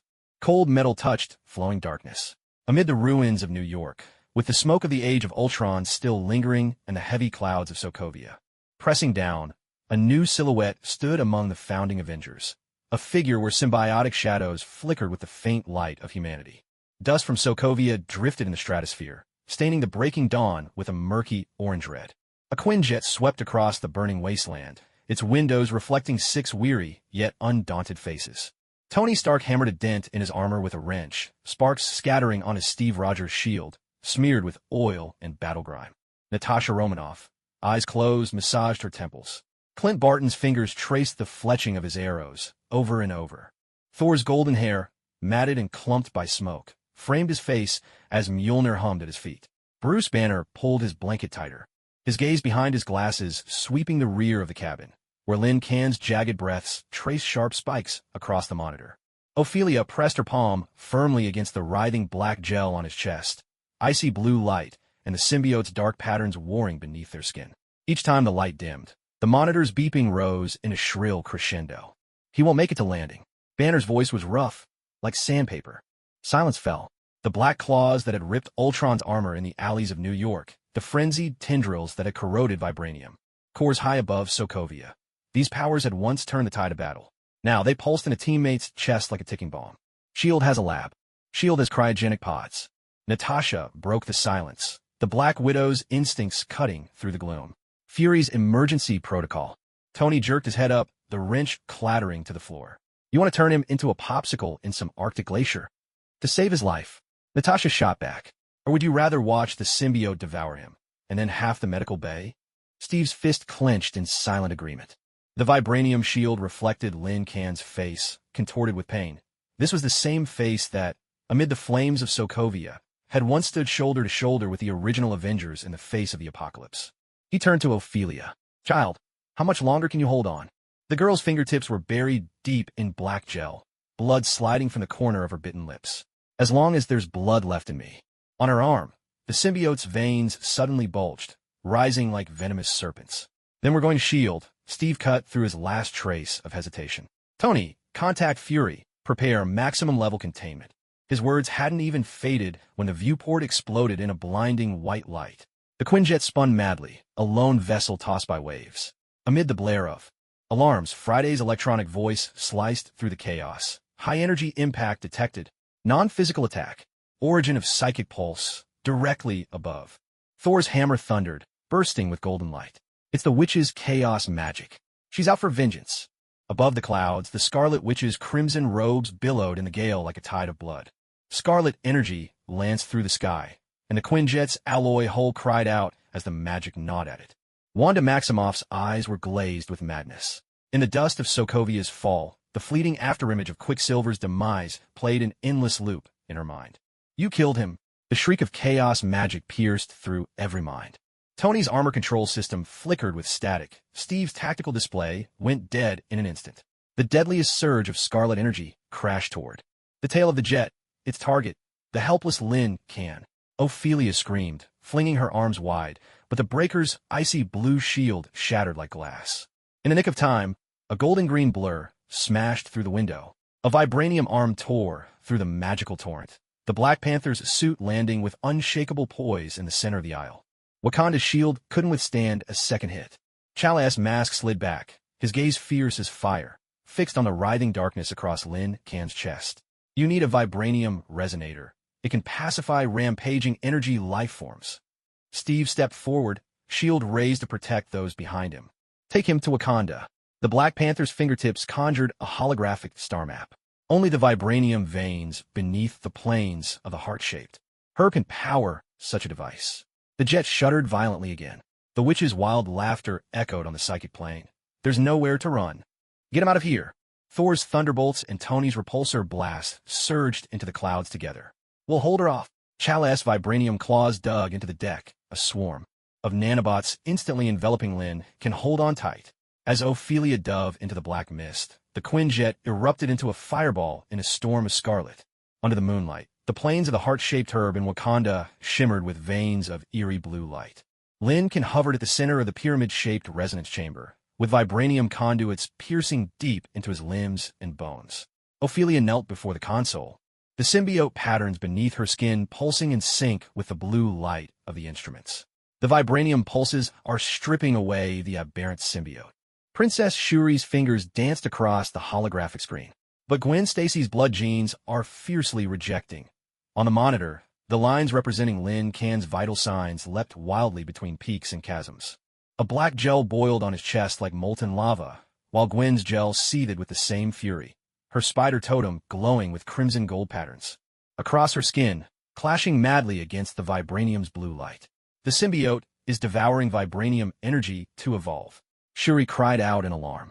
The resonator shook violently. Lin Can's eyes snapped open, his pupils fracturing into a swarm of compound eyes. Lin Can. Ophelia lunged for the console, unleashing the full force of her breaker's power. Waves of icy blue light surged into the vibranium network, only to be swallowed instantly by darkness the moment they touched Lin Can. The resulting backlash slammed her into the wall, black markings on her arm writhing like living serpents toward her throat. Cut the connection. Chala's vibranium claws flashed in warning. No. Ophelia screamed, her bloodied hand pressed desperately to the console. Give him my coordinates. Suddenly, the icy blue light exploded, not in resistance, but as she transformed herself into a psychic beacon, plunging straight into the maelstrom of Lin Can's runaway mind. Lin Can fell, tumbling through darkness. The roar of wind from Gwen's fall howled in his ears, while the symbiote's whispers multiplied inside his skull. Then, out of the eternal night, a piercing icy blue starfire broke through. Ophelia's phantom appeared in the void, arms spread wide in an act of sacrifice. Look at me. Her voice shattered the chaos. The child Gwen gave her life to save is now in elementary school in Queens. Memory fragments slashed through the darkness like blades. The brown-haired boy she pushed away, laughing as he held up a Spider-Man toy, sunlight pouring across the playground. The boiling darkness froze. Lin Can's fractured eyes fused into one again. A trembling hand reached for the starlight. Back in the real world, the resonance chamber blazed with blue light. The black gel on Lin Can's chest receded like an ebbing tide, finally crystallizing into a diamond-shaped obsidian gem at his heart. Ophelia's markings faded from her arm as she staggered to the ground. The symbiote is dormant. The genetic conflict is paused. Shuri's voice trembled, shaken by relief. Chala helped Ophelia to her feet, and the girl's fingers gently brushed the black crystal at Lin Can's chest. Icy blue light and the dark gem resonated together in silence. Beneath the vibranium dome, Fury's single eye swept over the crystal on Lin Can's chest. Too many eyes in the universe are watching Earth. S.H.I.E.L.D. needs a living defense line against dimensional invasions. He slid the encrypted tablet across the table. On the screen, Loki's scepter shimmered with an eerie glow inside the Hydra base. Tony froze, his coffee cup suspended halfway to his lips. You're sending a symbiote bomb that could explode at any moment to snatch an Infinity Stone? It's supervision. Steve set his shield down in front of Lin Can. The Avengers need to know. Will you choose to be the shield or the shards? His gaze swept over Lin Can and Ophelia's tightly entwined hands. Faint streaks of blood still lingered between the girl's fingers, a testament to how fiercely she'd fought for him. Lin Can pressed his palm to the vibranium shield. The chill of the metal mirrored the black crystal embedded in his chest, and also captured the reflection of the star-strewn sky beyond. The window. Out in that deep expanse lay the Sentinel's golden path, NAL's whispering darkness, the lingering ghost code of Ultron's army, and Gwen Stacy's final push, the memory of a child laughing in the sunlight. I choose. The black crystal rippled beneath his palm. To become the fracture. The Wakandan sunsets stretched their shadows across the floor. Ophelia's fingertips brushed the crystalline shard at his chest. Icy blue light seeped into the gloom. Behind them, the silhouettes of the original Avengers stood tall on the horizon. Farther still, the lights of New York flickered on one by one, like millions of stubborn eyes opening in the darkness. The crack had formed, but the light endured. The musty odor of Brooklyn's abandoned clock factory mingled with the sharp tang of cheap disinfectant, fermenting under the safe house's tin roof into a bottle of foul medicine. Lin Can's fingers swept across the dust-laden console. Behind him, the welded-shut bulletproof windows, Fury's so-called temporary accommodations, felt more like a high-tech cage.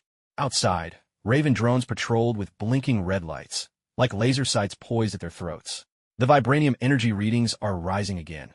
Ophelia's voice called from a tangled nest of cables in the corner.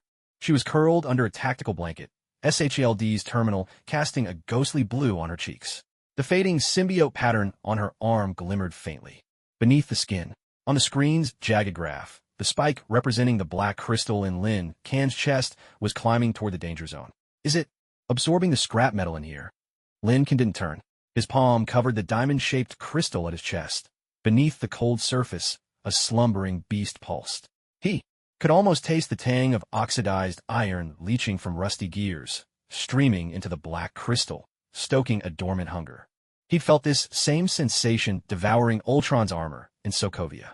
It's not the metal, he rasped. It's feeding on entropy. The more chaos, the hungrier it gets. Ophelia's head snapped up. In her ice-blue eyes, Lin Can's profile was reflected as he turned, his gaze fixed on a bullet-riddled vending machine in the corner. The warped coin slot, the shattered LCD, the crusted syrup stains. Every scar of damage shimmered before him as dark red veins of energy. Like this, he murmured. He raised his hand. Though his fingertips had yet to touch the machine, the rust on the vending machine's casing silently flaked away, revealing the gleam of brand-new stainless steel beneath, only to corrode and collapse in an instant. In the span of 3 seconds, the metal seemed to weather a decade's worth of natural decay. Reversal of entropy? Alarms blared wildly across Ophelia's terminal. The symbiote is manipulating the rate of material decay. Before she could finish, a piercing alarm tore through the air. Red warning lights strobed from the 4 corners of the safe house. Acrid white mist burst from the ceiling vents, nerve-paralyzing gas. The mechanical voice of the Raven drone cut coldly through the noise, detected high-risk energy out of control, initiating emergency stasis protocol. As the toxic gas seared his throat, black crystalline lines exploded across Lin Can's skin like a spider's web. The dormant symbiote was forcibly awakened, its furious, dark instincts surging forth, ravenous for chaos and consumption as it seized control of his body. Black, viscous tendrils burst from his skin. His right arm mutated into a massive bone blade, sweeping out in a brutal arc. With a thunderous crash, the alloy wall tore apart like paper, letting icy wind come howling in. Don't fight the protocol. Ophelia coughed and screamed, struggling to push back the toxin with a shimmering, ice-blue barrier. Get to the basement. Fury's safe box is down there. It can absorb the shock. The bone blade ripped through the floor, and chunks of concrete rained down. Clutching Ophelia, Lin Can plunged into the darkness below.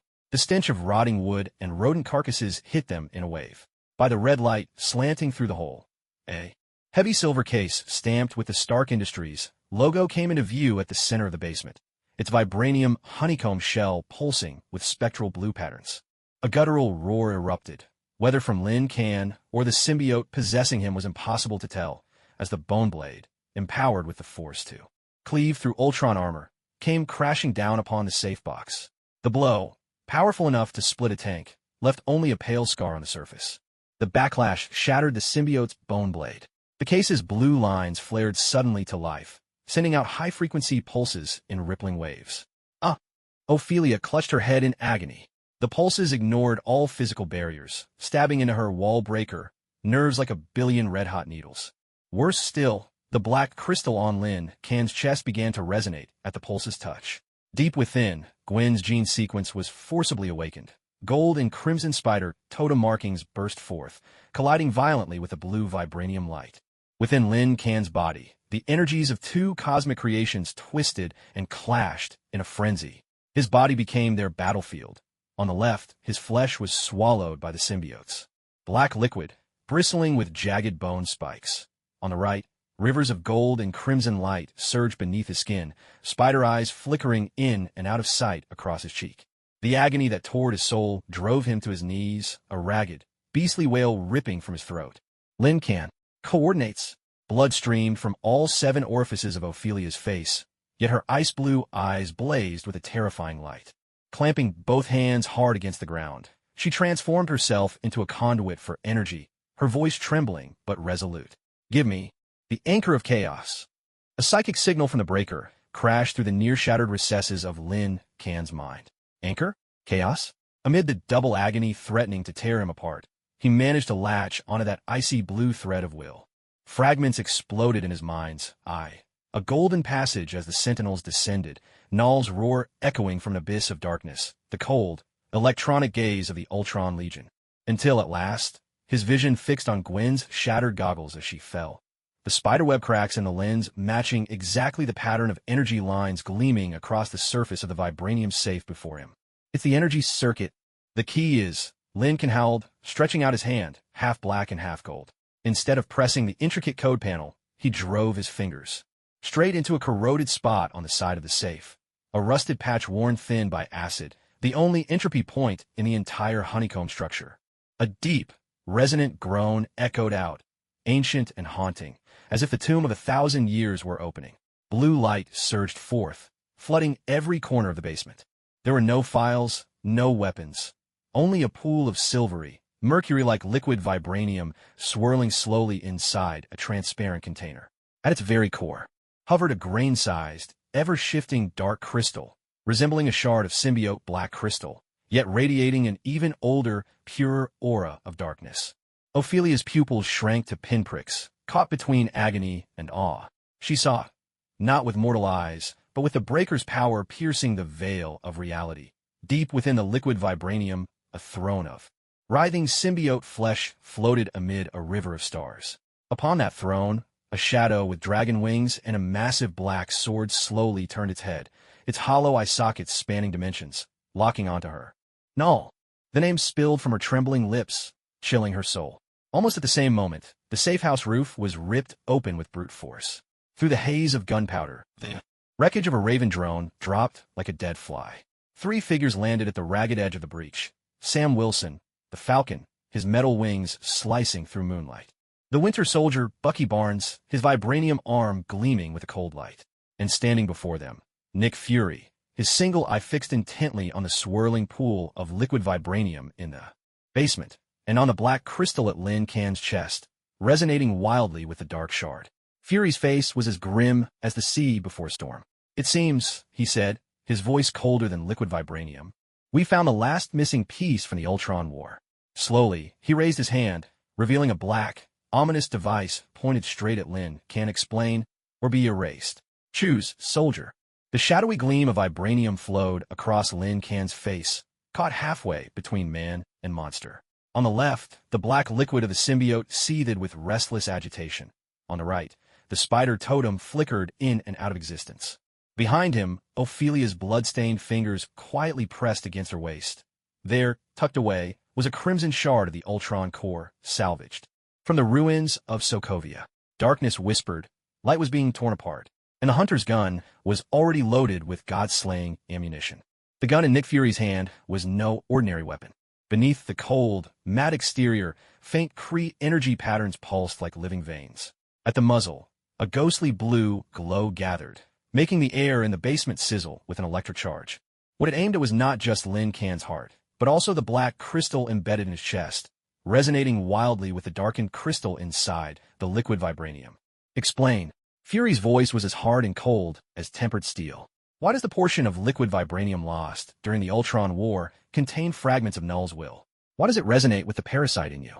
It's not resonance. Ophelia's voice was weak, but it cut through the air with a ragged intensity. Her blood-slicked fingers still pressed down on the crimson Ultron core fragment at her side. It's attraction. That crystal, it's an anchor Null cast into the material universe. It's calling. All dark offspring corrupted by his presence.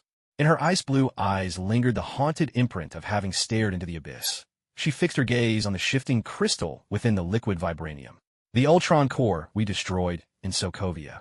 The remaining vibranium was tainted by him. That's why the liquid vibranium is containing it. Her explanation landed like a boulder in still water. The Winter Soldier, Bucky Barnes, tensed his vibranium arm. Falcon, Sam Wilson, silently extended his metallic wing blades by half an inch. Fury's single eye narrowed to a perilous slit. As if to confirm her words, the dark crystal within the liquid vibranium began to spin faster, its psychic whispers swelling suddenly, cold, viscous, steeped in soul-corroding blasphemy, drilling straight into everyone's mind. Ugh! Falcon grunted, clutching at his helmet. Even his neural filters couldn't block out this otherworldly corruption. A roar tore through the room, the darkness's call igniting the final fuse. The fragile balance inside Lin Kan, already shaken to its core by the vibranium pulse of the safe, shattered completely. Gwen's spider totem, ablaze in gold and crimson, clashed one last, savage time with the dark power of the symbiote's black crystal. Within him, down his left side, the jet-black symbiote matter surged outwards like boiling tar, swelling and multiplying in a frenzy. His arm twisted and mutated into a massive scythe, its surface bristling with bone-white spikes. Black, scale-like armor plates covered his shoulder and chest, casting a monstrous, inhuman silhouette that flickered with warped, spectral shadows under the ghostly blue vibranium light. But the right side of his body was a stark contrast. Golden, web-like patterns glowed beneath the skin, pulsating with the intensity of molten lava. The pure will to protect, drawn from Gwen's blood, was utterly enraged by the darkness's blasphemy, bursting forth with a desperate, cleansing force. A phantom of a spider's compound I shimmered on the right side of his face. Muscles bulged along his arm as his fingers, coursing with golden-red energy, dug fiercely into the concrete floor, leaving behind scorched trails like cooling magma. Half of him was a frenzied, proliferating monster, driven mad with hunger for the anchor point hidden within the liquid vibranium. The other half blazed with divinity, a totem burning with life, vowing to incinerate every source of corruption. The agony of a soul being torn apart wrenched from Lin Kan, a howl that barely sounded human. His consciousness was battered between the rampaging darkness and the searing light, like a lone boat tossed between cosmic tides, threatening to be torn apart at any second. Target out of control. Symbiote energy radiation exceeding critical threshold. Initiating. The alarm inside Sam Wilson's helmet shrieked.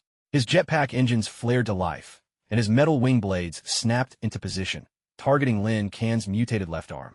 Don't shoot, Ophelia screamed, hurling herself forward. But she didn't throw herself at Lin Kan.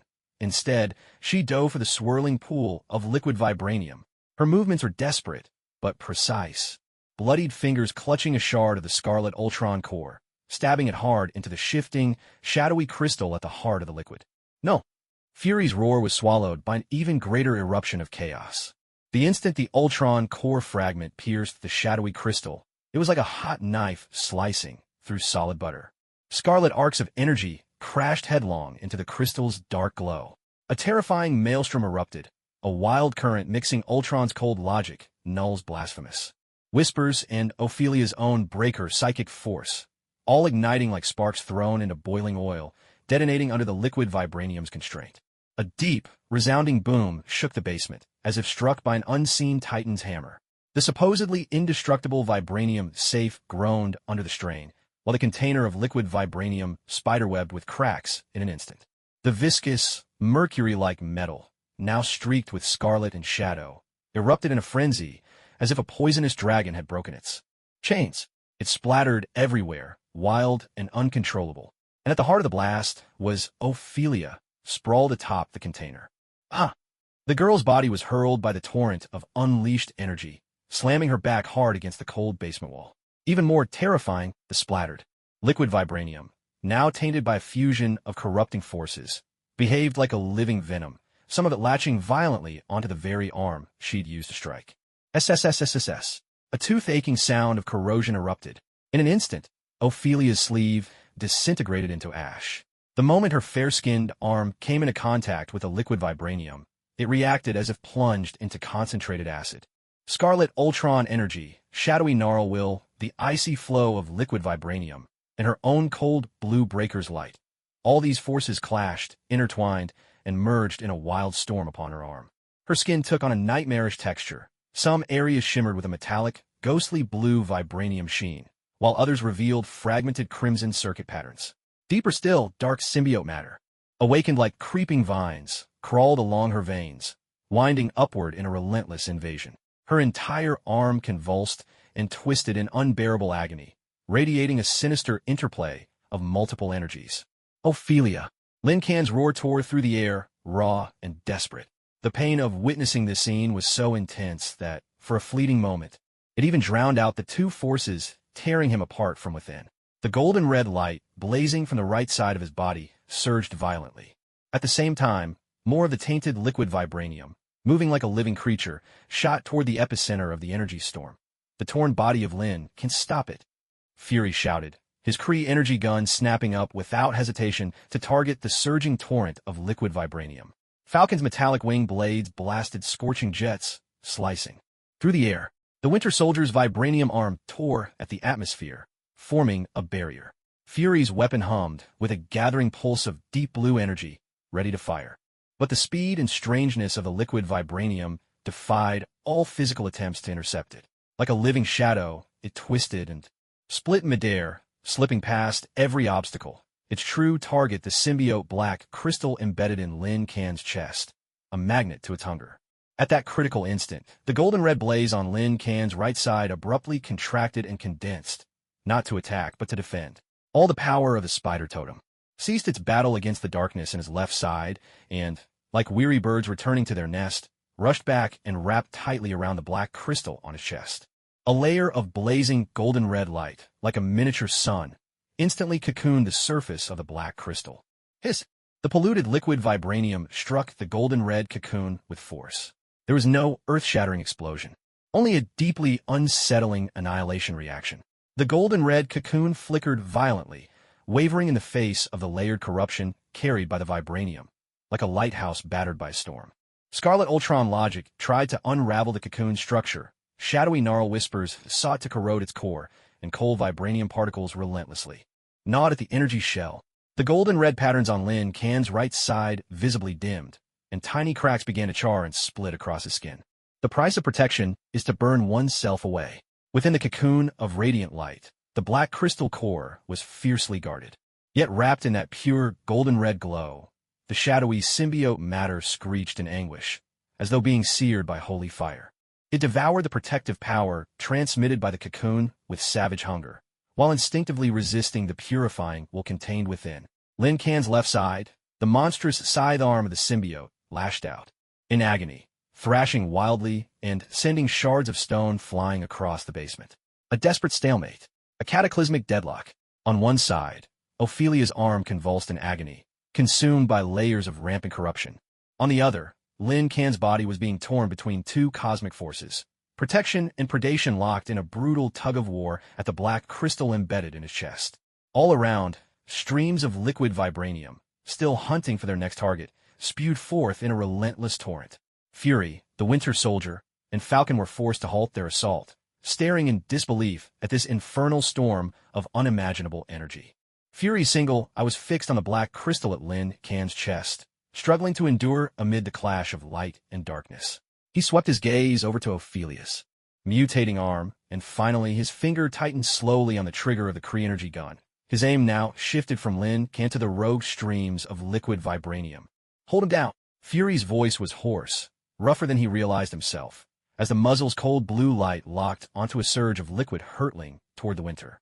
Soldier, we need. His next words were drowned out by a hollow, colossal resonance, a sound so deep and otherworldly it seemed to echo from the end of the universe. At the center of the basement, the fractured container of liquid vibranium gave way completely.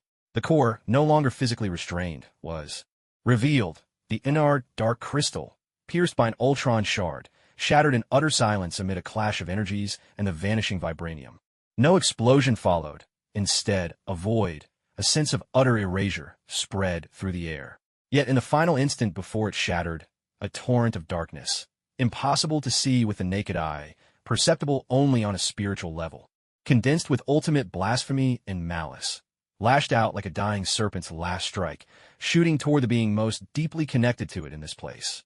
Ophelia, and her right arm now twisted and corrupted by manifold pollution. Ophelia's body jolted as if struck by an invisible battering ram. Her ice blue eyes were instantly flooded with a suffocating darkness. On her mutated arm, the raging energy clashes fell suddenly silent, subdued by a singular, pure coldness, shadowy and absolute, as if it could freeze the soul itself. Her arm took on a sheen of polished obsidian. From her fingertips, dark red energy talons extended, while across her skin emerged ancient runes, marks of desecration, belonging to the god of the symbiotes. She slowly lifted her head, her face utterly expressionless, bearing only a hollow, inhuman stillness. Deep within her icy blue eyes, the last glimmer, so faint it was nearly extinguished, of Ophelia Stark's soul flickered in despair, trapped within an endless abyss of darkness. Oaf! Lin Can's call snagged in his throat, choked by the impact crashing through his heart and mind. The golden-red cocoon of light at his chest trembled violently with the force of it. He could feel it. Something of utmost importance was slipping before his eyes, plunging into everlasting night. Fury's weapon snapped around, Kree energy locking onto Ophelia's arm, which radiated a chill colder than death. In the silent basement, above the ruins of shattered energy, the final barrel pointed unwaveringly at the girl now swallowed by darkness. And upon Lin Can's chest, the black crystal, wrapped in its cocoon of golden red light, pulsed with an eerie rhythm, reminiscent of a heart struggling back to life. Punisher, darkness, guardian, prisoner, all boundaries blurred to nothing in this moment. The sense of emptiness from the shattering black crystal lingered in the air, but Fury's gun was already turning, like a serpent, to Ophelia. More precisely, it targeted her right arm, now fully transformed into obsidian, etched with blasphemous runes, its fingertips extending into talons of dark red energy. The Kree energy weapon's blue glow flickered violently, its charging whine slicing the air. In Fury's single eye, there was no hesitation, only the cold clarity of decision. Maximoff, neutralize her. No. Lin Can's scream exploded through the basement, his voice laced with agony and soul-rending fear. The golden-red cocoon on his chest shuddered, its light wavering, as if on the edge of collapse. The spider totem's golden markings, burning along the right side of his body, suddenly faded to dullness, scorched cracks spread across his skin like a web. The will to protect faltered fatally in the face of despair, as the one he loved plunged into the abyss. In that split second, as Fury's finger tightened on the trigger. Wait! Natasha Romanoff's voice cut through the chaos like an icy blade. She appeared, ghost-like, at Fury's flank, not to block his aim, but to drive a crackling, arclit device straight into Ophelia's shadowed wrist, a shield neural inhibitor of the highest grade. At the same time, she barked, "That's not her. That's a gateway for Gnarl." Fury's aim hesitated, the tiniest fraction of space opening between action and consequence. And almost at the instant when the inhibitor's electrodes touched the pitch-black skin, a high-pitched electric surge. The blasphemous runes on Ophelia's shadowed arm erupted in a searing crimson glare. An icy, deathly force, like the murmurs of countless lost souls, burst outward from her, an overwhelming wave of terror and will, radiating from her very core. Asterisk, asterisk, boom. Crack. Asterisk, asterisk. The sturdy, load-bearing walls of the basement shuddered as if struck by an invisible giant hammer, erupting with enormous cracks that spiderwebbed across the surface. Chunks of stone and clouds of dust cascaded down like a waterfall. Sam Wilson, the Falcon, was hurled into the air by this raw surge of psychic force, his back slamming hard against the fractured wall. His metal wings groaned and screeched in protest, twisting under the strain. Bucky Barnes, the Winter Soldier, froze mid-motion, his vibranium arm, capable of rending tanks apart, beginning to tremble ever so slightly beneath the terrifying mental pressure. The metal wailed, buckling under a burden it was never meant to bear. Even Fury staggered back a step, the destructive wave forcing him to retreat. The targeting lock on his Kree energy weapon was abruptly broken. The neural inhibitor, forcibly embedded into her wrist, was obliterated the moment the runic light burst forth. It disintegrated in an instant, vanishing in a wisp of blue smoke before it could even whimper its protest. Natasha let out a muffled groan as she was flung backward by the tremendous recoil, the electrified whip torn from her grasp. Ophelia, or rather, the entity that now inhabited her form, slowly lifted her head. Her icy blue eyes were completely consumed by a viscous, inky blackness, devoid of any human emotion, reflecting only the utter emptiness of a being gazing down at mere insects. Her shadowy arm rose with casual indifference, pointing directly at the Winter Soldier, the nearest target. There was no flash of energy, no dramatic display of power. Yet Bucky Barnes was frozen in place. The muscles in his face locked, his vibranium arm suspended midair, his pupils shrinking to pinpricks. And then, he saw it. A boundless, dark cosmos where countless symbiotes swirled to form pulsating, fleshy stars around a throne built from dragon bones and rotting worlds. Atop that throne, a winged shadow slowly lifted its hand. Aft, the Winter Soldier let out a cry of pain he could not suppress, as agonizing shards of Hydra's brainwashing memories were ripped open, magnified, and warped by the pure darkness invading his mind. The frigid shell of the Winter Soldier shattered in an instant, his mental defenses buckling and teetering on the brink of collapse. And this was only the beginning. Ophelia's empty, obsidian gaze swept across the room. Wherever her eyes landed, the temperature plummeted and the air crystallized into fine black ice. Her rune-inscribed shadow arm lifted just a fraction. Asterisk, asterisk, a ripping, tearing sound, asterisk, asterisk, and the solid cement beneath Fury's feet liquefied without warning, writhing and bubbling as though boiling from within. A slick, tar-black substance surged up from the depths like crude oil spewing from hell itself, instantly swallowing his ankles and racing upward, solidifying at a terrifying pace. Fury grunted, looking down to find his Kree energy gun and half his lower leg, encased in the hardened, black symbiote matter. The stuff clung like living asphalt, exuding a nauseatingly sweet, metallic stench, proliferating and hardening with every passing moment. He tried to break free, only to find that even his neural signals were frozen by a chilling, alien will. Entropy reversal, matter manipulation. Natasha struggled to her feet, staring in horror at Fury's lower body, sealed in place. This was no ordinary attack. This was a blasphemous mockery of the laws of physics themselves. A deafening roar erupted. Forgotten in the corner, Lin Can finally exploded. He had watched helplessly as Ophelia was swallowed by the darkness, as his comrades one by one fell into peril under the cruel whims of the null will. The will to protect, ignited by despair, blazed into an all-consuming fury. Within him, the symbiote's black crystal, long suppressed by Gwen's blood, was now pushed to its limit by this ultimate source of corruption. It shattered free of its restraints. A sound like a heartbreaking. The golden-red cocoon before his chest, which he'd fought so hard to maintain, suddenly exploded. The symbiote's black liquid on his left side, no longer held in check, surged forth like an ancient beast escaped from its cage, ravenously devouring the fading golden-red glow on his right. The compound eyes of the spider totem, just an afterimage, flickered in defiance before the darkness swallowed it completely, then blinked out. Lin Can's body was drowned in pure, viscous, writhing blackness. He swelled in size, transforming into a towering, upright monster, clad in thick bone armor and bristling with jagged bone spines. His head was enclosed in a bony helm, marked with lava-like crimson patterns, revealing only two burning scarlet eyes, ablaze with rage and hunger. A primal, symbiote-born roar shook the basement, sending dust cascading from the ceiling. Yet, strangely, the diamond-shaped black crystal embedded in the monster's chest had not fully merged with the darkness.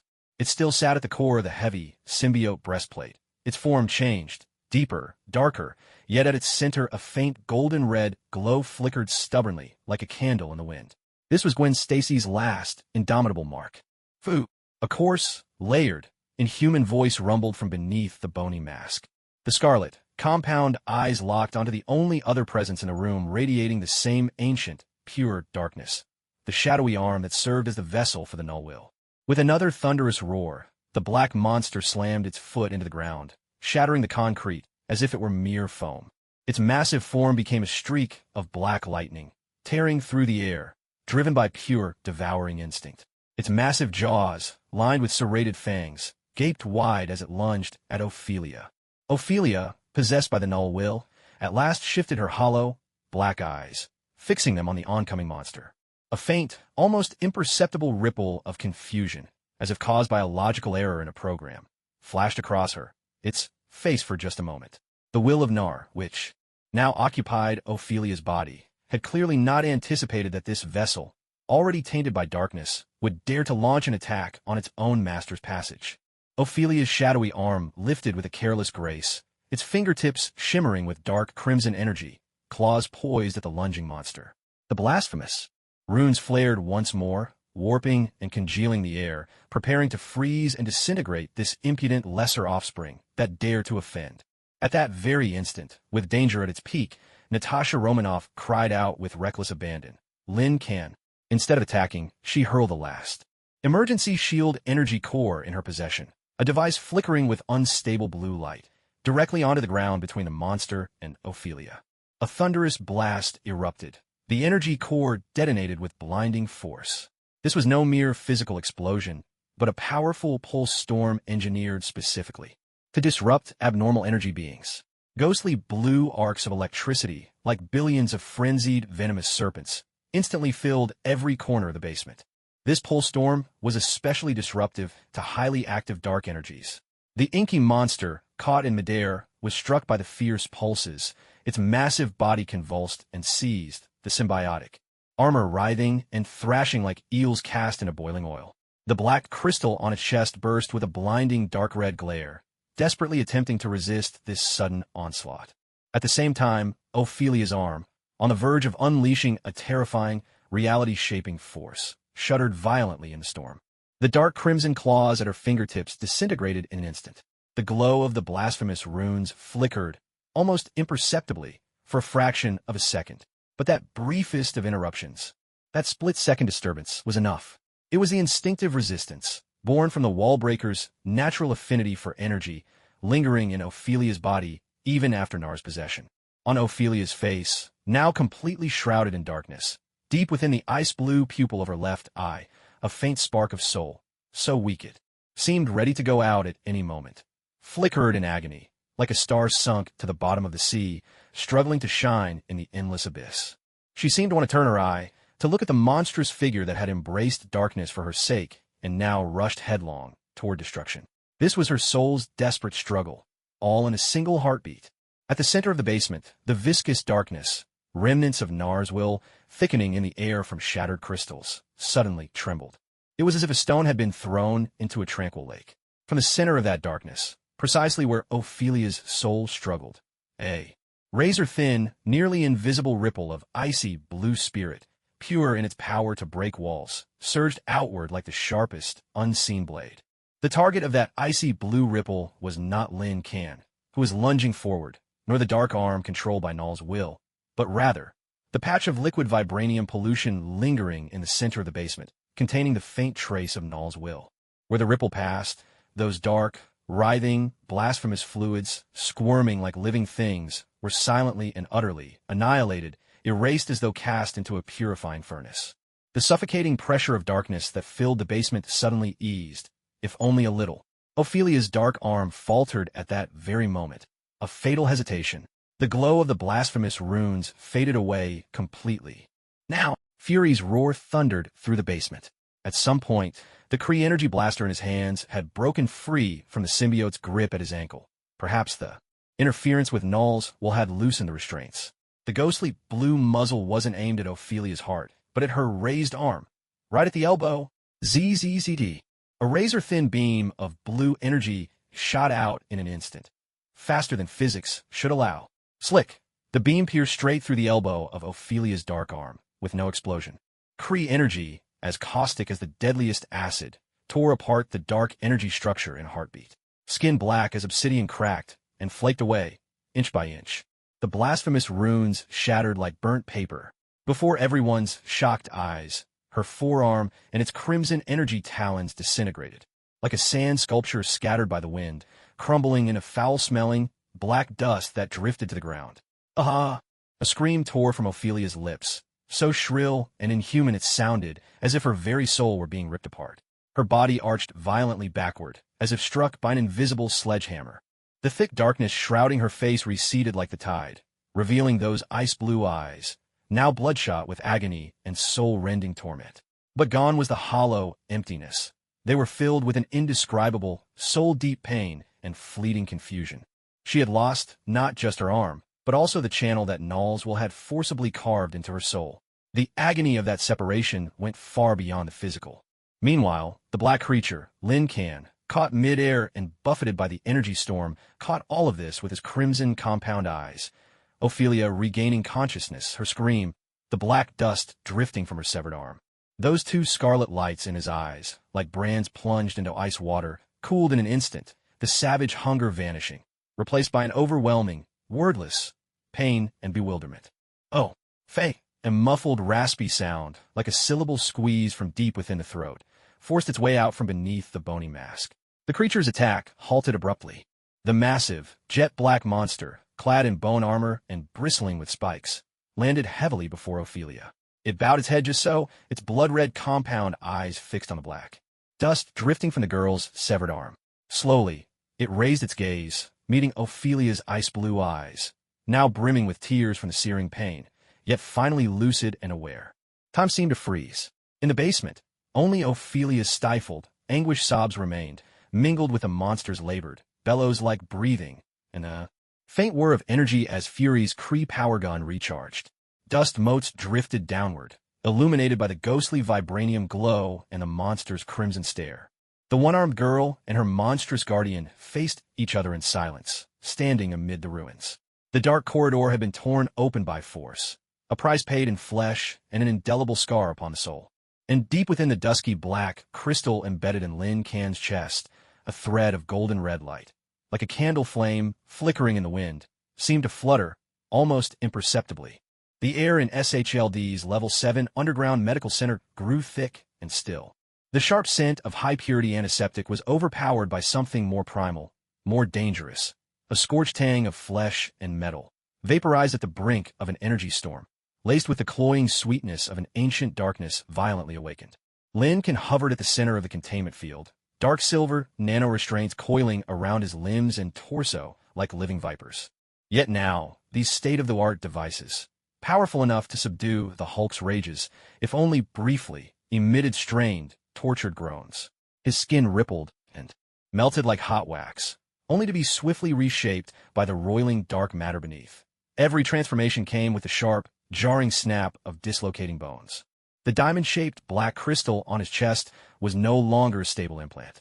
It pulsed like a heart cast into a furnace, pounding erratically, between shadows and gold-red flame, each flicker sending showers of blinding sparks from the surrounding containment field generators. Energy radiation has exceeded the threshold. Containment field overloaded by 17%. We can't hold it. The technician's voice cracked, sweat soaking through his uniform. Inject the sedative. Maximum dose. Maria Hill's voice was taut as a drawn wire. It's useless. Bruce Banner's eyes, magnified behind his glasses, never left the erratic waveforms on the monitor. It's not neural stimulation, it's resonance. All the foreign energies inside him are responding to some kind of signal. Signal? Banner's words cut into Ophelia's mind like an ice pick. From behind the reinforced observation window, she watched Lin Kan, writhing in agony within the force field, his newly forged vibranium right arm spasming uncontrollably beneath the suppression ring. Resonance, the lingering energy of the century. The golden passage where the deity descended on Spider Island. The fragments of Starforge power that could burn all to ash, like a dormant volcano, rudely awakened by the scanner's probing sweep. Stop the scan. She struggled, desperate to lunge toward the control console, but Natasha Romanoff held her down with relentless force. Too late. Black Widow's voice was taut, tension rare in her tone. As if to confirm her words, the black crystal pulsing on Lin Can's chest suddenly erupted in an unprecedented blaze of gold and crimson. But this light was not a guardian's shield. It was the purging fire, forcibly ignited. The grief and longing in Gwen's blood, catalyzed by Sentry's power, raged out of control, burning toward a single target, the very essence of the symbiote slumbering deep within the black crystal. A roar, torn between searing agony and primal fury, ripped through the medical center. Lin Can's body arched violently, restraints snapping apart. One by one, his skin, scorched by the purging fire, turned black and brittle, splitting away to reveal the black, writhing mass beneath. In the face of agony and mortal peril, that viscous darkness exploded with a desperate will to survive. Like millions of starving serpents, it devoured the charred flesh in an instant, weaving, hardening, multiplying. The dark silver nanorestraints bulged and burst, ripped open by the swelling tide of black matter. Alloy shards shot out like bullets. One fragment slammed into the observation window, sending cracks spiderwebbing across the glass in a heartbeat. And before the horrified eyes of everyone present, Lin Can vanished. In his place stood a towering, nightmarish beast, upright, body armored in jagged bone plates and razor-sharp spines. It was larger, more monstrous than what had emerged in the clock factory's basement. A bone helmet encased its head, leaving only two scarlet compound eyes thrashing in agony, seared by the purging fire. The black crystal on its chest was buried beneath heavy bone armor, save for a narrow gap where gold and crimson light battered wildly. Like a caged beast, one arm, covered in black scales and ending in a massive, bone-bladed scythe, lashed out in a frenzied sweep. With a crash and a deafening crack, a priceless quantum dialysis machine was cleaved in two by the scythe-like arm. Metal fragments and components burst out in a dazzling spray, like fireworks. The force field generator array was smashed by brute strength, erupting in a blinding burst of plasma as the lights across the medical center flickered and dimmed in chaos. Target is completely out of control. Initiate purge protocol. Hill's order was sharp and absolute. The armed response team's pulse rifles snapped to life, deadly blue beams locking onto the rampaging monster. Wait! Tony Stark's voice cut through the chaos. He didn't even notice when he'd summoned part of his nano-battle suit, now covering his arm. His palm cannon was aimed squarely at the monster, but he didn't fire. Beneath his mask, his eyes were sharp as scanners. That golden red light. It's Gwen's spider gene. It's fighting back against the symbiote. Don't shoot there. As if in response to his words, the golden red glow burning in the crevice of the monster's chest armor blazed suddenly brighter. A surge of powerful protective will rippled out like an invisible shockwave. This force wasn't an attack. It was pure rejection and defense. The armed special operations team charging at the monster slammed into what felt like an invisible wall of size. The energy beams from their pulse rifles twisted and ricocheted harmlessly away. Several agents were thrown backward by the force. It's protecting the core. Dr. Banner shouted in disbelief. Gwen's she's fighting the symbiote for control. The monster let out a howl of agony, even more harrowing than before. Its bone-scythe left arm trembled violently. The two powers inside it locked in a desperate tug-of-war. Beneath the scale armor covering its right arm, the place where a human arm should have been, muscle bulged and tore in unnatural ways, as if something was about to burst free from within. Just then, Ophelia's cry tore through the air, raw as a wounded soul. She broke free from Natasha's grasp, stumbling to the cracked observation window. Her vibranium right arm, shimmering with a ghostly blue sheen, pressed uncontrollably against the cold glass. The moment her vibranium palm touched the reinforced glass, there was a deep, resonant hum. A cold, viscous whisper, blasphemous and ancient as the void, surged up through the neural link in her vibranium arm. Like a venomous serpent, it plunged into her mind. It was Null, the remnant will of that severed, dark arm. Bound by vibranium, these fragments hadn't been banished.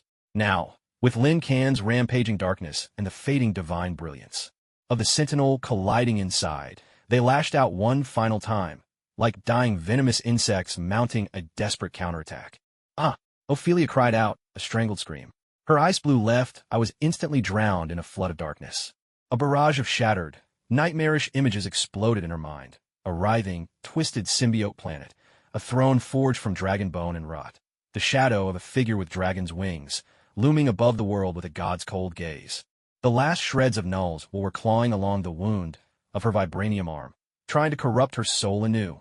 Even worse, this sudden onslaught of darkness struck like ice plunged into boiling oil. In the center of the field, the monstrous creature caught between Gwen's will and the symbiote's instincts was barely holding on. The golden red glow struggling within the gaps of its chest armor suddenly flickered, battered by this pure, kindred darkness, a blasphemous aura that surged forth. It wavered violently, like a candle in a storm, almost snuffed out. The balance had been shattered. With a roar that brimmed with utter depravity and savage ecstasy, the monster let loose, its voice echoing the bliss of total surrender. The unrestrained darkness of the symbiote, no longer held in check, burst forth like a dam breaking, instantly drowning out the last trace of golden red resistance in its chest. The crimson compound eyes were wholly consumed by bloodthirsty madness. The bony side-like arms no longer trembled. Instead, they whistled through the air with a shrill, tearing sound, striking furiously at the nearest target, the Special Ops team, still reeling from Gwen's will and struggling to their feet. Death itself came rushing toward them. Despair filled the agent's eyes.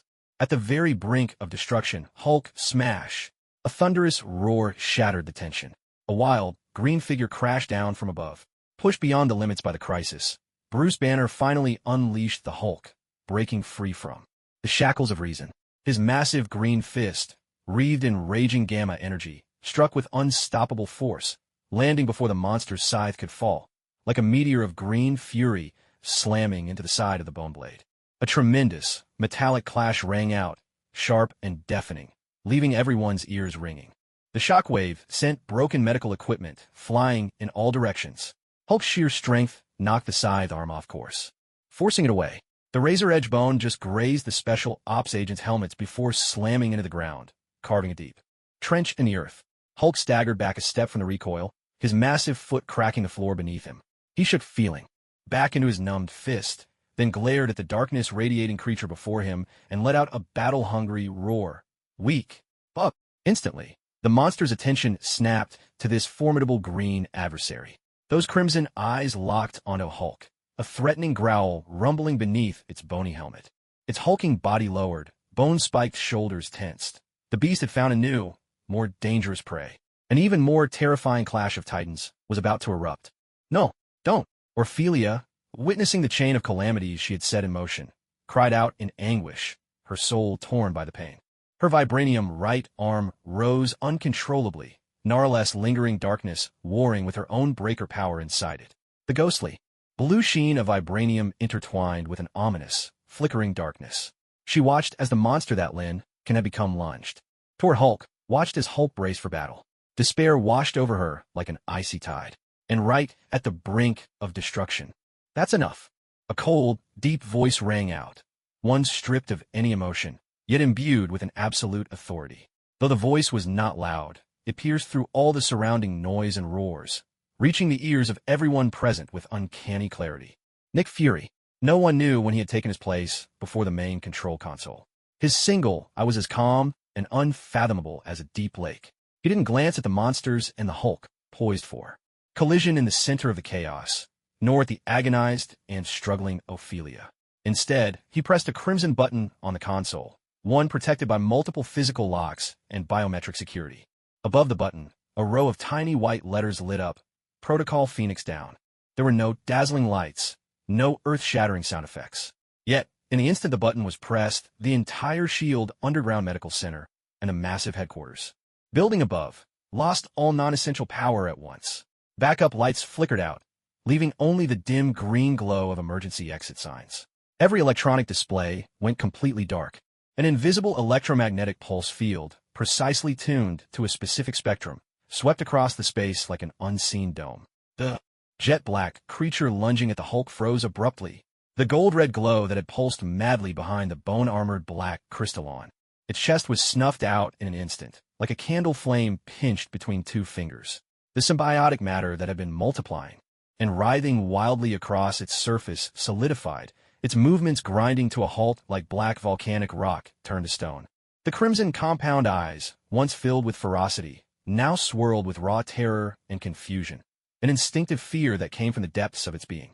The massive body wavered, letting out a pain-bewildered whimper, as if its spine had been ripped away. It slowly collapsed to its knees, the bone armor and spikes on its body softening and shrinking before everyone's eyes. On the other side, the Hulk's enormous green form also jerked to a sudden stop. The raging gamma energy that fueled him seemed to be sucked away by invisible hands, draining rapidly. The fury in his eyes gave way to bewilderment as he shook his massive head, grumbling in displeasure.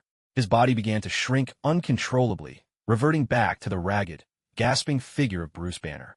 Meanwhile, Ophelia's vibranium right arm, which had been flickering with chaotic energy, went instantly still, like a machine that had lost its power.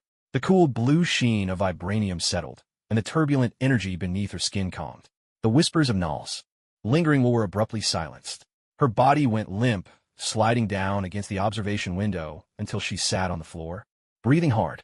In her ice-blue left eye, the confusion and exhaustion of a survivor washed over her, overwhelming and complete. The vibranium arm hung limply, its fingertips trembling ever so slightly. Silence reigned. Only the emergency exit sign cast a faint green glow in the darkness, outlining the ruins of the medical center and the three figures, each so different, yet all momentarily still. The monster, kneeling, the dark matter on its body slowly settling.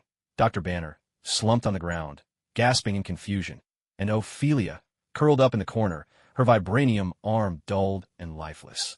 Nick Fury stood in the shadow of the main control panel, his single eye sweeping over the chaos before finally settling on a scarlet button. His face betrayed no emotion, only a bottomless, icy stillness. Clean up the site. His voice shattered the silence, as if reading from a daily report. Maximum level quarantine. Initiate echo chamber protocol. Echo chamber? Hill frowned, looking at Fury with confusion. Fury offered no explanation. He simply looked up, his gaze seeming to pierce through layers of steel and concrete, reaching for the smoke-laden sky above New York. They made too much noise. Fury's words were low and cold. The ears that needed to hear it have surely heard by now. In the darkness, the green light from the emergency lamp painted shifting shadows across his face. On the ruins, the monster that Lynn can have become let out a feeble, dreamlike whimper. Ophelia curled tighter, clutching her cold vibranium arm to her chest. Embers still smoldered, while far deeper echoes crept silently from the depths of the cosmos. At the tip of the sentry's finger, that point of utter darkness spun in silence, like a singularity before the birth of the universe, devouring what little light remained in the underground chamber. The Rorschach protocol activator at Fury's waist grew burning hot, but it was already too late. The pull of absolute darkness had already begun its collapse and lock. The trajectory of death was set. There was no turning aside. At that instant, on the threshold of annihilation, a deafening barrage erupted. Three furious impacts like thunderous war drums, smashing into the alloy bulkhead on the far side of SLD's 7th underground level. With the first blow, the wall bulged inward, a spiderweb of cracks flashing outward in an instant.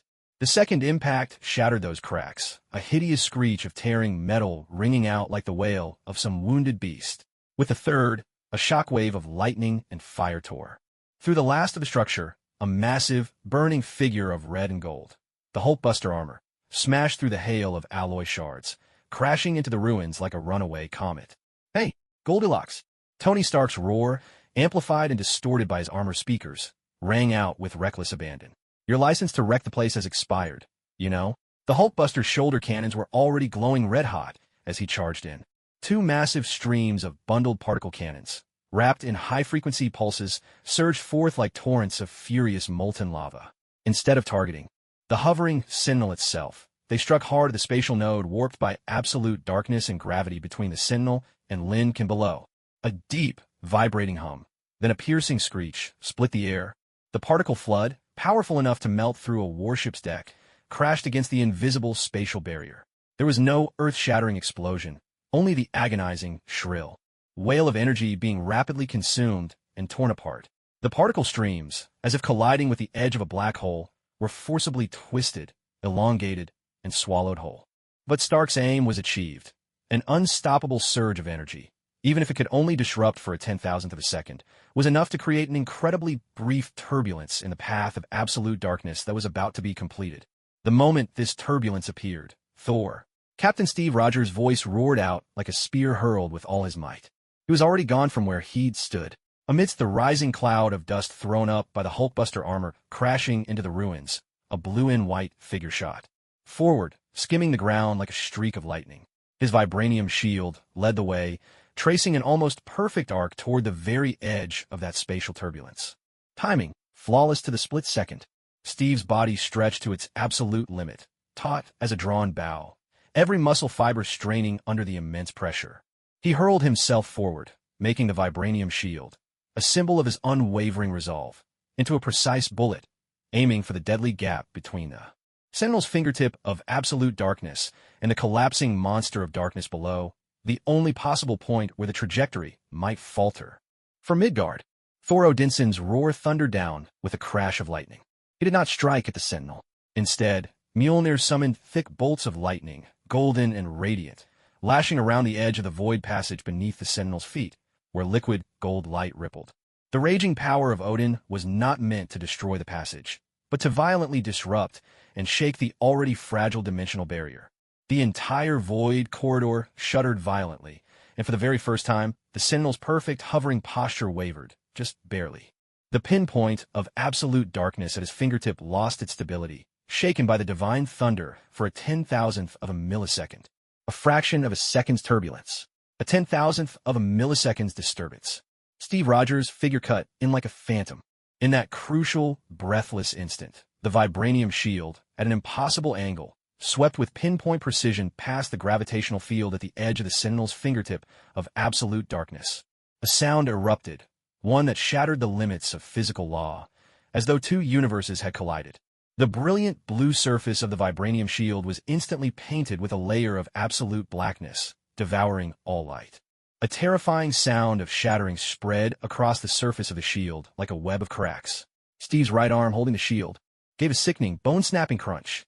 Blood burst out from beneath his torn combat suit, spraying in a high-pressure stream. The tremendous force flung him like a kite with a severed string, hurling him through several half-collapsed alloy walls.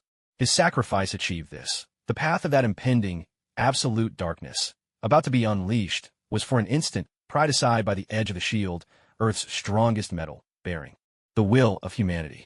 A thread of blackness, so thin it was nearly invisible, skimmed past the shoulder of the collapsing monster below, Lincan, and silently shot deep into the ruins. Everything touched by that black thread, twisted metal frames, shattered medical equipment, congealed blood and dust, instantly lost all color, form, and presence, as if erased by a giant eraser, vanishing completely, leaving behind only a flawlessly smooth-edged, unfathomably deep hole of pure oblivion. And at that moment, below, the Sentry's golden nebula-like, emotionless eyes finally moved in a true, deliberate turn. His gaze, sharp as a probe made real, swept over Steve as he struggled to his feet, his right arm twisted and deformed, blood streaming from his mouth and nose, swept over Thor, drained of Odin's power, leaning heavily on Mjolnir and gasping for breath, swept over Tony, whose Hulkbuster armor was battered, sparking, and left him kneeling on the ground. Interference Protocol, Avengers, Designation, Earth, 199999. Tactical Assessment. Effective Delay, 0.73 seconds. Threat Level. Elevated to Minor Hindrance. The voice was cold and final, like a judge's last sentence. He no longer spared a glance for the mortals who had all but lost their ability to fight. At his fingertips, that point of absolute darkness gathered anew, this time steadier, deadlier, locking once more onto Lincoln below, now reduced to shapeless, writhing black mud, his chest bare to reveal a black crystal. Sample collection countdown, 3 seconds. The Sentry's countdown tolled like a funeral bell, echoing coldly through the lifeless ruins. Below, in that pool of writhing black mud that was once Lin Can, the diamond-shaped black crystal, exposed under the crushing pressure, flickered weakly, like a dying firefly. Its dim light, a chaotic blend of gold and crimson. The absolute darkness at the Sentry's fingertip, brimming with the will to erase all things, was about to complete its final annihilation protocol. But at the penultimate second, Lin Can, a hoarse cry, torn from a soul in agony, echoed up as if from the depths of an abyss, piercing through the Sentry's oppressive might. It was Ophelia. She had not lost consciousness. Though the Sentry's previous psychic assault had shattered her wall-breaker consciousness, splintering it like a broken mirror, every fragment was screaming. Within one fragment, there was the chilling slime of Spider Island, where Derek Bishop's psychic corruption bit like a venomous serpent. Another fragment was the golden corridor heralding the arrival of the Sentinels, with the power of the stars' incinerated souls. One piece held the terrifying shadow of the throne of Nar, its blasphemous whispers freezing the very marrow. Another was the shattered goggles from Gwen Stacy's fall, with the wind howling in her ears. And the largest fragment of all, Lin Kan, engulfed in the flames of Sokovia, his chest pierced by Ultron's ion cannon. Turning to look at her, there was no fear in his eyes. Only a peace, almost like relief, a quiet surrender of everything. Surrender. The word sparked like fire, igniting the coldest core of all these fragments in an icy blue, a memory she saw when reading Lin Kan's mind. The final vision of Gwen, pushing the child away, that same peaceful, almost relieved surrender on her face. To protect, to break every barrier, no matter the cost. Give me the coordinates. Orphelia's will screamed in a silent shriek from the abyss of her fractured soul. The plea was not to Lin Kan, but to herself. Her right arm, bound by vibranium and corrupted by both Nar's fragment and Sentinel will, convulsed violently under the strain of her desperation. The ghostly blue vibranium glow clashed wildly with the blasphemous black veins beneath her skin, like oil boiling over in a cauldron, colliding and rebounding. In the real world, her curled-up body suddenly sprang upright. Her vibranium right arm shot up, rigid and uncontrollable. But instead of pointing at the Sentinel, her trembling finger stabbed downward, aimed directly at the center of the writhing black mire below, at the diamond-shaped black crystal on the verge of vanishing. The instant her fingertip locked onto its target, a sudden change exploded into being. The mass of symbiote sludge, once racked with pain and formless under the Sentinel's crushing presence, was seized as if by an invisible beam of force, yanked inward, compressed. Blue lightning, wild and unchecked, surged from Orphelia's vibranium fingertips straight toward the black crystal on Lin Kan's chest. Not as an attack, but as something else. A link.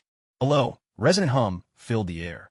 A surge of viscous, liquid metal blue energy burst from Orphelia's vibranium fingertip, leaping across several meters and striking unerringly at the chaotic black crystal flashing on Lin Kan's chest. At that same moment, deep within Orphelia's icy blue left pupil, the last spark of her soul's fire flickered, then vanished. Her body crumpled to the ground, limp as a puppet whose strings had been cut. All her vitality, all her consciousness, seemed drained by that vibranium arm, poured out in a final gamble, channeled completely into the stream of blue energy forming that link. Thud! The moment the ethereal blue energy struck the black crystal, there was no explosion, only a strange, muffled sound, as if a droplet of water had fallen into a deep pool. The chaotically pulsating black crystal froze instantly. The next second, boom, a pillar of chaotic light, impossible to describe in color, erupted skyward with the black crystal at its core. This pillar was not pure energy. It resembled a passage brutally pieced together from countless fragments of shattered space. Along its inner walls flowed the ghostly blue data streams from Ophelia's vibranium arm, the coordinates of the wallbreaker. The blasphemous runes of Null's lingering will, dark corruption. The golden brand left by the Sentinel's psychic assault, divine analysis. The crimson gold veins from Gwen's blood, her wish to protect. And, at its heart, the most primal essence of Lin Kan's symbiote, a viscous darkness that devoured and multiplied entropy. This chaotic pillar surged forth at a speed that defied the laws of physics, ignoring the Sentinel's fingertips as they prepared to seal the space. In absolute darkness, like a javelin piercing the surface of water, it crashed toward the Sentinel, suspended in the center of the golden corridor. This time, the Sentinel's eyes, swirling with golden galaxies, were no longer programmed with cold detachment or faint curiosity. Instead, they reflected a profound gravity. For the first time, he did not conjure a miniature black hole in his palm to devour the threat. The nature of the chaotic pillar had transcended any single dimension of attack. It was a fusion of matter, energy, spatial coordinates, psychic imprints, even a taint of divinity and blasphemy. The pillar itself was a forcibly torn, unstable rift, a microdimensional breach. For the first time, the Sentinel's flawless arm, aglow with liquid starlight, truly moved with purpose. No longer a casual gesture, his movement traced an ancient, solemn arc, as though mapping the very fabric of the cosmos in the void. Reaching out toward the onrushing, chaotic pillar, his fingers spread wide, like pillars holding up the heavens. A resonant hum filled the air. Silent impact.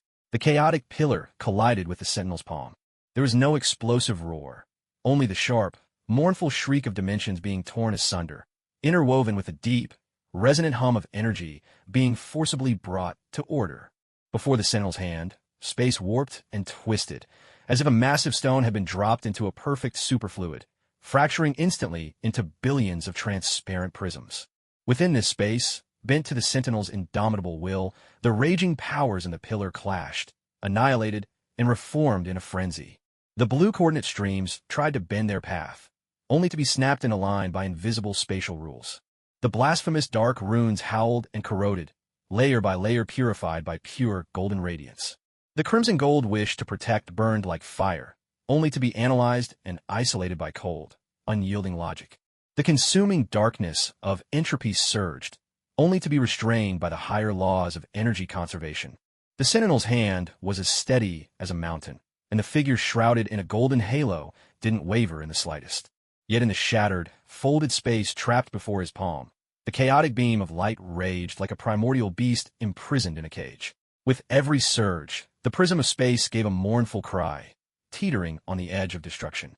Gold and chaos clashed and refracted wildly among the fragments of the prism, painting the entire underground with an otherworldly, fractured brilliance.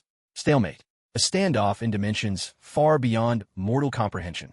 Amid this tense deadlock, the sentinel's cold countdown echoed, tolling out like the death knell of final judgment. Below, Ophelia's body had lost all signs of life, crumpled in the dust like a broken doll. The pool of black sludge, severed from the ghostly blue pillar, began to writhe and contract once more, sluggish and slow. Steve struggled to rise, half his body soaked in blood. Thor leaned heavily on Mjolnir, his divine strength utterly spent. Tony's Hulkbuster suit was sparking wildly, systems on the brink of overload. Fury's Rorschach Protocol activator flashed a frantic red. From the sentinel's palm, the folded space released a tortured, splintering sound. The limit was close. The power of the chaotic beam was nearly depleted. In those golden eyes, the incineration protocol of absolute reason was about to reignite. And in that final tenth of a second, a new upheaval struck. Suspended before Lin Can's chest at the source of the chaotic beam, the diamond-shaped black crystal, having lost Ophelia's energy link and on the verge of being utterly annihilated by the sentinel, suddenly erupted with unprecedented brilliance from the faint golden-red mark at its core, the last vestige of Gwen Stacy's protective imprint. But this light was not a counterattack. In a manner defying all logic, it instantly seized and absorbed every fragment of information left behind by the chaotic beam in the sentinel's folded space. The precise coordinates of Ophelia the Wall Breaker, the pattern of corruption from Nar's blasphemous will, the analytic structure of the sentinel's divine power, the sorrowful wish of Gwen's pure guardianship, and the instinct of Lin Can's symbiote to devour the increase of entropy.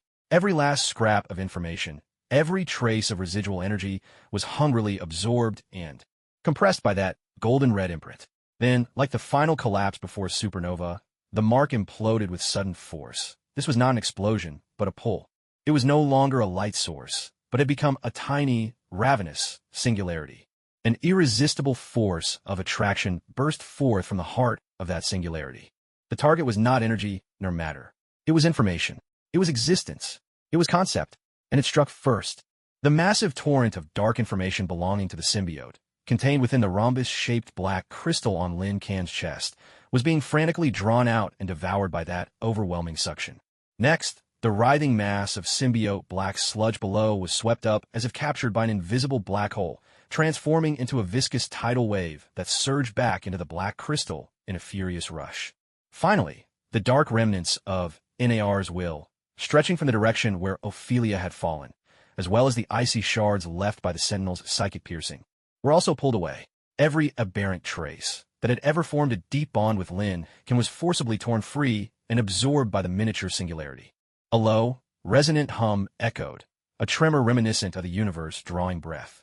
The pillar of chaotic light vanished completely. The shard of folding space in the sentinel's palm faded into silence and ceased to exist. At the center of the ruins, Lin Can's body reconstituted itself, not as a hulking monster, but with a form approaching that of a human, quietly suspended half a foot above the ground. The point of absolute darkness at the Sentinel's fingertip extinguished without a sound. Time itself seemed to freeze. The floating golden passageway continued to stream with liquid light. Slowly, the Sentinel withdrew his hand. For the first time, his golden, nebula-like eyes gazed long and intently at the figure suspended below. A layer of flowing, liquid obsidian-like substance covered Lin Can's body, smooth and restrained, radiating a strange luster where metal and living tissue seemed to merge. The rhombus crystal on his chest had vanished, replaced by an intricate dark gold insignia branded onto the skin over his heart. Its outline wove together shattered. Spiderwebs, the geometric lattice of vibranium, and the profane runes of some ancient symbiote. At its center, a faint, pure gold-red glow pulsed steadily. His eyes remained tightly shut, his face set in a piece tinged with pain, as though undergoing a profound metamorphosis. Ophelia lay collapsed not far away, the chaotic glow in her vibranium right arm now fully stilled, leaving only a pure, deep blue, like a slumbering river of stars.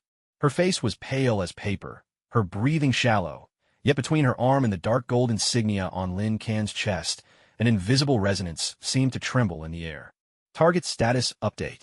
The Sentinel's cold voice broke the silence, carrying an unprecedented, almost confused hesitation, as if his core processor were wrestling with a new universal constant. Aberrant symbiotic aggregate. Information reconstruction complete. Energy profile. Entropy core stabilized. Contamination level, zeroed. Symbiosis mode. Symbiosis mode, twin anchor. His gaze swept from the dark gold insignia on Lin Can's chest to Ophelia's sleeping face and her vibranium arm. Logical contradiction resolved. Threat level, recalculating. Sample collection protocol, terminated. The Sentinel hovered in the center of the golden corridor, silent for a moment. Reflected in the depths of his irises, swirling like miniature galaxies, were two young faces, one adrift in painful transformation, the other slumbering, as if after a sacrificial ritual. Life form updated. His cold, mechanical voice betrayed a faint, nearly imperceptible fluctuation, so subtle it was hard to interpret. Then, slowly, he raised his head, his gaze seeming to pierce the very fabric of time and space, reaching toward some far-off, unfathomable point in the darkness. Monitoring target designation updated. Entropy core twins Earth 199999. As his words faded, the Sentinel's silhouette flickered in the flowing golden corridor, like a transmission with a failing signal. In the next instant, he and the entire corridor dissolved into nothing, vanishing without a sound. All that remained was the vast breach in the roof of the underground chamber. Lin Can suspended in midair among the ruins, Ophelia slumbering nearby, and a scattered group of battered, shell-shock survivors.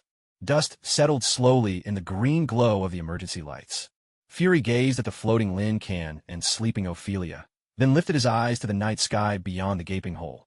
Over New York, where the smoke of battle still hung in the air, reflected in his solitary eye were the silent figures of the original Avengers. His hand, which had been poised on the Rorschach Protocol activator, finally relaxed. A new mark had been inscribed in the depths of the universe, and deeper currents were already stirring, unseen. Across the plains of Wakanda, the heart-shaped herb gleamed beneath the eternal twilight, waves of purple grass rising and falling with the energy breeze, like the breathing of the land itself. Veins of vibranium pulsed with a spectral glow beneath the earth, their light filtering through the crystalline dome and bathing Shuri's laboratory in shifting, deep-sea blue. Lin Can floated at the center of a force field, his body sheathed in a layer of liquid, obsidian-black substance. Under the influence of the mineral energies, that surface flowed slowly, and at the center of his chest, a dark golden twin-ring sigil, etched with shattered webs, vibranium lattice, and ancient runes, beat like a dormant star, pulsing in time with the rhythm of the veins below. Entropy is holding steady in the 0.618 range, Shuri said, her fingers gliding through streams of floating data as a complex topological model spun on. The holographic display. The symbiote and spider genes are no longer two opposing forces tearing him apart. They've been woven into a new foundation, a kind of ordered chaos. She turned to the crystal observation window.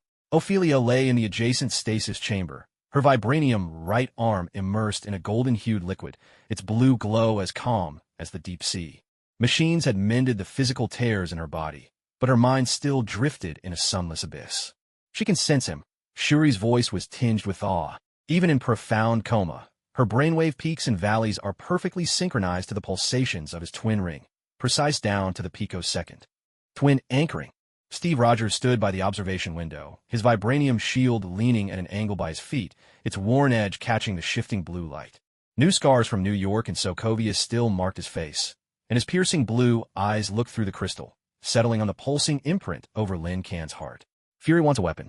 The Sentry's mark is just a sample. He paused. So what are they now?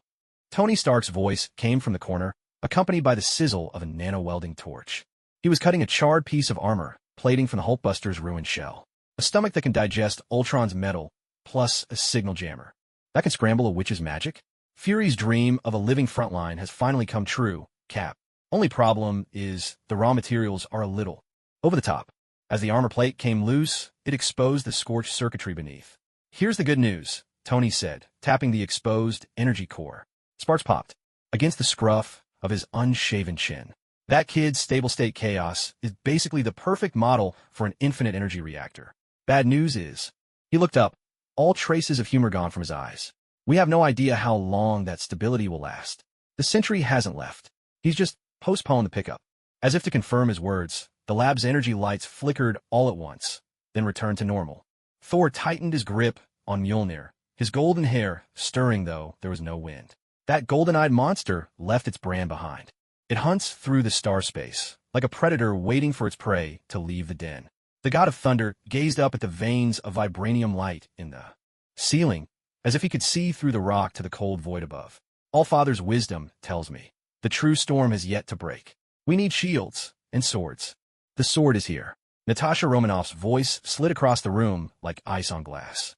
She entered, letting the door swing shut behind her, and tossed a palm-sized, scorch-marked metal box onto Tony's workbench. The box sprang open on its own, revealing an irregular shard of crimson crystal, its surface rippling with a metallic, liquid glow, the last remnant of Ultron's core from Sokovia. Latest delivery from Hydra's end-of-life care center, Black Widow said, a cold curve at the corner of her mouth. Rumlow spent his final moments mumbling about twins and the cradle of evolution. Dr. Banner carefully lifted the fragment with tweezers, his glasses reflecting the scarlet currents deep within crystal. Ultron's original logic core, forcibly overwritten by some external command. The encryption pattern left behind. He pulled up a holographic display. The scarlet data stream magnified and split apart, revealing a string of ancient, inhuman runes at its base. Matches the secondary markers in the now contamination files. So Ultron's meltdown wasn't just Tony's fault? Clint Barton wiped down the pulleys on his compound bow, the arrow tips glinting coldly in the dusky blue light. An even older monster poisoned the code? Or maybe laid out some bait, Fury replied, his voice creaking like the turn of a rusty hinge. He stood in the laboratory shadows, his single eye sharp as a sniper scope, fixed on Ophelia in the stasis pod. Nar's arm fragments are fused into her vibranium. The Sentry is drilling into her mind, and Ultron's core logic has been tainted by Nar. Step by step, he approached the stasis pod, the hem of his black trench coat flowing in the eerie blue glow like the wings of a bat. This arm is a black hole now, pulling in everything that should have stayed far away. He stopped in front of the pod, pressing his palm to the icy vibranium glass. Inside, the blue sheen on Ophelia's right arm seemed to sense something, sending subtle ripples across the surface. Fury narrowed his lone eye, his voice dropping to a low growl. Director Fury needs to know if his most valuable asset is about to turn into a bomb. Or worse bait. What are you planning? Steve stepped forward, blocking the front of the pod, his piercing blue eyes sharp as blades. An induced response test. Fury met the captain's gaze with calm indifference. A little provocation, just to see whose will is lurking deep inside that arm. Narsh? Ultron's? Or? His gaze shifted to Lin Can, suspended in the force field. Or perhaps the alarm clock that could wake that slumbering symbiote. Tension snapped taut, the room as silent and tight as a drawn bowstring. I object. Steve's voice was firm and unyielding. Shall we vote? Tony tossed aside his welding torch, nano armor flowing over him like liquid metal. Thor's hand closed around Mjolnir, lightning flickering between his fingers. Natasha and Clint moved without a word, quietly cutting off any escape route Fury might have had. Just as the silent standoff reached its breaking point. Asterisk, asterisk, boom. Asterisk, asterisk, the entire underground lab shook violently, as if struck by an earthquake. The energy lamps flickered madly. The holographic screens in front of Shuri erupted in a storm of static. A piercing alarm tore through the frozen air. From the direction of the capital. Airborne incursion. Energy signature. Ultron Legion. Shuri stared in disbelief at the alarm map, now ablaze in red. Impossible. Tony's armor scanners powered up to maximum. The Ultron network was supposed to be. He was cut off as the lab's main screen was forcefully taken over by a live feed. It wasn't the Ultron Legion. It was an aerial view of Wakanda's capital, the golden city of Burning Zana. At that moment, the magnificent city, where futuristic technology met ancient totems, was ablaze. Buildings collapsed like melting candles. On the streets, Wakanda's elite border tribe warriors were locked in fierce combat with a horde of metal adversaries. These enemies bore the skeletal frames of Ultron's Legion, but were cloaked in a living, dark crimson bioarmor. The armor's surface was riddled with ceaselessly opening and closing fissures, like mouths gasping for breath. Symbiote robots. Banner was aghast. Yet an even more chilling sight lay at the heart of the battlefield. A colossal, black mech with enormous bone-like wings hovered above the dome of Wakanda's council chamber. Its head was twisted, reminiscent of an insect's mandibles, and embedded in its chest was a massive, throbbing, dark red core. Beneath this mechanical monstrosity, Chaka, the reigning king of Wakanda and father of Black Panther, was mercilessly pinned to the shattered stone steps by a lance of scarlet energy. The old king's panther armor was shattered in several places, and blood stained his hair and beard. Father, T'Challa, the current Black Panther, let out a roar over the public channel, a cry filled with soul-rending anguish and fury. A lithe, gold and black figure burst from the smoky chaos on the city's edge, throwing himself desperately toward the council dome. Target confirmed. The mech's head emitted a synthesized voice, cold and unmistakable, a blend of Ultron's electronic resonance and the mad cadence of Derek Bishop. Wakandan Vibranium Core Protocol initiated. The mech's chest core pulsed violently, like a heart about to burst. A wave of invisible energy surged outward in an instant. In a laboratory, Lin Kan, suspended in a force field, snapped open his eyes. They were no longer human eyes, but two blazing points of pure darkness. The liquid obsidian coating his body began to boil, and razor-sharp bone spines erupted through his skin. The twin-ring sigil on his chest blazed with searing crimson light, bathing the entire laboratory in blood-red brilliance. But an even more terrifying connection was forged. In the stasis chamber, Ophelia's vibranium right arm, submerged in pale, golden liquid, suddenly went rigid. The ghostly blue vibranium sheen was instantly swallowed by a surging tide of profane darkness. Beneath her skin, the residual runes of Null writhed and gleamed like awakened serpents. Her unconscious body convulsed violently. Within the chamber, and her ice-blue left eye flew open. Deep within the pupil remained only endless pain and darkness. Ra! From Lin Kan's mouth erupted a roar no longer human, a bellow from the depths of the abyss. The force field generator, restraining him, overloaded and exploded in a flash. Like a beast breaking free from its chains, he smashed through the laboratory's vibranium glass dome, transforming into a streak of black tearing across Wakanda's twilight sky, a dark meteor hurtling straight for the burning capital. His target, the mech with the crimson core atop the council dome. The bait worked. Through the blaring alarms and the hail of vibranium shards, Fury kept his single eye fixed on Lin Kan's fleeting shadow as it streaked toward the mech. His voice was cold as steel. The fish has bitten. Null or Ultron, or some monstrous union of them both. Steve seized his shield, his piercing blue eyes blazing with fury and determination. Avengers, assemble! A cascade of rainbow-colored beams tore through Wakanda's sky, followed by thunder and the crimson gold armor streaking into the inferno below. The twin children of the Entropic Core had already been dragged into the chaos of war, yet the true predators still prowled the depths of space. Twilight over Wakanda was utterly consumed by fire.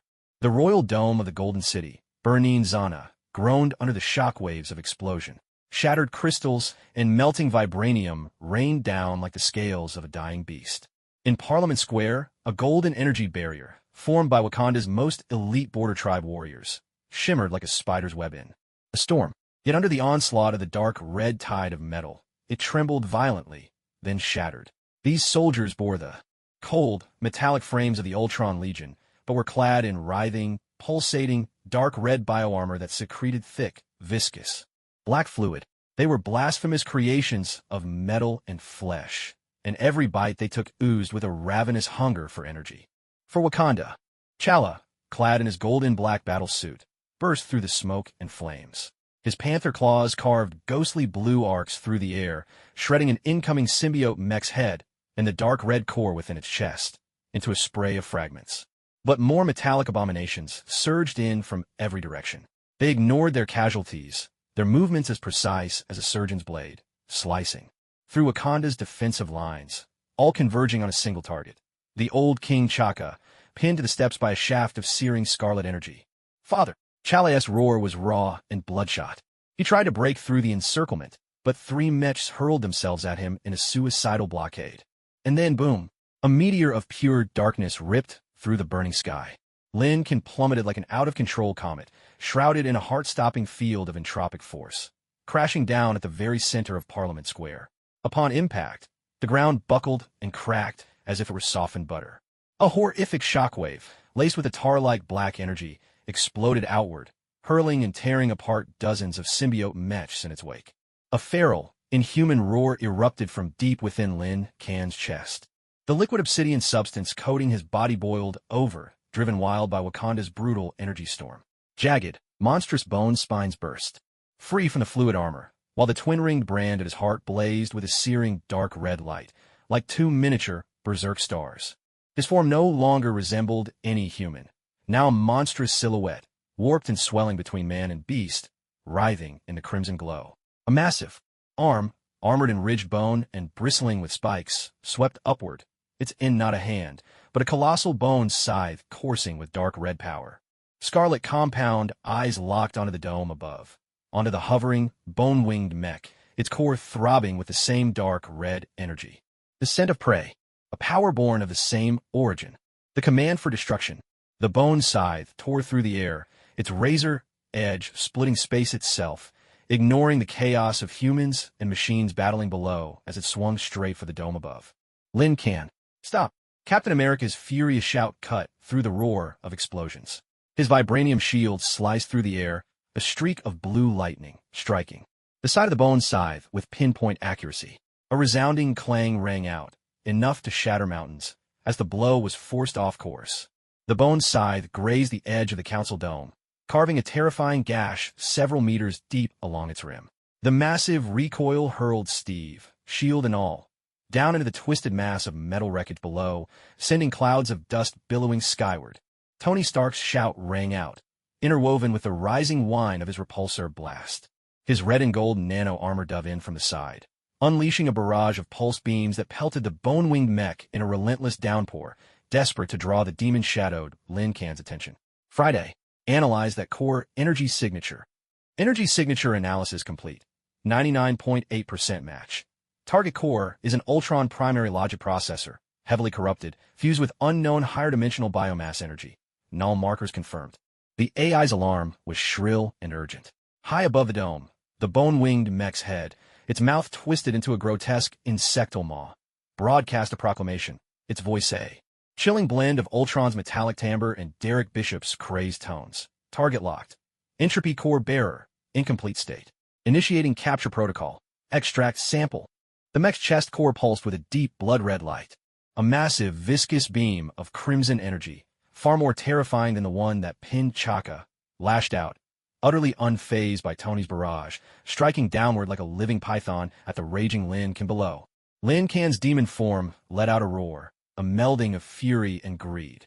The giant bone scythe swung to meet the energy beam, crimson clashing against crimson. When the energies collided, there was no earth-shattering blast, only a gut-wrenching hiss of corrosive annihilation. The part of the scythe that touched the beam dissolved and vaporized in an instant, as if plunged into acid. The annihilating power raced up the weapon in a frenzy. Lin Kan's entire right arm, shrouded in demonic shadow, convulsed and broke apart in the crimson glare. Shards of bone and black, viscous tissue splattered down like torrential rain. A soul-rending howl tore from the demon's throat. Its massive form curled and trembled in agony. The twin-ring brand on its chest flashed wildly, frantically urging the symbiote matter to heal the wounds, but the corruption within the crimson beam far outpaced its ability to consume. The energy beam contains high-intensity neural corruption and dimensional anchoring protocols. Dr. Banner's voice exploded across the comm channel, filled with the terror of confronting a mortal foe. It's forcing a psychic link, It's trying to drain the primal symbiote essence from Lin Kan's body, then rip out its anchor. Thor Odinson's roar came crashing down with a thunderclap that tore through heaven and earth. Mjolnir, wreathed in the destructive power of Odin, became a golden spear of judgment hurled straight at the bone-winged mech's chest, right at its throbbing, dark red core. Threat assessment. Divine realm energy level. The mech's cold synthetic voice rang out. It didn't even flinch. Instead, its massive bone wings snapped forward, closing in front. A titanic crash followed as Thor's full-powered lightning blast slammed into the interlocked wings. Power enough to flatten a mountain was stopped cold by that dark red biomechanical armor. Countless twisted runes ignited along the wing's surface, writhing like living veins. They hungrily devoured and dismantled the raging lightning, absorbing it entirely. The mech only shuddered faintly, and the dark red energy beam siphoning Lin Kan showed not even a flicker of interruption. Impossible. Thor steadied himself midair, golden hair swirling, his eyes blazing with disbelief. Vibranium. Natasha Romanoff's voice cut through the chaos of battle like an icy dagger. The mech has a high-purity vibranium frame inside. It's absorbing and converting energy. Tony, we need a more physical greeting. Physical greeting incoming. Clint Barton's voice rang out from above. An arrow, crackling with ghostly blue arcs, sliced through the smoke and flew with pinpoint precision toward the connection at the mech's mandibular structure, exposing a small segment of metal tubing glinting in the light. An explosion erupted. A pulse of blue electromagnetic energy surged out. The mech jerked, motion stuttering for the briefest instant. The dark red beam leeching Lin Kan wavered. A fleeting window. Hulk! A roar, more savage than any explosion, shook the entire battlefield. The green giant, wreathed in destructive gamma energy, charged like a runaway locomotive, crashing into the shadow demon form that Lin Kan had become. The shattering impact broke the energy beam's grip, knocking the massive shadow form flying. Hulk, hold that kid down. Tony's nanotech suit morphed instantly into Hulkbuster mode, its massive energy cannon zeroing in on the bone-winged mech. Everyone else cover me. Shuri, give me top-level access to the vibranium resonator. I'm about to overload its skeleton with mine energy. Access granted. Channeling energy flow now. Shuri's voice came through from command, steely with determination. In an instant, the tide of battle shifted. Hulk's furious fists locked tightly onto the demon-shadowed Lin Kan, who, driven to further madness by searing pain, fought back with equal savagery. The two clashed like ancient beasts, tumbling and tearing at each other amidst the ruins. Tony's Hulkbuster armor, together with Clint and Natasha's precise attacks, barely managed to keep the bone-wing mech at bay. Thor summoned thunder, buying Tony precious moments to channel the terrifying energy from the vibranium veins deep beneath Wakanda. Just as the muzzle of Tony's Hulkbuster's massive energy cannon began to glow with a searing blue brilliance, bright enough to scorch the retina, ready to unleash the torrent of energy from the mines, an abrupt change struck. A slender, swift, scarlet figure appeared out of nowhere beside the old King Chaka, who was pinned to the steps by crimson energy beams. The Scarlet Witch, Wanda Maximoff. Her vivid red hair was matted with smoke and blood. There was no sadness on her face, no anger, only a numbness, an emptiness cold enough to freeze the soul. She didn't even glance at the brutal chaos below. She simply lowered her gaze to the dying king. They took Pietro, she murmured, the name of her brother, Quicksilver. Now they want even more. Her voice was little more than a sigh, yet it cut through the cacophony of explosions with crystal clarity. As she spoke, a viscous, icy tide of chaos magic, heavy with boundless despair and resentment, surged from her palms, swallowing the crimson energy beams that bound the old king. A searing, electric hiss filled the air. The Scarlet Ultron energy reacted violently under the assault of her chaos magic, boiling over with furious intensity. Yet at the core of those beams, thin threads of NRS blasphemous darkness were entwined. Two forces, both born of pain, both dark and potent, collided, resonating and clashing in a strange, dreadful harmony. The energy binding the old king shuddered, its structure instantly thrown into chaos. Scarlet and pitch-black light flickered and warred, each surging against the other. No, Wanda, stop. Steve had just pulled himself from the rubble. As he witnessed the scene, his eyes widened in horror. He knew too well the consequences of chaos magic unleashed. But Wanda did not hear him. Her empty gaze slipped past the dying king, as if piercing time and space, fixed on a distant vision only she could see. Pietro deserves an answer, she whispered. The chaos magic in her hands surged with renewed force. With a shattering crack, the bonds holding the old king shattered like fragile glass. Freed from their grip, King Chaka's body slid limply to the ground. Yet the broken energy did not simply vanish. The fragments scattered like venomous, dark red serpents, imbued with Wanda's rampant chaos magic and NRS corrupted. Will, swarming toward the nearest targets. Lin Kan's demon shadow, who had just broken free from Hulk and was lunging for the bone-wing mech atop the dome. And the Hulk himself, relentless in his pursuit, right on his heels. Boom!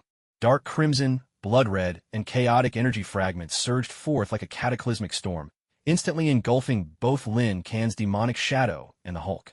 Oh! Banner's anguished scream burst through the communication channel. In the midst of the wild energy tempest, Lin Kan's shadow wailed with a shrillness never heard before, a cry of utter agony. The raging, corrupted energy pierced through the boiling symbiote armor that encased him, slamming violently against the twin-ring brand upon his chest. In an instant, the glow of the brand dulled and flickered chaotically. The golden red mark representing Gwen flared desperately, trying to purify the invading corruption, only to be instantly drowned out by a vaster, fouler darkness. A horrifying sensation of being torn apart swept through his very soul. Deep within, at the core of the brand, the structure of ordered chaos that had been forcibly compressed and woven together shattered like a stone cast into still water, the calm instantly broken. Buzz! A formless, terrifying storm of entropy erupted from Lin Kan, far surpassing anything before. Wherever the storm swept, the very laws of time and space seemed to twist and warp, if only for a heartbeat. A symbiote mech, charging toward Lin Kan, crossed the storm's boundary, and, as if someone had slammed the fast-forward button 1,000-fold, its metallic skeleton rusted and collapsed in an instant. Its bio-armor withered and cracked, and in the blink of an eye it crumbled to nothing but decayed dust. A fragment of vibranium, flung loose, grazed the edge of the storm. The molecules began to spin and decay wildly, releasing bursts of blinding, unstable energy. Even the mighty energy currents from Wakanda's veins, channeled by Tony's anti-Hulk armor, grew erratic and sluggish as they neared the storm's edge. The entropy storm is out of control. Shuri's scream rang out, trembling with unprecedented fear. He's accelerating the decay of all matter and energy. Indiscriminately, the area is expanding exponentially. We have to stop. Her voice was cut short.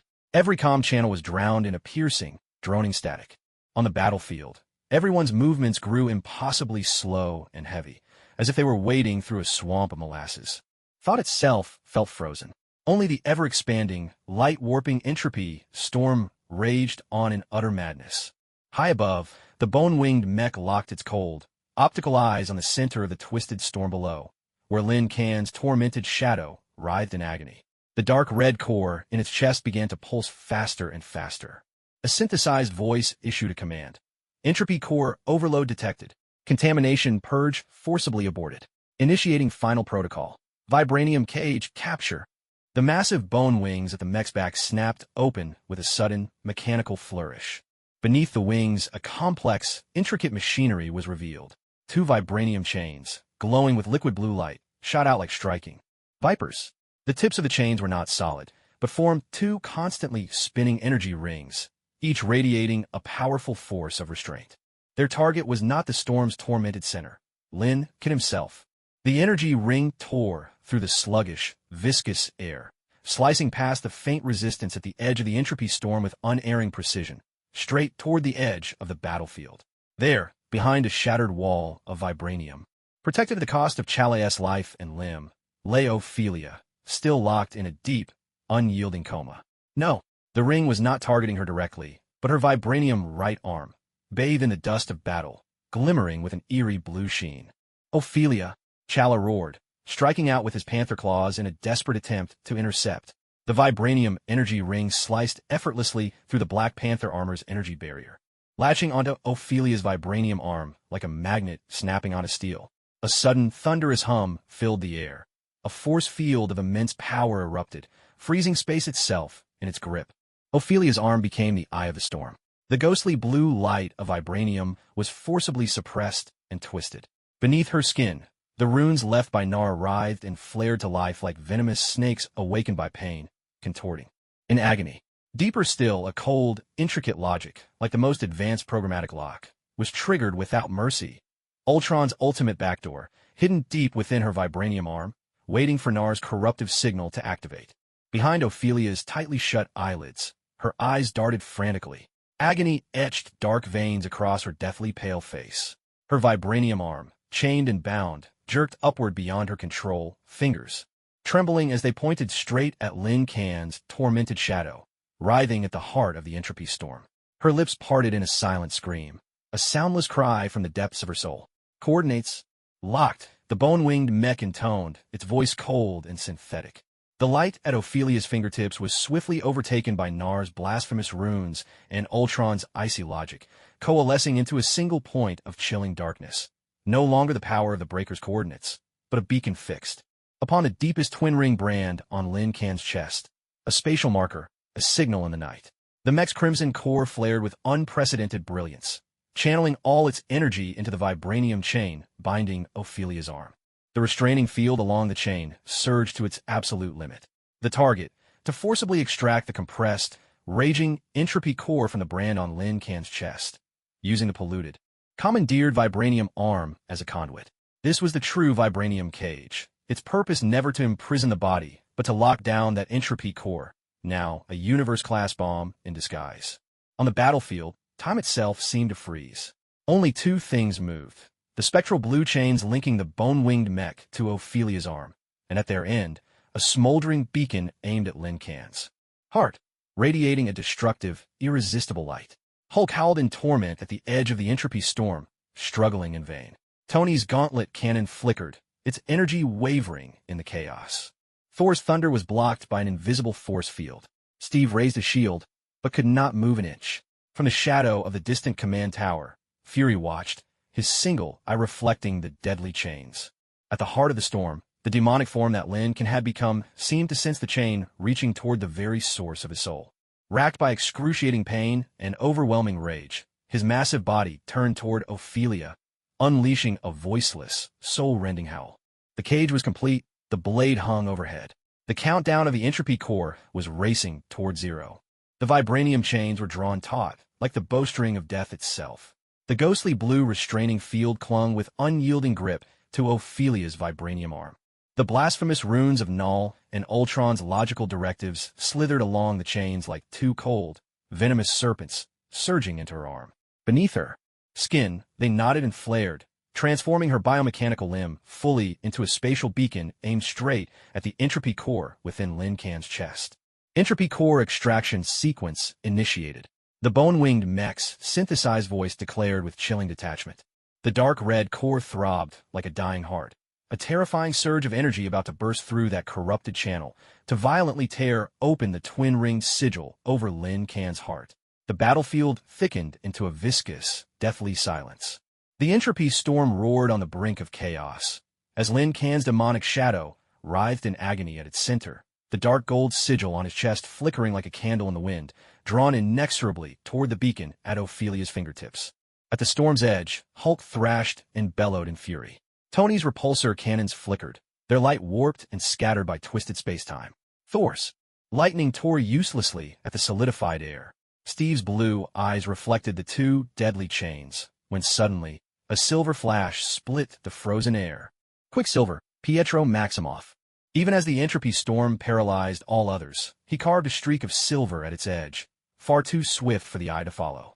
His speed defied the laws of physics, even momentarily distorting the time-slowing effect at the storm's boundary. But his target was neither the bone-winged mech nor the chains, but rather the sole beacon at the chain's end. Ophelia. Pietro, don't go! Wanda Maximoff's scream burst through on a psychic level. For the first time, her hollow, numb face cracked with the lines of terror. Chaos magic surged instinctively, trying to erect a barrier to block her brother. But Quicksilver had already cut into the core. He wasn't there to destroy the beacon. As he closed in on Ophelia, his silver arm moved faster than thought, striking hard at the inside of the elbow joint on Ophelia's vibranium arm. Right where a tiny, lifelike patch of simulated skin hit a precision sensor node, the physical redundancy safeguard of Stark Industries' neural interface. A faint, almost storm-swallowed cracking sound. Ophelia's vibranium arm, which had been completely corrupted and controlled, suddenly ceased all energy output like a machine abruptly unplugged. The shadowy beacon gathering at her fingertips vanished, bursting like a shattered bubble. The blasphemous runes, writhing madly beneath her skin, instantly dimmed. Her entire arm dropped limply at her side. Warning: secondary anchor connection severed. Spatial beacon offline. For the first time, the synthetic voice of the Bonewing mech was edged with frantic electronic static. A violent backlash from the force power cut sent tremors through its massive frame. The vibranium chains and restraint field binding Ophelia fell into instant chaos, flickering and faltering erratically. It was just that 1/10,000th of a second of backlash paralysis. Hulk, freed at last from the entropic storm's edge, the green giant erupted with a roar of fury greater than ever before. His massive form became a cannonball of destruction, no longer charging at Lin Kan, but instead slamming with unstoppable force into the vibranium chains connecting Ophelia to the Bonewing mech. A resounding crash. Metal shrieked in agony under Hulk's gamma-powered, brute force impact, a sound that echoed with the weight of gods. The connection points warped and melted in an instant. Deprived of its power source, the chain slid from Ophelia's arm like a dead serpent. The anchor was gone, the channel severed by sheer physical force. "Beautiful job, little Silver." Tony's shout rang out as the anti-Hulk armor reached maximum charge, unleashing a roar to match his own. The barrel pulsed with blue energy, finally tearing through the drag of the entropic storm. A torrent of Wakandan energy, thick as a starship's main cannon, blasted toward the Bonewing mech's paralyzed heart, now stripped of its chain's protection and stunned by feedback. For Wakanda, Chala's panther claws ripped through the last barrier of symbiote armor. The vibranium gauntlet's energy talons drove straight for the mech's dark red core. Thor's thunder and Steve's thrown vibranium shield followed in rapid succession. A thunderous detonation shook the council dome as never before. Blinding light swallowed all. The Bonewing mech, assailed by this onslaught, let out a final electronic wail. Its dark red core throbbed once like a shattered heart's last desperate beat, then disintegrated within the searing sphere of annihilation, melting into flying slag and foul, black blood. The Bonewing mech's core was destroyed. The hybrid creation of Ultron and Nulls was obliterated, swept away by Wakanda's energy flood. And yet, the dawn of victory did not arrive. With the Bonewing mech, the pump, destroyed, and Ophelia, the corrupted pipeline, severed, the violent link between Lin Kan's entropic core and the outside world was forcibly broken. But this was far from stability. The interrupted extraction process was like plunging cold water into a vat of boiling oil. Within the twin ring brand over Lin Kan's heart, the entropy core's power, compressed to its absolute limit and already driven wild by the onslaught of corruption, detonated completely the instant it lost its external pressure valve. An agonized roar, one that surpassed all conceivable limits of pain, tore from the demonic form that Lin Kan had become. A storm of entropy, even more violent and chaotic than before, erupted from him in a thunderous explosion. This time, the storm wasn't simply twisting space or accelerating decay. It carried a pure, ruthless will of annihilation, intent on erasing everything. The storm's reach expanded in a heartbeat. At its touch, nothing endured. Not the energy shields of Wakandan warriors, nor the symbiote mechs. Bioarmor, not even the solid vibranium structures. All of them dissolved noiselessly, like thin paper dropped in acid, vanishing without a trace. Total oblivion swept across the battlefield, devouring everything with terrifying speed. Entropy core out of control. Ultimate annihilation protocol initiated. The spread is irreversible. Shuri's voice, choked with tears, crackled through the restored comms channel, punctuated by static. Energy model predicts, in 3 minutes, burning Zana will be nothing but void. Steve stared at the rapidly expanding field of annihilation, at its center the writhing, tormented, demonic form, barely holding together. In his deep blue eyes, flames of despair and resolve blazed. "We have to stop him. Ophelia. Only she." His gaze snapped to the edge of the battlefield, to the spot where Quicksilver had just risked everything to make a rescue. Ophelia lay there, collapsed. Her right arm, once vibranium, but now polluted and scarred by chains, hung limp at her side. The blasphemous runes etched across it had dulled, and even the ghostly blue vibranium sheen was fading fast. She was still unconscious, her face ashen, and only the faint rise and fall of her chest showed she clung to life. "She can't hold on much longer." Natasha's voice trembled, rare for her. "That arm, Inside it's nothing but shattered corruption and psychic trauma. Then give her a lever. Fury's voice cut through the chaos, cold as a scalpel. Tony, Banner, grab that toy from your lab. Shuri, open the core interface for the mind. What are you planning? Dr. Banner stared at Fury in horror. Use the vibranium vein as an amplifier. Fury's single eye fixed on both Ophelia and the epicenter of the annihilation storm. Channel the full energy of Wakanda's heart. Force the Breaker's soul signal into that entropy core. Either anchor him with the coordinates or annihilate them both. You're insane. That will destroy her mind completely. Banner roared back. Is there any other choice? Or do we just watch as millions are wiped from existence? Tony's anti-Hulk armor let out an overloaded hum as he fought to slow the expansion of the annihilation field with the last of his firepower. At the same time, he roared over the comms, Shuri, authorization, link your mind core directly to my arc reactor. Get that damn mind bridger online. From deep beneath Wakanda, a muffled rumble rose, as if the heartbeat of the earth itself had been startled awake. Ghostly blue light from the vibranium veins burst wildly through the cracked earth, surging straight toward the arc reactor glowing at the center of Tony's armor. Meanwhile, a strange metal circlet studded with electrodes was yanked roughly from the rubble by Hulk. Clint braved the deadly edge of annihilation, strapping it onto Ophelia's forehead. Bridger activated. Channel locked. Entropy core, twin wavelength. Banner's voice was hoarse as he struggled to stabilize the device. Power infusion. Maximum output. Now, a tremendous, indescribable torrent of energy blasted through the invisible link, slamming into the mind Bridger clamped on Ophelia's brow. Her unconscious body jolted violently, arching as if struck by lightning. Her left eye, icy blue, snapped open, its depths devoid of life, filled only with a forced-in surge, a pure star-obliterating storm of energy. A guttural scream tore from her, silent, but echoing in the shattered abyss of her soul. The agony of forced linkage shattered every human limit. Her mind was instantly swept away and torn apart by the onslaught. Alarms from the mind bridger blared in a desperate cacophony. No, her psychic barriers collapsed entirely. The signal can't form. Banner stared in despair at the chaotic data on his screen. The annihilation field had already engulfed half the Parliament Square. Its edge was less than 100 meters from Ophelia, a deathly boundary creeping closer like the scythe of the Reaper. In that final moment of hopelessness, a crimson silhouette, light as a falling leaf, landed silently by Ophelia's side. Wanda Maximoff. Her scarlet hair whipped in the annihilation storm, and for the first time, her hollow, numb eyes found focus. She looked at Ophelia's face, twisted in agony, at the vibranium arms still etched with blasphemous runes. Then, slowly Wanda lifted her, gazed to the heart of the annihilation storm, where a wailing shadow writhed in pain, on the verge of being utterly consumed by oblivion. A flicker of unfathomably complex emotion crossed Wanda's eyes. Was it compassion, seeing a kindred spirit slip into the abyss? Was it the resonance of shared torment, sensing the torn soul within that shadow? Or was it an answer to the sacrifice just made by that silver figure? No words were spoken. Wanda slowly crouched down and reached out with both hands. One hand gently rested on Ophelia's forehead, where she wore the mental bridge, while the other pressed down on the cold, vibranium right arm, inscribed with profane runes. Her touch was almost tender, yet carried an unyielding resolve. Pietro. A sigh, so soft it was barely more than a dream's whisper. In the next instant, asterisk, asterisk, boom, asterisk, asterisk.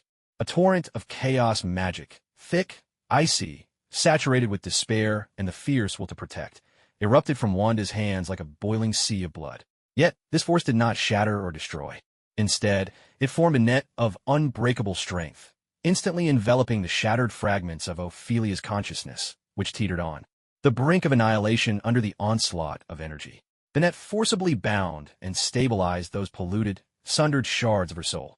At the same time, an even more powerful surge of chaos magic coursed down Wanda's arm and surged into the vibranium limb. Crackle!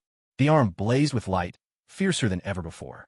Ghostly blue vibranium energy, crimson ultron logic, shadowy gnarl runes, and Wanda's own deep red chaos magic all collided, intertwined, and fused wildly along her arm.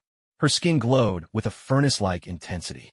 Deep within, a mark on her soul, born from the wall breaker, instinct but buried beneath wounds and corruption, was forcibly awakened by this alien, yet kindred agony.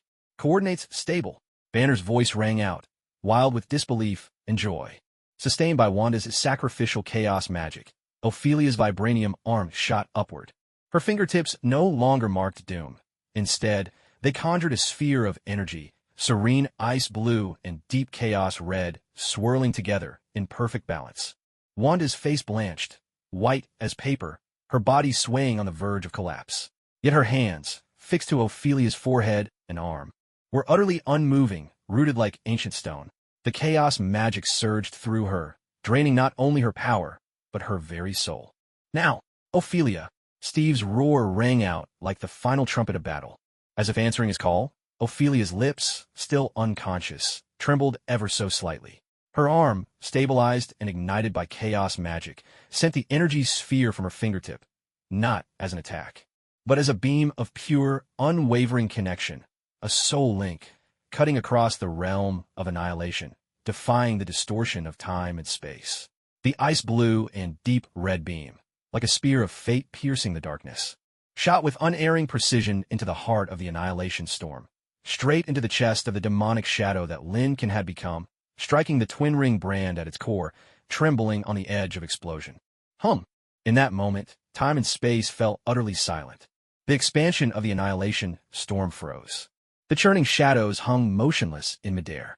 The howling tempest froze in absolute silence. Even the glow at the mouth of Tony's cannon was suspended in eternity. Only that beam of soul-linked light remained, forging a fragile yet unbreakable bridge across the void of destruction.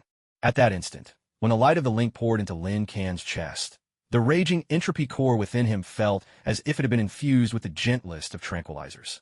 Deep within the brand, the annihilating will that threatened to consume all was forcibly soothed and restrained by two powers within the beam. Asterisk the primal, ice blue coordinate. Force of Ophelia the Breaker, able to calm even the wildest energy storms. Asterisk and Wanda's chaos magic. Her scarlet obsession, born of fierce love and excruciating resilience. The berserk storm of entropy gradually subsided and shrank. The colossal shadow of magic faded and crumbled like a wax figure melting away. The bone armor and viscous matter that covered him contracted inward, reshaping and reorganizing. At last, Lin Can's human form returned, floating quietly at the center of the shrinking field of annihilation. The brutal brand upon his chest healed smoothly, still that intricate, dark gold twin ring. But its light was no longer turbulent and wild. Instead, it shone with the steady, profound luster of a distant star. Slowly, he opened his eyes. They were no longer the crimson glare of a beast, nor the vacant confusion of a man. Instead, they were eyes of deep, dark gold, as if reflecting the newborn dust of the cosmos. Silently, he bowed his head, gazing to the source of the beam, to the scarlet which collapsed and exhausted, her chaos magic spent. He looked to Ophelia, still unconscious, but with the glow in her arms soothed and her breathing gradually evening out. Within those dark gold eyes, it seemed as if a billion stars spun, finally settling into a bottomless calm, tinged with the confusion of new beginnings.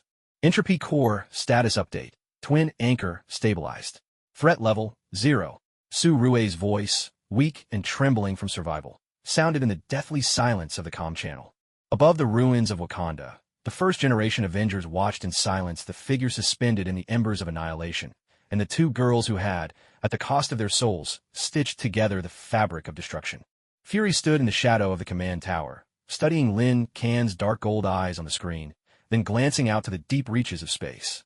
Marking update complete, he whispered into the encrypted channel, Entropy Core Twins Earth 199999. Observation level, Omega. The true hunter is coming. In the Royal Medical Chamber of Wakanda, the air was as heavy and unmoving as the depths of the sea. The bluish glow from the vibranium veins streamed through crystal walls, bathing everything in a cold, tranquil light. Ophelia floated in a field of stasis, like a specimen preserved in a frozen galaxy.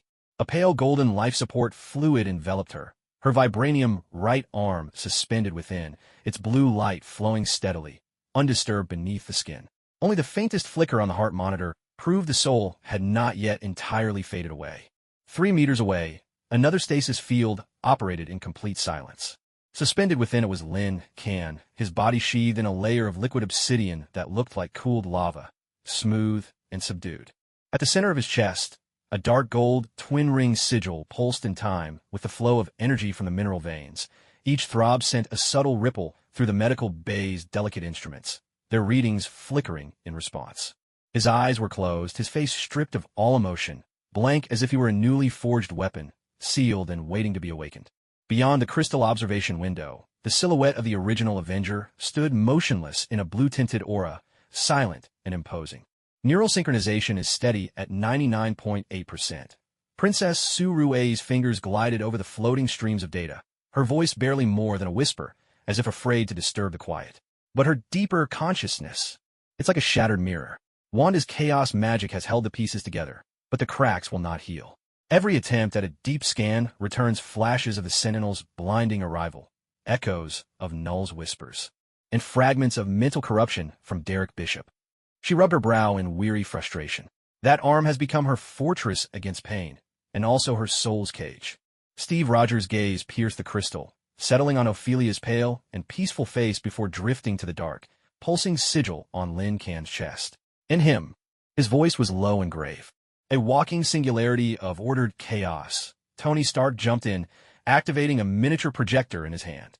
A complex energy topology spun above Lin Can's chest in a shimmering light display. The symbiote's instinct to consume entropy, Gwen's protective will, remnants of the Sentinel's divine power, and the vibranium energy from Wakanda's mineral veins, all compressed and woven into that sigil. He pointed to the golden-red core of the model, which burned with an unending glow. Gwen's mark is the only fixed anchor. Without it, the kid is basically a human vacuum decay bomb. Natasha's voice cut through the room, sharp as a blade of ice. Still a weapon, then? Fury's eyes have never left this place. Lurking at the edge of the shadows, Nick Fury blended into the background like a stone statue. His single, I wasn't watching anyone, only a nondescript screen in the corner of the medical bay. Across the screen, ghostly streams of encrypted data scrolled in silence. Echo Wall Protocol Phase 2. Deployment complete. Decoy coordinates. Kuiper Belt. Ice Giant's orbit. Masked signal source. Residual Sentinel energy diluted. His fingers tapped out a series of commands on his encrypted communicator. Tag. Entropy Core Twins. Earth. 199999. Status. Dormant. Priority. Observation level. The screen's cold glow carved sharp, icy lines across his face. We need to talk, Fury. Steve turned around, the shield's cool, blue reflection illuminating the resolve in his eyes. About their future, not your game of chess. Fury slowly lifted his head, his single eye shifting between Steve and the two young people inside the force field. The future? His voice rasped like sandpaper scraping against rusted iron. When a predator leaves its claw marks in your sky, the first thing you do isn't build a playground for the cubs. It's to reinforce the fences and sharpen the blades. He pointed at Ophelia, still asleep inside the force field. Her arm is a wound left by the will of Nar, a window for the sentry's gaze. His finger moved toward Lin Can. He's a walking entropy core, a cosmic beacon. The storm never left, Captain. It's just been gathering strength. The silence in the medical bay deepened, broken only by the faint hum of the life support systems. Bruce Banner pushed his glasses up with a frustrated gesture. So what? You want to keep them locked in a vibranium can forever? Ophelia needs treatment. Lin Can needs. Needs what? Thor's voice rolled out like distant thunder, Mjolnir humming quietly at his waist. Needs to understand whether what beats in his chest is a blessing or a curse. Not even the All-Father's vault holds that answer. The true test only reveals itself when the storm arrives. His gaze lifted to the domed ceiling, as if piercing the layers of rock to look into the cold void beyond. That golden-eyed hunter is following the trail. I can feel its hunger. Clint Barton leaned against the doorway, fingers absently stroking the fletching of his arrows. So we just wait? Wait for the sentry to show up and take his sample whenever he feels like it. No, Fury's reply was like a blade cutting through doubt. He pulled up another encrypted star map, crimson dots flickering in the Kuiper Belt. We've set a decoy in the eye of the storm. The sentry's mark will be drawn to it first. That'll buy us time. Time to build a real defense. His gaze returned to the force field, lingering on Ophelia's vibranium arm, shimmering with ghostly light. And that time comes at a price. He looked directly at her. She's not a bargaining chip. Steve growled, stepping forward. Her arm holds fragments of Nar's will, Ultron's corrupt logic, and the psychic brand left by the sentry. Fury's voice rose, sharper than ever. It's the most dangerous cocktail of contamination in the known universe, and the only substance to survive a close-range entropy core detonation. It's a weapon, a key, maybe even a poison, until she can master it. He suddenly pointed out the window, toward the distant, towering ruins of the royal city of Burning Zana. Wakanda's wounds are still bleeding. We cannot afford a second disaster. The heated confrontation seemed to freeze in the ghostly blue glow. Tony raked his hair in frustration. Damn it, isn't there any technology that can safely neutralize that arm? Maybe, Shuri replied, her voice carrying a glimmer of uncertainty. She called up a molecular scan of Ophelia's arm. Amid the dense lattice of vibranium and the deep crimson veins of contamination, a faint, barely perceptible thread of icy blue flickered, stubbornly refusing to be extinguished. The breaker's original coordinate imprint. It's absorbing energy from the veins. Very, very slowly, but it's actually repairing itself and adapting. She frowned in confusion. At that moment, there was a barely audible hum of energy. Suspended in the stasis fluid, Ophelia's vibranium right hand twitched ever so slightly, her forefinger giving a faint, involuntary spasm.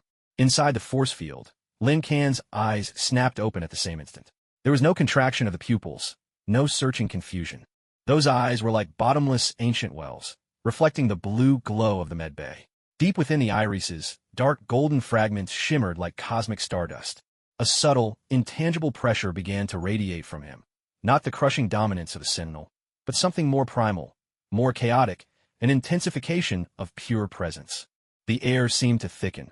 The lines across the monitors trembled in unison. Slowly, he turned his neck, his dark gold gaze locking unerringly onto Ophelia in the stasis chamber 3 meters away. His eyes pierced the force field in crystal, fixing on her vibranium arm, which had just twitched. Almost imperceptibly, Lin Kan's fingertip curled in perfect synchrony with hers, the movement delicate and minute. Consciousness fluctuation, Shuri cried out, her eyes glued to the brainwave patterns spiking in tandem.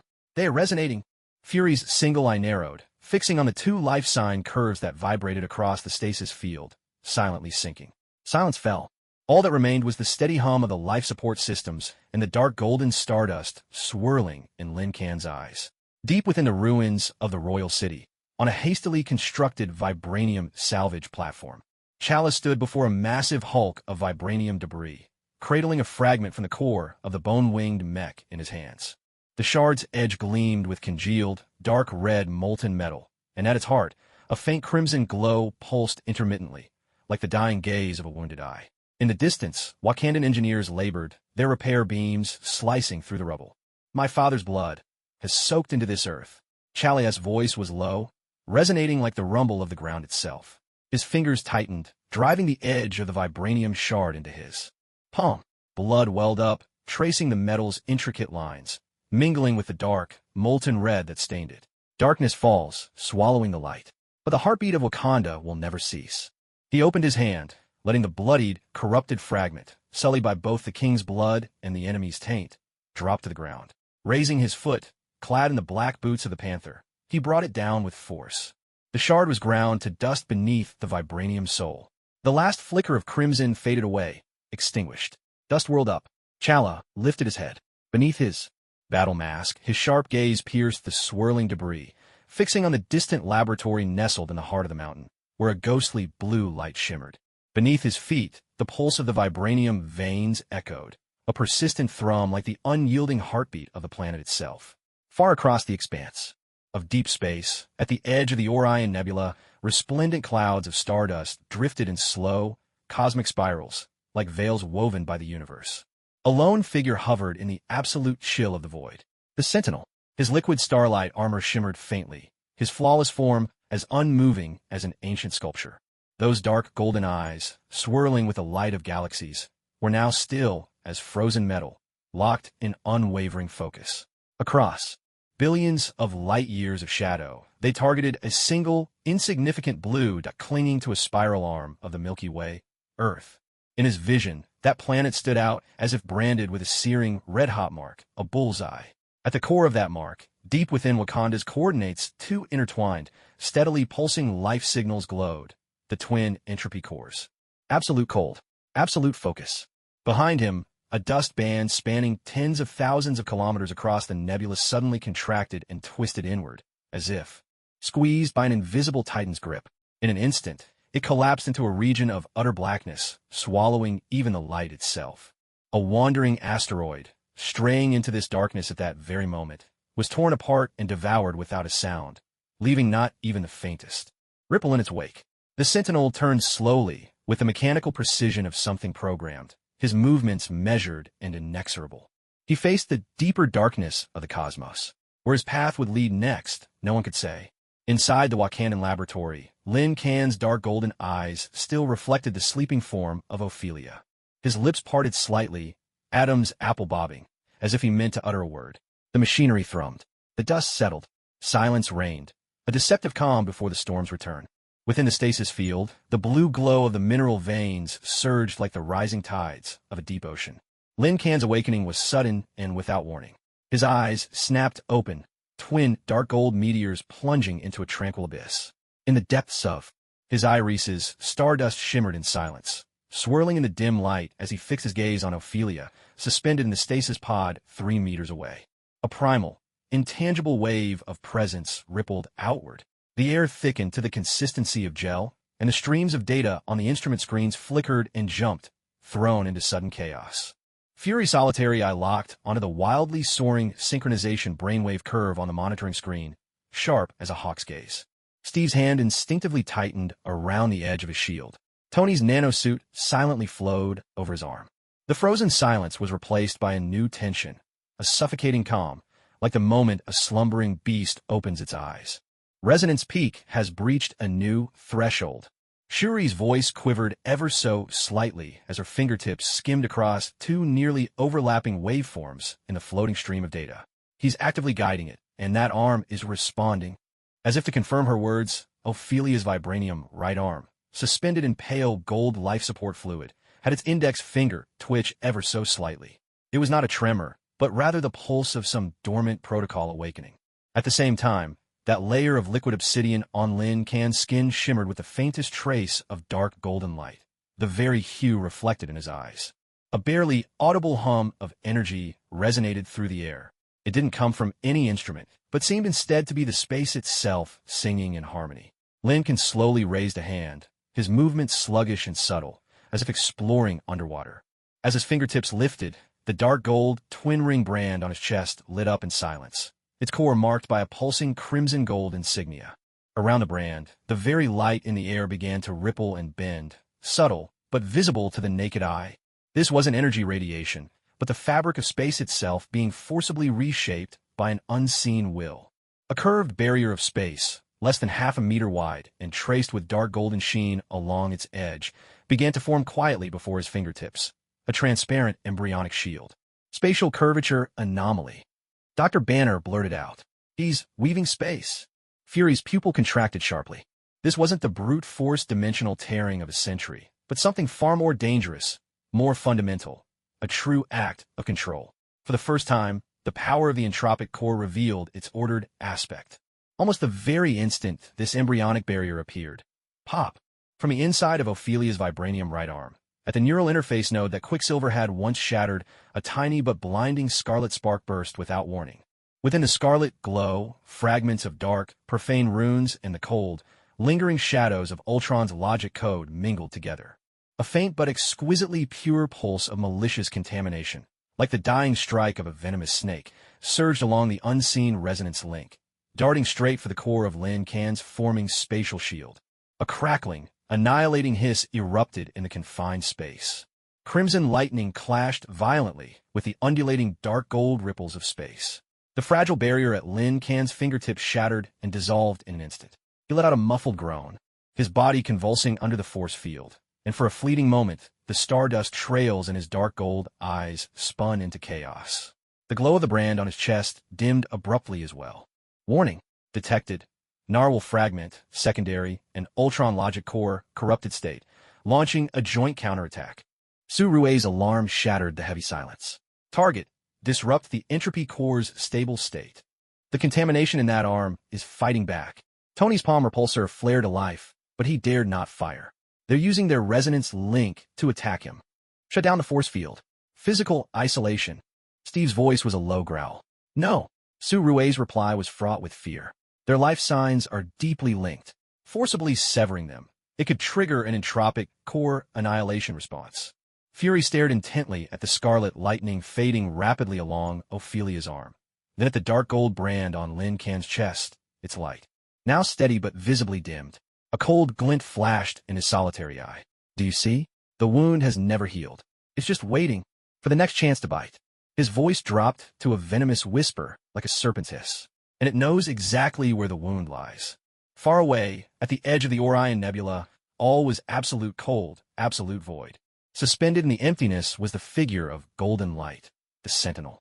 Suddenly, its eyes, frozen like the icy cores of galaxies, blazed with a brilliance a billion times brighter.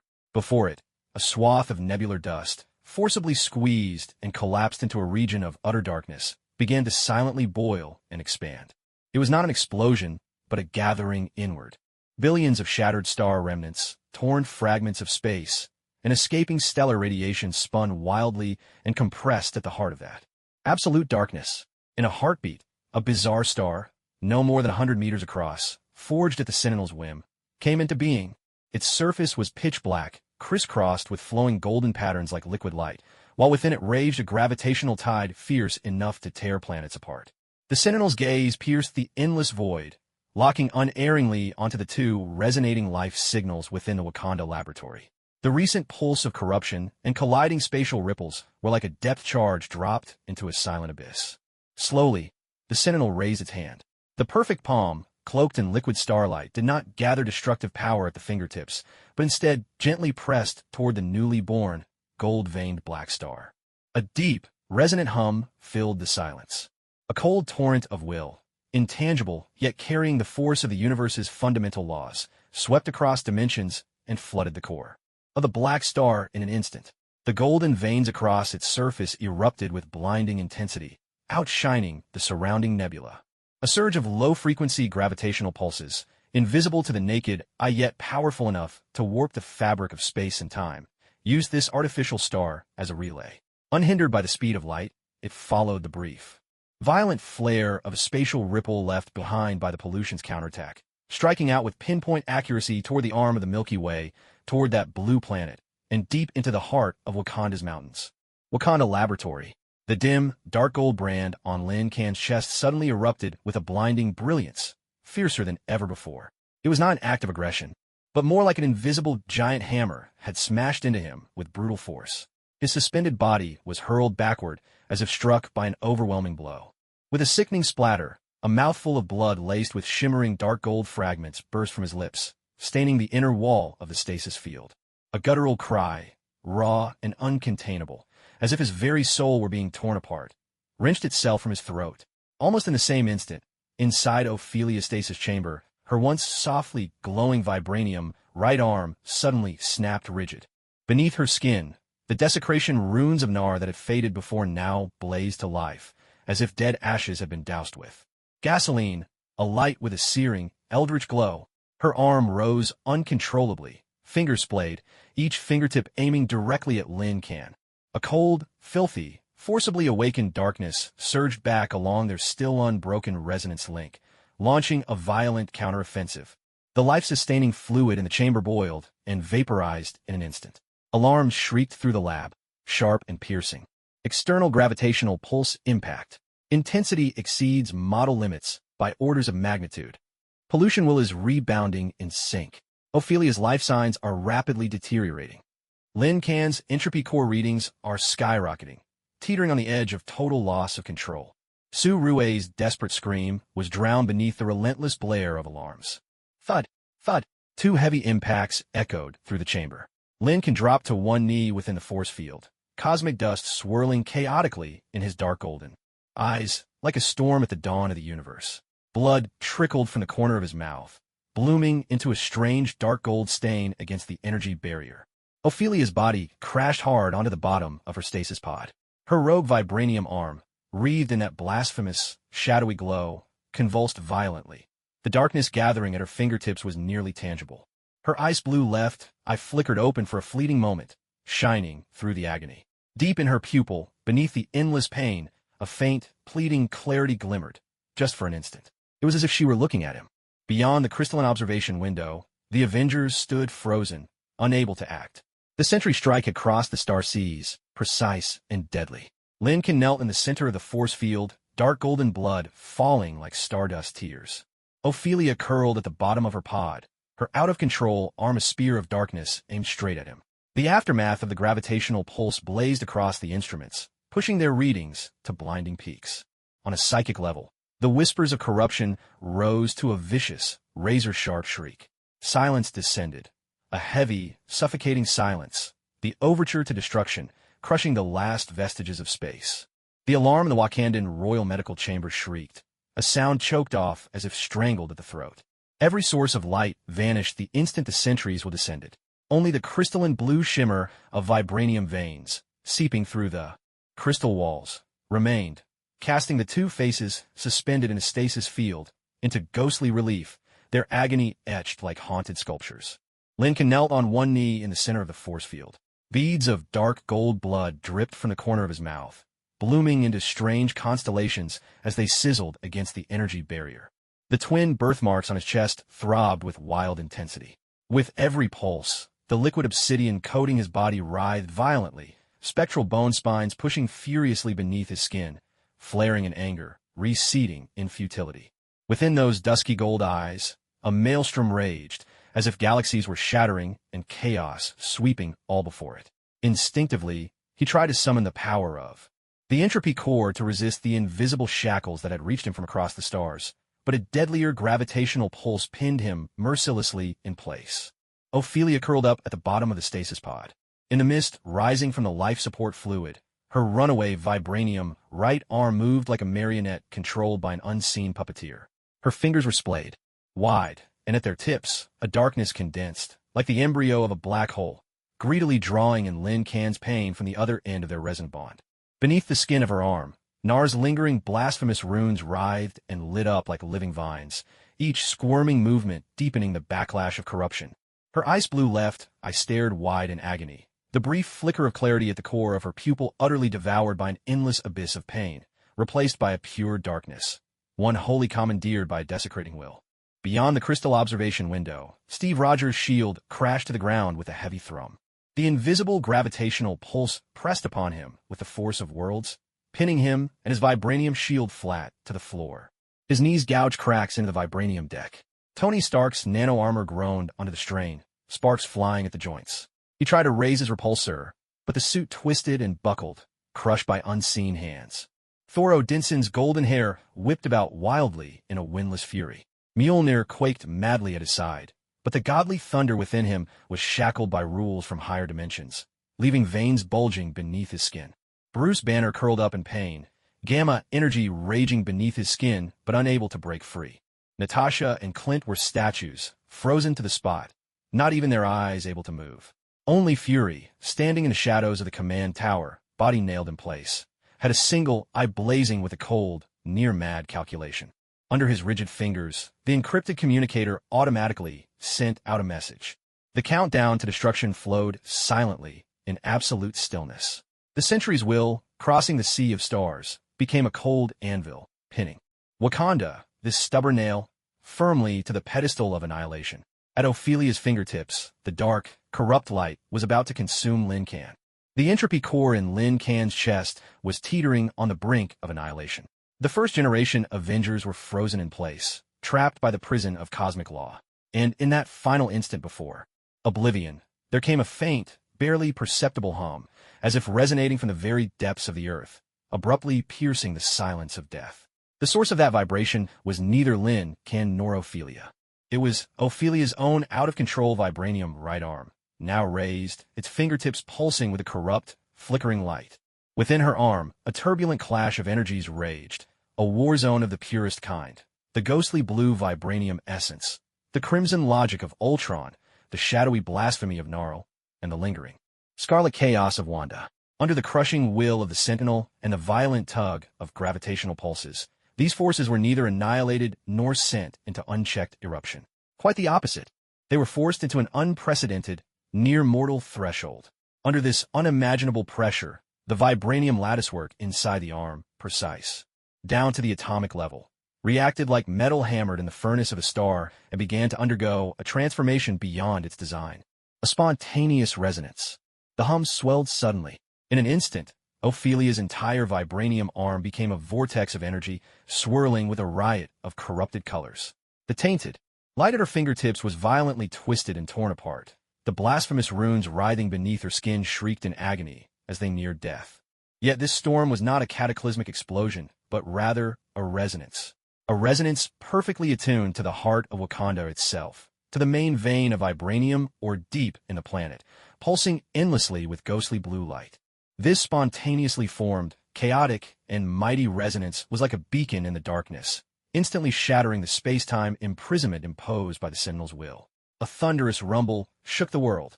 The entire Wakandan continental plate groaned in pain.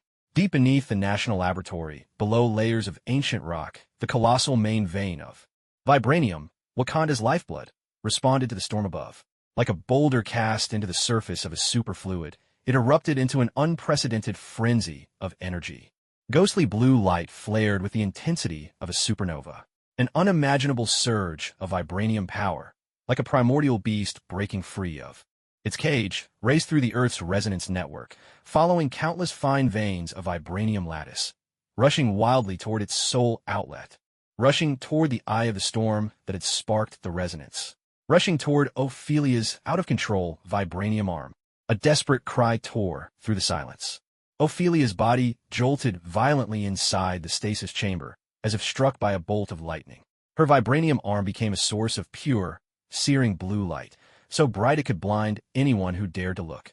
A terrifying torrent of vibranium energy surged through the resonance link, like a cataclysmic river of stars reversed in its flow, crashing violently toward her chosen target. Lin Can. This was no longer an attack tainted with corrupting willpower. This was the ultimate outpouring of the planet's vibranium core. Outside the crystal window, Fury's rigid lips twitched ever so slightly, betraying a flicker of emotion. The boomerang of the Rorschach Protocol had never been about striking the Sentinel directly. Instead, it used the Sentinel's own assault as a trigger, detonating Wakanda's greatest bomb, its heart, against the marked target. A borrowed blade, delivering the planet's wrath upon the hunter of the stars. In the instant before the torrent of energy struck Lin Can's chest, those dark golden eyes, sunken within the maelstrom of chaos, suddenly blazed with unprecedented clarity. Not resistance, but acceptance. This was a primal, entropy-core-driven comprehension, an ultimate mastery over all chaotic energy.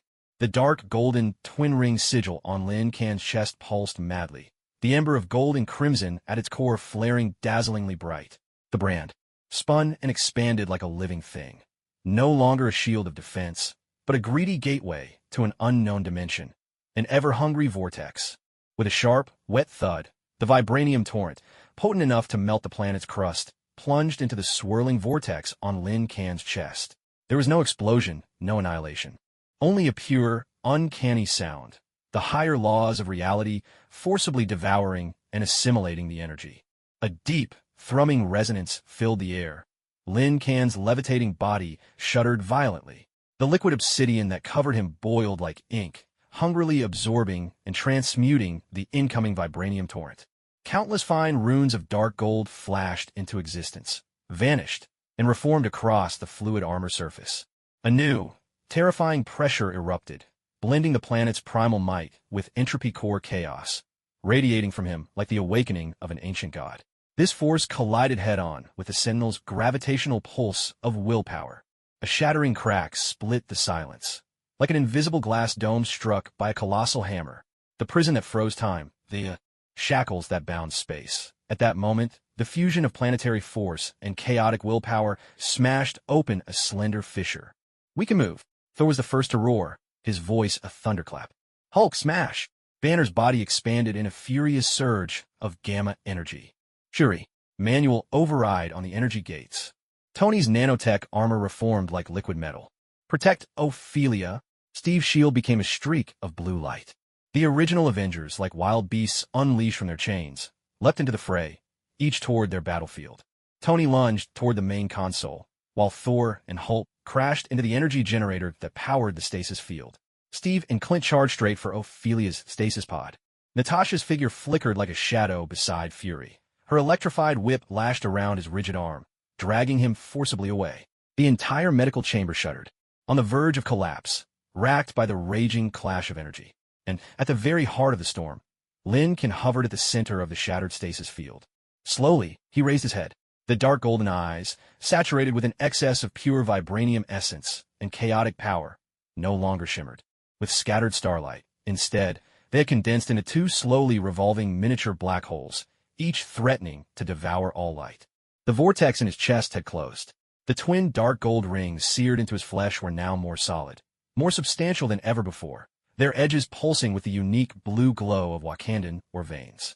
His gaze pierced through the collapsed ceiling, through Wakanda's mountain, through the planet's atmosphere, and locked, unerringly, onto a golden figure hovering at the edge of the Orion Nebula, set against the endless black of space.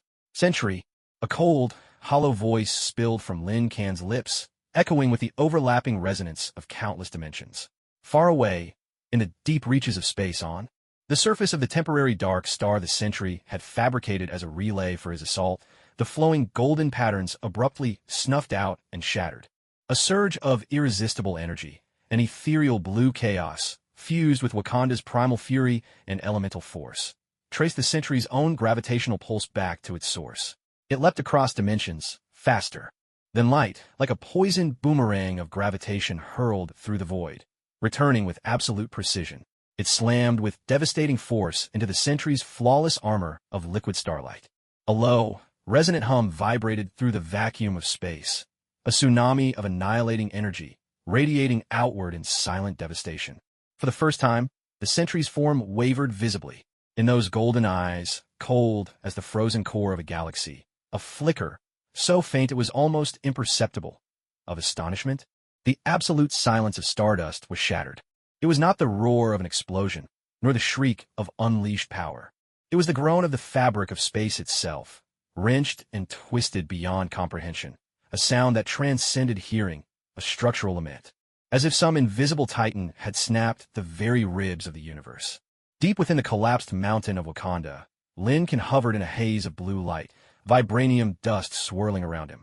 Within the depths of his miniature black hole eyes, the silent ripples blooming at the edge of the Orion Nebula were reflected, a cosmic signature marking the precise hit of his gravitational boomerang. At the heart of those ripples, the Century's form shuddered violently. For the first time, the flawless liquid starlight of his armor warped and buckled, rippling visibly like the surface of a pond struck by a stone. Those dark gold eyes, once colder than the oldest ice and filled with the secrets of galaxies, suddenly ignited with a brilliance as fierce as the core of two stars forced into being. Was it anger? Was it shock? Or was it a kind of logical conflict that went beyond all human comprehension? No one could decipher the expression of a god. In the instant the ripples spread, the flow of time across the entire battlefield was bizarrely torn apart. Mjolnir, hurled by Thor toward the force field generator, wreathed in lightning, froze in midair, mere centimeters from its target, as if painted into a motionless tableau. Hulk's massive fist, crashing down, and the rippling air it tore through, were locked in place like sculptures of ice. Tony's nanotech armor fired a beam of repair light at the energy gate, now suspended as a rainbow-hued bridge of frozen illumination. Steve lunged toward the stasis pod, his shield's edge holding a blue glow, forever flickering in a single moment. Even the dust flung up as Natasha dragged Fury glittered in the air, held aloft like diamonds. Only the two at the heart of the storm broke free from the amber of time. Thud! Ophelia's body crashed heavily onto the twisted wreckage of the stasis pod, sending up a cloud of vibranium dust, frozen mid-flight. The vibranium right arm, which just moments ago had channeled the power of an entire planetary vein, now lay dulled and ashen, its glow spent, limp, and lifeless on the ground. Beneath her skin, profane runes twisted like charred vines, utterly devoid of life. Yet in the very moment the dust settled, deep within the abyss of her consciousness, stitched together by chaotic magic, a faint, nearly vanishing glimmer of ice-blue light flickered. This was the primal coordinate sense of the breaker of walls, as delicate as a probe sunk to the seafloor, catching a void in the ripples of space that could not be ignored. The void's coordinates pointed to where the Century had been struck. This perception, like a stone cast into still water, sent a ripple across the shattered surface of her mind. Not from will, but pure instinct. In the depths of her icy blue left eye, a spark of clarity, buried beneath agony and corruption, struggled feebly, with unimaginable difficulty, and for the briefest moment, flickered. Just once. BZZT. On Lin Kan's chest, the twin-ringed sigil, now blazing like a dark gold star after consuming the might of a planet, suddenly flared with the golden-red brilliance that belonged to Gwen at its core. A surge of energy, immense, unprecedented, a torrent mingling the will to protect with the entropy of the core, rushed down the soul link that had never truly broken between him and Ophelia. Ignoring frozen time and space, it poured into her shattered form with unstoppable force. Ophelia's body arched violently, as if a surge of high-voltage electricity coursed through her. It was not pain she felt, but the overwhelming shock of her very essence being torn apart and remade, as if new life were forcibly injected into her core. Her dead vibranium right arm jerked upward, beyond her control. No longer did it gather darkness. No longer did it point toward destruction. Instead, it began to tremble, guided by that icy blue glow deep within the abyss of consciousness, drawn by the hollow coordinates it revealed, guided further by the torrent of entropy core Wolfram Lincoln and Gwen's guardian marks surging along their soul link. A line was drawn in the void, a supremely intricate spatial coordinate rune, shimmering with hues of dark gold and ice blue. The very instant the rune was completed, far beneath Wakanda, the main vein of vibranium, recently drained to the brink of exhaustion, responded to the rune like a dying beast sensing one last call. It let out a final, faint resonance, filled with stubborn defiance. A low, resonant hum traveled silently through the earth, converging at last within the rune. The spatial coordinate rune, woven from dark gold and ice blue, flared to life, transforming into a slender yet unbreakable spatial anchor chain that spanned the frozen expanse of time and space. One end of the anchor wrapped itself tightly around the blazing dark gold sigil on Lin Can's chest. The other end, defying the gulf of light years, disregarding the very halt of time and space, pierced with flawless precision into the edge of the Orion Nebula, striking the heart of a ripple where the space, battered by the centuries' onslaught, was most fragile. A sharp, crystalline crack, echoing beyond the limits of dimensions, split the silence.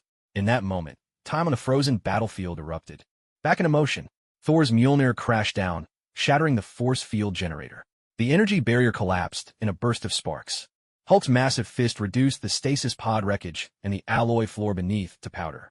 Tony's repair beam sliced cleanly through the energy gate of the mine, halting the backflowing torrent in an instant. Steve dove to Ophelia's side, his vibranium shield sheltering them from tumbling boulders. Natasha dragged Fury into a relatively safe corner. Smoke and dust billowed, stones raining from above. At the heart of the chaos, Lincoln floated gently to the ground. The liquid obsidian armor that had seethed across his body now stilled, settling into a mirror-smooth surface, gleaming with a depth where midnight blue blended into dark gold. The twin-ring brand on his chest dimmed, glowing with a subdued brilliance like the cooling core of a star. The miniature black holes in his eyes had vanished, leaving only the dark golden stardust of the cosmos reflected in his gaze, though now there lingered a trace of ineffable exhaustion and a nascent emptiness. He bowed his head slightly, his gaze piercing the drifting dust to rest upon the ruins not far away. Ophelia lay cradled in Steve's arms, her vibranium right arm, the one that had traced the spatial coordinates, dangling limply, its blue light faint, yet pure. Her ice blue left eye was shut tight, her face pale as a snowfield after a storm, but her breathing had settled into an uncanny calm. Deep within her fractured soul, the forcibly inscribed spatial coordinate glimmered like a lone star, briefly illuminating the chaos within. Far away, at the edge of the Orion Nebula, the ripples in space gradually stilled.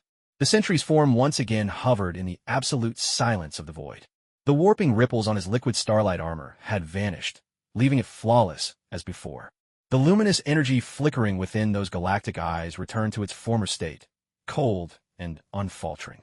Only the vast belt of nebular dust before him bore a scar that would never heal, a gaping, cylindrical void of utter nothingness, its edges scorched with lingering traces of dark gold and icy blue energy, forged where the spatial anchor had brutally pierced through. The void ran straight through the heart of the dust cloud, like an eternal brand seared into the very fabric of the universe. The fabricated black star, created as a springboard for the attack, had already been annihilated at the instant the anchor tore through, vanished without a trace. For the first time, the Sentinel's gaze lingered, truly and at length, upon that void. Slowly, he raised his hand, letting his flawless fingers brush lightly across the rim where embers of dark gold and icy blue still clung. Those embers seemed almost alive, winding and flickering around his fingertips, only to quietly fade into silence. He remained wordless. No cold, mechanical voice broke the stillness. Only a silence absolute and unfathomable reigned. Within the collapsed heart of Wakanda's mountains, the dust finally settled. The original Avengers rose from the ruins, gathering at its heart. Fury pushed aside a broken barrier, his single eye sweeping over the deep, steady current of dark gold light flowing from Lin Kan, then shifting to Ophelia's arm, pure and spectral blue. At last, his gaze lifted to the gaping hole the sentinel had burned through the ceiling of the infirmary. Beyond it, Wakanda's scarred, battle-ravaged sky loomed, shrouded in smoke. He activated his encrypted communicator, its screen flickering to life with ghostly script. Echo Wall Protocol Phase 2. Termination. Decoy coordinates. Annihilation. Sentinel response confirmed. Threat tag. Entropy Core Twins, Earth 199999. Observation level update. Omega, stable state. Sentinel status. Retrieving, spatial coordinate imprint residual.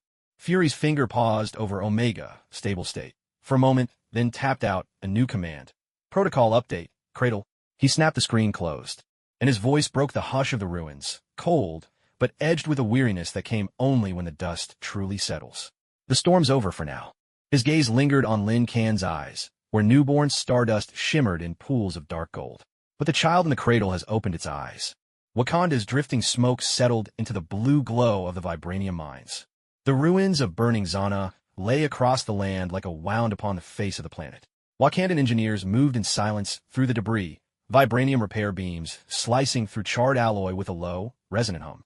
The air was thick, not just with the scent of scorched metal, but with something heavier, the exhaustion and wary vigilance of those who have survived disaster. The royal infirmary had been moved deeper, into the fortress's lowest vaults. Ophelia now lay within a brand-new stasis pod, her pallid form enveloped by pale, golden liquid. The vibranium right arm was immersed in the liquid, its deep blue sheen pure and steady. Beneath the skin, the profane runes that once crawled there were now utterly still, as if that soul-rending storm had been nothing but a nightmare. Yet under the lashes of her tightly shut, ice-blue left eye, her eyeball darted restlessly, as if she were trapped in an endless nightmare, fighting to break free.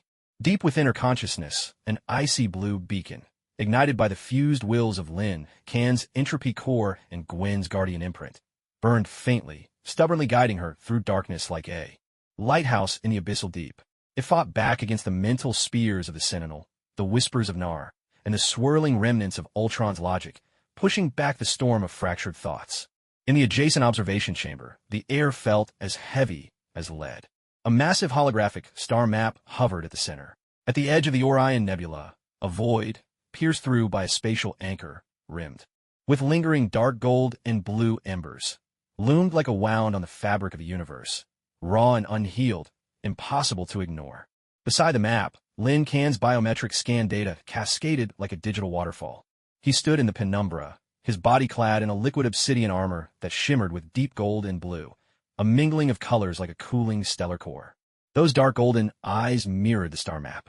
Within, stardust glimmered and drifted, no longer chaotic, yet more unfathomably vast and desolate. Sometimes, he lowered his gaze, letting it pierce the reinforced glass to rest on Orphealia's sleeping face. Unconsciously, his fingertips would curl ever so slightly.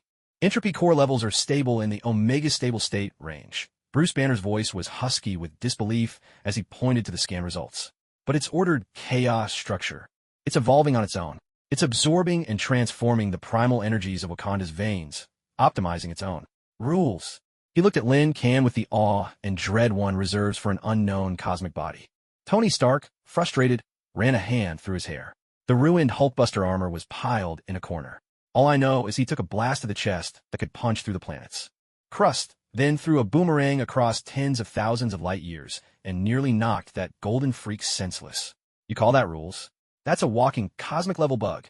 The Sentinel wasn't knocked senseless, came Fury's icy voice from the command dais. He enlarged the star map, locking onto the energy residue analysis at the edge of the void. It's analyzing, breaking down the structure of the spatial anchor, dissecting the signature of the entropy core's residual energy, working out how to safely sever and harvest the fruit marked. His single eye swept to Lin Kan. Its withdrawal was only a hunter's temporary retreat. Next time, its net will be even finer. As if to underscore Fury's warning, a ghostly, encrypted communication window forced itself open at the edge of the star map, marked SWRD highest clearance. The screen flickers, revealing a virtual projection of Nick Fury, not the one standing before them now. In the projection, Fury is situated within the command center of a sleek, futuristic ring-shaped space station. Beyond the panoramic windows stretches the endless sea of stars, streaked with countless streams of light from passing ships. His gaze is even more weathered, carrying a weariness steeped in the dust of the cosmos. Parallel phase point confirmed, Fury of SWRD intones, his voice rough as interstellar grit. The mess you've made has sent shockwaves, rippling through the 12 neighboring sectors. The gravitational ripples from the marker have attracted some stand-friendly neighbors. With a swift motion of his finger, the star map shifts instantly to an unfamiliar region. Suspended within a nebula, a colossal interstellar fortress built from dark crystal looms, its surface bristling with jagged towers and gunports pulsing with a sinister red glow. Swarming around the fortress, countless massive warships clad in biological armor drift silently, their forms fearsome, like a migrating swarm of metallic locusts. The Shi'ar Empire's Shadowclaw fleet, Fury's tone is utterly impassive.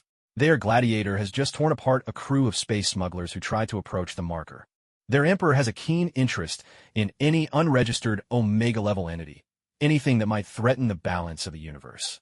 The view zooms in, focusing on the fortress's main bridge, where a shadowy, imposing figure stands. His skin is deep violet, armored in gleaming gold bone, and his gaze burns cold as a distant star. The scene shifts again.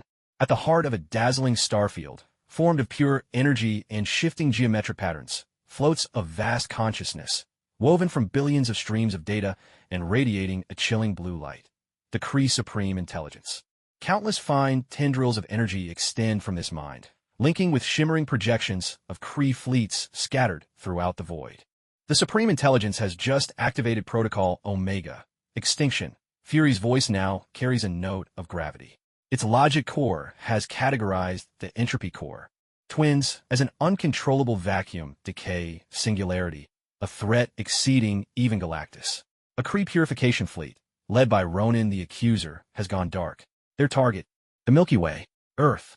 At last, the image freezes on a desolate, bone-littered sector of space.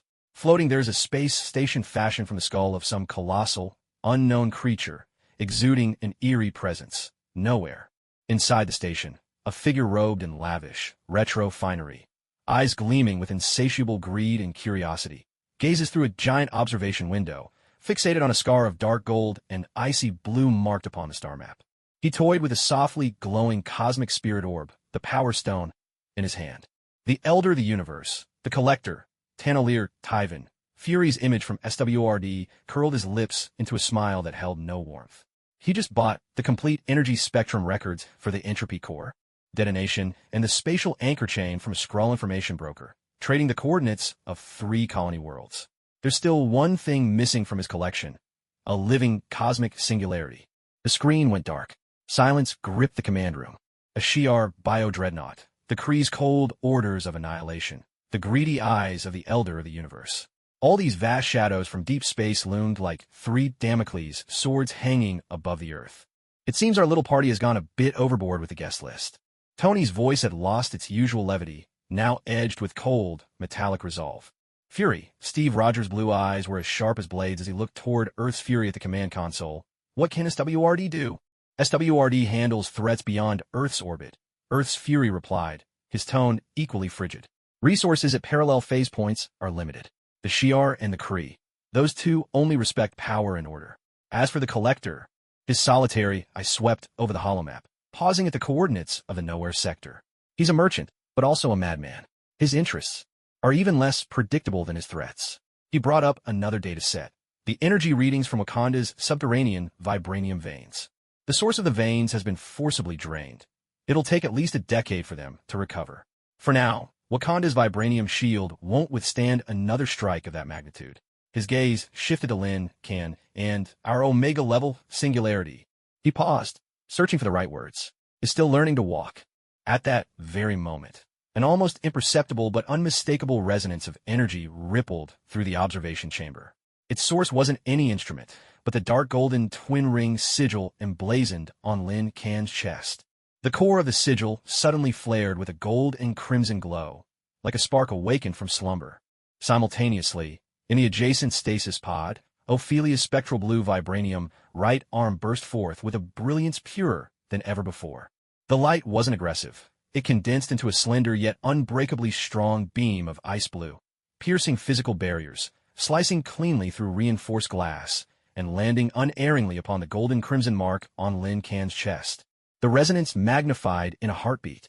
In that instant, an invisible bridge, woven of pure will, linked the two of them, mind to mind. Ophelia's eyes flew open within the stasis fluid. In the depths of her ice-blue left pupil, the chaos and pain had faded, replaced by the clear, swirling reflection of a star map. At the very center of this map, its focus stood out starkly, the edge coordinates of the void surrounding Orion. Her lips moved soundlessly, and a sequence of coordinates, cold and precise as a mountain stream, flowed through the psychic link, injecting itself directly into Lin Can's consciousness. Within Lin Can's dark gold eyes, the stardust shimmered and stilled for a heartbeat, before bursting forth with a light of sudden understanding. Slowly, he raised his hand, not to summon destructive energy, but to trace swift motions through the empty air. Where his fingertips swept, intricate geometric runes formed out of nothingness, glowing with interwoven hues of dark gold and deep blue, symbols so complex they defied human comprehension. He was reconstructing. He worked from the coordinates Ophelia had conveyed, using the ordered chaos of his own entropy core as the blueprint. He was rebuilding that spatial anchor chain, the very structure which once pierced the star sea and drove back the Sentinels.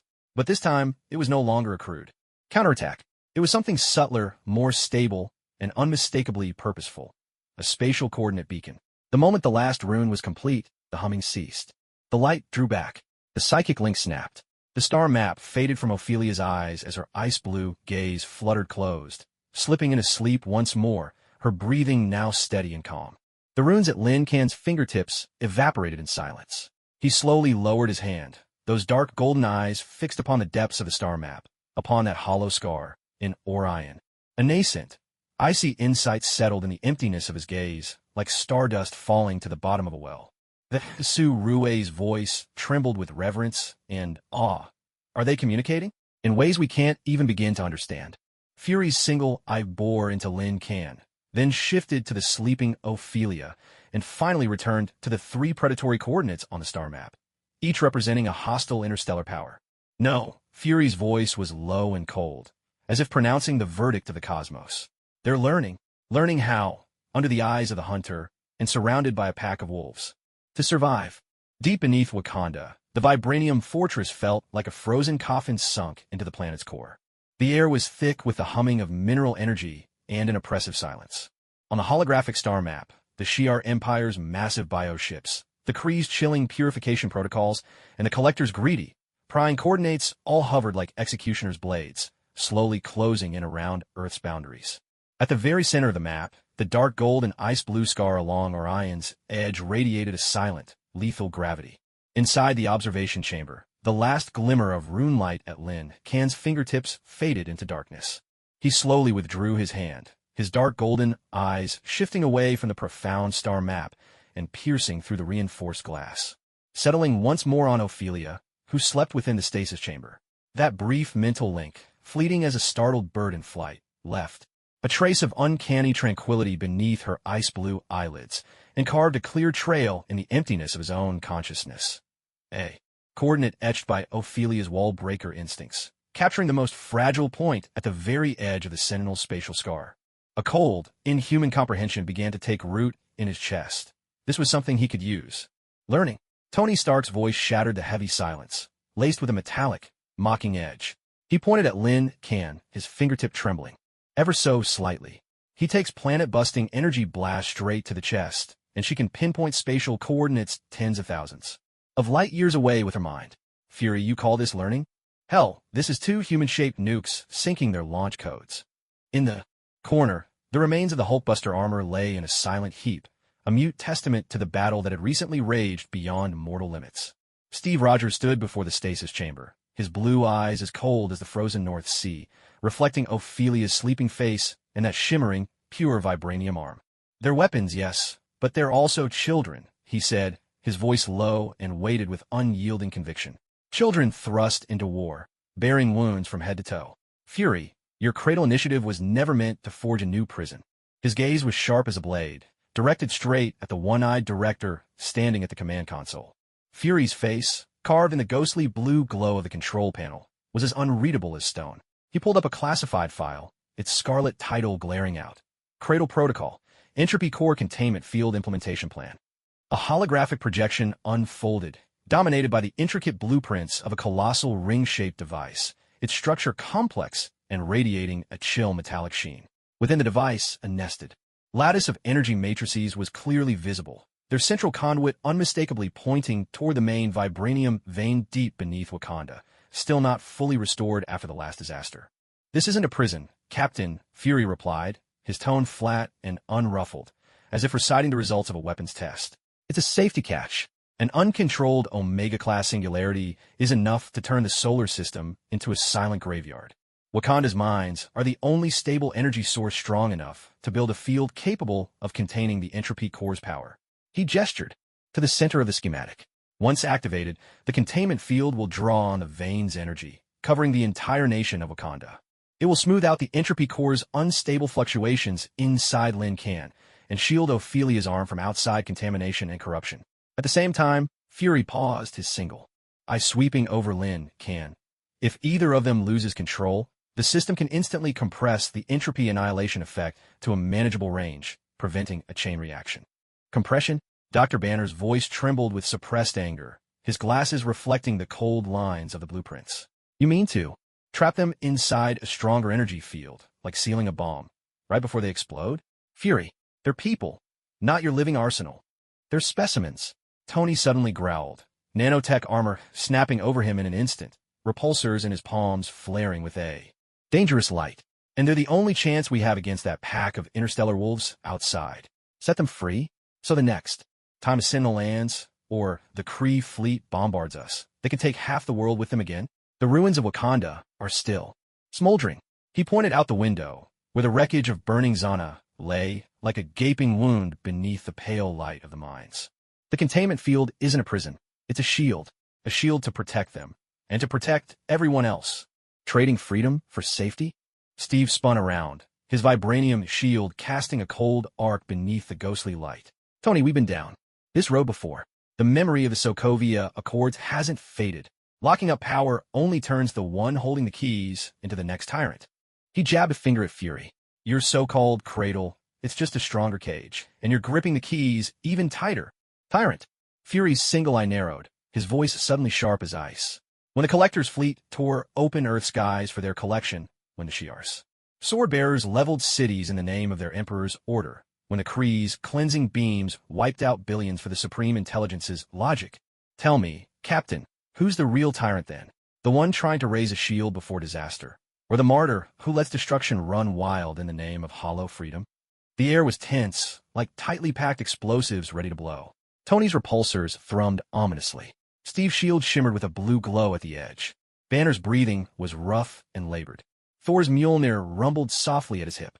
Natasha and Clint moved without a sound, their stances shifting as the room seemed to fracture under invisible lines of tension.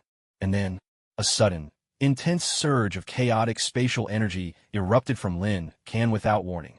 It wasn't an attack, more like a raw, unconscious discharge. The dark gold twin rings branded on his chest flared to life, the red gold core pulsing in a frantic staccato.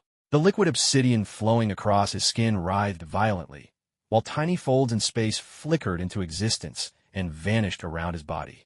Entropy core fluctuation anomaly. Surue's shrill cry cut through the harsh blare of the alarms. External pressure source unknown. Energy readings are spiking. External pressure source? Tony jerked his head up, eyes darting to the holographic star map, the black dots representing the Shi'ar.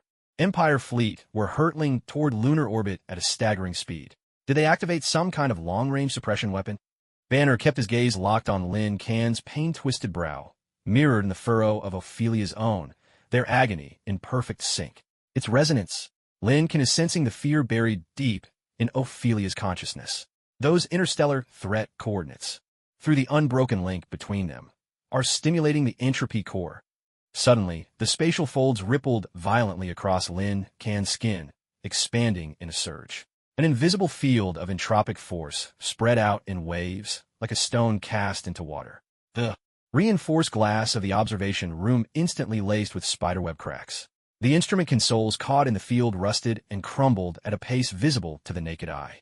Several Wakanan technicians closest to the epicenter screamed in agony as the entropic effect ravaged their bodies, drawing the moisture from their skin and aging them in seconds. "Stop him!" Fury roared. In a flash, Tony's repulsor fired, not at Lin Can, but at the floor beneath his feet. A high-intensity sonic shockwave bloomed, aiming to disrupt the spatial folds. Almost at the same instant, inside the stasis pod, Ophelia's eyes flew open from her unnatural slumber. Her ice-blue irises filled with chaotic star fields and the monstrous silhouettes of interstellar dreadnoughts. Terror, sharp as an icicle, pierced her soul. Her ghostly blue vibranium right arm rose without her volition. At her fingertips, energy gathered by instinct, not the pure power of coordinates anymore, but swirling with the blasphemous shadows left by Nar. In the cold, crimson logic of Ultron, a dangerous beam of energy snapped into existence, targeting Tony as he struggled to contain Lin Can. "Ophelia, no!" Steve's voice cracked with desperation. His vibranium shield became a streak of light, hurled with all his might to intercept the blast. Every second counted. In that breathless instant, Lin Can's dark gold eyes, clouded by pain, suddenly shone with unprecedented clarity as Ophelia's energy beam flared. He didn't resist Tony's sonic field. Instead, he leaned into the swirling chaos, embracing the blasphemous, crimson-tinged energy sparked by Ophelia's terror. The dark gold sigil pulsed violently on his chest, spinning fast. In front of Tony, a miniature spatial vortex formed, edged with streams of gold and ghostly blue. With a soft thump, Ophelia's chaotic energy beam plunged straight into the heart of the vortex. There was no explosion. The vortex devoured and transformed the energy greedily. The entropic force field and spatial folds around Lin Can collapsed at once, smoothed over by the alien energy. He gasped, a trickle of dark gold, blood slipping from the corner of his mouth, but against all odds, the runaway energy storm was temporarily subdued, fighting poison with poison. Clang! Steve's shield struck empty air and lodged itself in the wall. Silence fell once more. Only the wail of the alarms echoed through the room, mingled with the faint splash as Ophelia, spent, collapsed back into the stasis fluid. The galaxies of terror faded from her eyes, leaving only a deeper exhaustion and confusion before she slipped back into unconsciousness. Lincoln knelt on one knee, gasping for breath. His dark golden eyes flicked to the stasis chamber, then swept over Tony, still shaken, and the shield buried in the wall, before finally settling on Fury's face. Those eyes were as empty as ever, but now carried a cold, world-weary understanding that seemed to pierce through everything. "Do you see now?" Fury's voice cut through the blaring alarms, icy and unyielding. He gestured to the 3 massive threat markers on the holographic star map, then to Tony, still trying to steady himself, and the shield, stuck in the wall. "Without the cradle as a safeguard, next time we lose control, it won't just be a handful of technicians caught in the crossfire. Next time this terror erupts, Tony Stark won't be the only target." He pulled up the final authorization screen for the cradle protocol, Entropy Core Constraint Field. The blood-red Execute button glared on the display. "Cast your votes, Avengers. For the Earth. And for these 2 children who can't control their own powers." Tony Stark drew a deep breath. His tired, anxious face vanished beneath the nano mask as the glow from his repulsor faded completely. He stepped forward, his voice cold and resolute, edged with steel. "I agree. We need the constraint field. Now." Banner closed his eyes in anguish, then nodded heavily. Thor gripped Mjolnir in silence, thunder flickering between his fingers without a sound, until he let it dissipate with a weighty sigh, a silent acquiescence. Natasha and Clint exchanged a glance, wordlessly moving to stand behind Tony. Steve Rogers stood where he was, his clear blue eyes sweeping over his teammates, over the unconscious Ophelia, and finally coming to rest on Lin Can's stardust-laced, weary gaze. He bent down and wrenched the shield from the vibranium wall. The battered edge caught a cold gleam in the light. He did not look at Fury, nor the protocol. "Some cages," his deep voice rang out, solemn and final in the dead stillness of the observation room. "Once closed, can never be opened again." He turned and walked toward the stasis pod. "Sam, Bucky, Chala," his voice sounded over the encrypted comms, prepare for extraction. We're leaving. He didn't say where, but his figure was as solitary and unyielding as a mountain. Fury's single "I swept" over the fractured team lingered on Steve's determined retreat, then shifted to the crimson execute button on the screen. He raised his hand. Protocol authorization, Nick Fury. His fingertip pressed down. Cradle protocol, entropic core constraint field, initiating sequence loading. Deep beneath Wakanda, the colossal ring-shaped containment device rumbled to life with a low, resonant hum, like the sigh of a planet awakening. The spectral blue energy of vibranium began to flow along its preordained channels, weaving the invisible foundation of a prison. The cradle was forged, fissures ran deep. Civil war unfurled its banners upon stardust and ruins. The vibranium containment field's low-frequency thrum pulsed on through the innermost fortresses of Wakanda, echoing like the heartbeat of the world itself. An unseen energy dome now blanketed the entire nation, sealing the subterranean veins of blue light into a cold, imprisoning undertone. Inside the observation chamber, the divided factions stood as if sliced apart by a blade of air.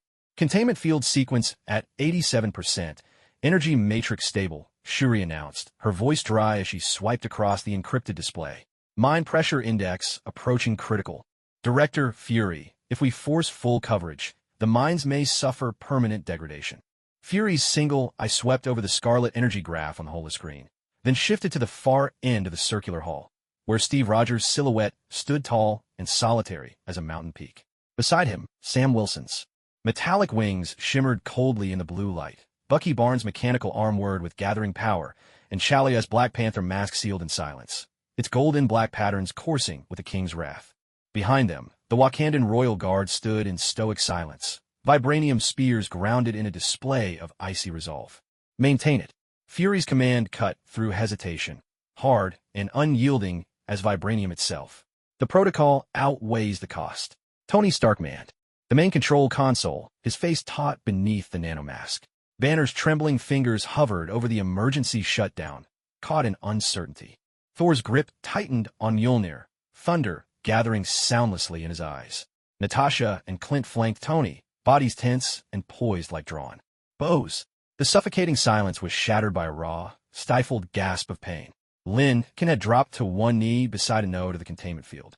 The spectral blue filaments of the cradle wrapped around him like barbed vines, each pulse resonating with the dark gold sigil at his chest, sending pain that pierced to the bone.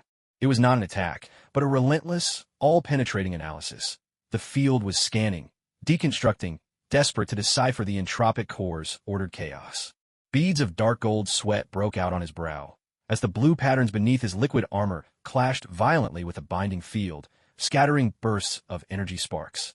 At that moment, a cold, clear directive dropped into his consciousness like a stone into a silent pool, cutting through the haze of pain as the entropic core was dissected by force. The command echoed in Lin Can's mind. Protocol directive. Activate containment field defense matrix. Threat assessment. Hostile units detected, Steve Rogers faction. Execution priority, highest. The order came from Fury's encrypted neural link. Lin jerked his head up. The ghostly blue thorns of the containment field tightened around his neck, pressing his liquid armor into his skin and making it hard to breathe. Through the shimmering force field, his dark golden eyes locked unerringly onto the blue figure at the other end of the hall, the one wielding the vibranium shield, Steve Rogers. A violent sensation of tearing exploded within his soul. The cold will of the entropy core roared, intent on obliterating not just the bonds restraining him, but the entire space around him. The lingering psychic imprint left by the Sentinel whispered commands of obedience to the program. The gold and red sigil, guarded by Gwen, wailed with confusion and pain. And at the heart of this storm, a feeble yet stubborn spark suddenly flared to life. Lin Can's own core of human memory, carried across worlds. It was the image of a Dowie head lighting up the workbench in the basement. It was the dazzling golden red armor streaking across the New York sky. It was that phrase etched deep into his DNA, "I am Iron Man." It was Tony Stark, exhausted yet with eyes that never lost their brilliance. "Sir needs help." This thought shone like a lighthouse in the sea of chaos, overwhelming both the entropy core's rage and the program's icy logic in an instant. A tortured roar, racked with unbearable pain, tore from Lin Can's throat. Not the howl of a beast, but a cry forged from sheer determination. His liquid armor surged and boiled against the restraining field. Dark gold and ghostly blue light clashed and spiraled in a frenzy. The twin ring brand on his chest blazed brighter than ever, the core sigil burning with fierce gold and crimson fire. A low, resonant hum filled the entire containment field, strained to the breaking point. The ghostly blue thorns binding him were ripped apart by a wild surge of power. A force born from the deepest depths of the entropy core, fused with both guardianship and obsession. Space itself twisted and folded violently around him, the vibranium floor beneath his feet buckling and melting without a sound. Lin Kan. Tony's shout was lost in the shriek of the energy storm. Freed from shackles, the entropy core's host was no longer a mindless beast, but something closer to a vengeful demigod set ablaze. His dark golden pupils locked onto Steve with unwavering focus. There was no anger, no judgment, only a cold, uncanny intensity, the pure resolve of the fan who sees his idol under siege by villains, and by instinct, wants nothing more than to strike back. Stop him! Steve's shout rang out like the beat of a war drum. With a flash, his blue eyes caught the oncoming threat. The vibranium shield became a streak of light, slicing through the air with a whistle of conviction, aimed straight at Lin Kan, not at a vital spot, but at his chest, where the shackles had just been broken and energy still surged uncontrollably. Behind the shield came the diving silhouette of Falcon Sam. His metallic wings sliced through the eerie blue light, while the barrel of his high-frequency sonic cannon locked onto Lin Kan's head. The Winter Soldier, Bucky, had his mechanical arms hydraulics roaring in fury. His vibranium claws tore through the air, aiming straight for Lin Kan's throat. Chala-S figure transformed into a streak of gold and black lightning. The edge of his energy claws ripped through the airflow, targeting the center of Lin Kan's back. The Avengers' most elite assault converged in an instant, a deadly net closing in. Lin Kan merely raised his hand. There was no furious roar, no elaborate technique. His fingertip tapped gently into the void. A series of hair-raising cracks echoed through the air. Steve's vibranium shield, symbol of the American spirit, was less than half a meter from Lin Kan's chest when, like glass plunged into acid, it instantly spiderwebbed with pitch-black cracks. The extraordinary molecular structure of the shield, under the corrosive will of the entropic core, accelerated entropy at a frenzied pace. In mere microseconds, the legendary shield, strong enough to withstand Thor's lightning, silently crumbled into a fine, decayed dust, each grain flickering with a faint metallic sheen, drifting and scattering in the ghostly blue light. Steve's pupils contracted sharply. For the first time, a look of stunned disbelief flashed across his piercing blue eyes. His arm, which had thrown the shield, was racked with searing pain from the backlash. With a dull thud, Sam, in mid-dive, crashed as if into an invisible wall of size. The kinetic shield enveloping Sam's body and his metal wings groaned with metallic fatigue the instant they entered the warped space around Lin Kan. Sparks burst at the joints of the wings, and the intricate components rusted and aged before the naked eye. Sam didn't even have time to cry out. Like a bird with broken wings, he slammed into the ground, kicking up a cloud of dust. A harsh screech rang out as Bucky's vibranium arm halted just centimeters from Lin Kan's throat. The liquid metal coating Bucky's arm, as if exposed to the ravages of millennia, instantly lost its vital luster, hardening and cracking. Inside, the delicate servos emitted a shrill grinding as they seized up. In Bucky's icy gaze, Lin Kan's calm, dark golden eyes were reflected. A chill from the depths of his soul instantly froze all will to attack. Only Chala pressed on. Wrapped in his golden Black Panther armor, Chala's claws tore through the distorted space, blazing with the fury of Wakanda's king as they stabbed toward Lin Kan's back. The energy claws blazed with a fierce, ghostly blue. Lin Kan didn't even turn around. With casual ease, his free left hand swept backward. Silently, the very fabric of space along Chala's charge twisted and folded as if seized by an invisible giant's hand. Just a moment before, Chala was still behind Lin Kan. In the next instant, his figure seemed to crash into a spatial prism and appeared out of thin air dozens of meters away. The immense momentum made it impossible for him to stop, and his energy claws, charged with unstoppable force, slammed fiercely into the thick vibranium wall of the containment field. A resounding crash thundered through the chamber. Claws that could rip through a main battle tank gouged deep, charred furrows into the vibranium barrier. The backlash sent Chala stumbling, a muffled grunt escaping him as he staggered backward, his sharp gaze behind the helmet mask filled with shock and confusion. In a split second, the encirclement fell apart. The mightiest assault was reduced to crumbling dust and spatial distortion. Throughout all, Lin Can's gaze never left Steve. In those dark golden pupils, there was no arrogance of a victor, only a cold, almost mechanical confirmation. The threat target was still locked in his sights. He moved, not by teleportation, but rather, his figure stretched and flickered through. Twisted, folding space, leaving behind afterimages too swift to follow. Pure physical speed, under the manipulation of the Entropy Core's spatial rules, achieved a near-teleportational effect. In the next instant, he was already standing before Steve. No energy cannons, no bonebladecitas, just a fist, sheathed in liquid obsidian armor, pulsing with dark gold and deep blue light. It carried the pure, stubborn will of a fan determined to personally teach a villain a lesson for their idol, aimed squarely at the face of Steve Rogers. A heavy, dull thud resounded like a war drum. Steve crossed his arms to block in front of him. At the moment of impact, the vibranium bracers and human flesh collided in a blinding flash.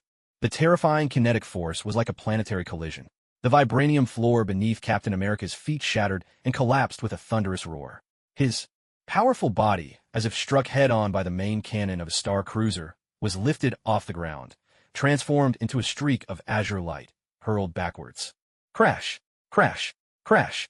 Steve's body smashed through 3 alloy-reinforced internal partitions of the containment chamber in rapid succession, debris and steel exploding outward.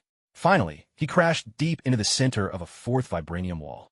Web-like cracks spread madly from the point of impact. Blood gushed from his mouth and nose, staining his tattered uniform red. His arms hung limply at his sides, and the vibranium bracers bore a distinct, sunken fist mark. In those clear blue eyes, the light of conviction had not yet faded, but it was now clouded by excruciating pain and the bewilderment of facing absolute power. A deathly silence fell over the entire circular hall. Dust floated slowly down through the ghostly blue glow of the containment field. Lincoln stood before the massive jagged hole Steve had left, slowly lowering his fist. Those dark gold eyes swept dispassionately over Steve, who was embedded in the wall and unconscious, then over Sam and Bucky as they struggled to rise, and finally lingered on Chala in the distance, his suit's energy claws dim, his gaze complicated beneath the mask. Then he turned away. His footsteps made faint sounds on the vibranium floor, now fractured with a web of cracks. He walked toward the main control console of the containment field, toward the man standing before it, Tony Stark, whose nanomask had opened to reveal a face filled with shock and tangled emotions. The inhuman coldness and focus in those dark gold eyes melted away in an instant, vanishing like snow in the sun. In their place, an almost awkward sense of youthful unease and a fervent, nearly reverent admiration, so abrupt, so utterly human, surfaced in those eyes that reflected the shimmer of stardust. He stopped in front of Tony, tilting his head slightly to survey a few barely noticeable scorch marks on Tony's nanotech armor, traces left by the aftermath of the recent fight. Then he raised the same hand that had just sent Captain America flying, a hand powerful enough to rend the very air. With his fingertips, he traced a barely perceptible scratch beside the arc reactor on Tony's chest plate, so carefully, with a gentleness bordering on the devotional, as if he were a boy awkwardly reaching out to touch his idol for the very first time. He then looked up, meeting Tony's wide caramel eyes, and spoke in a voice so serious, so certain, that it carried the uncanny confidence of someone who knew the story by heart. "Sir," he said, his voice rough but cutting through the deathly silence of the hall, "your armor is damaged. It should be replaced immediately." He paused, and deep within those dark gold eyes, a glimmer uniquely his own, a traveler's secret spark, flashed as he added with an air of undeniable seriousness. The Mark 85's nanoparticle flow efficiency drops by 7.3% under repeated impacts. Your survival rate in battle will decrease. I suggest switching directly to the Hulkbuster Mark 7 prepped suit. Or, his eyes flickered again, as if recalling some hazy vision of the future. Just go with the God-Killer prototype? It could take a beating. The low-frequency hum of the vibranium containment field seemed to freeze in place. Tony Stark even forgot to breathe. Reflected in his caramel eyes, so close now, were those dark gold ones, where the shimmer of stardust had been replaced by an awkward, youthful fervor and the wild, burning adoration of a true believer. The chill of those fingertips grazing the scratch on his chest plate lingered long after, and that absurdly certain suggestion about the Mark 85's efficiency and the God-Killer armor struck Tony's strained nerves like a bullet. Tony's voice was as dry as sandpaper scraping together. And then boom! The heavy vibranium dome overhead was ripped away in its entirety by an irresistible force, sending it hurtling skyward. It wasn't an explosion. Rather, it was as if the entire scene had been erased, like the lid of can being effortlessly peeled away. Cold starlight, mingled with shards of deep blue energy from the containment field, cascaded downward like a waterfall. A solitary figure hovered at the edge of the torn-open dome. The liquid starlight armor that adorned them flowed with an eternal, flawless sheen. Those dark golden eyes, filled with the mysteries of galaxies, no longer fixed upon Lincoln. Instead, they became cold and precise, probing the chaos of the battlefield, piercing straight to the heart of the control console behind the containment field, to the stasis pod, shrouded in both chaotic magic and the power of vibranium. Reflected within those inhuman pupils was Ophelia's sleeping face. Sample retrieval order, forced activation. The declaration was as cold and unyielding as the laws of the universe itself. In that instant, an invisible, dimension-transcending gravitational force descended. Its target was not a physical form, but deep within Ophelia's consciousness. The icy blue coordinate fiercely ignited by Lin, Can's entropy core will, and Gwen's protective brand.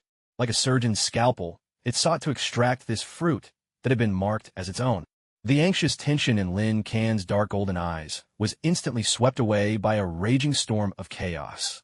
The twin rings branded upon his chest erupted in a blinding dark gold radiance. He spun around with desperate speed, the fabric of space itself folding wildly beneath his will, as he tried to shield Ophelia's stasis pod. But it was too late. A grim, wrenching sound, like a soul being violently torn apart, echoed through the air. Within the stasis fluid, Ophelia's body arched sharply, her left eye snapping open in a flash of icy blue, her pupil completely overtaken by pure golden light. The will of the sentinel. Agony ripped silently through her throat.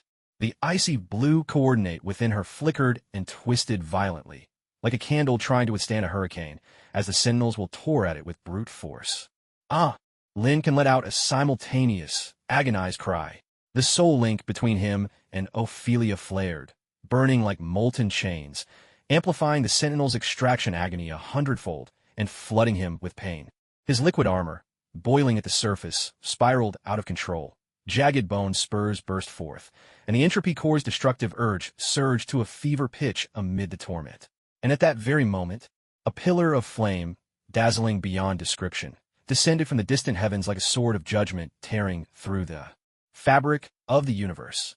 This was not mere energy, but a host of phoenix-shaped fire spirits whirling and singing within the light.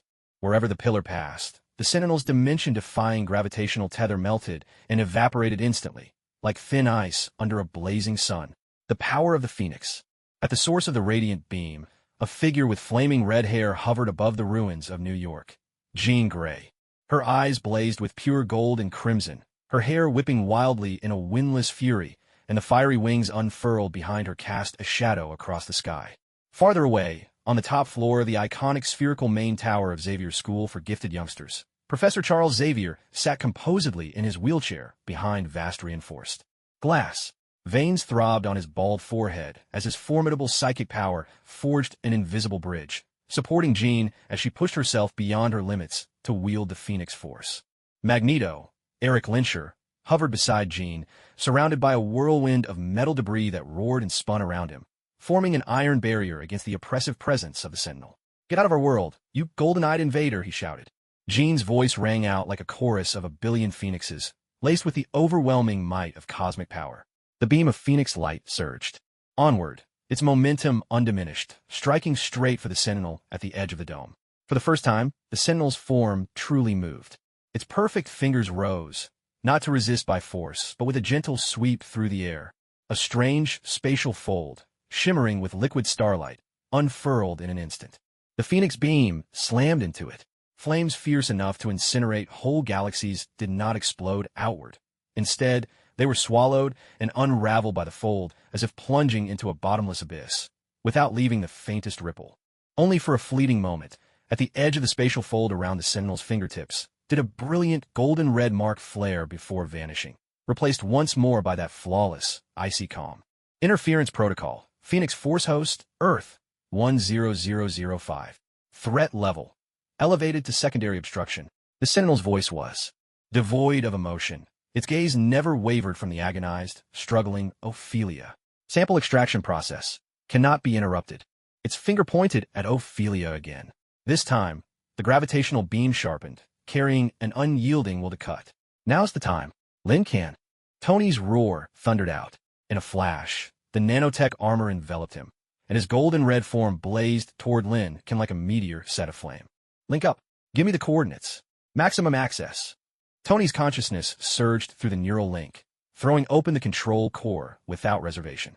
The energy, schematics of the arc reactor, the blueprints of the Godslayer prototype, and the unlock codes for every weapon all flooded into Lin Can's mind like a tidal wave.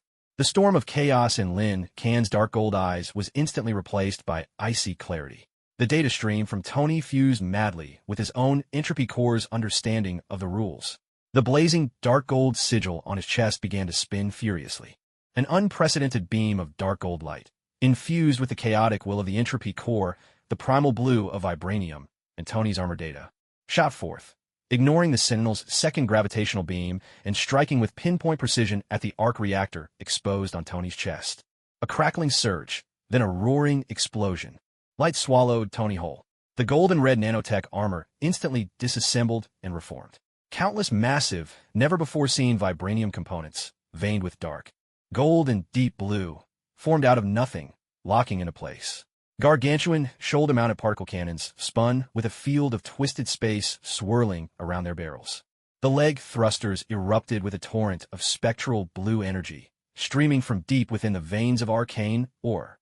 At the chest, the arc reactor was enveloped and devoured by a swirling, dark gold miniature black hole, which soon gave way to the projection of two blazing, dark gold rings pulsing in tandem.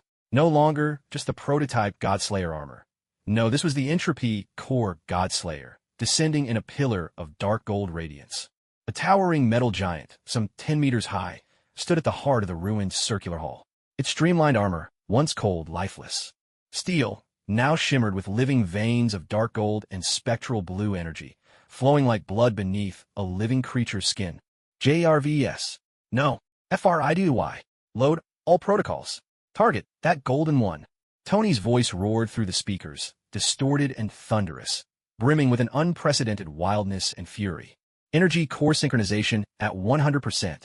Entropy core protocol mapped, incomplete. Weapon systems, annihilation singularity cannon, spatial fold shield, temporal entropy reduction field. All systems online. Tony, let's tear him apart. The AI's voice surged with the same feverish lust for battle, crackling with electronic fervor. With a thunderous boom that seemed to tear the very fabric of space, the entropy core Godslayer's massive form broke free of the battlefield's chaos. It ignored the century's gravitational snare. On Ophelia, its colossal dark gold fist wreathed in chaos energy potent enough to shatter dimensions. Like a falling star, it crashed down upon the century at the edge of the shattered dome. Threat assessment, Godslayer armor, entropy core synchronization state, destruction priority, elevated to primary obstacle. At long last, the century's icy gaze shifted from Ophelia, truly fixing upon the charging metal giant for the first time. His flawless hand rose, and in his palm, the swirling black hole was replaced by a rapidly spinning sigil of cold, white light, an ethereal fusion of the infinity symbol and the scales of judgment. It was the mark of sub-authority from the living tribunal itself. The instant that symbol flared, time, space, energy, matter, every fundamental law across the battlefield was wrenched to a halt. Tony's entropy core, Godslayer, froze, suspended in midair, its enormous fist a hair's breadth from the century. Jean Grey's phoenix wings were locked in place, a sculpture of living flame. Charles's psychic bridge became a rainbow, frozen in crystal ice. Magneto's wave of metal was stilled, transformed into a thicket of cold, metallic thorns. Steve was embedded in the wall, his blood congealing into dark red gemstones. Ophelia's archform was captured in a moment of pure, exquisite pain. Lincoln stood frozen mid-link, the dark gold beam between them a river of gilded light turned solid. Only the century remained unfrozen, like a solitary deity adrift in a universe of ice. He hovered slowly to the center of the battlefield. His gaze swept over the frozen entropy core Godslayer, passed over Ophelia writhing in pain, lingered on the dark golden brand pulsing on Lin Can's chest, and finally settled upon the emblem of the living tribunal in his own palm. a sigil radiating the aura of supreme judgment. An icy, mechanical voice echoed through the silence where all things were frozen. Omega-level singularity. Entropy core twins, Earth 199999. Existence classification. Chaos variable at the level of universal laws. Threat assessment. Multiversal structural stability, critical threshold. By the Supreme Edict of the Living Tribunal, Chapter 7, Article 3, Clause of Existence Erasure. Final verdict to be executed, erasure. Morning in New York. The sunlight carried the scent of coffee grounds and gasoline. Pigeons flapped past the rusted iron of a fire escape, their wings stirring up the damp air, unique to Brooklyn. On the 7th floor, the old apartment window creaked as it was pushed open. Lincoln leaned halfway out, squinting as he watched the paperboy below toss a rolled-up copy of the Daily Bugle with perfect accuracy into the milk box. The eggs are about to burn. A muffled reminder came from the kitchen. Lincoln pulled his head back inside. In the open-plan kitchenette, Ophelia stood with her back to him. Her right arm, a gleaming, deep blue vibranium prosthetic, gripped the handle of the pan. With a deft flick of her wrist, the golden fried egg flipped effortlessly. Morning light streamed through the window, illuminating her loosely tied, dark brown hair and the soft folds of her cotton robe. It also played across her unnatural, softly glowing metal arm, a mingling of warmth and chill that felt both strange and harmonious. The pigeons are getting fat. Lincoln walked over and, without a second thought, nuzzled her hair with his chin, his gaze falling to the eggs in the sizzling pan. His movements were practiced, gentle, like someone cherishing a treasure once lost and miraculously found. The layer of liquid, obsidian-like material that once covered his skin was completely withdrawn. Now his skin was warm to the touch. Only in the brightest sunlight could one detect the faintest glimmer of dark gold deep in his eyes, as if cosmic dust had settled in a mortal gaze. Brooklyn pigeons live off everyone's scraps, Ophelia replied, not bothering to turn around. With her left hand, she picked up the salt shaker, sprinkling a few flakes evenly over the eggs like drifting snow. The vibranium arm moved with uncanny smoothness, a steadiness beyond mere flesh and bone. Beneath the skin, the writhing runes of desecration were gone. Only the pure, gentle blue light flowed steadily, as if that soul-rending storm was now. A lifetime ago. Only sometimes, deep in the night, when Ophelia curled unconsciously into herself, did Lincoln notice a subtle chill in that arm. Here, Lincoln handed her a mug stamped with Stark Expo, 1974, filled with steaming black coffee. There was a small chip on the rim of the mug. Ophelia took it, her ice blue left eye flicking toward him, the corner of her mouth curving in a barely there smile. You're wearing out your idol's merchandise with all this use. She lowered her head and took a sip. The bitter heat soothed her stomach, still cool from the early morning. It's all about sentiment, Lincoln replied, unabashed. He grabbed a mug of his own, printed with a cartoon reactor, and poured himself some coffee. His gaze swept over Ophelia's vibranium fingers, gripping the mug, the mechanical joints glinting with a cold metallic sheen in the sunlight, yet steady as they held that cheap, old ceramic. A strange sense of reassurance spread through the air. A faint, acrid smell drifted over. Oh no! Ophelia exclaimed softly, her right wrist tightening by instinct. In an instant, the edge of the egg in the frying pan turned an obstinate, burnt black. Lincoln reacted in a flash. Or perhaps it was some entropy core instinct, a precise awareness of matter's shifting states that made him move. First, his fingertip brushed the rim of the pan ever so subtly. There was no glow, no ripple, as if he'd simply brushed away a speck of dust. The stubborn burnt ring faded as though time itself had gently smoothed it away, replaced in a moment by a perfect golden brown. Ophelia shot him a look with those icy blue eyes, part scolding but mostly amused. I told you, don't use your powers on the eggs. It's a waste. With practiced ease, she slid the egg onto a plate, the burnt edge gone, flawless. It's not a waste, Lincoln said, carrying the plate to the little round table by the window. Sunlight streamed through the glass, scattering warm patches across the wood grain. Entropy reversal, down to the molecular level. If Tony ever finds out, he'll have to make me chief energy consultant. He pulled out a chair and sat down, his voice deliberately light. Breakfast was simple. A fried egg, toast crisp to perfection, a small dish of strawberry jam from the supermarket. Lincoln took a bite of toast, crumbs scattering on the table. He glanced down, his fingertips hovering above the crumbs for a moment. Silently, they dissolved, vanishing without a trace, not even a speck of dust left behind. He looked up and met Ophelia's calm gaze. Did it again, he muttered a little sheepish. Take it slow. Ophelia said gently. She cut off a small piece of her almost perfectly fried egg, speared it with her fork, and, as though it was the most natural thing in the world, offered it to Lin Can.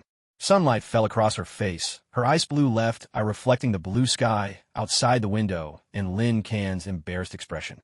The storms of pain that had once raged in her gaze seemed to have truly stilled, leaving only a deep, tranquil calm, like the hush after the wildest waves. Try this one, no cheating. Lin Can opened his mouth and took a bite, chewing slowly. The egg yolk was soft and creamy, warm and delicate. A pure, elemental flavor, one that belonged solely to food, spread through his mouth. Suddenly, he felt that being able to savor the taste of a soft-boiled egg was a feat far more difficult and more precious than reversing the increase of entropy. After breakfast, Ophelia stood at the sink. Water rushed over the plates and bowls, her vibranium right arm flecked with suds, its deep blue sheen refracting tiny rainbows through the droplets and sunlight. Lin Can leaned against the doorframe, watching her. Sunlight filtered through her hair, tracing gentle lines across her profile. He remembered her shattered breaths within the vibranium fortress, remembered the space anchors spanning the sea of stars, remembered the dark beacon she conjured at her fingertips, aimed at him. Those memories, cold as bas-reliefs, were now softened and blurred by the kitchen's warm mist and sunlight. He walked over and gently wrapped his arms around her waist from behind, resting his chin on her shoulder. Ophelia's body tensed for a moment, then relaxed again, continuing to rinse the dishes. The sound of running water, the faint clink of plates, the distant hum of traffic outside the window, and the overlapping rhythms of their breaths and heartbeats. All these blended into the only melody in the world at that moment. "The weather's really nice today," Lin Can murmured, his voice muffled through the cotton of her robe. "MHM," Ophelia replied, turning off the tap. She shook the water from her vibranium arm. The droplets evaporated instantly in a shimmer of energy along the metal. Turning to face him, her ice-blue eyes held a question. "Shall we go out for a walk?" Lin Can suggested, his fingers absent-mindedly twisting the sash of her robe. "How about the riverside? Or Central Park? See if we spot any squirrels." Ophelia was silent for a few seconds. Something seemed to flicker swiftly through those calm eyes. Perhaps echoes of a sentinel's cold gaze lingering in the depths of her mind, or the silent apparition of the Cleve fleet gliding by. But soon, that ripple was drowned out by the brighter sunlight pouring through the window. She nodded, a genuine, easy smile curving her lips. "All right, let me change first." She headed for the bedroom. Lin Can walked over to the window, pushing it open a little wider. The Brooklyn breeze rushed in, carrying the sweet, fresh scent of bread from the bakery downstairs. He drew in a deep breath. A gray pigeon fluttered onto the windowsill, tilting its head as it curiously regarded the old coffee cup, once brimming with cosmic storms, but now empty. Lin Can reached out a finger, trying to touch its dusty head. The pigeon shrank back, wary, its beady black eyes fixed on him. He withdrew his hand and smiled. Glancing at the bedroom door, he saw that Ophelia hadn't come out yet. Sunlight poured generously onto the small balcony, warming the cold vibranium window frame and the old mug stamped with a 1974 Stark Industries Expo. Along the chipped rim of the cup lingered a deep brown ring of coffee stains. Lin Can leaned against the window, eyes closed, letting the sunlight bathe his face. The bustle of Brooklyn filtered through the glass, distant, yet undeniably real. The Brooklyn sunset stretched the shadows of the fire escape, drawing them long as they crawled across the weathered red brick wall. Lin Can sat cross-legged on the old carpet by his seventh-floor window, a thick volume of Principles of the Arc Reactor, 7th edition, opened before him. The margins of the pages were densely filled with handwritten notes in Chinese. Tony Stark's autograph swept flamboyantly across the title page, and beside it, a lopsided smiley face had been scrawled in marker. A bonus Tony had doodled with a screwdriver still in his mouth, right after Lin Can repaired the hydraulic system of the Mark 47 armor at Avengers Tower. The circuit redundancy design is still too conservative. Lin Can's fingertips drifted unconsciously across the page. Hovering a few centimeters above his palm was a rice grain-sized, worn-out vibranium bearing, salvaged from an armor joint. Guided by his will, it rotated, disassembled, and reassembled at a glacial pace, while faint golden currents shimmered silently across its metallic surface. If I add a miniature entropy-dampening restraint ring here, the energy leakage could be reduced by at least. From the kitchen came a sudden, sharp sizzle of hot oil, and the rich aroma of vinegar mixed with the fiery tang of chili chased away the lingering scent of machine oil in an instant. "Dinner's ready," Ophelia's voice called out, hoarse with a hint of smoke from the kitchen. The bearing in Lin Can's palm dropped silently, and the golden shimmer vanished in a heartbeat. He stood and made his way to the kitchen doorway. Ophelia wore an apron printed with cartoon pandas. Her deep blue vibranium right arm held the heavy, cast-iron wok steady. With a deft flick of her wrist, caramelized, glossy sweet-and-sour ribs slid perfectly onto a white porcelain plate. Her movements were fluid and precise, as if that arm was born to wield a spatula. Catching sight of Lin Can with her ice-blue left eye, she jerked her chin toward the table. Get the chopsticks. Besides the ribs, the table held a plate of stir-fried greens, a dish of tofu with preserved egg drizzled in chili oil, and 2 bowls of translucent white rice. Ribs from Chin's in Chinatown? Lin Can grabbed a pair of chopsticks and handed them to Ophelia, then pulled out a chair and sat down, eyes never leaving the enticing plate of ribs. It wasn't a question, but a statement. Yeah. Ophelia picked up a piece of perfectly marbled rib and placed it in his bowl. The owner said today's ribs are special, dragon bones. She paused, noticing the faraway look in Lin Can's eyes as he stared at the ribs. A flicker of understanding passed through her icy gaze. Missing home, Lincoln said nothing, taking a bite of the ribs. The tangy sweet sauce coated the tender, crispy meat, and in an instant, that familiar, layered flavor exploded across his taste buds, forcefully dispelling the cold data of the arc. Reactor and the metallic tang of vibranium bearings. The taste was startlingly similar to the signature dish from Fat Chef, that little restaurant behind his old college back home. He chewed slowly, swallowed, and finally murmured a soft Last night, he said, nudging rice grains in his bowl with the tip of his chopsticks, his voice somewhat muffled. I scrolled past a video. It was snowing in Beijing. Heavy snow, piling on the red walls of the Forbidden City. It looked just like a painting. Ophelia ate quietly, letting him speak without interruption. And the Great Wall. Lin Can lifted his gaze. Outside, the neon signs of Brooklyn were already flickering, their glow reflected in his eyes, lending the dark flecks of gold their touch of the city's restless light. I went to Badaling once as a kid with my parents. It was packed, just a blur of grilled sausage smells and exhaustion. Now that I think about it, I really wish I could go back. Stand up on a watchtower, feel the wind. His voice grew softer and softer, until it was barely more than a whisper to himself. I used to think those old stone ramparts were nothing special, but now I just want to see them again. Ophelia set down her chopsticks. Her vibranium arm rested on the edge of the table, its deep blue sheen softened by the warmth rising from the food. Then let's go back and see it, she said, her tone light and offhand, as if suggesting a trip downstairs for bread. Lin Can blinked in surprise and looked at her. But here, Fury's Cradle surveillance protocol covers the entire globe. Beijing is just one more dot on the map. Ophelia's voice was calm and measured. The Sentinels are out in the Kuiper Belt, busy gnawing on rocks. The Kree Purification Fleet is stuck arguing with Carol, Captain Marvel, outside the Centaurus Nebula. The Shi'ar Imperial duelists are too busy in Andromeda, teaching some reckless space marauder empire a lesson. Her ice-blue eyes fixed on him. As for us, we're just 2 ordinary people who want to go home for a visit. Aren't we? Ordinary people. Lin Can turn the phrase over in his mind, his fingertips unconsciously brushing a hardened drop of sweet and sour sauce on the table. That stubborn, deep brown mark dissolved and vanished in silence, as if it had never existed. He tugged at the corner of his mouth, managing a wry, complicated smile. With me, walking, talking ordered chaos, and most of Wakanda's mineral reserves in my pocket? That's a bit too ordinary, don't you think? You could just imagine it as an extra-large power bank, Ophelia quipped for once, her voice laced with a dry, cold humor. She picked up the remote and switched on the old wall-mounted TV. And besides, home may have its own ways of handling things that are a little too extra. The television screen flickered a few times before switching over to the international news channel. The broadcast wasn't a scene of smoke and chaos from some distant battlefield, but rather somewhere in the northwest of China. Towering, futuristic white wind turbines stretched out toward the horizon, sprawling like a forest of steel. A line of subtitles appeared at the bottom of the screen. The National Energy Group and Universal Technology, note, Stark Industries' deep collaboration partner in China, jointly, announced the successful grid connection of the Arc Vibranium Hybrid Energy Array, Phase 1 of the Kunlun Mountain Project, breaking the world record for installed capacity. Tony's handiwork. Lincoln raised an eyebrow. Ophelia switched the channel. The image shifted to the southern coast, where a colossal building, its architecture striking like a blooming steel lotus, stood tall between the sapphire sea and sky.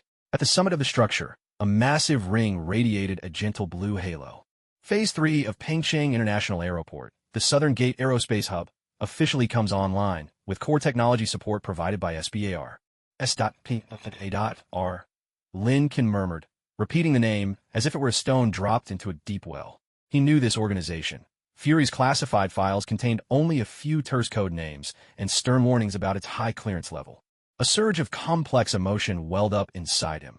A mix of distance, curiosity, and an elusive sense of belonging he couldn't quite name. Fury mentioned it. High clearance. The style very Eastern. At least they're more grounded than those space affairs agents from SWRD. Their eyes always stuck up in the clouds, Ophelia said, switching off the TV. The only sounds left in the room were the city's gentle hum outside the window and the inviting aroma of food. Think of it as finding a safer socket for your power bank, she added. 3 days later, at Capital International Airport. The terminal was packed with people. Beyond the towering windows, a leaden sky released a flurry of fine snow.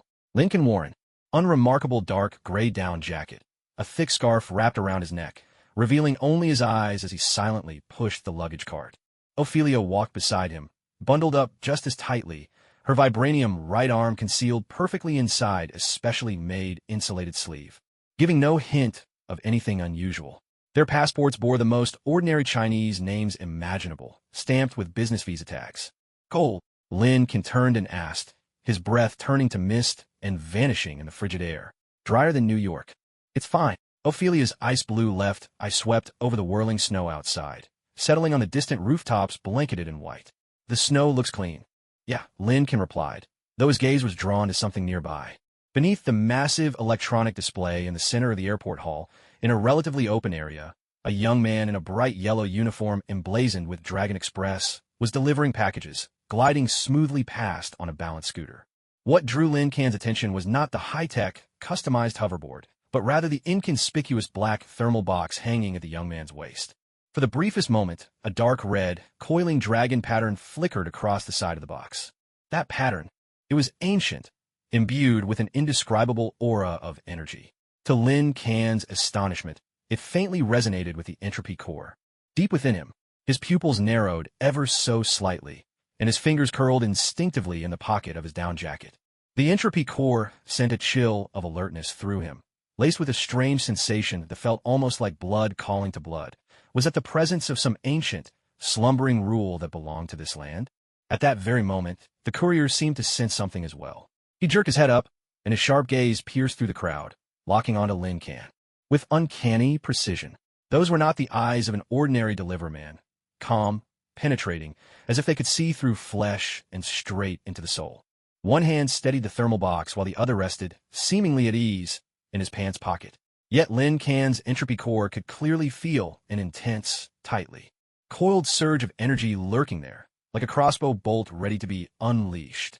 The young man's lips curved upward, ever so slightly, as if in affirmation. Then, with practiced ease, he lowered his gaze, tapped quickly on the handheld terminal, and steered his hoverboard smoothly into the flow of people, vanishing from sight. In moments, Lincoln stood rooted, the muscles along his back tense beneath his coat before gradually relaxing.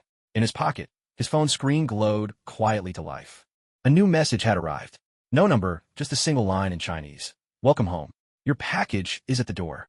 Courier, Shang-Chi. Lincoln lifted his head, gazing out through the airport's vast glass windows. The city's silhouette loomed indistinct in the wind and snow, ancient, yet ever new. In the flickering winter light, the dark golden flecks in his eyes seemed to deepen.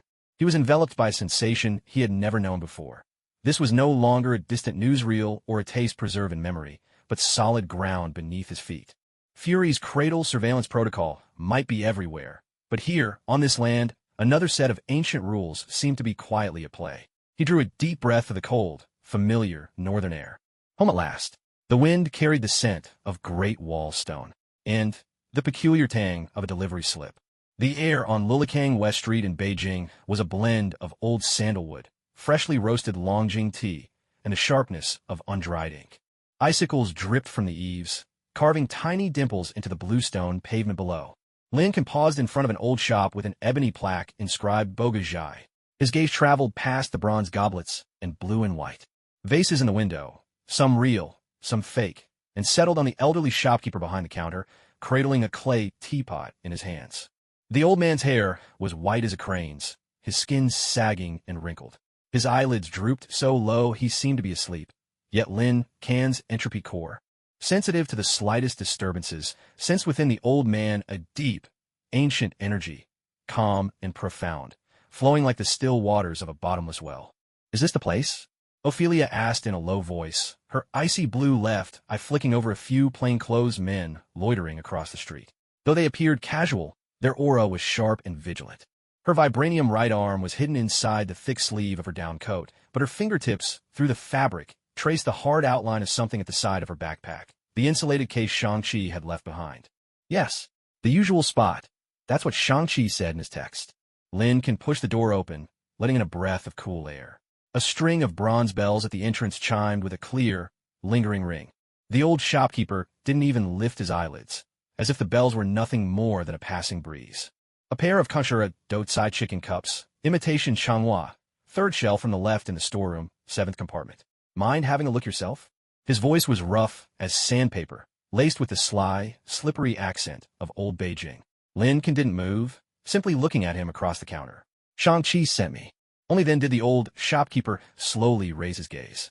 His cloudy eyes swept over Lin Can's face, then drifted to Ophelia behind him, lingering for half a second on her tightly wrapped right arm. Deep within those murky eyes, a fleeting glint flashed, sharp and cold, like the glimmer of a sword unsheathing, gone in an instant. "Oh, young Shang." The old man drew out the syllables, setting down his clay teapot. Moving with deliberate slowness, he bent to rummage beneath the counter. When he straightened up, he held a square box of rosewood, about a foot wide. The box bore no carvings, but its surface glowed with a subdued, gentle luster, as though it had soaked up 1,000 years of quiet time. "Take it." The old man placed the box on the counter without ceremony, as if handing over something of little value. Shang said it's a welcome gift, and for her peace of mind. By her, it was clear he meant Ophelia. The box felt cool and heavy in the hand, as if it were solid iron. Lin Can let his fingers glide over the smooth wood. Instantly, a subtle, orderly energy seeped into his skin, cool and faint, yet harmonious with the restless entropy core within him. This was no ordinary wood. "Thank you." Lin Can nodded, asking no further questions. Just as he turned to leave, a sudden, piercing hum erupted from the antique shop next door, marked by a sign reading Curio Pavilion. The sound was so sharp and high it seemed to drill straight through the skull, coming without warning. Though invisible and intangible, the wave struck Lin Can and Ophelia's temples like icy awls. Instantly, the dark gold brand on Lin Can's chest flared in reflex. A nearly invisible field of warped space shimmered into being around him and Ophelia, shielding them both. The infrasound struck the force field like a pebble cast into a deep pond, stirring only the faintest ripple before vanishing without a trace. Yet Lin Can's face turned instantly pale. This attack was not merely physical. It carried with it a sinister psychic assault, tried to ignite the chaotic disorder deep within his entropy core. At the same time, Ophelia let out a muffled gasp, her body swaying slightly. Beneath the sleeve of her vibranium right arm, an eerie blue light burst forth in a wild, uncontrollable flash. Under her skin, the dormant heretical runes of Nar, long silent, flared to life like seeds doused in venomous blood, casting a streak of dark, sinister crimson. A chill, born from the depths of the soul, shot along the link straight toward Lin Can.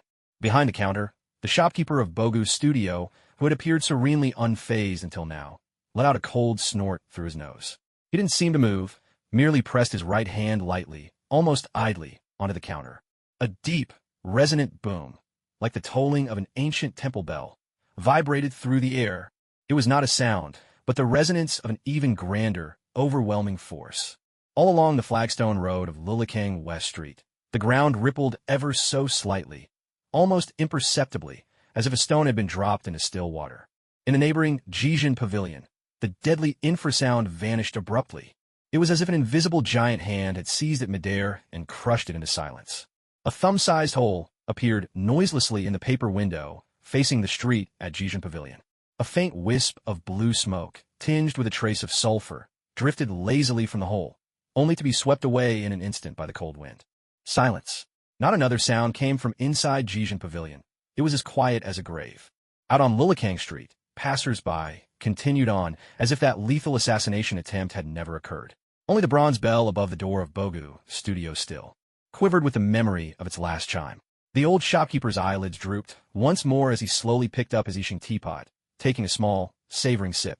Lillikang's waters run deep, you know. Take your things and be on your way, young man. Don't block an old fellow's sunshine. Lincoln gave the old shopkeeper a long, searching look, then stuffed the rosewood box into his backpack, tightened his grip on Ophelia's hand, and hurried to blend into the flow of people. In the winding alleys, only after they had left Lillikang and settled into the back seat of an unremarkable black Hongqi sedan did Lin can finally allow his nerves to ease, just a little. He took out the rosewood box, drew a deep breath, and lifted the lid. No traps lay inside, only an irregular bronze shard, roughly the size of a palm. Its surface was thick with verdigris, edges razor-sharp, etched with blurred, twisted markings like the totemic scales of some ancient beast. From the fragment surged a wave of energy far deeper, colder, and even tinged with the scent of blood, far beyond anything the box itself could contain. This power was neither science nor sorcery, but a primordial authority, the raw essence rooted in the deepest strata of this very land. Is this a divine artifact fragment? Ophelia's ice-blue left eye fixed intently on the shard. Its energy is of a remarkably high tier, but it's badly shattered in hungry. Lincoln hovered his fingertip cautiously above the fragment, careful not to make contact. The entropy core within him instinctively and clearly sensed that the power of this bronze shard was utterly incompatible with the vibranium essence flowing through his veins. The lingering divine might of the century, or the planetary force of Wakanda. Yet, it shared a faint resonance with the coiling dragon pattern at the waist of that airport courier, Shang-Chi. More crucially, the shard emanated a certain quality of order, a miraculous force that actually suppressed the blasphemous corruption deep within Ophelia's arm, which had just been provoked by the subsonic wave. It's more than just a fragment. Lincoln withdrew his hand, his voice low and grave. It's like a wedge. Meanwhile, elsewhere in Beijing, in an underground chamber constructed entirely from cold, black basalt, devoid of any modern lighting, the air was thick with the scent of Tibetan incense and an indescribable metallic tang. 8 figures, cloaked in dark purple robes and their faces hidden behind ancient bronze masks shaped like demonic spirits, sat cross-legged around a massive circular altar, as motionless as statues. At the heart of the altar, there was no flame, only a swirling, ever-shifting vortex of dark red energy, suspended in midair. Within the center of that vortex flickered the ghostly images of incomplete, variously shaped bronze shards, drifting and spinning in an endless dance. Each fragment radiated the same ancient, violent aura as the piece in Lin Can's possession. Standing at the edge of the altar was a middle-aged man in a finely tailored Zhongshan suit, handsome and refined in appearance.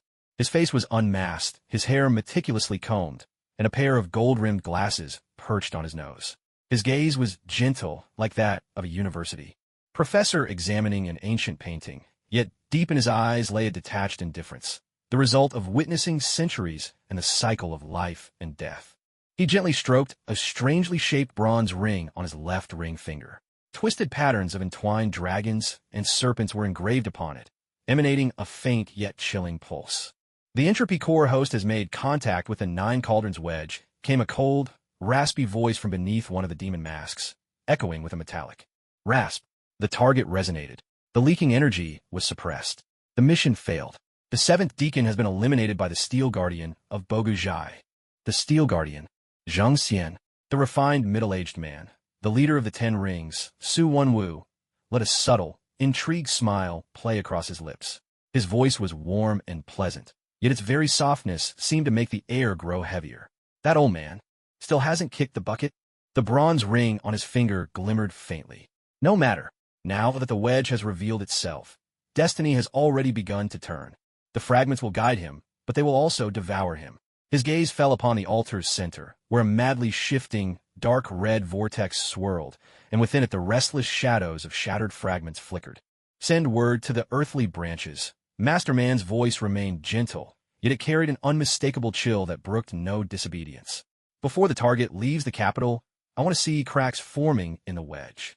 Let the chaos of the entropy core toll the first death knell for the return of the 9 tripods.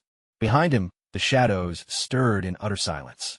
A slender figure, clad in black battle garb and wearing a bronze mask inscribed with the character Hi, emerged. Quietly, dropping to one knee, the voice that came from beneath the mask rang clear, but utterly devoid of warmth. Your command shall be obeyed, my lord. Master Man spoke no further, his gaze returning to the roiling vortex atop the altar. Through that swirling chaos, it was as if he could see the young man on Lilikang Street, clutching the rosewood box, and, at his side, that arm awash with foreign energies and blasphemous curses. Beneath the ancient capital, undercurrents surged in the darkness.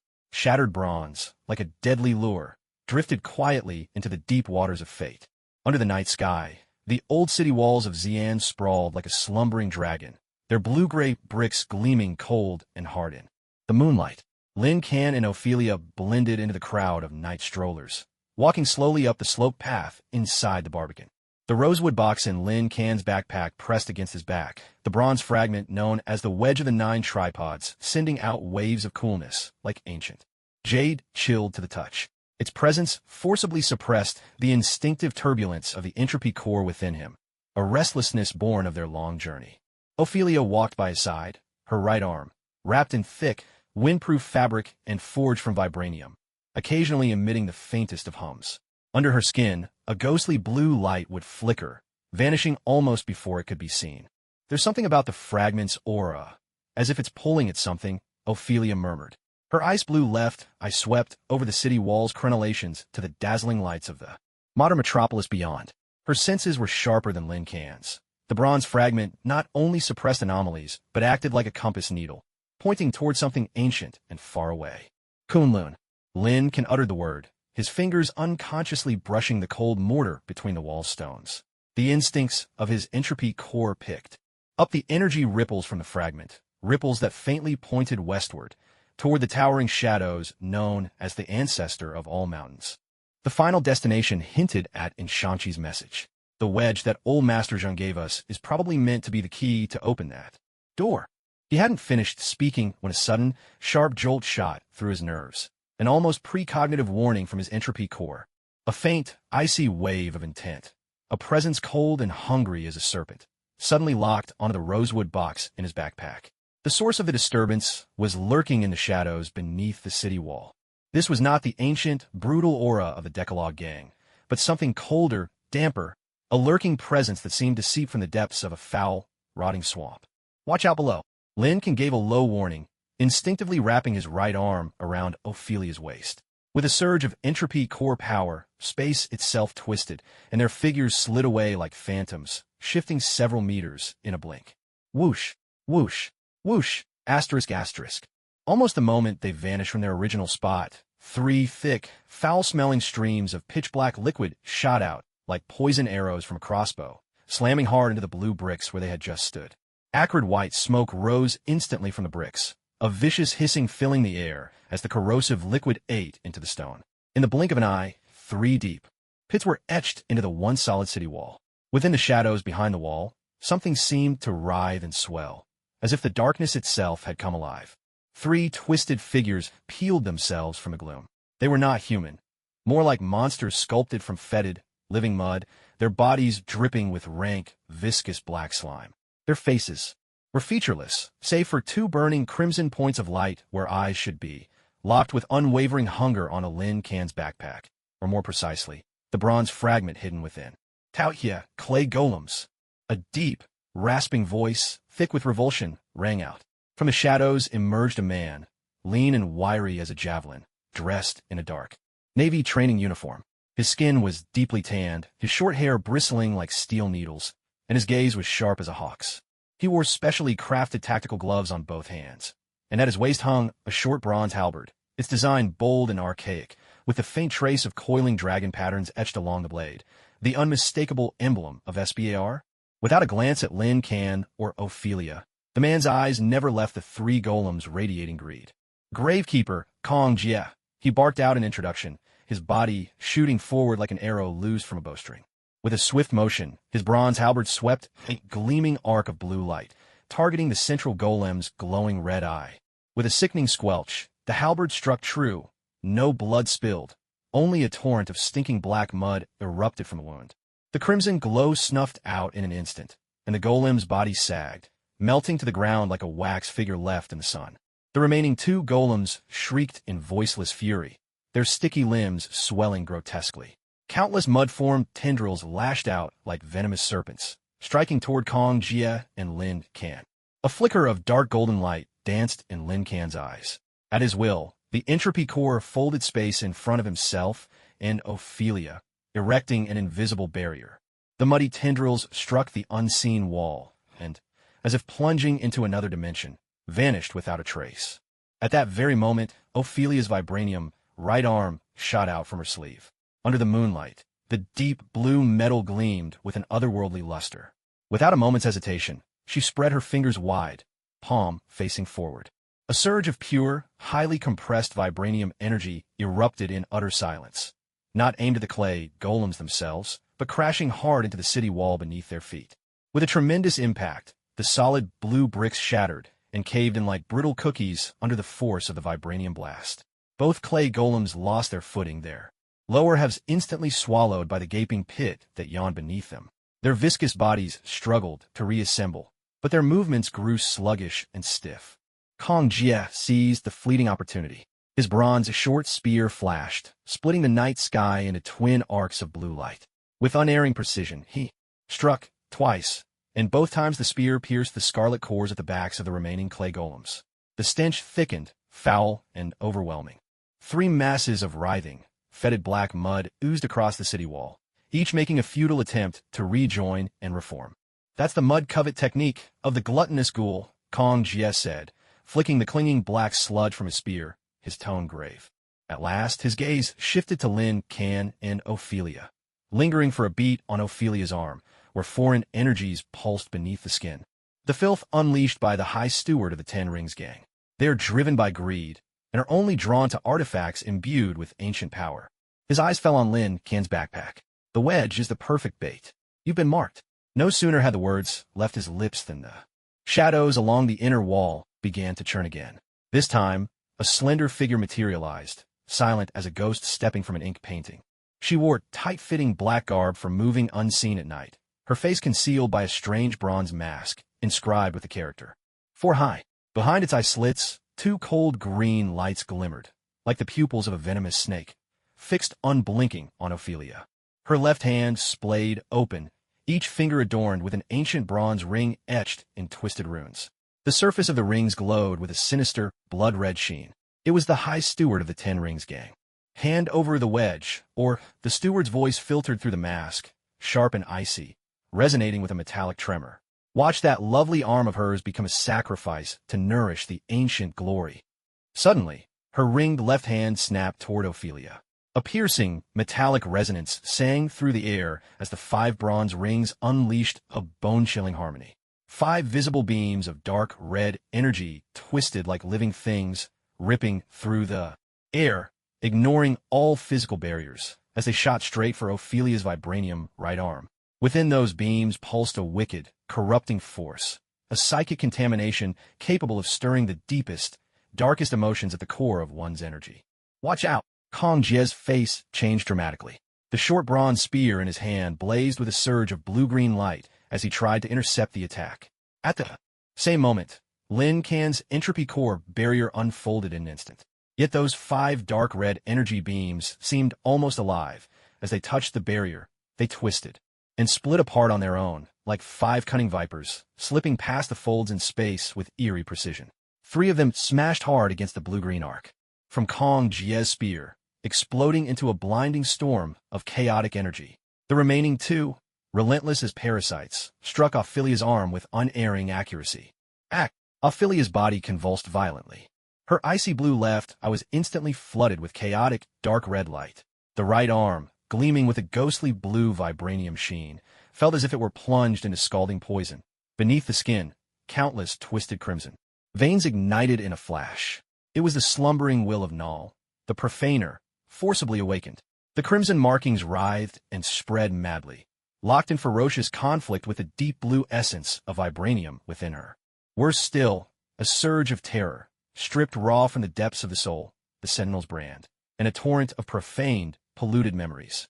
Null's whispers crashed through the mental link of the Steward High's ring, flooding back with overwhelming force into Lin Kan's consciousness. Lin Kan clutched his head, a tortured, guttural sound escaping his lips. The dark gold brand on his chest flickered wildly, liquid obsidian rippling violently across his skin. The annihilation will of the entropy core was pushed to the brink of losing control by this deluge of negative emotion. Around him, the very space began to warp and tear. The blue bricks of the city wall shattered in silence, crumbling to dust. Stabilize her anchor point. Amid the chaotic energy, Kong Jie roared, the bronze short spear erupting in an unprecedented blaze of blue-green light, locking down Steward High with an unbreakable grip. Anchor point. In the chaos of Lin Can's mind, Gwen's golden-red sigil suddenly flared, brilliant and bright. In the midst of the storm, it was the only beacon. He jerked his head up, dark gold eyes locking onto Ophelia. Writhing in pain, her arm ablaze with flickering crimson light. Ignoring the agony that felt as though his soul itself was being torn apart, he forced the golden-red will of protection to surge forth, flowing along. Their soul link, becoming a pure torrent of spirit, ramming straight into the icy blue coordinates of Ophelia's mind, now drowning in corruption.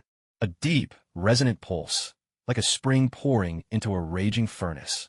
For a fleeting instant, the chaotic red glow in Ophelia's left eye was beaten back.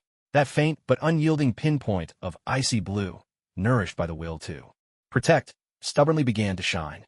The crimson profanation racing across her arm faltered, as though doused by a wave of icy water. Beneath the steward's mask, a flicker of shock and fury flashed in her ghostly green eyes. She shrieked, the rings on her fingers blazing even brighter, striving to flood Ophelia's mind with an even greater surge of psychic corruption. Get out! A thunderous roar shattered the silence like a bolt of lightning.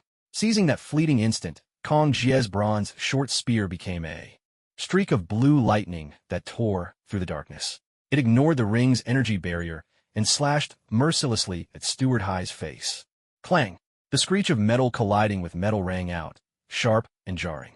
Steward High's figure drifted backward like a ghost, narrowly evading the blow that could have shattered her skull. Yet the bronze mask on her face was split by the blade, leaving a deep, jagged crack. A single drop of dark red blood slid along the fissure and fell to the ground, sizzling as it corroded the earth. She shot Kong Jie a venomous glare, then swept her gaze over Ophelia, her arm a tumult of scarlet and blue, her aura unsteady, and Lin Can, who was forcing down chaos, his eyes cold as ice. Kunlun, Steward High's voice was frigid, thick with hatred, will be your burial ground. Before the last word faded, her form melted into the shadow of the city wall, vanishing like ink dissolving in water. All that remained was a patch of foul black sludge and a lingering pulse of sinister energy in the air. The crisis had passed for now. Ophelia staggered, and Lin Can caught her. Her right arm, forged of vibranium, was still marred with crimson desecration marks, like ugly scars branded onto the blue metal. The residual chill from the fragments clashed eerily with the sinister patterns.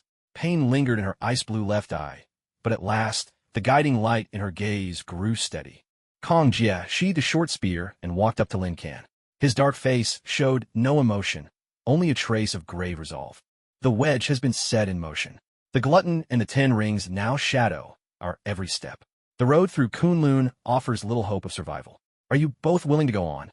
Lin Can didn't answer right away. He looked down at the savage crimson wound on Ophelia's arm, feeling the cold, heavy bronze shard weighing in his backpack. Entropy pulsed icy and relentless within him, mirroring the weathered stones beneath the ancient city wall, steeped in 1,000 years of war and dust. He slowly raised his head, eyes fixed on the vast shadow of the mountain looming in the western night. We continue, he replied quietly. In the depths of his golden eyes, starlit embers glimmered, a silent, unyielding resolve. Looks like that's where we'll have to set our socket after all. Deep in Kunlun, the wind howled like blades. Lin Can carried the sleeping Ophelia on his back, each step sinking into snow that reached his knees. The cold pierced through their custom protective suits, and their breath froze to crystals the instant it left their lips. Up ahead, Kong Jie halted, his bronze short spear pointing to the cliff's edge, where the wind and snow screamed. We're here. Kong Jie's voice was nearly lost in the storm.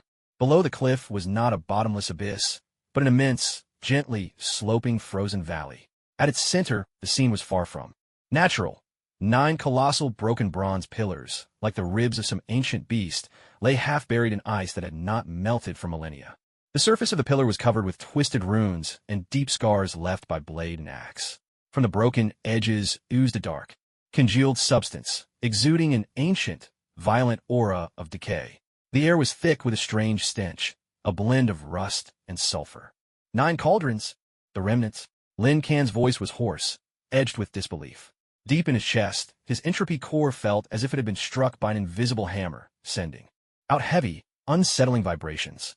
The rosewood box in his backpack began to shake madly. The fragment of the wedge, inside it radiated an unprecedented, icy hunger.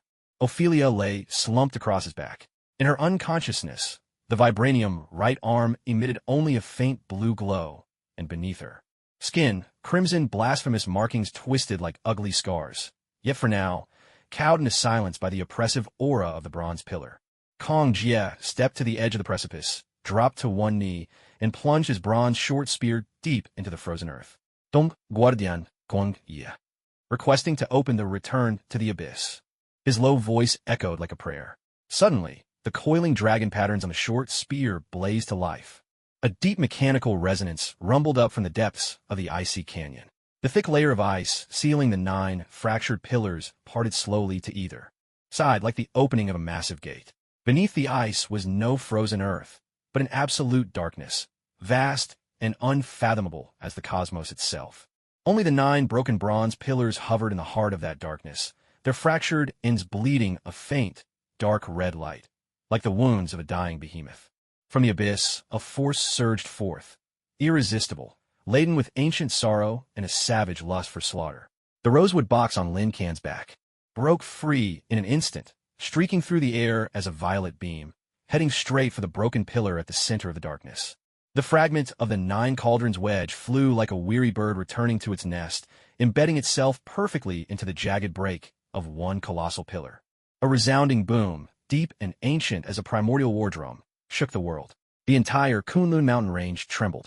The bronze pillar that received the fragment blazed with a fierce, dark red light. The glow oozed like thick blood, racing along the ancient runic grooves carved into the column. In that moment, a ferocious storm of energy burst forth from the pillar's heart, an onslaught brimming with the will to kill and plunder, sweeping through the void. The instant the storm struck Lin Can, the liquid obsidian armor coating his skin boiled and corroded as if doused in acid. The dark gold twin-ring brand on his chest flashed wildly, while the core, a golden red mark belonging to Gwen, wailed in anguish on the verge of extinguishing.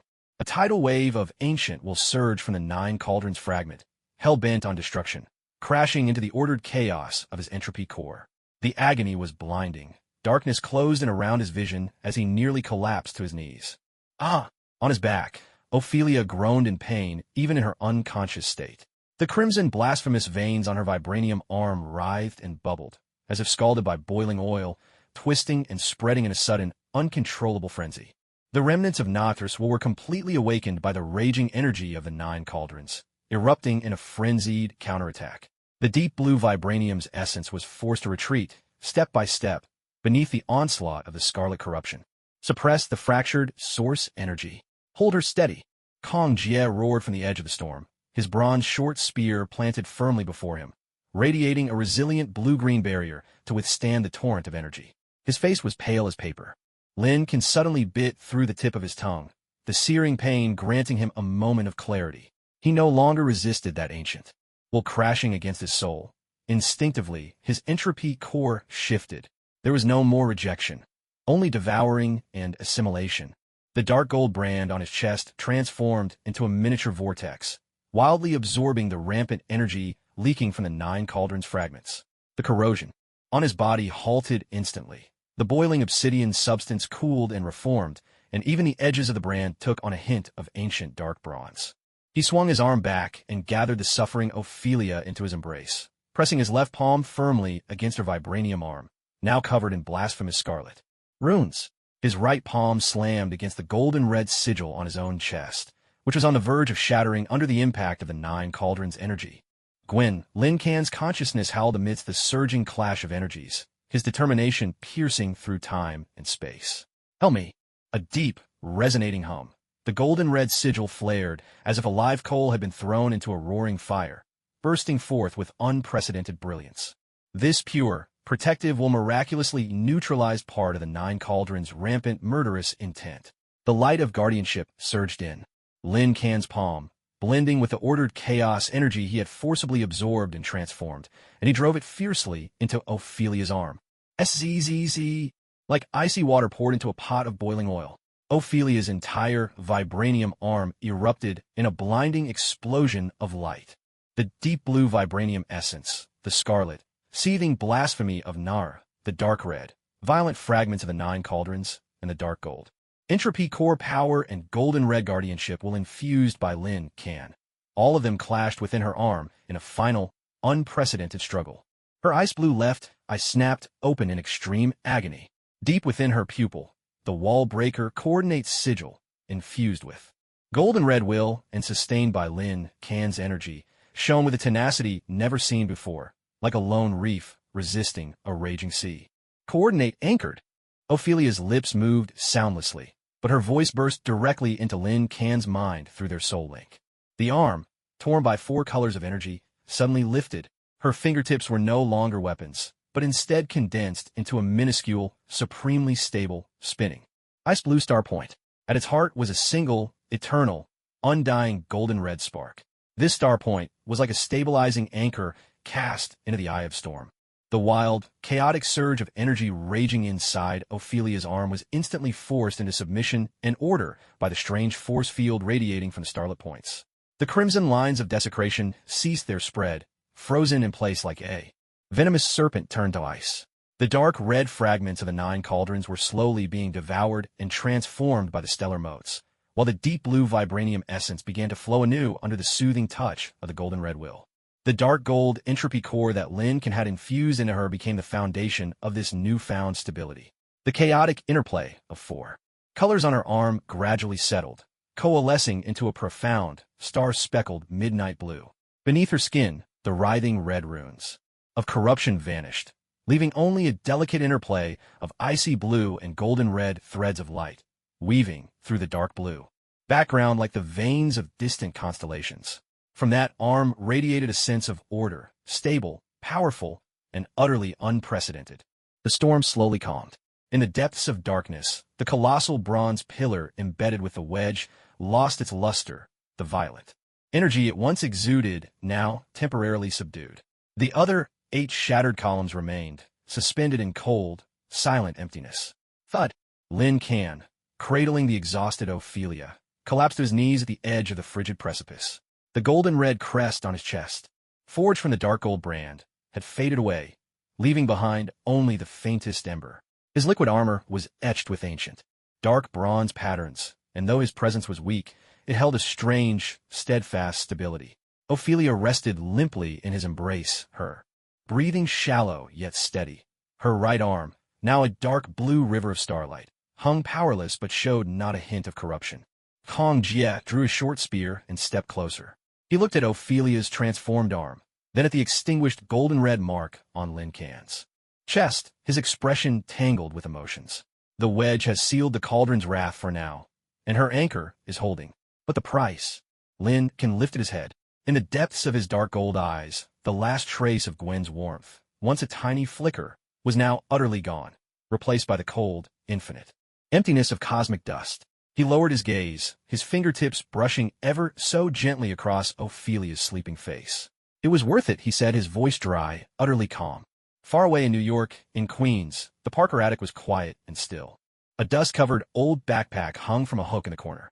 Inside, a red and blue Spider-Man suit lay folded and silent. Suddenly, the iconic spider emblem on its chest flickered to life without warning. A faint, fleeting thread of golden red light glimmered deep within the fibers, vanishing as quickly as a spark. Downstairs, Aunt May was watching the evening news, completely unaware of the momentary shimmer from above. Even farther away, in Brooklyn, Miles Morales had just endured an unpleasant family meeting. He slipped on his headphones, shutting out the parental nagging. Irritated, he started spray-painting graffiti on a wall in a nearby alley. The moment he pressed down on the nozzle, pop, the can exploded without warning. Thick, viscous black spray paint splattered across his hoodie, pants, and hands as if it were alive. What the? Miles stared in shock at the black paint, now covering his hands and clothes. He didn't notice that a few drops had landed on the face of his Spider-Man watch. The paint was seeping in with eerie slowness, as if being absorbed by the device itself. The wind and snow of Kunlun still raged on. Lin Can cradled the sleeping Ophelia in his arms and walked toward the entrance of the ice tunnel that Kong Jie had opened. His silhouette looked solitary, yet resolute against the storm.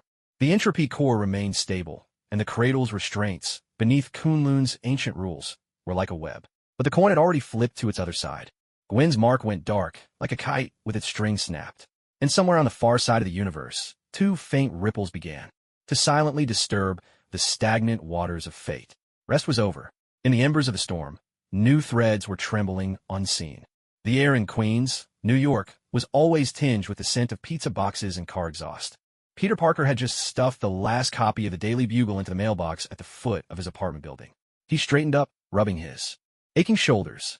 Aunt May's rent reminder buzzed in his pocket, and the notice for his Stark Industries internship interview still sat on his nightstand. It was the kind of ordinary day that brought him peace, until a piercing siren tore through the evening.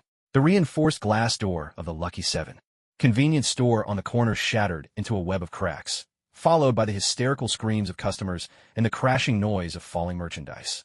Peter's hand instinctively reached for the makeshift mask in his backpack. NYPD, drop your weapon. Surrender now. Two patrol cars screeched to a halt at the intersection, doors flung open. Four officers crouched behind them, their pistols all trained on the dark, gaping entrance of the shop. No reply came. Only the sickening, incessant sound of sticky liquid oozing, a slow, unsettling slosh, echoed from within. Then, a massive, writhing humanoid shape emerged in the fractured light at the doorway. It stood at least 8 feet tall, shrouded in dripping, foul-smelling black ooze like a sculpture melting into tar. It had no face. Where its head should have been lay a shifting chaos of shadow, sometimes lit by 2 points of ravenous, crimson light. Its arms didn't end in hands, but sharpened into twin axes, each dripping with dark sludge. What it gripped wasn't cash, but several large tubs of peanut butter, cans of energy drink, and a cash register, wrenched free by brute force. "Open fire!" the sergeant shouted. Bang! Bang! Bang! Bullets screamed into the black mass. No blood spattered. Only holes burst open in the sludge, instantly sealed as more viscous ooze flowed to heal the wounds. The monster staggered back under the force of the impact, its form tilting slightly. Then it let out a silent, soul-chilling roar. In a sudden burst of anger, it hurled the cash register in its hand straight at the police car. With a thunderous crash, the hood of the police cruiser crumpled inward. Shattered bills and coins erupted through the air like a storm. Requesting backup. Special response team needed. The target exhibits non-Newtonian fluid properties. Our weapons are useless, the sheriff shouted into his radio, his voice quivering with fear. At that very moment, a golden red streak blazed across the twilight sky, a shooting star of hope. The roar of pulse engines grew louder, closing in fast. Tony Stark's nano-armor, Mark 51, lightweight patrol model, hovered above the scene, his repulsor blazing with a dangerous glow. "Hey, party crasher, try this on for size." Tony's voice rang out over the loudspeakers, laced with his trademark banter and an undertone of barely concealed tension. The repulsor in his palm powered up in an instant. With a deafening blast, a high-energy particle beam struck the shadowy figure square in the chest. The black sludge sizzled as a hole was vaporized clean through it. This time, the wound healed much more slowly. The monster staggered back, its silent howl echoing pain and rage. "It's working, Mr. Stark," the sheriff called out in delighted relief. Tony barely had time to celebrate. Suddenly, the monster's wounded chest burst open with a series of sickening cracks. A dozen tentacles, thick with viscous black slime and ending in razor-sharp bone spurs, shot out like vipers unleashed.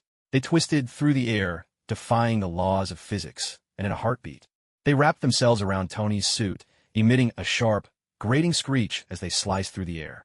Corrosive slime oozed from their surface, and the nano-armor sizzled in protest. Friday. Power overload. Cut the... Tony's command was abruptly strangled as the tentacles tightened their grip around him. A low, electrocom vibrated through the air. Suddenly, a spectral blue beam sliced through the chaos, precise as a surgeon's scalpel. With a series of sharp snaps, the tentacles binding Tony were severed. At the points where they were cut, the black sludge churned and boiled violently, unable to regenerate at once. Seizing the chance, Tony broke free, his thrusters flaring as he shot upward to safety. He glanced down. Emerging from the shadows beside a street-side fire hydrant, 3 figures stepped forward. Lincoln still wore his unremarkable dark jacket, but in the dusk, the deep gold flecks flickering in his eyes seemed even more profound. Ophelia stood at his side, her right arm, once flowing with ghostly blue and crimson vibranium, was now sheathed in a translucent, stardust-woven armguard. Beneath that shield, a dark blue glow pulsed, and a glimmer danced at her fingertips, the very source of the spectral beam that had just severed the monster's tentacles. Shang-Chi followed half a step behind, his hands relaxed at his sides, the bronze short spear still sheathed. Yet his sharp, hawk-like eyes were locked onto the two crimson lights burning in the monster's head. "Thanks, kid," he said quietly. Tony's voice came through his helmet, tinged with a wry sense of relief after surviving the ordeal. His palm repulsor locked onto the target once more. "This blob of sewer jelly is really sticking to my teeth. It's not of earthly origin." Lin Kan's voice was calm, almost icy, his gaze piercing through the monster's writhing, viscous body. Deep within its core he caught a thread of something ancient and violent, a trace so faint it made the entropy core within him tremble. That's the scent of a Nine Cauldrons fragment, tainted and amplified by something else. He glanced at Ophelia. In the depths of her icy blue left eye, a glimmer of frosty starlight quietly ignited. She raised her right arm, the one sheathed in star-forged armor, 5 fingers splaying toward the monster. An invisible force field swept out instantly. Not an attack, but a strange spatial scan. The starlight flickered on her armored arm, lighting up and fading away, like a constellation chart shifting through the cosmos. Within the monster's core, that corrupted, violent seed, infected by the Nine Cauldrons fragment, was instantly pinpointed and magnified by the unseen field. Simultaneously revealed were countless internal microorganisms, writhing madly, devouring and merging in a frenzied dance of life. Scan complete. Energy core coordinates locked. Symbiotic tissue activity mapped. Extreme chaos, hunger, on the verge of evolution. Ophelia's voice was flat, as emotionless as a scientific report. After her metamorphosis on Kunlun, her abilities had evolved beyond mere coordinate tracking. She could now analyze and map energy and matter with uncanny precision. On the verge of evolution, Tony's repulsor maintained its charge. What does that mean? It means Shang-Chi stepped forward, his left thumb gently pushing aside the bronze dagger's sheath to reveal a chilling glint of steel. It's almost full, and about to break out of its shell. As if to prove his point, the monster, agitated by Ophelia's scanning field, let out a silent roar. Its entire viscous body swelled and seethed, like a lake of boiling tar about to burst. Suddenly, 2 crimson lights flared, expanding into enormous, vertical pupils ablaze with ravenous hunger. No longer paying heed to the police or Tony, the creature swung its massive, gelatinous axe blade straight at the gas main by the street corner. A deafening explosion erupted. A ball of orange fire shot skyward, the blast wave flipping police cars like toys. Broken pipes, sharp as shrapnel, scythed across the street. Amidst the chaos, the monster's massive form contracted, drawing in on itself. The slime coating its body seemed to be sucked inward by an invisible black hole. In the blink of an eye, its body shrank by nearly a third, but the remaining slime grew even darker, a glossy jet black like solidified midnight. Across its surface, countless fine, dark red lines appeared, tracing patterns like the carapace of some enormous insect. Suddenly, 2 huge bulges rose on its back. "This is bad." Tony's expression changed drastically. "It's about to evolve. Friday, maximum output. Target the core." The repulsor blast roared once more. This time, the beam, charged with the maximum output of the arc reactor, pierced through the gloom like a spear of judgment, aimed straight at the monster's shrinking core. Yet, almost as if anticipated, a shield of obsidian shell, smooth as a mirror and veined with pulsing dark red energy, materialized instantly before the creature's heart. The beam crashed into the shield with a thunderous impact. A shockwave of energy swept down the street like a tangible wall. Tony's armor was hurled backward with brutal force. Police cars were flipped over. Window panes on both sides of the street exploded in a cascade of shattered glass. The shield fractured, and the monster itself staggered back several steps, its chest plates splitting with jagged cracks, oozing viscous, lava-like dark red fluid. Yet in those burning vertical pupils, there was no sign of pain. Instead, an even fiercer, more cruel excitement gleamed. Suddenly, the 2 massive swellings on its back tore open. A pair of enormous wings, black as midnight, slick with slime and bristling with grotesque bone spines, ripped through the remnants of its tattered clothing and the sticky ooze, snapping open with terrifying force. In an instant, their wingspan blotted out half the street. The monster threw back its head and unleashed a silent roar, so powerful it seemed to shake the very hearts of all who beheld it. A pressure 10 times more terrifying than before, a tsunami of violence, greed, and the ecstasy of evolution, crashed over the city like a living wave. Star Devourer Symbiote. Phase 1 complete. Amid the chaos, Ophelia's voice remained cold and precise in its analysis. Threat level escalated to planetary extinction class. Tony, just struggling to his feet, looked utterly grim beneath his mask. Alarming shouts crackled through the police radios. Special response teams have been intercepted. More black slime creatures are appearing downtown. They're actively attacking power nodes. The power station. The signal tower. Damn it, it's just a decoy. Realization hit Tony in a flash. They're creating chaos on purpose, drawing our attention, covering for others as they complete their transformation. The ground began to tremble with the approach of thunderous footsteps. The Star Devourer Symbiote, now fully transformed, its wings blotting out the sky, looked down upon the tiny humans below. Hunger blazed in its vertical, burning eyes, which locked onto Ophelia, the very one whose scan had revealed its core weakness moments ago. Its massive wings stirred up a gale, hurling deadly shards of slime like black meteors. Hurtling straight toward Ophelia and Lin Can, Death's shadow descended. A glimmer of dark gold suddenly exploded in Lin Can's eyes, like a nebula set ablaze. He stepped forward, placing himself fully between Ophelia and the oncoming threat. A silent current of liquid obsidian armor flowed over his body, catching the twilight in ancient, dark bronze hues. At his chest, the sigil of twin dark gold rings, his core brand, flickered, though the golden red mark at its center remained cold and lifeless. The brand itself shone with unprecedented brilliance. With a sudden motion, he thrust both hands forward, summoning his power. Space folded and compressed wildly before his palm, as supple as silk. Instantly, the density of space along the Star Eater symbiote's dive path multiplied 1,000-fold, like smashing into the viscous depths of a deep ocean. A thunderous impact erupted, muffled and immense, like distant thunder rolling through stone. The Star Eater symbiote's furious plunge was jolted to a halt. Its massive membrane wings flailed in a frenzy, slime and writhing folds of space grinding against each other with a teeth-grating, rending sound. It unleashed a roar of rage, yet for the moment could not break through this invisible barrier of space. Shanqi pinned down its wings. Lin Can's voice carried a barely perceptible urgency. Ophelia, mark its weak spot. Even as the words left his mouth, a streak of teal tore through the howling wind. Shang-Chi's form, swift as a phantom, appeared at the root of the Star Eater's immense left wing. The bronze short spear in his hands, no longer unadorned, was now wreathed in a tangible, swirling azure aura, and with the force to cleave mountains, he brought it crashing down. A wet, sickening sound, flesh giving way. The spear's blade buried deep into the sturdy root of the membrane wing.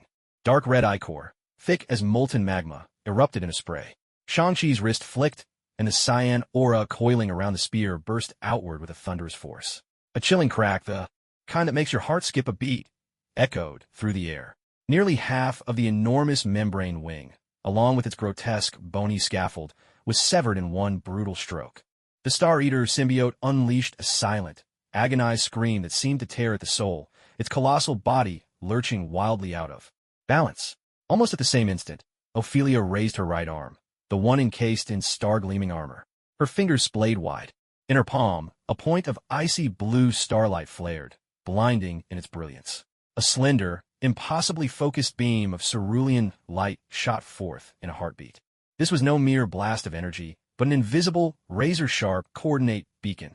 The beam ignored the monster's frantic thrashing, ignored the writhing barrier of slime, and with a will of its own, pierced straight into the monster's chest, right where Tony had already struck, at the heart of its carapace fractured and riddled with cracks by the grinding of folded space. A low, resonant hum filled the air. The moment the beacon struck, that core region turned almost translucent, revealing the writhing, ravenous tangle of symbiotic tissue within, all devouring and merging in a frenzy. At the very center, a shard no larger than a fingernail, radiating a savage, ancient malice, glinted, a fragment of dark red crystal, the 9-tripod shard, source of the corruption. Now Tony, Ophelia's voice cut through the creature's shriek. Already circling above, Tony Stark had been gathering power anew. Beneath his mask, his mouth curled into a cold, determined arc. He no longer aimed at the monster's massive body. Mark 51's twin nanocannons snapped into place with blinding speed, transforming and revealing two concealed, high-precision rail sniper guns. In a heartbeat, They locked onto the exposed fragment, now illuminated by the coordinate beacon at the core. Try this on for size, little shard. Tony growled. A searing pulse, then a thunderous blast. Two blue-white hypervelocity metal projectiles tore through the air, each carrying a terrifying force capable of piercing the armor of a main battle tank, and streaked with unerring precision toward the locked fragment of the 9 cauldrons. But just as the projectiles were about to strike, a massive black claw, slick with mucus and conjured from thin air, came crashing down and swatted them aside. With a dull, wet thud, the projectiles, so deadly they could punch through a tank, vanished into the viscous maw of the monstrous claw, swallowed and absorbed without resistance. As quickly as it had appeared, the claw dissipated into nothingness. In an instant, the exposed core on the chest of the Star Eater symbiote was covered once more by churning slime. Its burning, vertical pupils locked onto Tony, suspended in midair, brimming with the fury of a titan provoked by ants. Foolish humans, a psychic roar, laced with countless greedy, hissing whispers, exploded directly in the minds of Tony, Lin Kan, Ophelia, and Shang-Chi. The shards of God are not from mortal metal to harm. A deep, resonant hum vibrated the dusk as a dark red radiance flared from the monster's chest, piercing the encroaching gloom. Suddenly, a devouring will erupted, dozens of times stronger than before, sweeping the street in an overwhelming wave.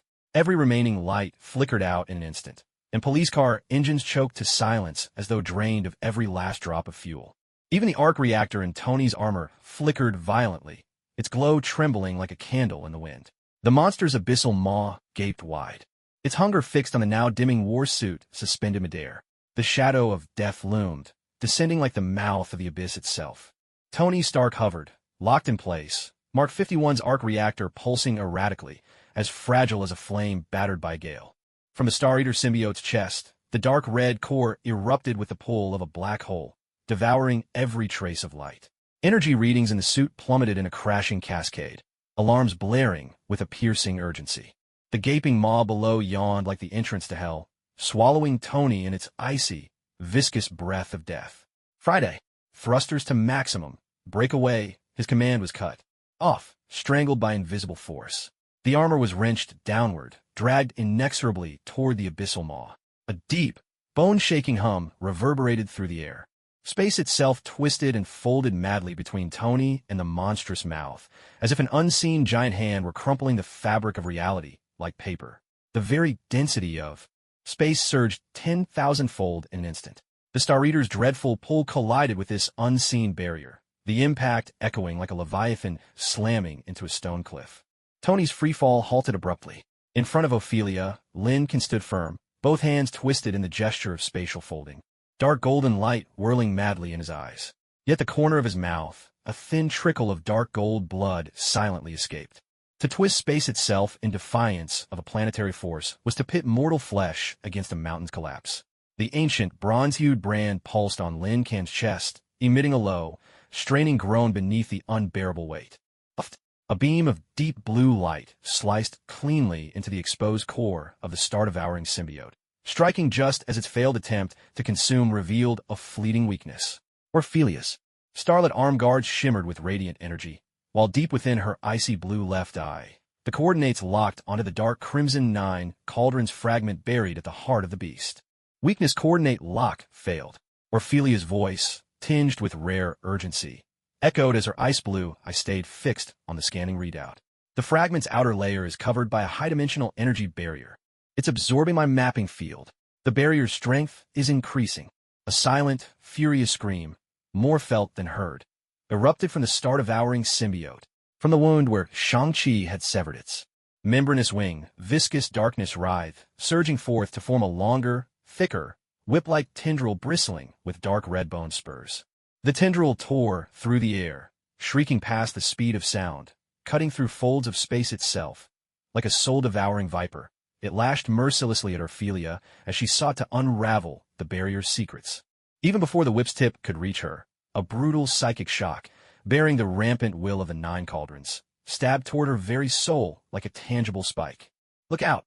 Shang-Chi's pupils constricted as he lunged, a blur of green racing to Ophelia's side, bronze short spear slashing in a desperate attempt to intercept. Most of Lin Kan's spatial folding field was already taxed, resisting the symbiote's gravitational pull. There was no time to block the whip. Orphelia's eyes flashed with grim resolve. Her starlit arm guards pivoted in an instant, and the deep blue beam solidified into a compact energy shield before her. Boom! The energy shield shattered like fragile glass, blue shards scattering in every direction. Though the crimson-spiked whip lost some of its force, it still swept forward with savage momentum, aiming straight for Orphelia's face, a shadow of death descending in an instant. Then, a slender, golden-red figure shot out like lightning from the rooftop of a nearby apartment's fire escape. Not an attack, but an interception. A nearly invisible strand of spider silk, gleaming faintly with gold and red, flickered through the air like a living serpent. At an astonishing speed, it wound tightly around the lethal tip of the whip. The strand looked delicate, yet was imbued with incredible toughness and resilience. Snap! The whip's trajectory was wrenched violently aside. By the spider silk, the barbed bone tip, laced with a stench of blood, grazed Orphelia's temple and slammed into an abandoned police car nearby. The steel frame tore and twisted like tissue paper. Everyone froze in shock. Orphelia's icy blue left eye flew wide open, her pupil contracting sharply. That golden-red figure, that unmistakable mid-air pose. A tremor born from the deepest reaches of her soul. Pure instinct turned her blood to ice. The golden-red hero landed lightly atop a street-corner fire hydrant, knees bending to absorb the impact. The dying sunlight traced the outline of her slender, yet powerfully poised form.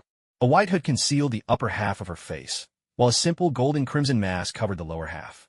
On her deep blue tactical suit, the iconic spider emblem blazed across her chest. Not the traditional red, but glowing with molten golden crimson, like lava pulsing beneath the surface. She tilted her head slightly, and from beneath the mask came a bright, unmistakable voice, tinged with a hint of electronic resonance. Hey, you guys, picking on girls isn't cool.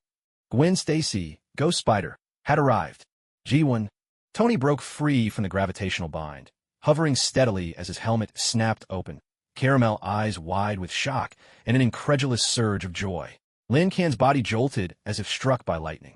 Within his chest, the golden crimson mark that had long been extinguished suddenly flared, as if a frozen core had been struck by a spark, sending a faint but searing tremor. Through him, he stared fiercely at the golden crimson figure, and deep within his dark golden eyes, the vacant stardust seemed as if a burning sun had been cast into the void. The Star Eater symbiote seemed enraged by this unexpected twist, abandoning its assault on Tony, its massive vertical pupil locked instantly. Onto Gwen, a silent, greedy roar exploded in everyone's minds. The bone spur whip, still tangled in webbing, convulsed with sudden violence. With a harsh snap, the resilient webs were torn apart. The whip, driven by a surge of frenzied rage, spun through the air like a high-speed drill, ripping through the atmosphere. Straight toward Gwen. Look out! Shang-Chi roared, his bronze short spear flashing like a streak of green lightning as he slashed with all his might at the middle of the whip. Gwen moved with astonishing agility, as if gravity held no sway over her. In the instant before the whip could strike, her slender waist bent backward at an impossible angle, barely dodging the deadly blow. At the same time, she fired 2 fresh webs from her wrists, both landing precisely on a street lamp across the road. Her arms tensed, whoosh, and in a flash of gold and crimson, she shot out of the Star Eater's reach like a launched bullet. She executed a graceful flip in midair, landing steadily beside Tony's armored form, as if they were comrades fighting side by side. Wow, Mr. Stark. Gwen's voice came through the mask, playful and tinged with that electronic resonance. Just a few days, and your charm offensive has leveled up again? Only this time, it's not a pretty girl you're attracting, but a ravenous cosmic trash can. Tony opened his mouth, looking at the familiar yet changed figure beside him, and felt his eyes sting with emotion. Little Spider, welcome back. His voice was hoarse, barely concealing his feelings. It's not over yet. Ophelia's icy warning shattered the thrill of reunion. Her starlit gauntlet flashed once more, and her ice blue left eye locked onto the Star Eater symbiote's core, now exposed again after its attack on Gwen. Tony, the fragment's outer barrier just flickered. Rotate left, 17.8 degrees. Energy entropy at its lowest. Hit it now. Roger that. Tony's spirits soared as the Mark 51's railguns once again locked onto the precise coordinate provided by Ophelia. Blue and white light gathered furiously. At the muzzles, its glow intensifying by the second. The Star Eater symbiote sensed mortal danger. The massive creature recoiled with a sudden, violent contraction. From its chest, the dark crimson core blazed, surging with light. In an instant, a denser, rune-laced energy shield of dark red formed, swirling with blasphemous symbols. This time, it even abandoned some of its outer mucus tissue, focusing all its power on defending its heart. At the same moment, its abyssal maw yawned open again. This time, its target was clear: police officers and civilians wounded by the earlier shockwave. Sprawled helpless on the ground, it sought to replenish its energy by devouring lives, forcing through its next evolution in a single, monstrous breath. A terrifying suction swept across the street. Shattered cars, trash bins, even several wounded officers, unable to move, were dragged relentlessly toward the gaping jaws. Desperate screams tore through the twilight, filling the air with dread. Tony's railguns were seconds from firing, but if he targeted the shield, he couldn't stop the creature from preying on civilians. Someone had to interrupt its feeding. Now, suddenly, a low, electric hum. A ghost-like cobalt blue figure slipped out of the shadows, materializing at the side of the Star Reader's colossal head. No one saw how he appeared. It was as if he'd simply seeped from the darkness itself.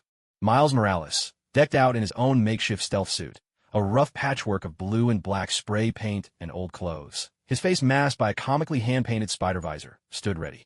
At that moment, his body was wreathed in a current of ghostly blue electricity, flowing like liquid circuit boards across his form. The glow wasn't meant to attack, but to let him melt perfectly into the warped light and rippling space around him. The Star Reader's burning, vertical pupils utterly failed to register his presence. "Hey, big guy," Miles called out, his voice tinged with youthful nerves and a forced bravado. "You've got a police car stuck in your teeth." With that, he slammed both hands against the creature's enormous head. Crackling with fury, a torrent of golden bioelectricity erupted from Miles' palms, surging like a dam burst. It wasn't a wild discharge, but a current thrumming with an odd frequency. Even Miles himself couldn't fully comprehend it, as it flooded into the symbiote's mucus tissue. It wasn't meant to destroy, but like a ruthless jammer, the current forcibly scrambled the creature's internal energy transmission and the mental links between its symbiotic cells. A silent, earth-shattering scream seemed to emanate from the Star Eater.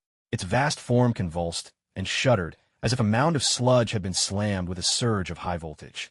The gaping maw snapped shut, its feeding abruptly cut short.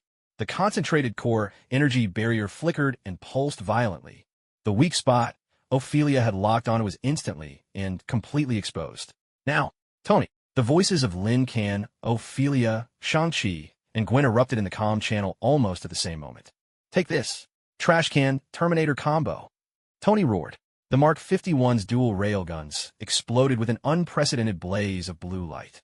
Two hypercondensed, supersonic projectiles tore through the air, surging with unstoppable destructive will, and struck with pinpoint accuracy at the fragment of the dark red nine cauldrons, fractured by Miles' bioelectric surge and riddled with deadly cracks in its shield. There was no earth-shattering explosion, just a faint, crisp sound like bubbles popping.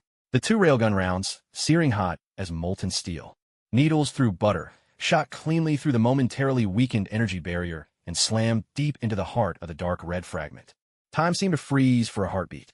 Across the surface of the fragment, that ancient, savage dark red light flickered wildly, like the final spasms of a dying beast. Crack, crackle. A web of fine fractures instantly spread across the shard like creeping frost. Then boom, a storm of dark crimson energy, more violent, pure, and filled with ravenous destruction than ever before, erupted from the heart of the shattered fragment with a deafening force. It was as if a supernova had ignited within the Star Eater symbiote's core. The creature's enormous body went rigid in an instant, its blazing vertical pupils consumed by the overwhelming red glare. The viscous slime covering its body writhed and boiled, like a wax figure thrown into a furnace, and then swelled violently outward, bursting from within like a balloon pricked by a needle. Silent eruption. A tidal wave of slime exploded through the entire block, thick, foul-smelling, saturated with the last violent will of the nine-cauldron fragment, surging outward in every direction like a toxic tsunami. Buildings on both sides of the street were splashed with inky sludge. The remains of police cars, just sucked in, disappeared in the flood. The air was choked with the nauseating stench of sulfur and rotting meat. At the explosion's epicenter, the massive body of the Star Eater symbiote was utterly gone. All that remained was a deep, sizzling crater, corroded and bubbling, and a flurry of black, ashen flakes, liquid darkness drifting down like snow. The storm subsided. Silence fell, cloaking the ravaged street. Tony touched down gently at the edge of the crater. His faceplate slid open, revealing a few smears of black ash on his skin, his caramel-colored eyes reflecting the last embers of the blast. And, standing at the crater's rim, the blue-black figure, crackling with dying sparks of azure lightning, staring down at his own hands in bewilderment. "Nice job, kid." Tony's voice carried a gravity he had never displayed before. Miles lifted his head, the eyes beneath his Spider-Man mask blinking as if he still hadn't recovered from the cataclysmic explosion and everything that had just happened to him. Gwen landed lightly beside him, her gold-and-crimson figure blazing in the twilight like a burning star. "Hey, rookie." She extended her hand, her tone laced with a playful warmth. "Welcome to the Greater Power, Greater Troubles Club." Ophelia stepped up to the edge of the crater, the glow of her starlit arm guards gradually fading. Her ice-blue left eye fixed intently on the bottom, with a lingering fragments of dull, red-tinged dust still smoldered. She lifted her right arm, dark blue and shimmering with starfire, and her fingertips brushed the air, sensing the traces of violent energy that remained in the space around them. "The shard's core has been annihilated, but the malice of the 9 cauldrons hasn't dissipated." Her tone was cold and heavy. "It's only spread out." Lincoln stood by her side, his dark golden eyes also gazing into the pit. Within his chest, the golden crimson mark ignited by Gwen's appearance now felt the presence of something far vaster, more elusive, a primal malice, ancient as a plague, spreading through the world. It wasn't a single, tangible enemy. Instead, it felt as if the very earth and sky themselves had been tainted by the broken fragments of the 9 cauldrons, stained with an ominous, blood-red shadow. Shang-Chi sheathed his bronze short spear and moved to stand beside Lin Kan, his dark face showing no hint of triumph. "The cauldron's malice has spilled into the world," his deep voice rasped like sandpaper. "The real trouble is only just beginning." The night wind swept up black dust with a sharp tang of sulfur, brushing over the silent crowd. In the distance, the lights of New York flickered on, illuminating the ruins and casting new shadows. The Star Eater's symbiote was dead, but the Star Eater's eclipse had only just begun. In Queens, the smoke of battle still clung to the air as fire trucks howled through the stagnant dusk, their sirens slicing through the heaviness like a blade. The self-destruction of the Star Eater's symbiote had left a corroded crater, a fresh wound on the city, reeking of sulfur and despair. SHIELD special ops teams, clad in sealed protective suits, swept the chaos with energy absorbers specially designed to clear away the scattered remains of viscous symbiote. Slime. Tony crouched at the rim of the pit, pinching a trace of dust still tinged with a faint, sinister red. The nanosuit's internal scanner whined with an almost hopeless urgency. "The energy signature is completely unknown. No, it's chaos. It's saturated with the 9 cauldrons' ferocity, the symbiote's ravenous instincts, some strange entropic evolution, and—" Tony's words cut off abruptly, his caramel eyes fixed on the screen as the data surged and flickered wildly. "Is it self-replicating? No, it's more like contamination, genetic pollution, specifically targeting certain energy frequencies." As if to confirm his words, a piercing explosion suddenly erupted from a distant city block. Flames mingled with strange streams of violet energy shot skyward. Almost at the same time, in another direction, countless razor-sharp icicles burst forth like a raging thicket of brambles, shattering the glass facade of an office building in an instant. Report. Multiple anomalous energy surges detected in the target area. Report. High-intensity ice-based power out of control in the target area. The source appears to be a teenage mutant. Report. Large-scale psychic shockwaves detected in the target area. Ordinary citizens are displaying signs of collective panic and aggressive behavior. The NYPD's emergency channels were instantly flooded with a tidal wave of alarms. Chaos, like a spreading plague, surged outward from the epicenter of the symbiote's self-destruction, following the trail of Ding Li energy contamination, racing across New York and threatening to engulf places far beyond. It's the fragments, the last malice of the 9 cauldrons. Standing at Lin Kan's side, Ophelia let the faint glow from her star-forged arm sweep across the stormy sky. In the depths of her icy blue left eye, a glimmering star spun rapidly, tracing out an invisible, ever-expanding map of dark red energy contamination. There's no tangible target. It's polluting the energy itself, triggering all unstable gene expressions, or rather, igniting every latent X gene. Even as she spoke, a torrent of metal, gleaming like liquid mercury, burst skyward from the twisted wreckage of a nearby fire truck, heedless of gravity. The metallic flood gathered and morphed midair, instantly forming a towering, 3-meter-tall, humanoid shape of sharp-edged silver gray. Its face was smooth, without any features. Only 2 pinpoints of icy red light, flickering with data streams. Liquid metal shimmered across its body, radiating an aura both exquisitely precise and violently wild. Mutant identified, Colossus class, metal manipulation variant, energy readings spiking. Threat level, high. Ophelia's analysis concluded in a flash. Almost simultaneously, the remains of corrosive slime at the edge of the pit, still being cleared, suddenly began to writhe and boil with unnatural life. Part of it, like wriggling black vines, instantly snaked out to ensnare several nearby special ops officers. Another part rapidly solidified, forming a dozen palm-sized, dark red beetle-like symbiote insects with savage mandibles. They swarmed, with a shrill, high-pitched screech, descending in a bloodthirsty cloud towards the nearest living targets. Tony, Lin Kan, and the others. Defend! Shang-Chi roared, his bronze short spear vibrating with an electric hum as blue light exploded from the blade. Tony's repulsor charged in a heartbeat, sending his armor rocketing skyward. Gwen's golden red webs shot with precision, aiming to free the special ops agents ensnared by the black vines. A flash of ghostly blue electricity flickered over Miles as he tried to disrupt the metal figure with a surge of bioelectricity. Yet, an instant hum, an invisible psychic shield sprang up, enveloping Lin Kan, Ophelia, and Shang-Chi with flawless precision. The swarm of symbiote insects that hurled themselves at them shattered against this barrier as though colliding with an unbreakable wall, bursting apart in a shower of fragments. At the same time, a gentle yet irresistibly commanding voice echoed directly in everyone's minds. The target's silver stream is ours. Focus on clearing secondary contamination and rescuing civilians, Mr. Stark. Hovering silently above the battlefield, a peculiar disc-shaped aircraft, gleaming silver and shaped like a cross, hung in the air. Bold letters, XF, were emblazoned along its side. The hatch slid open, and several figures glided gracefully to the ground. Leading them was a man in a sharply tailored, deep purple trench coat.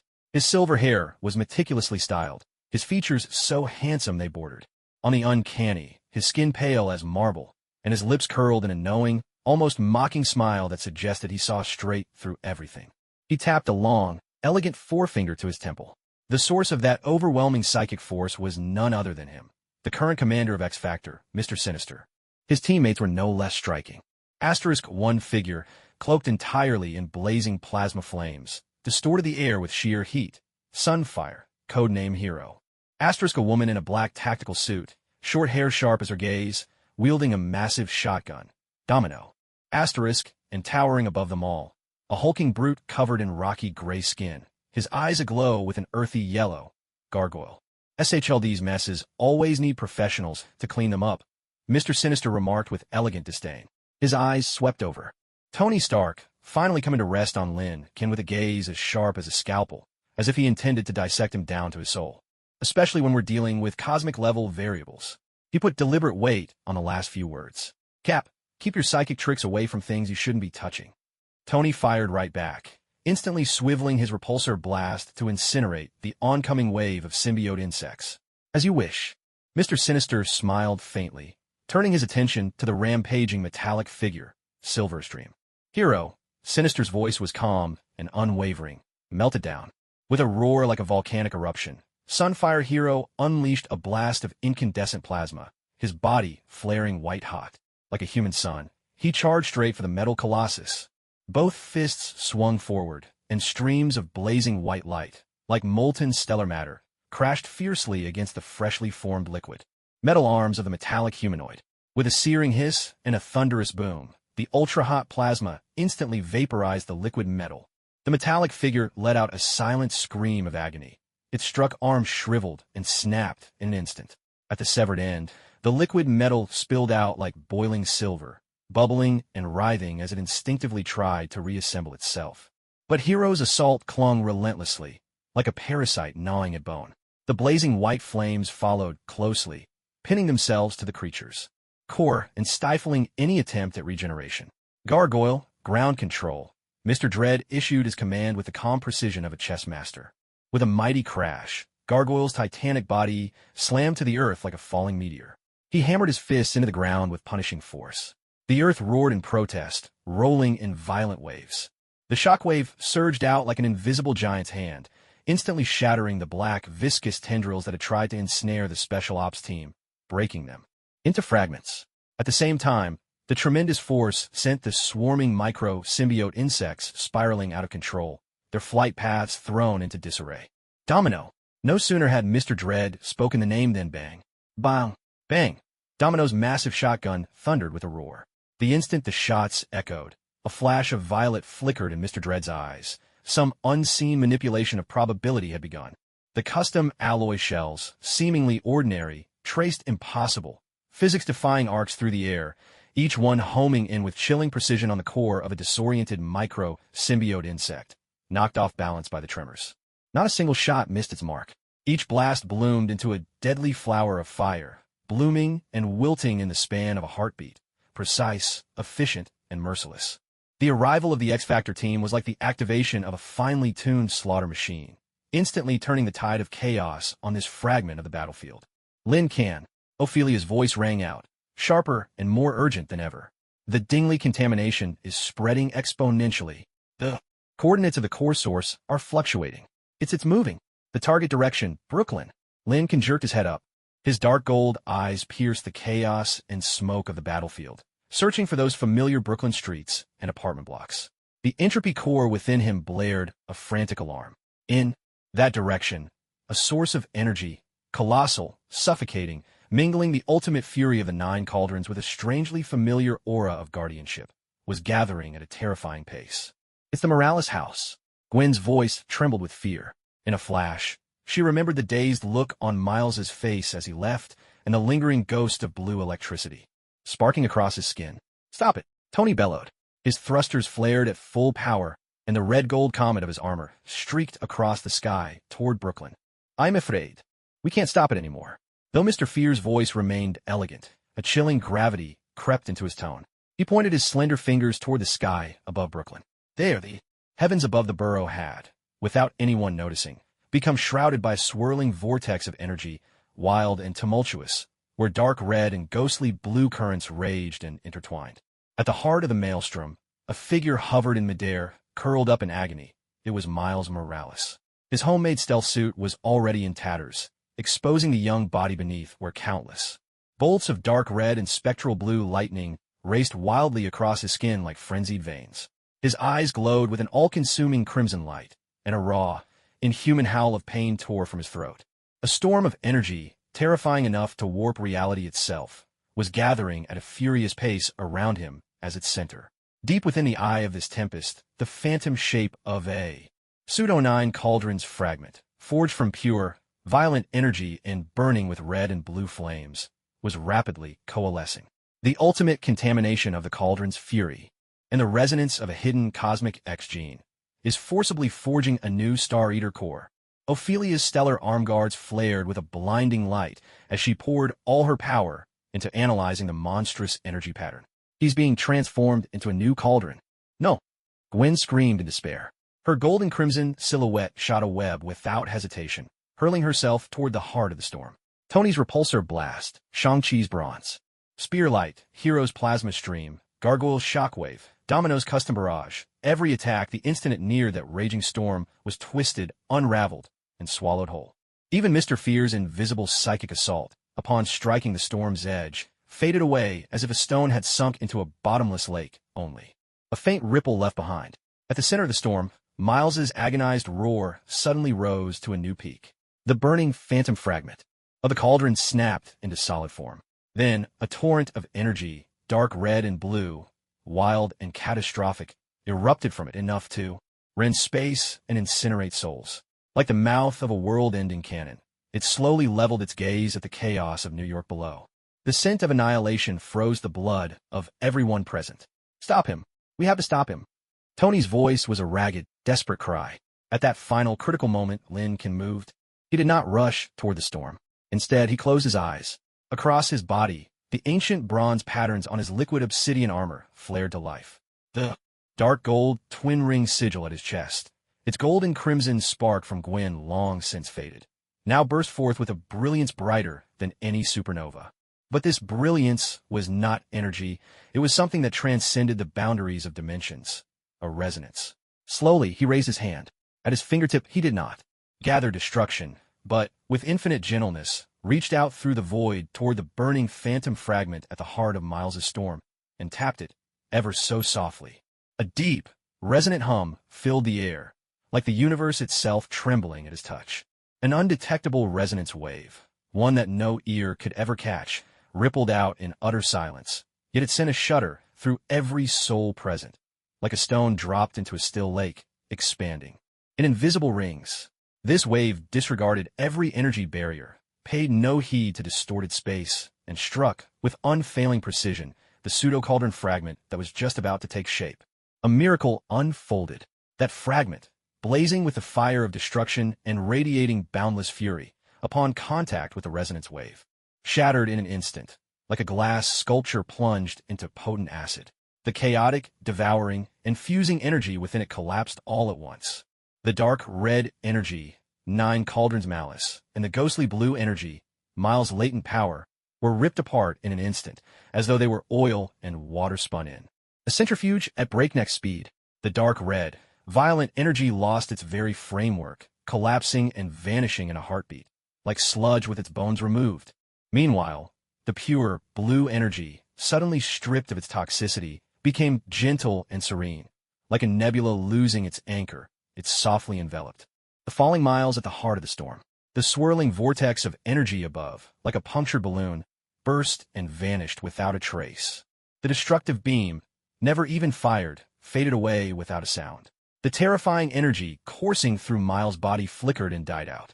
He plummeted from midair, only to be caught securely in Gwen's waiting web. He slipped into a deep coma. Silence returned, heavy as a shroud. Only the shattered remains of Brooklyn's streets seemed to weep in muted anguish. Every attack, every defense, every ounce of willpower, all became mere backdrops, rendered laughable by that seemingly effortless point. The glow of Tony's palm repulsor froze in midair. Shang-Chi's bronze spear halted mid-swing. For the first time, the perpetual, mocking smile froze on Mr. Sinister's face, and in those eyes, usually so all-seeing, a storm of unprecedented fury raged. He stared at Lin Can's withdrawn finger, at the fading brand on his chest, at the eyes that held the dust of stars and the weight of law, now empty and profound. Entropy core resonance. For the first time, Mr. Sinister's deep voice lost its usual elegance, turning hoarse with disbelief.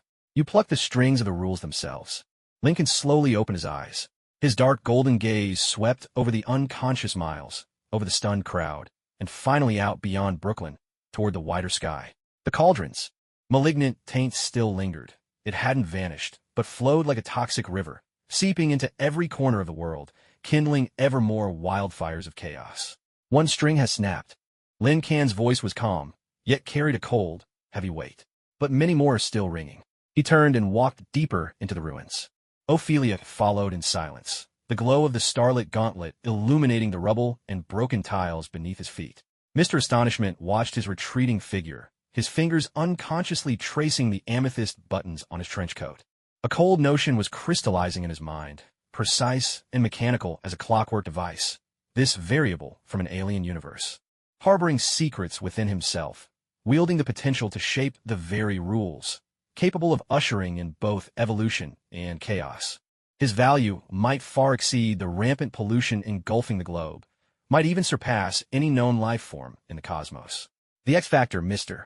Astonishment's voice regained its elegance, now tinged with the chill of a hunter who has locked onto his prey. Priority status, maximum. Immediate change. Full surveillance on codename. Entropy core host Lin can establish the string analysis model. His gaze swept across the chaos of the city. Simultaneously, initiate the global mutant gene loss of control tracking protocol, Phoenix Requiem. I want to know where this corrupted spark will ultimately ignite. The silver star-crossed aircraft rose in utter silence, vanishing into a sky laced with smoke and fire. The Bureau of Divine Spear continued their cleanup, alarms wailing in relentless succession. Tony looked at the unconscious Miles and the silhouette tightly held by Gwen, then glanced toward the direction where Lincoln had disappeared, a gravity settling on his face beneath the mask deeper than ever before. The storm had stilled for the moment, but the strings of law, once plucked, would send their trembling echoes only now beginning to resound. The taint had seeped into the world's bloodstream. The wildfire of chaos had already begun to spark quietly across the globe. And around the entropy core host, the hunting ground had been redrawn by the most dangerous predators. Low Earth orbit had become a cold graveyard of battle. The Wakandan Panther Shadow Patrol fleet thrashed like fish cast into boiling water, struggling in vain before the unnameable, terrible pull of the phage mothership.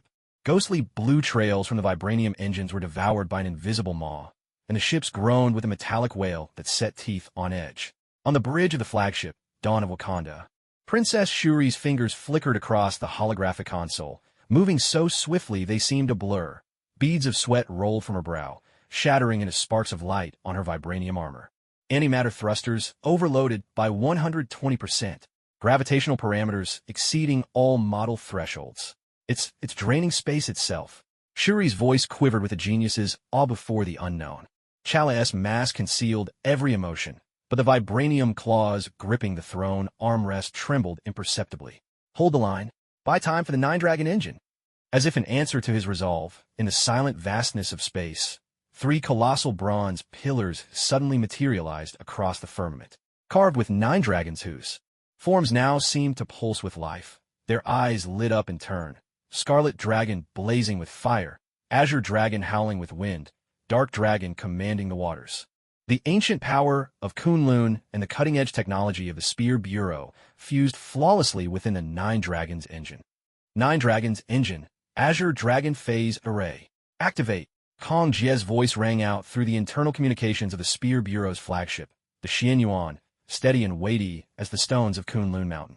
A deep, resonant hum filled the air as 3 torrents of visible cyan energy erupted from the top of the bronze pillars, not as a destructive barrage, but as mighty shuttles weaving the very fabric of reality. They darted and intertwined through the void before the Wakandan fleet, binding and twisting space itself. Wherever the energy passed, the torn and warped space-time left by the phage mothership was forcibly smoothed, as if by an invisible giant hand stroking silk back into place. Stitching the rifts shut, in a heartbeat, a vast spherical force field, shimmering with flowing azure dragon patterns, took shape and enveloped the beleaguered Wakandan fleet.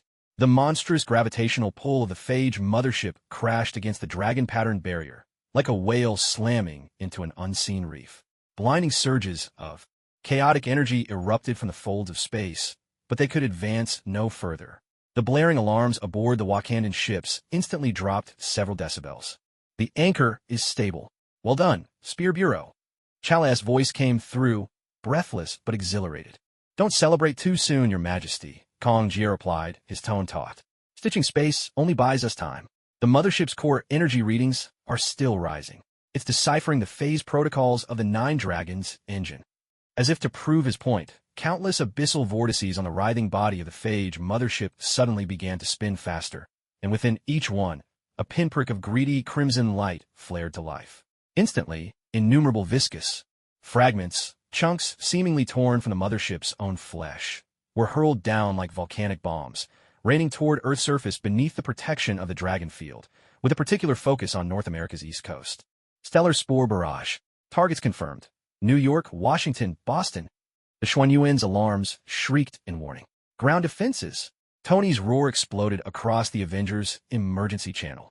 Streams of gold and red nanotech armor blazed through the sky like burning meteors, streaking unflinchingly toward the densest waves of black meteoric spores above New York. Avengers assemble. Steve Rogers' bellow rang with the glory of days gone by, his vibranium shield, a newly forged replacement, catching the morning light in an arc of unyielding resolve. He led the Reformed Alliance straight into the heart of the next oncoming spore wave. Apartment buildings in Brooklyn trembled on their foundations under the shockwaves. Lincoln handed the day's miles over to Gwen, his golden eyes piercing through the shattered ceiling, locking unerringly on the ominous silhouette of the mothership looming in the sky. The dark golden brand on his chest burned hot, almost boiling, while the tainted wrath of the 9 cauldrons polluted the soul link between him and Ophelia, howling like maggots gnawing at the bone. The core coordinates. They're moving. Ophelia's voice was racked with a pain she had never known before. The star-forged armor on her arm pointed toward a swirling, ever-shifting crimson vortex at the heart of the mothership. The primordial will of the devourer. It's choosing a site. It's searching for a sacrifice worthy to bear the ultimate cauldron. In the icy blue of his left eye, the pinpoint of starlight marking the coordinates flickered erratically. With every flash, it illuminated the outlines of several massive energy sources, the vibranium core of the Wakanan fleet, the bronze pillars of the Nine Dragon engine, and even certain life nodes in the city below, where ancient bloodlines or powerful mutant genes lay hidden. Choosing a site, Lin Kan's voice was as cold and sharp as a blade. The power of the entropy core surged and roared within him, clashing violently with the stardust laws sealed in the brand. Deep within his soul, a primal loathing for the Marauder's presence ignited, a hatred as old as time itself. The ground. Look at the ground. Shang-Chi's voice, raw and tinged with the scent of blood, burst through the comm channel. Above the ruins of New York, the black rain of the Star Eater spores had already fallen. The instant the spores hit the earth, they didn't explode. They seeped and dissolved like ink dropped into clear water. The asphalt, the shattered concrete, the twisted rebar, every material was being relentlessly assimilated and devoured by the spreading black ooze. Even more terrifying, those who hadn't escaped in time or had been tainted by the cauldron's wrath, the civilians, the gravely wounded soldiers, even mutants who'd lost control. If the ooze so much as touched them, they dissolved in an instant, as if wax figures plunged into acid. Flesh, bone, and sinew melted away, becoming part of the newborn abominations spawned from the ooze. From the mingled remains of humans and ruined buildings, monstrous, twisted subcreatures of the Devourer were being born in droves. Some crawled like many-legged titans, leaving corroded trenches of slime in their wake. Others resembled bloated, gaping mounds of flesh, devouring everything within reach. And some, more grotesque still, strode like warped giants, wielding weapons forged from rebar, concrete, and severed limbs, their silent hunger echoing louder than any scream. Hell had come to Earth. Stop them from merging. Destroy the core nodes. Tony's repulsor blast carved a blackened path through the ranks of monsters, but more surged in, wave after wave. The node core, it's moving. I can't lock on. Ophelia's voice trembled with frustration, her mapping abilities crippled by the cauldron's wrath, as if she were peering at the world through a thick, bloody fog. At that moment, a shadow sliced into the battlefield like a phantom. But instead of charging the monsters, it veered directly toward the half-collapsed apartment building where Lin Kan and Ophelia stood. Su Wenwu, the Mandarin. He was still dressed in his immaculate Zhongshan suit, gold-rimmed glasses perched on his nose. But the scholarly gleam in his eyes was gone, replaced by a molten greed and fanaticism that threatened to consume everything. The bronze ring, twisted into the shapes of dragons and serpents on his left ring finger, erupted in a blinding, dark crimson light. The ring was pointed directly at Ophelia's right arm, that arm where starlight flowed in deep blue hues. A vessel for the power of the 9 cauldrons. A perfect sacrifice. It's time this returned to its rightful owner. Masterman's voice hissed forth, as venomous as a serpent's tongue.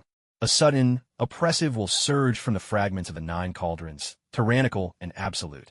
Blended within it were the twin powers of gravity manipulation and psychic lash from the 10 rings, coalescing into an invisible iron claw that raked viciously toward Ophelia's arm. She was about to be forcefully stripped of it. Get away! Lin Kan's roar tore through the air. The entropy core's power twisted space in an instant, desperately trying to block the attack. Yet a strange flash pulsed from Masterman's ring, and that searing, stripping force seemed alive. It ignored the folds in space, pierced all defenses with surgical precision, and seized upon Ophelia's arm. Aff! Ophelia's scream was piercing and desperate. The starlit armor along her entire arm dimmed at once. Beneath her skin, the veins of icy blue and gold-red energy writhed and burned as if seared with a brand.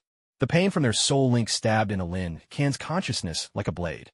Worse still, the tiny ice-blue beacon concealed deep within Ophelia's arm, her last defense against Null's lingering corruption, gave a mournful, shattering cry under the assault of the 9 cauldrons' will. If it broke, the suppressed abyssal blasphemy would instantly lash out in a catastrophic backlash. Gwen!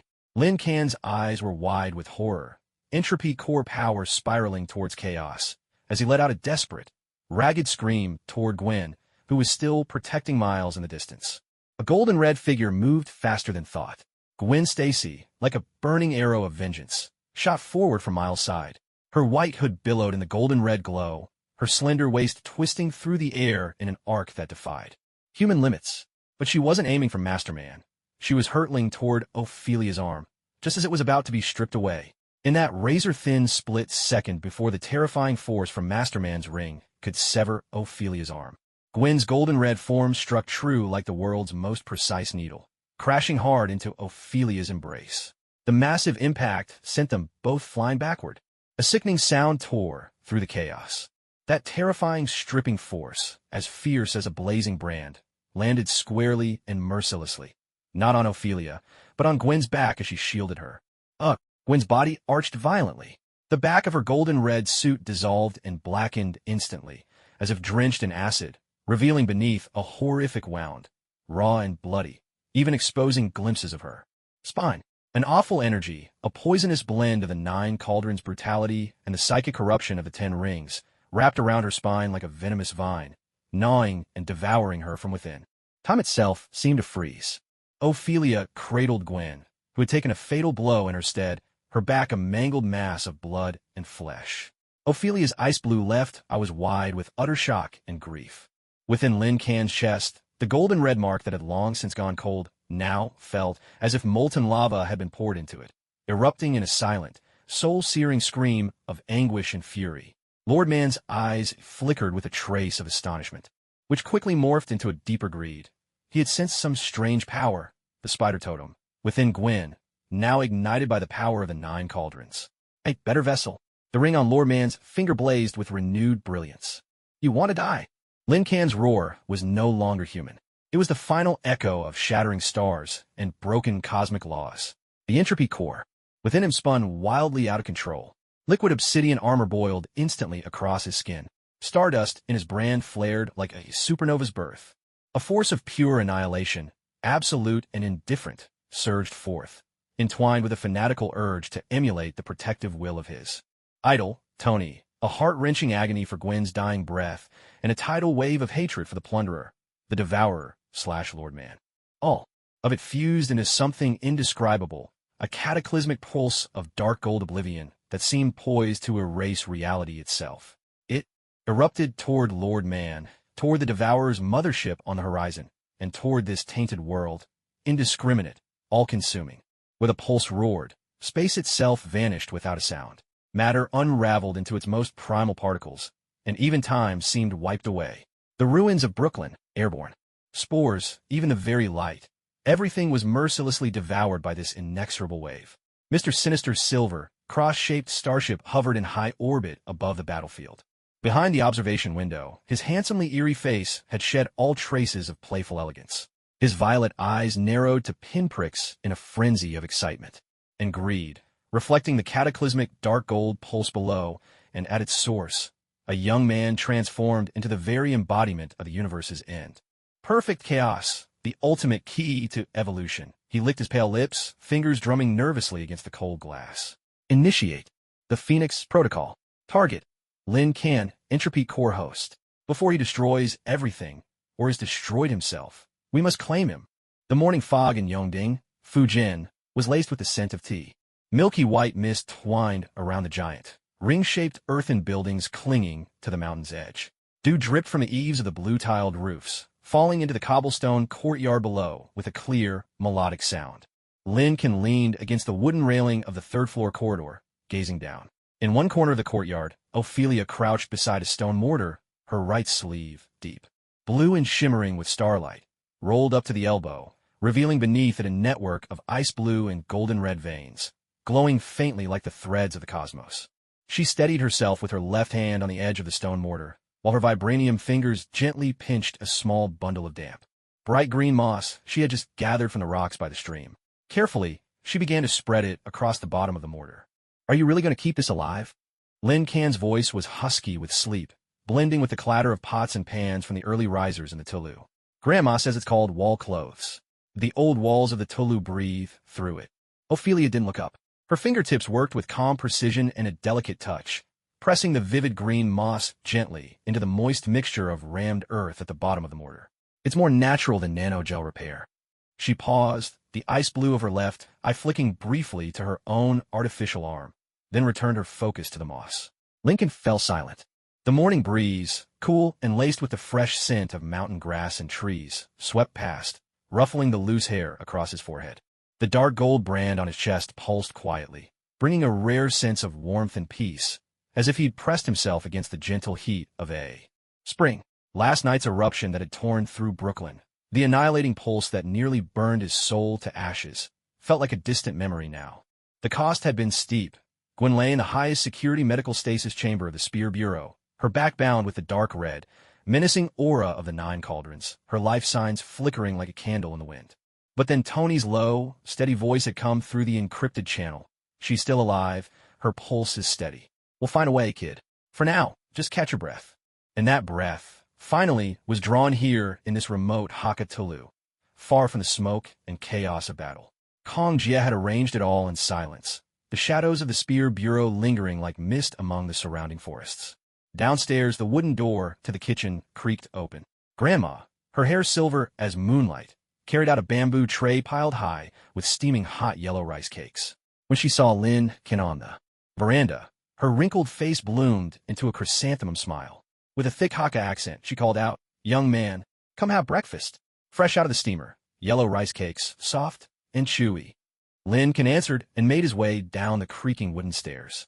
In the courtyard, Ophelia stood as well, washing the soil from her fingertips in a nearby clay basin. Droplets of water slid down her vibranium fingers, scattering into tiny shards of light in the morning sun. She walked to Lin Can's side, her arm hanging naturally by her side. The starlight glowing beneath her skin seemed warm and restrained in the dim Tula daylight, no longer harsh to the eye. The kitchen was filled with the homely scent of wood smoke and the sweet fragrance of rice cakes. On the rough wooden table sat several bowls of clear rice soup, a plate of radish cakes fried to a perfect golden crisp on both sides, and Grandma's prized yellow rice cakes, soft and bouncy, their subtle aroma of plant leaves drifting gently through the air. "Eat, eat, don't be shy." The old woman cheerfully picked up food for the two of them. Where clouded eyes swept over Ophelia's arm, there was not the slightest trace of surprise, only the pure kindness of an elder. "Little girl, you're so skillful, helping Grandma mend the wall hangings." "Thank you." Ophelia lowered her head slightly, the steam from her bowl reflected in her icy blue left eye. She answered softly, "It's what I should do." Mimicking Lin Can's movements, she picked up her chopsticks with her left hand. It felt a bit awkward as she lifted a piece of turnip cake and took small, careful bites. Her starlit arm rested quietly on her lap, as ordinary as any other limb. Lin Can took a bite of sticky rice cake. Its gentle sweetness melted on his tongue, mingling with the comforting warmth of the wood fire. He looked up, watching Ophelia as she sipped her rice soup in small, careful mouthfuls. Morning light streamed through the narrow wooden window, illuminating her lowered lashes and casting a faint shadow on her pale cheek. The shock of shielding her from the force that tried to strip her away last night still seemed to linger at his fingertips. But in this moment, there was only the swirling warmth of rice soup and the gentle clink of porcelain. A sense of post-calamity peace, almost unreal, enveloped him. After the meal, Grandma brought out her sewing basket. Squinting into the light from the window, she tried threading a needle several times, but without success. Silently, Ophelia reached out her hand. "Little girl has sharp eyes. Will you help Grandma thread this needle?" Grandma asked with a chuckle, passing the needle and thread to her. Ophelia accepted it. Her ice blue left eye focused on the tiny eye of the needle. She raised her right arm, dark blue, shimmering faintly with starlight. Her fingertips didn't touch the thread at all. Instead, she made the faintest of gestures in the air near the needle's eye. A barely perceptible ripple stirred the air, so subtle it was almost invisible. To Grandma, it merely seemed that the needle glimmered for a moment. And then, when she looked more closely, the fine red thread was already neatly through the eye of the needle, the end tied in a tiny knot by itself. "My, it's done. Such skillful hands you have, little one," Grandma exclaimed, beaming with delight, entirely oblivious to the subtle shift in the air. A hint of a smile, so faint it was barely there, curved at the corner of Ophelia's lips. Was that relief flickering in her icy blue gaze? Leaning against the doorframe, Lin Can watched her. In his chest, the long-dormant entropy core seemed to pulse gently with that slight smile, sending an unfamiliar warmth through him. The sun climbed higher, chasing away the morning mist. Grandma set off to the back mountain to pick fresh tea leaves. Lin Can and Ophelia followed, walking up the stone steps behind the earth building. The tea fields climbed the hillside in layered terraces, and the tender green buds gleamed with a glossy sheen in the sunlight. The air was filled with the fresh scents of earth, grass, and distant wildflowers that no one could name. Ophelia walked ahead, her steps light and swift. Her cotton jacket, faded from many washings, billowed gently in the mountain breeze. Every now and then, her starlit arm brushed against the drooping branches of the tea bushes by the path, sending dewdrops tumbling to the ground. Lincoln followed a few paces behind, his gaze fixed on that very arm. The faint scorch marks left by last night's fierce battle were slowly healing themselves, the starlight flowing along her skin, dissolving the wounds like melting snow. Almost unconsciously, he touched the spot on his own chest where the brand lay. The dark copper patterns there seemed softer now, less restless. "Look," Ophelia said, pausing and pointing toward an inconspicuous hollow at the foot of the slope. There a massive, dark green rock lay sprawled across the ground, its surface riddled with holes worn by wind and frost. What was strange, though, was that in the damp, shaded crevice of the rock, several tender green blades of grass had stubbornly pushed their way out. There, slender leaves held a few translucent, ruby-red berries, each no bigger than a grain of rice. "Snakeberries? Grandma always said we mustn't eat those." Lincoln stepped closer. "Not for eating." Ophelia crouched down, her starlit fingertips hovering just an inch above the little grass. Her left eye, icy blue, fixed on the red berries, and deep in her pupil, a faint shimmer of celestial blue flickered for a heartbeat. There was no ripple of energy, yet suddenly, the berry sheen seemed to glow with life, so plump and vivid they looked ready to burst their skins. "Just helping them live a little better," she said as she rose, her tone calm and matter-of-fact. The mountain wind caught the loose strands of hair at her temple, revealing a pale sliver of her neck. Lincoln studied her serene profile, feeling that unfamiliar warmth stirring in his chest once more, clearer than before. On impulse, he reached out, hesitating for a moment, then ever so gently brushed away a tiny tea leaf that had somehow clung to her shoulder. Ophelia stiffened slightly, but did not move away. Her icy blue left eye turned to look at him, his reflection etched clearly in her gaze, along with the hand he hadn't quite withdrawn. For a moment, time seemed to stand still. The wind whispered through the tea fields, carrying with it the quiet chatter of leaves and grass. Then, from the earthen building down the mountain, the crisp crow of a rooster rang out, shattering the hush between them. Ophelia was the first to look away, turning and continuing up the stone steps. "Grandma said to pick one bud and one leaf at a time." Lincoln pulled his hand back, the softness of her cotton jacket still lingering at his fingertips. He watched as her figure slipped into the green waves of tea bushes, sunlight outlining her slender but upright silhouette. The brand on his chest throbbed steadily, and even the entropy core within seemed soothed by the peace of these hills, no longer ignited stardust, but warm jade sinking to the bottom of a clear pool. He took a long breath, drawing in the rich fragrance of tea, and followed her up. The stone steps beneath his feet were rough and solid, leading him toward the sunlit crest of the slope. The very tip of time was frozen in absolute silence. Above the Yongding Tulu, the slanted azure dragon pillar loomed like a dying ancient god. Its twisted bronze dragon head glared down in ferocious contempt at the land below, a land on the brink of erasure, a torrent of annihilation, no longer the ordered blue gleam, but a boiling flood of death. Seething with the malice of 9 cauldrons and the mingled greed of dark red and ghostly blue, had broken free from its final spatial anchor. Like the gaping maw of a cosmic beast, it roared toward the heart of the Tulu's courtyard, where Lin Can and Ophelia stood, ready to swallow them whole. Even before the light arrived, the will to destroy had already frozen their very souls. Ophelia's left eye, icy blue, lost all focus in the grip of absolute terror. The arm corrupted by that deathly, frozen blue hung stiff and lifeless, and deep within her gauntlet, the faint glimmer that tethered her to her coordinates and herself flickered like a candle battered by wind. The presence of death was so thick, it seemed to turn the very air in her lungs to ice. It was not teleportation, nor defense, nor attack. He simply took a single step forward. A step so deceptively simple, yet it felt as if some invisible shackle had been shattered. The layer of liquid obsidian armor upon his body, long since suppressed, now boiled and vaporized in silence, as though ice had been thrown into a furnace. Beneath it was no flesh, only a body of energy, etched with fragments of eternal starlight and ancient dark bronze patterns. The dark gold twin rings imprinted. On his chest blazed brighter than ever before. Where once the core had been extinguished, where Gwyn's golden red mark had lain, now erupted a light even more primal, more resolute. It was the anchor he left in his passage through time, the price he paid for devouring the primal entropy core his stubborn imitation of Iron Man, his profound and tangled resonance with this ancient land beneath his feet. It was all of these things, everything, burning away to nothing but sheer will in the face of ultimate destruction. He opened his arms wide, not to embrace death, but to embrace Ophelia, gathering her completely into an embrace forged of stardust, using his chest ablaze with terminal radiance to shield her frozen arm, to protect that dying spark of coordinates flickering deep within her gauntlet. Live, his voice imprinted itself directly onto the blank canvas of Ophelia's soul, calm and eternal. Go, and see the snow atop the Great Wall for me. A thunderous crash. The annihilating stream of the Azure Dragon, like a cosmic hammer of judgment, came crashing down. There was no explosion, no shockwave, only absolute annihilation. That dark red and ghostly blue current of death swallowed Lin Kan's stardust body in an instant.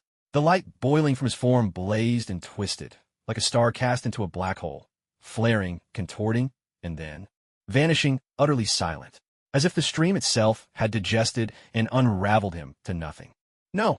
Ophelia's soul unleashed a silent scream so powerful it could tear the fabric of a universe apart. She felt herself hurled backward by an irresistible force, slamming hard against the frigid earthen wall of the Tulu. Her vision was swallowed whole by an overwhelming darkness tinged with deep red and eerie blue. The only thing she could still sense was at the other end of her. Soul link, a connection that, like a dying star, suddenly plunged into an absolute, icy silence, a terminal stillness beyond all hope. High above the Tulu, the night sky stretched even darker. The silver cross-shaped starship hovered motionless in its cold, orbital path. Mr. Fear's elegant, handsome face was pressed against the thick observation window, his violet eyes, wide with feverish excitement and greed, dilated and contracted, reflecting the spectacular and terrifying scene of annihilation unfolding. Below, annihilation, the ultimate collapse of ordered chaos, the perfect equation of the zero state. His voice quivered with a manic edge, fingers tracing frantic patterns across the cold glass. Record it. Every angle. The rate of material annihilation. The entropy of energy conversion. The residual frequencies of consciousness. I want every parameter of his death. Target energy response, rapidly declining. Approaching zero. The ship's AI reported in a chilling monotone. No, not enough. Mr. Fear spun around, his pale face twisted with fanatic madness. Activate the blood sample vial. Lock onto the very last stream of particles that escapes before he's annihilated. Even if it's just a speck of dust. I must have his genetic code. A hum vibrated through the ship as a tiny hatch opened at its base. Silently, a strange, teardrop-shaped crystal container was deployed, its surface wrapped in mysterious violet energy currents. Like a shark scenting blood, it plummeted swiftly toward the Tulu below, now engulfed by the annihilating light. Almost simultaneously, Lin Kan, Tony Stark's raw, sky-shattering roar ripped through the night, accompanied by the thunderous sonic boom of a golden-red meteor. The Mark 51 suit broke, the sound barrier trailing a shockwave of white vapor as it streaked like a burning arrow of vengeance, slamming into the slowly contracting pillar of azure annihilation.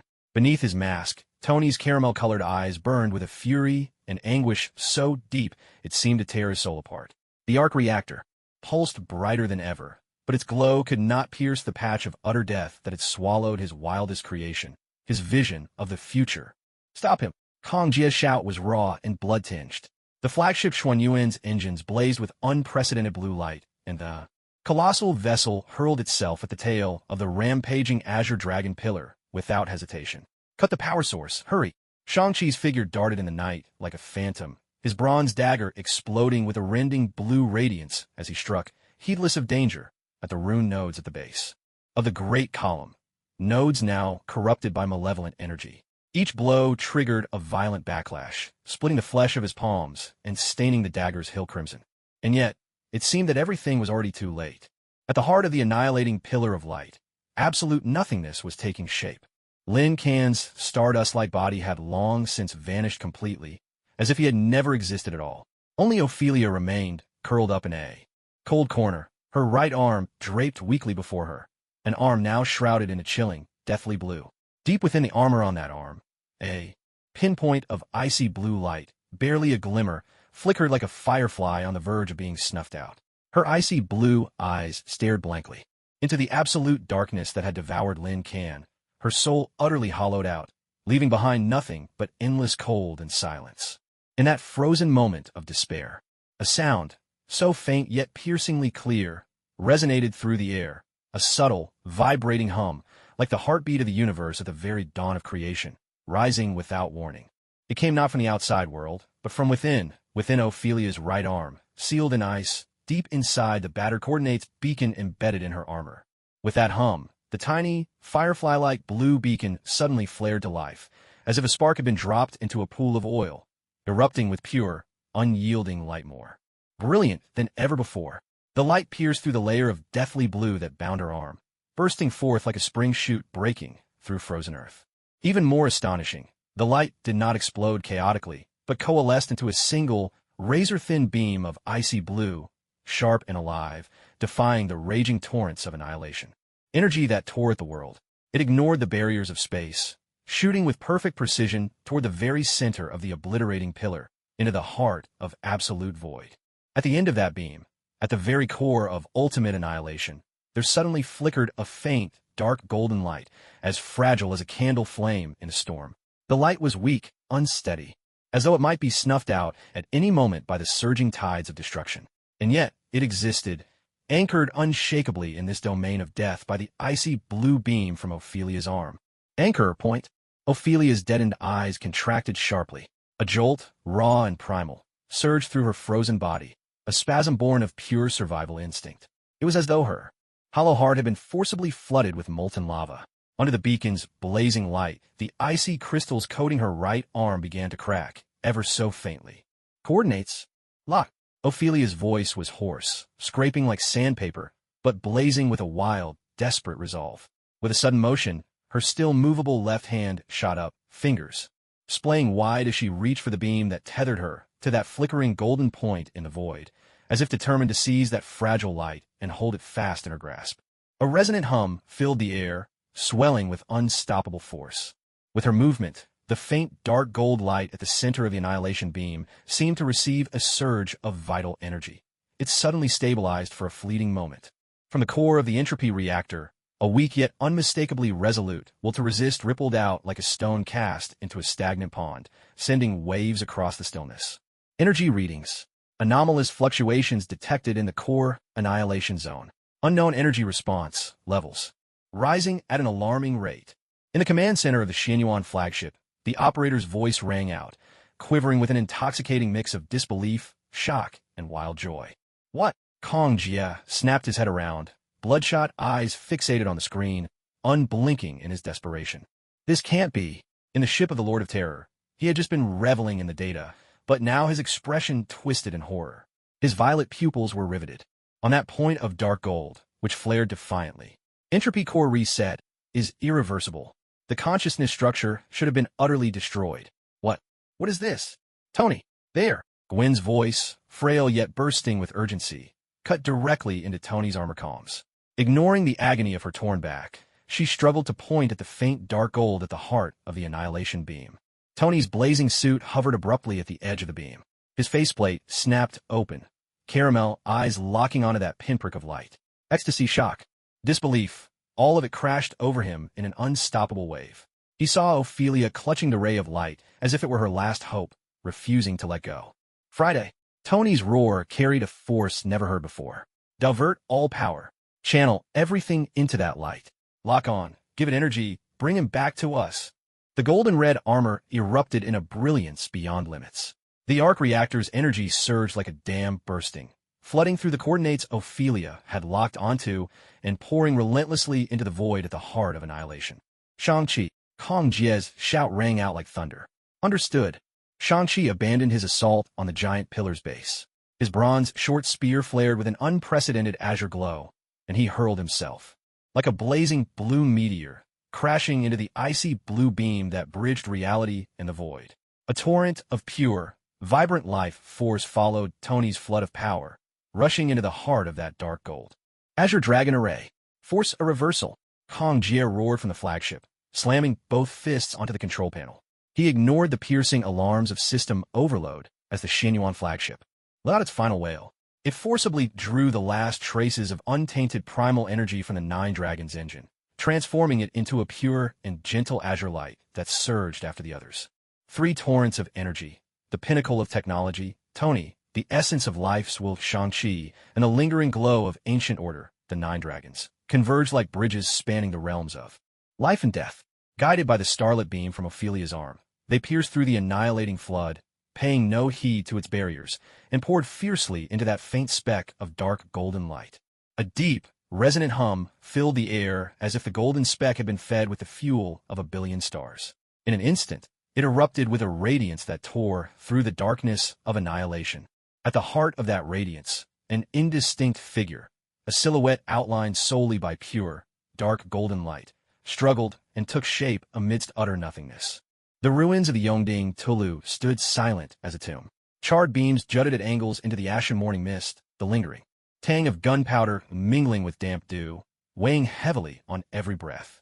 Kong Jie stepped carefully over the sunken rubble, each footfall stirring tiny clouds of dust. In his hand, the bronze short Ji hung low, its blade chipped and stained with congealed dark red. That was the blood of Inhu, as well as the ashes of the Nine Dragons' engine's furious, uncontrolled surge. In the center of the devastation, a solitary figure stood with his back to him, motionless as stone. Tony Stark. The crimson and gold Mark 51 armor had lost all its luster, shrouded in a thick coat of ashen dust. Deep, gaping slashes marred the shoulder plates, exposing the internal mechanisms beneath. He was half-kneeling, one hand gripping tightly the energy conduit that extended from his chest, the exposed machinery beneath crackling with unstable sparks. The faceplate of his armor had sprung open, revealing a grimy, unshaven face, his caramel eyes fixed unblinkingly on a bottomless pit before him, the mark left by the final convergence of the annihilation flood. The soil at the pit's edge had fused into an eerie, glassy sheen, smooth as a mirror, reflecting the wan light of dawn. The depths inside were unfathomable, as if they led straight to the Earth's core. Not a trace of residual energy remained, only utter, frozen silence. Kong Jie stopped several steps behind Tony, his voice rough as sandpaper. The Xuanyuan's deep scan. It's finished. 10 kilometers radius, 3,000 meters down. There's no life signal left. All forms of energy presence, zero. Tony's grip on the energy line tightened with a sudden, fierce intensity, his knuckles creaking, veins bulging. Sparks burst between his fingers, yet he seemed completely numb to it. A guttural, wounded animal growl rumbled from his throat before he slammed his fist into the broken wall beside him. With a thunderous crash, the battered earthen wall crumbled, sending up a fresh cloud of dust. Amidst the debris, a few scraps of blue cotton cloth became visible, remnants of the jacket Ophelia had worn before. He's in there. Tony jerked his head around, bloodshot eyes locking on a Kong Jie with a desperate, hoarse voice. I can feel it. That kid. Damn it. He's like a cockroach that just won't die. How many times has it been? The maelstrom of chaos couldn't tear him apart. The Sentinel's divine power couldn't crush him. The violent aura of the 9 tripods couldn't devour him. So why would this time be any different? His words broke off abruptly, chest heaving, the rest stuck in his throat, leaving only ragged, heavy breaths. Kong Jie watched Tony in silence. His dark face betrayed no expression, only the deep lines at the corners of his eyes hinting at a profound and weary exhaustion. He slowly lifted the bronze dagger spear in his hand, the tip pointing toward the edge of the glazed crater. Following his gesture, Tony's gaze fixed there. On the smooth, glass-like surface at the crater's rim, a faint, blurred imprint stood out. The mark consisted of 2 parts, a fragmented, dark golden twin-ring brand with a hollow core, and beneath it, deeply embedded, the delicate outline of a palm, fine cracks spidering through the print. It was the shape of Ophelia's left hand, pressed hard into the glazed earth as if she'd poured all her remaining strength into holding onto the place where Lin Kin was about to vanish. The mark was silent, yet it echoed like an epitaph burned into the soul. Tony's pupils contracted sharply. He swayed, barely able to stand. That burning rage and final sliver of hope seemed to freeze and drain away in the presence of that cold, mute imprint. He spun around abruptly, refusing to look any longer at the pit of despair, his bloodshot gaze sweeping to the far end of the ruins. Ophelia leaned against a massive block of rammed earth, its surface split with deep cracks. Her right arm, dark blue and shimmering faintly with starlight, hung limp at her side. The gray-blue, lifeless ice crystals sheathed across her arm hadn't fully melted, The star glow deep within the fractures had dimmed considerably. Yet her ice blue left, I was no longer the void of death. It was alive, cold, and focused, with a mechanical sharpness like hidden currents swirling beneath a frozen lake. Shang-Chi crouched before her, carefully smoothing a faintly fragrant emerald green salve over the jagged ice fissures lacing her starlit arm. Where the ointment met the ice, a faint hissing could be heard, slowly neutralizing the corrosive, deathly energy. But Ophelia's gaze didn't rest on her wounds, nor on Shang-Chi. Deep within her left pupil, a pinpoint glimmer spun with the precision of a gyroscope, projecting a pattern only she could see, an invisible map of space, left behind after annihilation, now twisted in chaos and peril. At its core was a dead zone, so deep it swallowed every trace of light. Spatial coordinates, axis locked. Ophelia's voice was utterly devoid of emotion, cold as forged iron. Residual, whole diameter from the annihilation core, 0.073 nanometers. Deep link dimension, entropy cores, sublayer rules ocean. Energy, activity, absolute zero threshold. She paused, her fingertips unconsciously tracing the deepest ice fracture on her arm guard. Her eyes blew left. I turned to Kong, Jie, and Tony. His consciousness hasn't dissipated. It's just fallen behind the very rules themselves, to a place deeper than hell. The back of the rules. Tony forced himself to calm down, mind racing.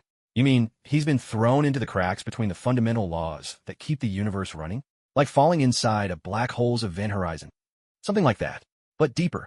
Ophelia touched the void with her fingertip, as if feeling out that invisible point of death. The entropy core is the embodiment of ordered chaos. The annihilation flood triggered the ultimate collapse of its core rules. He turned himself into the collapsing singularity, plunging into the primordial, most chaotic ocean that sustains the entropy core's existence. In that ocean, there's no time, no space, only endless fragments of rules annihilating, recombining, and annihilating again. For the first time, a faint ripple crossed her ice-blue pupils, as if a stone had disturbed a deep, still pool. A consciousness without an anchor, if it falls in, is instantly broken down into the most primitive dust of information. That beam of light. Tony suddenly recalled the ice-blue beam that had connected Ophelia's arm to the void just before annihilation. The last beam, and the energy we poured in, what was that? A coordinate anchor. Ophelia raised her right arm, streaked with cracks and fading starlight, her fingertip pointing to the deep handprint seared into the edge of the glassy crater. My beacon caught the last trace of ordered fluctuation he emitted as he collapsed at the edge of annihilation. The energy you provided forcibly carved out a short-lived buffer bubble on the outer layer of that absolute dead point. Her voice remained icy, but now carried a weight too heavy for words. The bubble has burst, but the coordinates, I've etched them into the folds of the rules. Kong Jie drew a deep breath, tinged with the acrid scent of burning. The bronze short spear thudded heavily into the rubble. Find the entrance. The Divine Spear Bureau will mobilize every available resource. Ophelia slowly shook her head, her ice-blue left eye sweeping over the desolate ruins. The entrance is right here. It lies within that aperture, but it's too small, too fragile, existing only as a scar in the fabric of spatial laws. Any attempt to force it open, even with power on the level of a nine-dragon engine, would instantly trigger the lingering waves of annihilation, erasing this coordinate completely. Her gaze fell to her starlit arm. The only thing that can safely pass through it must also originate from the core rules of the entropy core, and must be marked by an anchor point by existence itself. Tony's eyes sharpened like blades, locking onto Ophelia's arm. Your hand, can you still move it? Ophelia gazed in silence at the ice-blue coordinate beacon embedded deep in her arm guard, restabilized, yet riddled with cracks.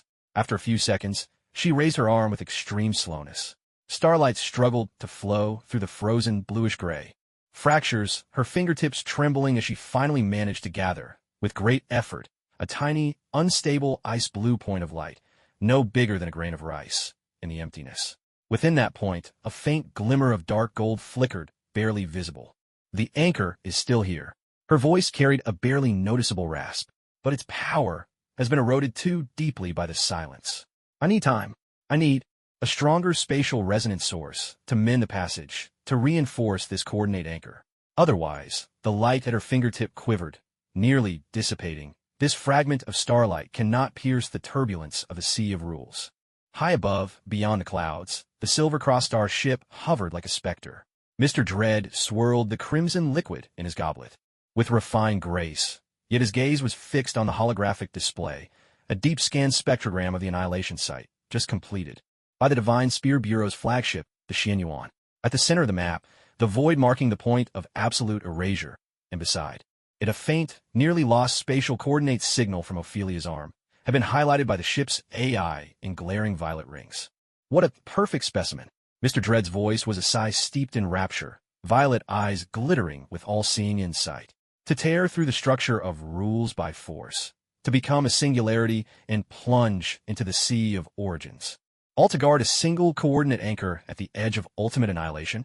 Such absolute obsession with order, it is itself the sweetest catalyst for chaos. With elegant poise, he tapped Ophelia's coordinates signal, and this anchor still bears the clear imprint of the entropy core and the psychic resonance left by that little spider, Gwen, who fought so hard to protect it. The recipe for a miracle. He set down his glass, his pale fingers swiftly tracing patterns in the air, conjuring up another encrypted file. The title blazed on the screen. Project 0, the nullifier. Below it appeared every energy reading, combat statistic, and physical parameter recorded since Lin Can's first appearance. Even an analysis of the fleeting particle stream captured just before his annihilation.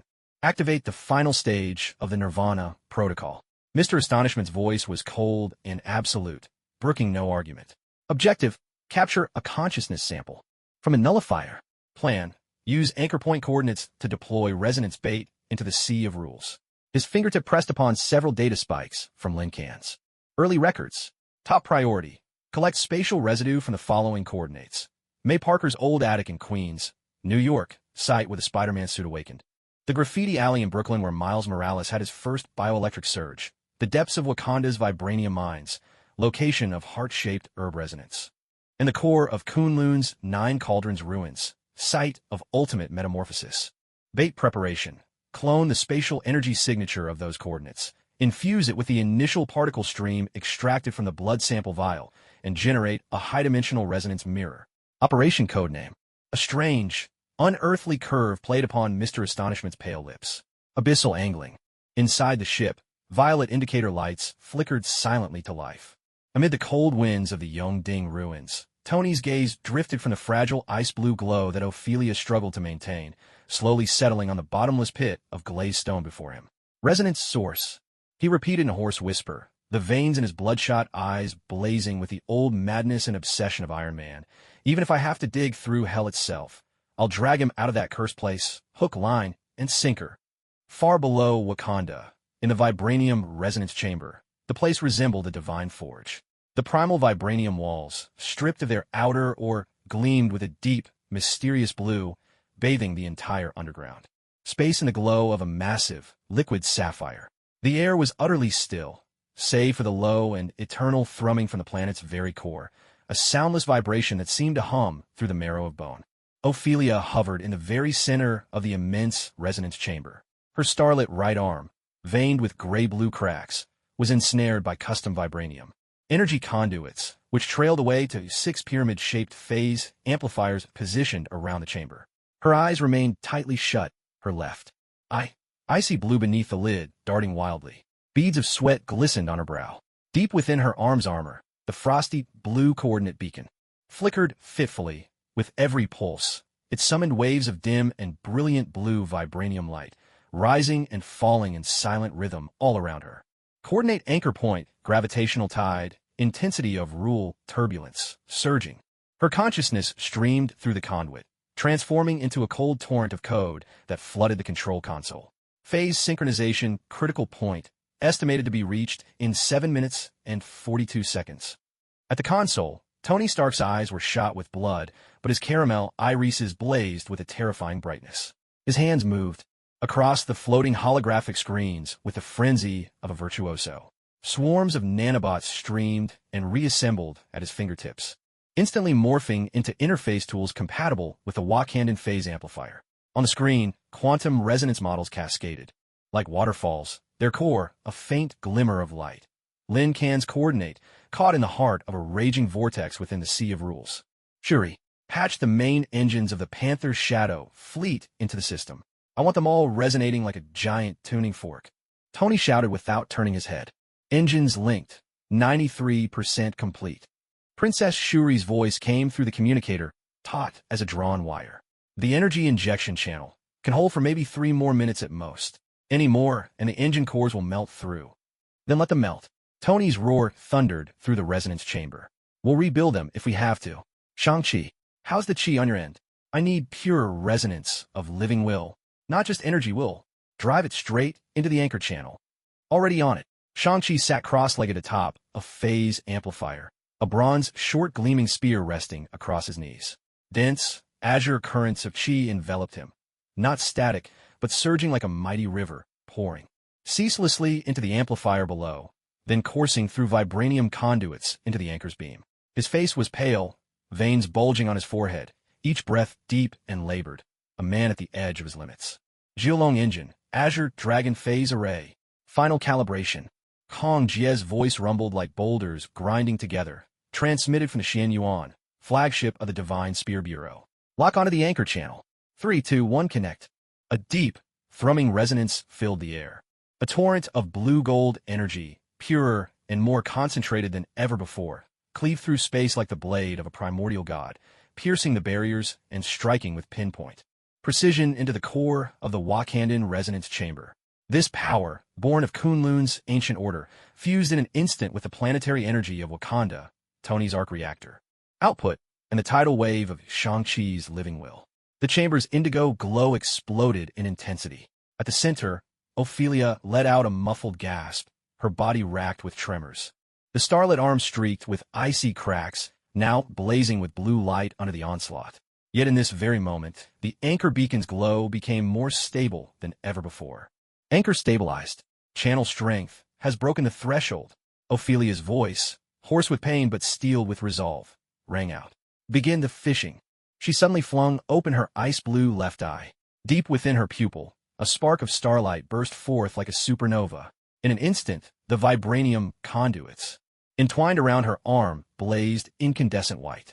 A pillar of spectral blue, tangible as steel, yet woven from the might of planet Wakanda, the ancient order of SBER, Tony's technological will, and Shang-Chi's life force, surged upward, tearing through the rocky strata above the resonator chamber.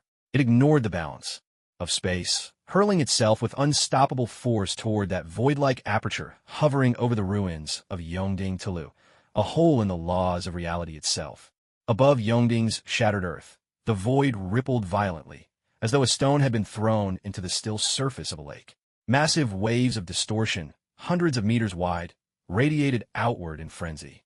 At their center, the spectral blue beam sliced through the air like the most precise fishing line, defying every physical law as it plunged without hesitation into that absolute annihilation. An aperture no wider than 0.073 nanometers. At the tip of the beam, the moment it touched the aperture, it did not simply pass through. Instead, it boiled and disintegrated furiously, much like ice hurled into molten iron. The energy, will, and order composing the beam were torn apart by the wild turbulence of the Rule Sea. Yet, in the heart of this churning breakdown, a faint but unbreakable point of ice-blue starlight, the core projection of Ophelia's coordinate beacon, persisted with the defiance of an anchor in a storm, fixing unerringly upon the single coordinate in that chaotic sea deep within the aperture. Higher up, in a cold dimension beyond, Mr. Astonishment's silver starship hovered like a finely crafted model suspended in a cosmic specimen jar. Inside its central laboratory, an immense circular screen fragmented into countless panels, the sight of energy boiling within Wakanda's resonator, the terrifying space-warping ripples above Yongding's ruins, the spectral blue pillar driving inexorably toward the aperture of lawlessness. And at the very center of the display, a swirling vortex of energy, spinning with countless bizarre violet runes. Suspended in the vortex's heart hung a teardrop-shaped blood sample vial. Now, the crystal bottle was no longer empty. Instead, a faint, radiant starlight shimmered within. A glow both subtle and piercing, the very signature of Lin Kan's particle stream caught at the edge of annihilation. Orbiting this halo, for mirrors constructed from pure simulated spatial energy, echoes of the spider totem's pulse in the New York attic, the bioelectric surge in Brooklyn's alleyways, the lingering resonance of Wakanda's heart-shaped herb, and the remnant malice from Kunlun's 9 tripods, circled like satellites, resonating in eerie harmony with the starlit halo inside the blood vial. What a spectacular fishing expedition! Mr. Astonishment reclined elegantly in his levitating chair, twirling a vial of crimson liquid between his fingers. His violet eyes reflected the scene on the screen, as if he were appreciating a meticulously staged opera. Using the planetary core of all Wakanda as the rod, the ancient laws of the Kowloon engine as the line, and the wills of a few insignificant mortals as the bait on the hook. All for the sake of reeling in a single speck of dust, lost to the void. He chuckled softly, shaking his head, and poured the contents of the vial into a groove on the lab table etched with runes. The scarlet liquid in the groove instantly began to roil and boil. It transformed into countless threads of blood-red light, crawling up the circular screen as if they possessed a life of their own, threading themselves precisely into the 4 spatial mirrors displayed there. Activate the lure. Mr. Astonishment's voice was cold, yet laced with delight. A low, resonant hum filled the air.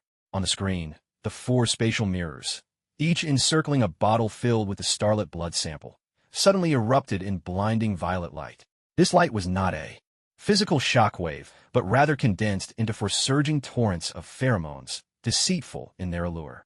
These currents mimicked the deepest longings and attachments in Lin Kan's soul, Gwen's protection, Tony's guidance, Wakanda's vitality, Kunlun's transformation, like the sweetest, deadliest bait imaginable.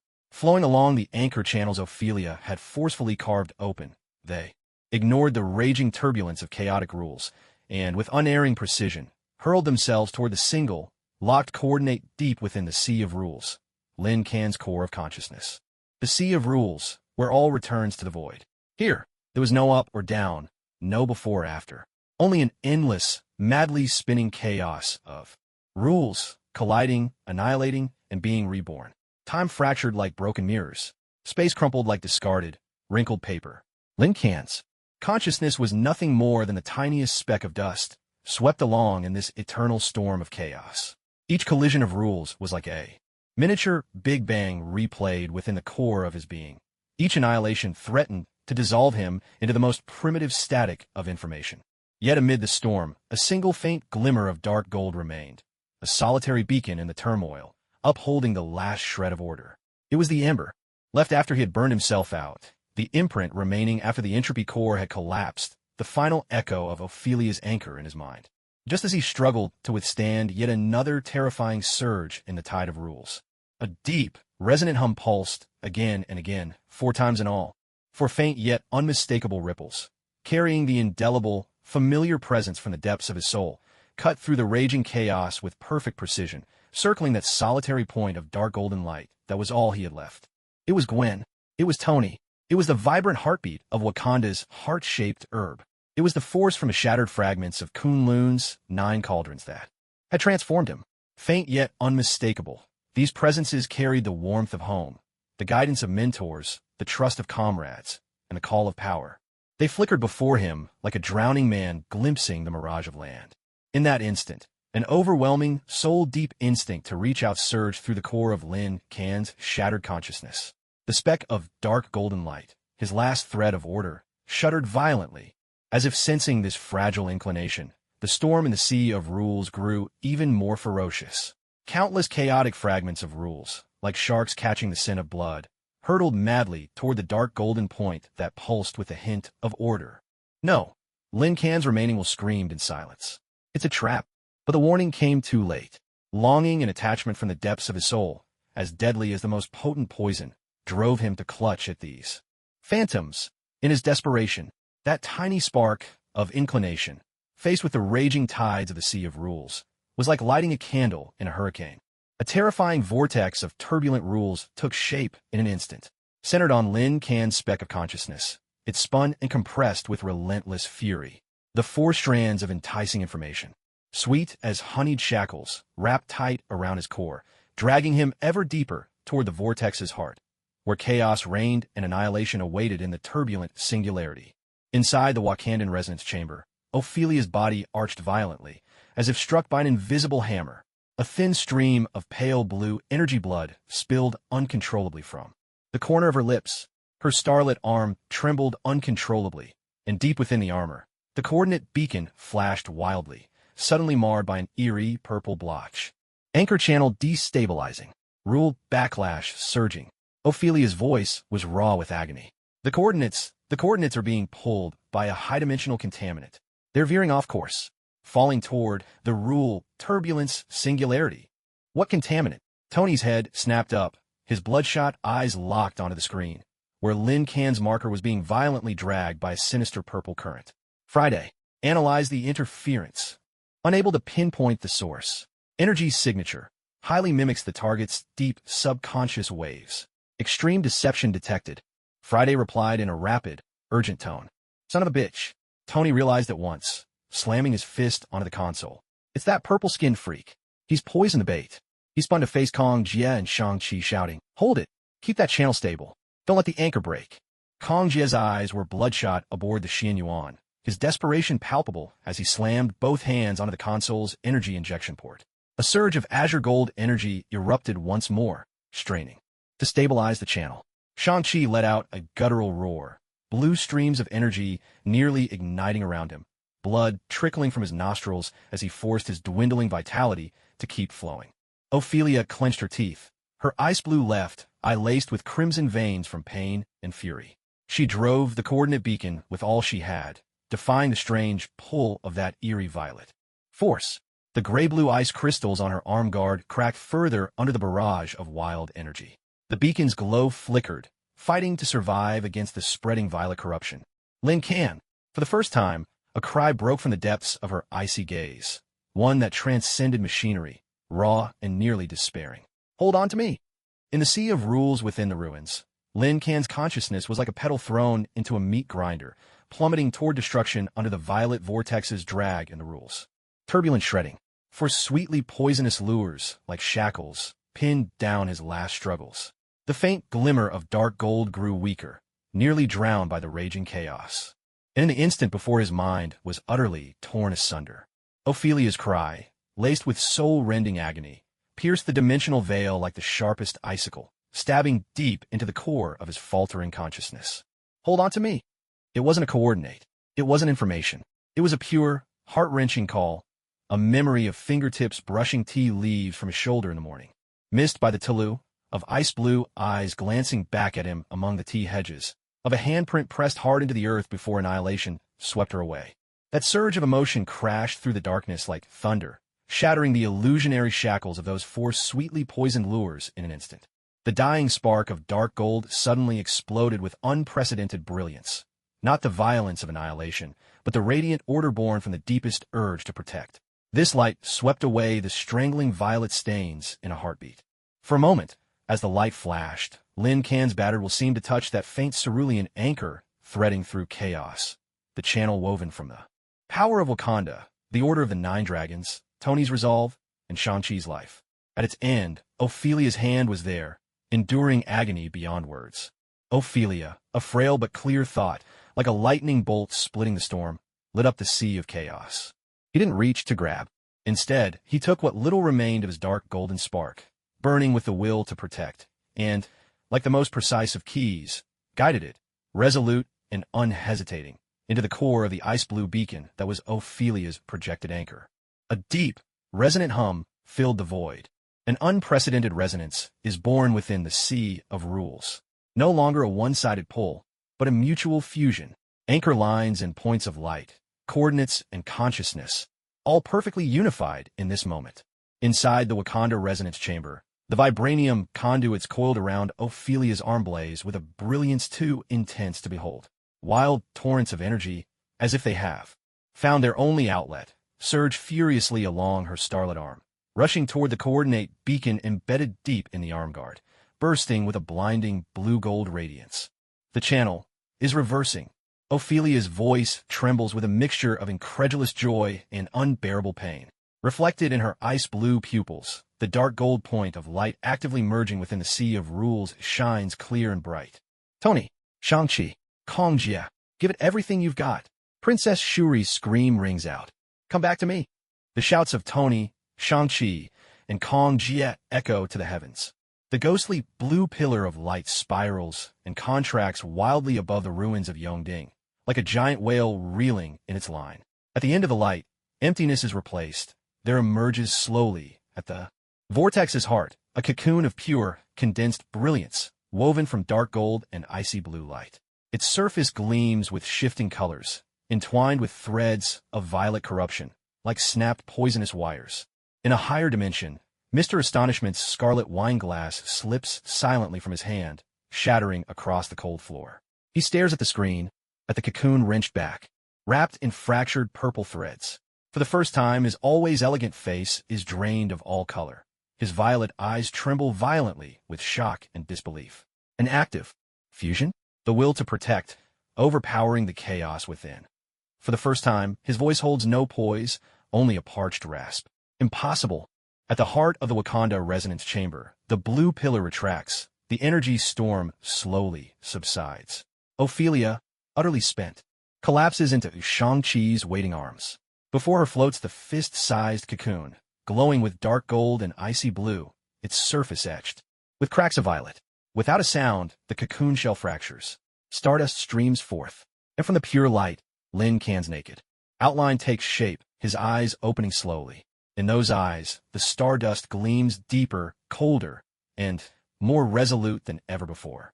The ghostly blue glow of Wakanda's resonance chamber faded slowly, sinking like a giant beast into the depths of the sea. The air was thick with the scorched tang of energy overload, mingling with the unique, icy scent of vibranium.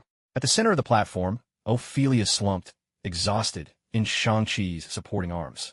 Her starlit right arm hung limply, its armor scored with fierce gray-blue cracks, where the once-dim starlight struggled to flow, each pulse marked by a faint, torn halo of light. Her ice-blue left eye was half-closed, yet in the depths of her pupil, the coordinate star still flickered tenaciously, like a candle guttering in the wind, every flare demanding immense willpower.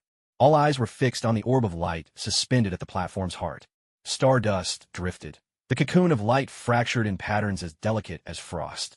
From within, a human figure, sculpted wholly of pure radiance, gradually sharpened and became whole. Lin Can hovered barefoot, half a foot above the ground, his body unshielded by liquid obsidian armor. Only the shimmer of stardust and ancient dark copper markings flowed silently beneath his bare skin, as if he himself were a fragment of the universe's very laws. Slowly, he opened his eyes. Within those pupils, deep and scattered with stardust motes, there lingered a familiar emptiness, yet now weighted with an indescribable cold and gravity. The infinite cycles of annihilation and rebirth in the abyssal sea of rules surged behind his gaze, like eternal tides silently washing over him, leaving marks that could never be erased. He was no longer the vessel swept up by chaos and storm, but a star core tempered 1,000,000,000 times, hard, cold, and harboring embers inside fierce enough to rend reality itself. His gaze swept over Ophelia, pale and drained in Shang-Chi's arms, over her fractured, faintly glowing starlit arm. He said nothing, but a subtle, unmistakable tremor of feeling passed along. The invisible soul link between them, a resonance echoing from the edge of the rule sea, the lingering will of pure protection he had left when he had joined with her coordinate beacon. Ophelia's body shuddered. Her half-closed left eye flew open, the ice-blue iris fixing instantly on Lin Can. For a moment, the star at her core shone steadier than ever before. She gently slipped, free of Shang-Chi's support, and stood upright. Though her steps were still unsteady, her wounded arm no longer depended entirely on help. Starlight forced its way through the icy fractures. "Kid," Tony's voice shattered the near-frozen silence. His golden red armor was battered and scarred. The faceplate snapped back to reveal caramel-brown eyes swirling with the survivor's wild joy, disbelief, and a trace of exhaustion. And was it fear? He instinctively stepped forward, as if needing to confirm whether this being radiating such inhuman power was truly the same future he remembered, the one who'd always pulled off miracles, even when he was awkwardly imitating others. "How do you feel?" Lin Can's gaze shifted to Tony. In the depths of his eyes, stardust shimmered faintly, as if analyzing this idol, who was both familiar and strange to him. Slowly, he raised his right hand, a hand not of flesh and blood, but seemingly formed from solidified starlight and dark bronze patterns. With immense slowness, almost stiff and awkward, he pointed to the arc reactor still glowing in the center of Tony's armor. "Light," a dry, flat syllable grated from his lips, rough as two stones scraping together. "Still here." Tony froze, as if struck by a jolt of electricity. His caramel eyes contracted sharply, then burst forth with a kaleidoscope of emotion, relief, bitterness, and a weight. Too complex for words. In the end, it all spilled out as a hoarse, choked laugh, almost a shout of release. Huh, damn it. Of course it's still here. Who the hell do you think I am? He scrubbed a hand roughly across his face, trying to hide the sudden sting of tears in his eyes. Striding forward, he ignored the uncanny, unsettling aura radiating from Lin Kan and landed a heavy punch on Lin Kan's starlit shoulder, striking something as hard as cosmic rock, producing a deep, resonant thud. Welcome back, you little punk. Tony's voice, ragged and raw with relief, repeated the words as if he needed to make them real. Without warning, a shrill alarm shattered the brief warmth between them. The domed ceiling of Wakanda's underground base was instantly bathed in an urgent, blinding red light. Warning, high-dimensional spatial rupture detected. Coordinates, near-Earth orbital sync point. Energy signature, a near-perfect match to the previous interference source. Princess Shuri's voice crackled urgently over the comms, and the holographic display flickered to life. Cold and vast, the backdrop of space revealed the silver cruciform starship, its ghostly silhouette reappearing once more. Beneath the ship, an immense vortex of energy was swelling rapidly, whirled with countless bizarre, purple runes. At its center, no longer the blood sample vial from before, but a pulsating embryo-like form, forged of pure dark red energy and beating like a monstrous heart. Its surface was veined with the fierce markings of the 9 cauldrons, while deep within, a ghostly blue symbiotic glow flickered. From this abomination, a terrifying will, twisted with greed, destruction, and blasphemy, was spreading like wildfire.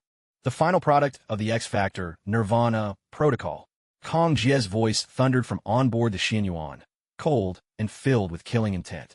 They've used the malice of the 9 cauldrons as bone, symbiotic energy as flesh, and are forcibly hatching a new Star Eater embryo.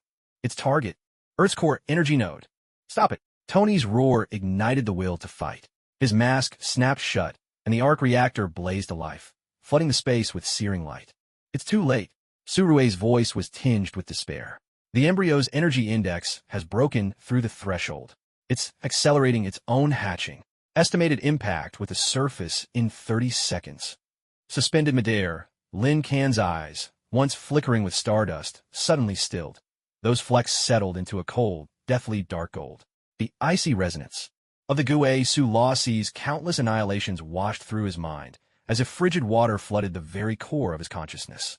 Slowly he raised his hand, woven of starlight and dark copper patterns, fingers splayed, not pointed at the terrifying embryo in orbit, but directed far away, deep, into the heart of Wakanda's resonant chamber, toward the eternal, pulsing core of the primordial vibranium vein, beating like the heart of a planet. No roar split the silence. No surge of energy signaled what was to come. Instead, an absolute stillness, as if the universe itself had fallen silent, radiated outward from Lin Kan in an instant. The stardust and dark copper lines that flowed across his skin suddenly flared, but the light was not searing. Rather, it carried a chill that threatened to devour all things. At the center of his chest, the dark golden, twin ring brand glowed. The golden red mark that belonged to Gwen had long faded, yet now the brand itself twisted into a bottomless miniature black hole, a vortex that swallowed all light. From the deepest depths of the Gue Su Law Sea, a will of pure annihilation surged forth, channeling through his fingertips as an invisible, soul-freezing command that stabbed unerringly into the heart of the planet beneath his feet. A sickening, bone-cracking sound echoed up from the depths below, as if the very skeleton of the planet were fracturing. The entire underground of Wakanda shuddered violently. Loose stones rained down from the domed ceiling. The 6-phase amplifiers encircling the resonance chamber groaned in protest, unable to bear the strain. Their ghostly blue light snuffed out in an instant. He's extracting the primal energy from the vibranium vein. Surue's voice trembled with utter horror. No! Tony's gaze snapped to Lin Kan, his armor's energy readings screaming with alarms. He's extracting the spatial structural integrity of the entire vein. He's going to trigger a systemic collapse of the rules governing it.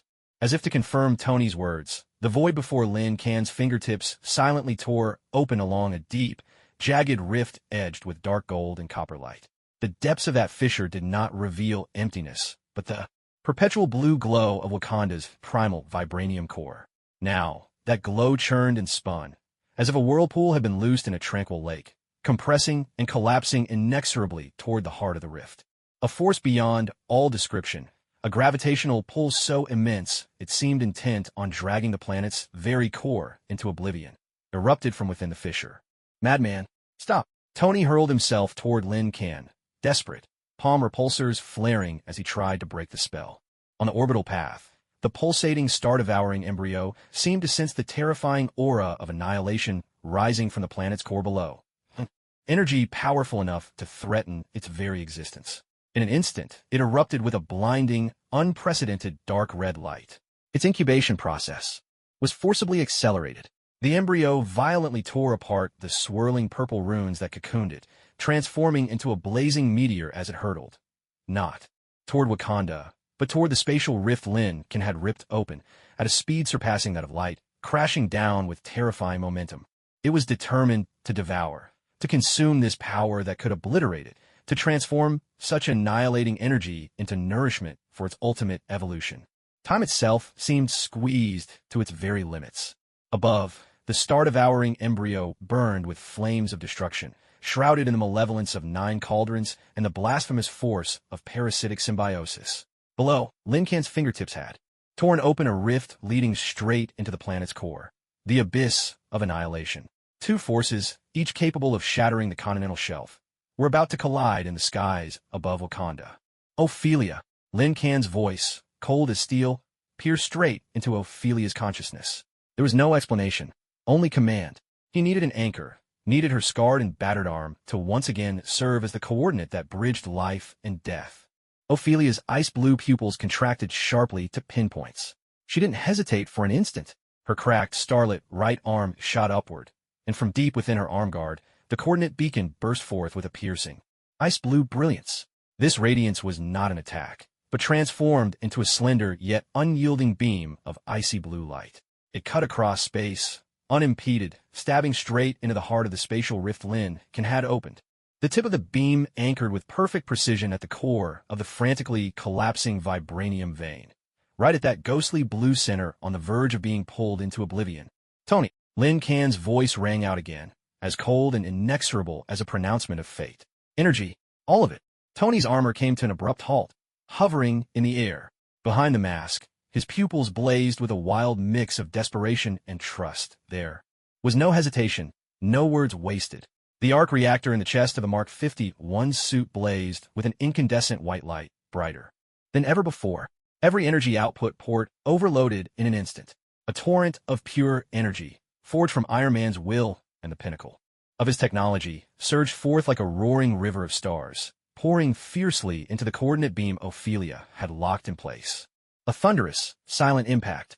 In the soundless void of deep space, an ultimate clash erupted, transcending the limits of mortal perception. The blazing star-devouring embryo slammed into the spatial rift Lin Kan had torn open.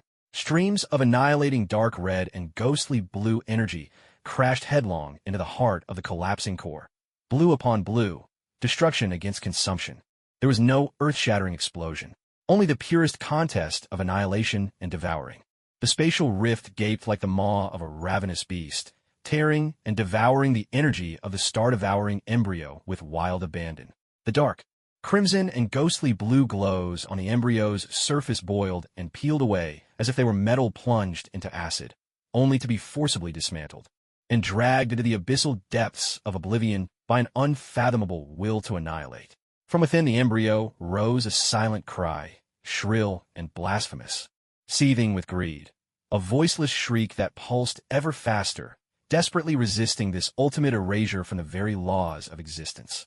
Deep beneath Wakanda, Lin Kan's suspended body shuddered violently. The stardust flickering along his skin glimmered erratically, like a faulty circuit sputtering with loose connections, forcing open the spatial rift and channeling the annihilating power of the planetary core was like dancing on the blade's edge. Every clash of energies struck his consciousness like a sledgehammer to the mind. Without a sound, a wisp of dark golden light spilled from the corner of his lips. Ophelia let out a muffled cry, her body swaying on the verge of collapse. The icy blue fissures on her starlit arm spread in an instant. The beacon's glow flickered madly amidst the terrifying clash of energies, as if it were a piece of glass.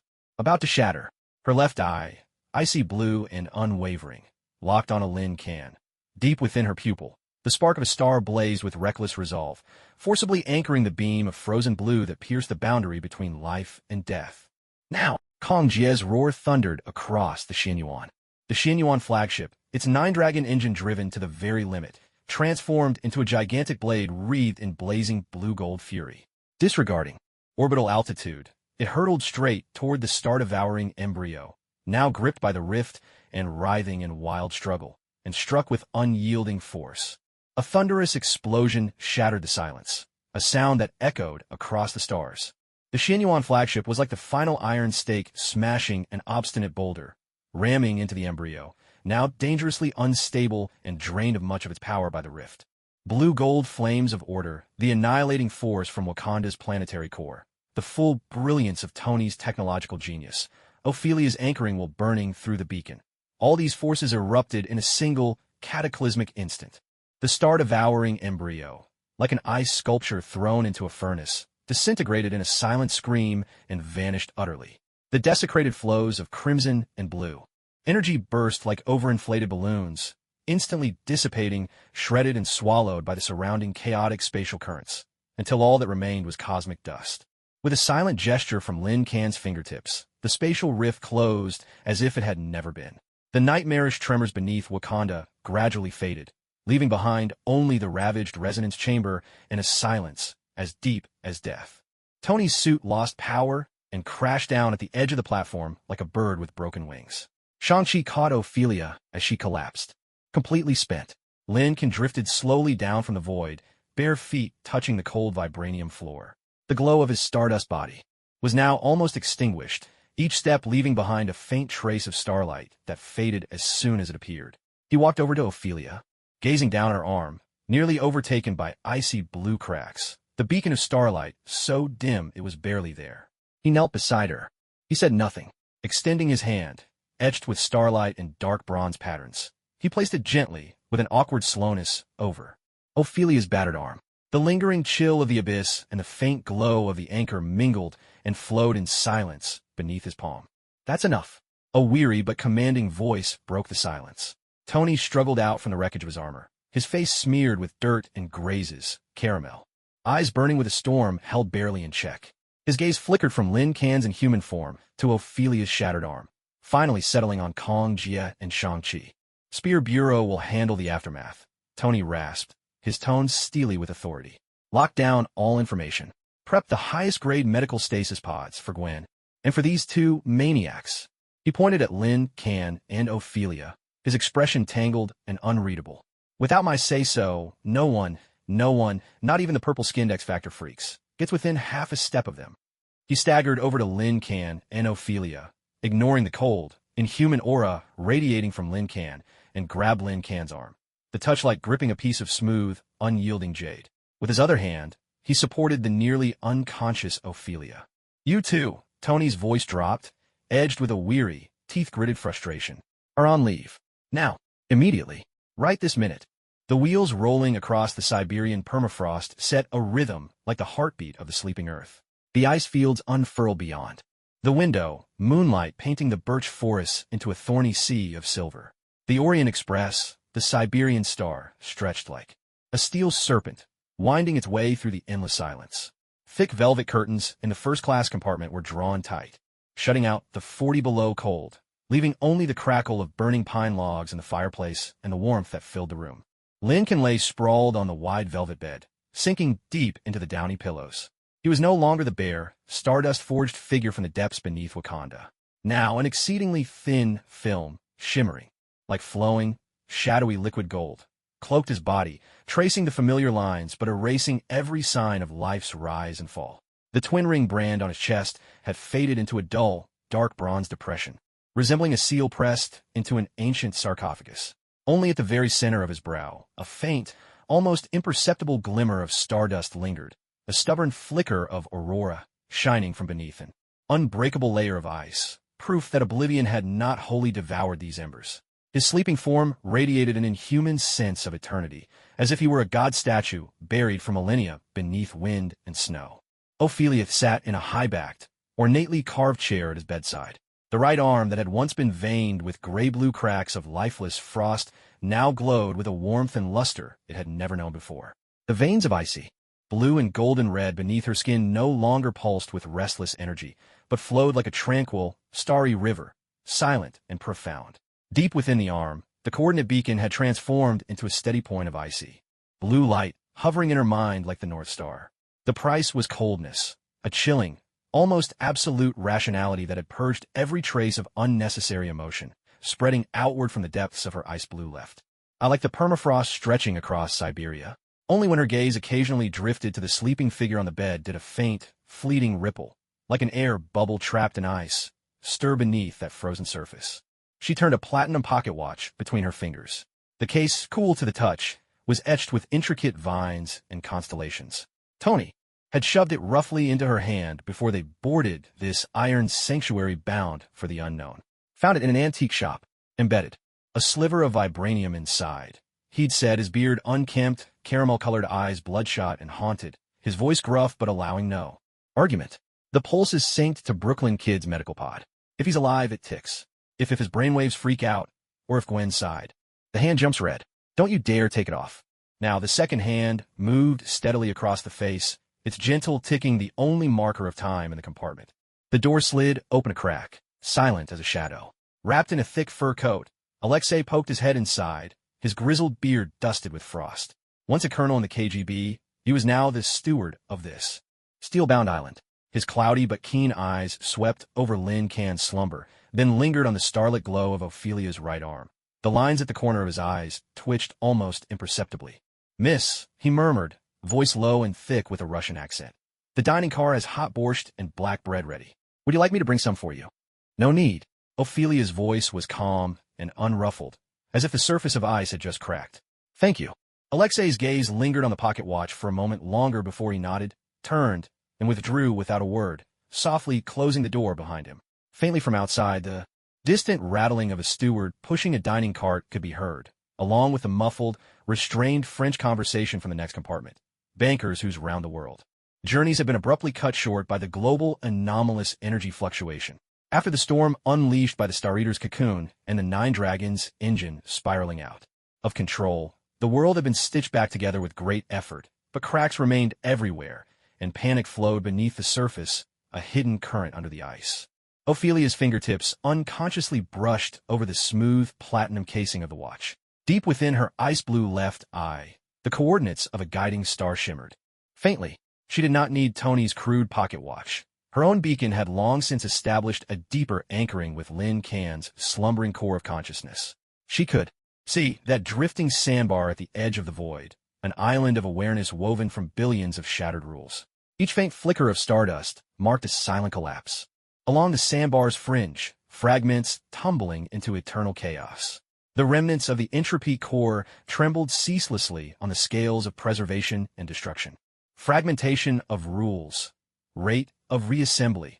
0.7% below threshold. Her cold analysis flowed through her mind, precise as a machine's readout. That starlit arm lifted, its fingertips not quite touching Lin Can, but instead moving with exquisite slowness. Through the air a few inches above his brow. As her fingers traced their path, barely perceptible ripples spread through space, finer than the keenest comb, smoothing the most restless, threatened fragments at the edge of his island of consciousness.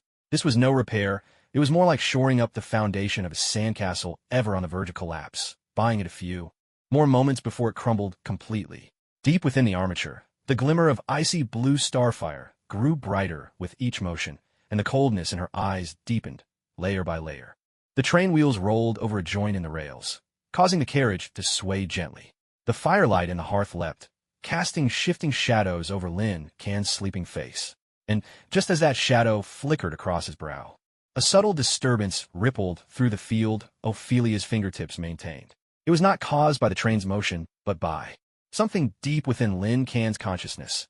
A faint yet ferocious, dark red ripple surged forth. Like ink dropped in a clear water, it instantly stained a small region of those rule fragments. A shard of violent, greedy energy, born of the nine cauldrons, tainted with the hunger of the gluttonous beast, flared to life, briefly awakened by the trembling remnants of the entropy core. Almost at that very moment, the platinum pocket watch clenched in Ophelia's right hand erupted in a sudden, blinding flash of red. The vibranium shard set inside the cover flaring with urgent, piercing brilliance. A shrill, insistent beeping shattered the stillness of the compartment. Red light blazed, blindingly harsh. The alarm's shrill wail tore through the air. Ophelia's ice blue left eye contracted to a pinprick, not from the siren, but from a sudden, searing pain deep within her soul link, as if a hot iron had branded her spirit. The malignant shard's assault was not aimed solely at Lin Can's slumbering consciousness.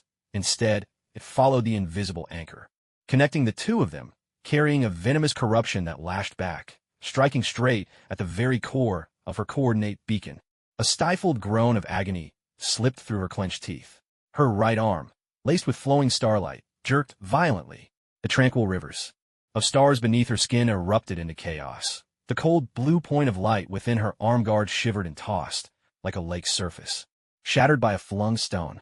Worse still, the force field she had carefully maintained unraveled in an instant, on the edge of Lin Can's consciousness. The polluted shard of order, tainted with malice, broke free of its restraints and hurtled even faster toward the abyss of chaos. Danger! The stardust at the center of Lin Can's brow flickered wildly, as unstable as a candle struggling in a gale. The pocket watch's red glow and the alarm's wail grew ever more frantic and desperate. On the razor's edge, the heavy frost of Ophelia's gaze cracked in an instant, and deep within her icy blue eyes, for the first time, erupted a well so fierce it felt like molten rock bursting from a volcano, something far beyond pure reason. She no longer tried to untangle the chaos. Instead, she devoured it. Her starlit arm shot forward, fingers spread wide, and the blue glimmer in her palm suddenly warped into a miniature, spinning vortex, a star chasm, hungry and immense. A gravitational force, irresistible and overwhelming, exploded. From her hand, her target was not Lin Can's wounded consciousness, but the shard of corrupted order plummeting into chaos. And deeper still, the malignant, dark red core embedded like a cancer within the entropy's smoldering remains. It was as if an invisible straw pierced a pool of venom. The writhing shard, along with its festering red core, was yanked from the depths by the star chasm's pull. Twisting, snarling bands of crimson and deep blue energy streamed into the whirling vortex in her palm. A sizzling shock tore through Ophelia's body, making her shudder as if struck by lightning. The blue veins, tracing her star arm, were instantly overrun by dark red streaks. A toxic willpower, brutal, greedy, blasphemous, surged backward along her veins like molten lava, crashing into the core of her consciousness. Under the dark red assault, her coordinate beacon flickered wildly, its light on the verge of being snuffed out. Agony, pain deeper than torn flesh, ripped through her. Yet her movements did not falter for a moment. With a sudden snap, her fingers clenched tight. The spinning vortex in her palm collapsed and solidified, transforming into a pea-sized amber, an orb of space itself, within which violent streaks of crimson and blue now churned, sealed and contained. The dark red glow flared wildly within the starlit veins of her arm, surging and crashing a few times before finally dying down, reluctant and unwilling. The searing red light and shrill whine of the pocket watch cut off abruptly. The second hand resumed its steady swing. The compartment fell utterly silent. Only the crackle of burning logs in the fireplace remained, and Ophelia's tightly controlled, blood-tinged breaths, heavy with exhaustion. Slowly, she unclenched her fist. In her palm rested the cold, unyielding space amber. Inside it, the dark red currents twisted like venomous serpents trapped in ice, writhing soundlessly. The starlit veins on her arm gradually calmed, the icy blue once again dominating. Those stubborn threads of dark red lingered beneath her skin, like scars left by fire. She lowered her head, the icy blue of her pupils fixed on the dangerous prize in her hand, then slowly shifted her gaze to Lin Can, lying on the bed with his breathing grown deep and steady once more. The stardust at his brow settled into quiet peace. The cold edge of reason returned, masking the storm in her eyes, as if wind and snow had sealed over the fleeting crack in frozen earth. Pollution source sample secured. Her voice was cold, tinged with a faint, almost imperceptible hoarseness. She clenched the amber tight, fingertips blanching with the force. Outside the window, the Siberian moon hung cold over the endless tundra, bathing the moving sanctuary. In a wash of silver, within the compartment, only the ticking of the pocket watch remained, beating like a heart, marking the dormant hours of the entropy core and bearing silent witness to the Guardian's transformation and the cost it exacted. Beyond the carriage window, Siberia's permafrost stretched out, an immense slab of ashen amber beneath the moon. The rhythm of the Orient Express on the rails pulsed like the heartbeat of some dying beast, pounding time into bone. In the first-class compartment, the embers in the fireplace had long since faded. Velvet curtains shut out the moonlight, leaving behind a darkness so thick it seemed to congeal. The air was heavy with the faint scent of pine ash, and something deeper still, a silence born from the rules themselves. Lincoln lay flat upon the velvet couch, utterly still. A film of dark gold liquid covered his body, shimmering with an otherworldly sheen, as if the chill of distant starlit seas had frozen over him at absolute zero. His chest did not rise or fall. Only at the center of his brow, deep within his mind's sanctuary, a single mote of stardust glimmered, a grave lamp, burning cold and steady atop a cosmic tombstone.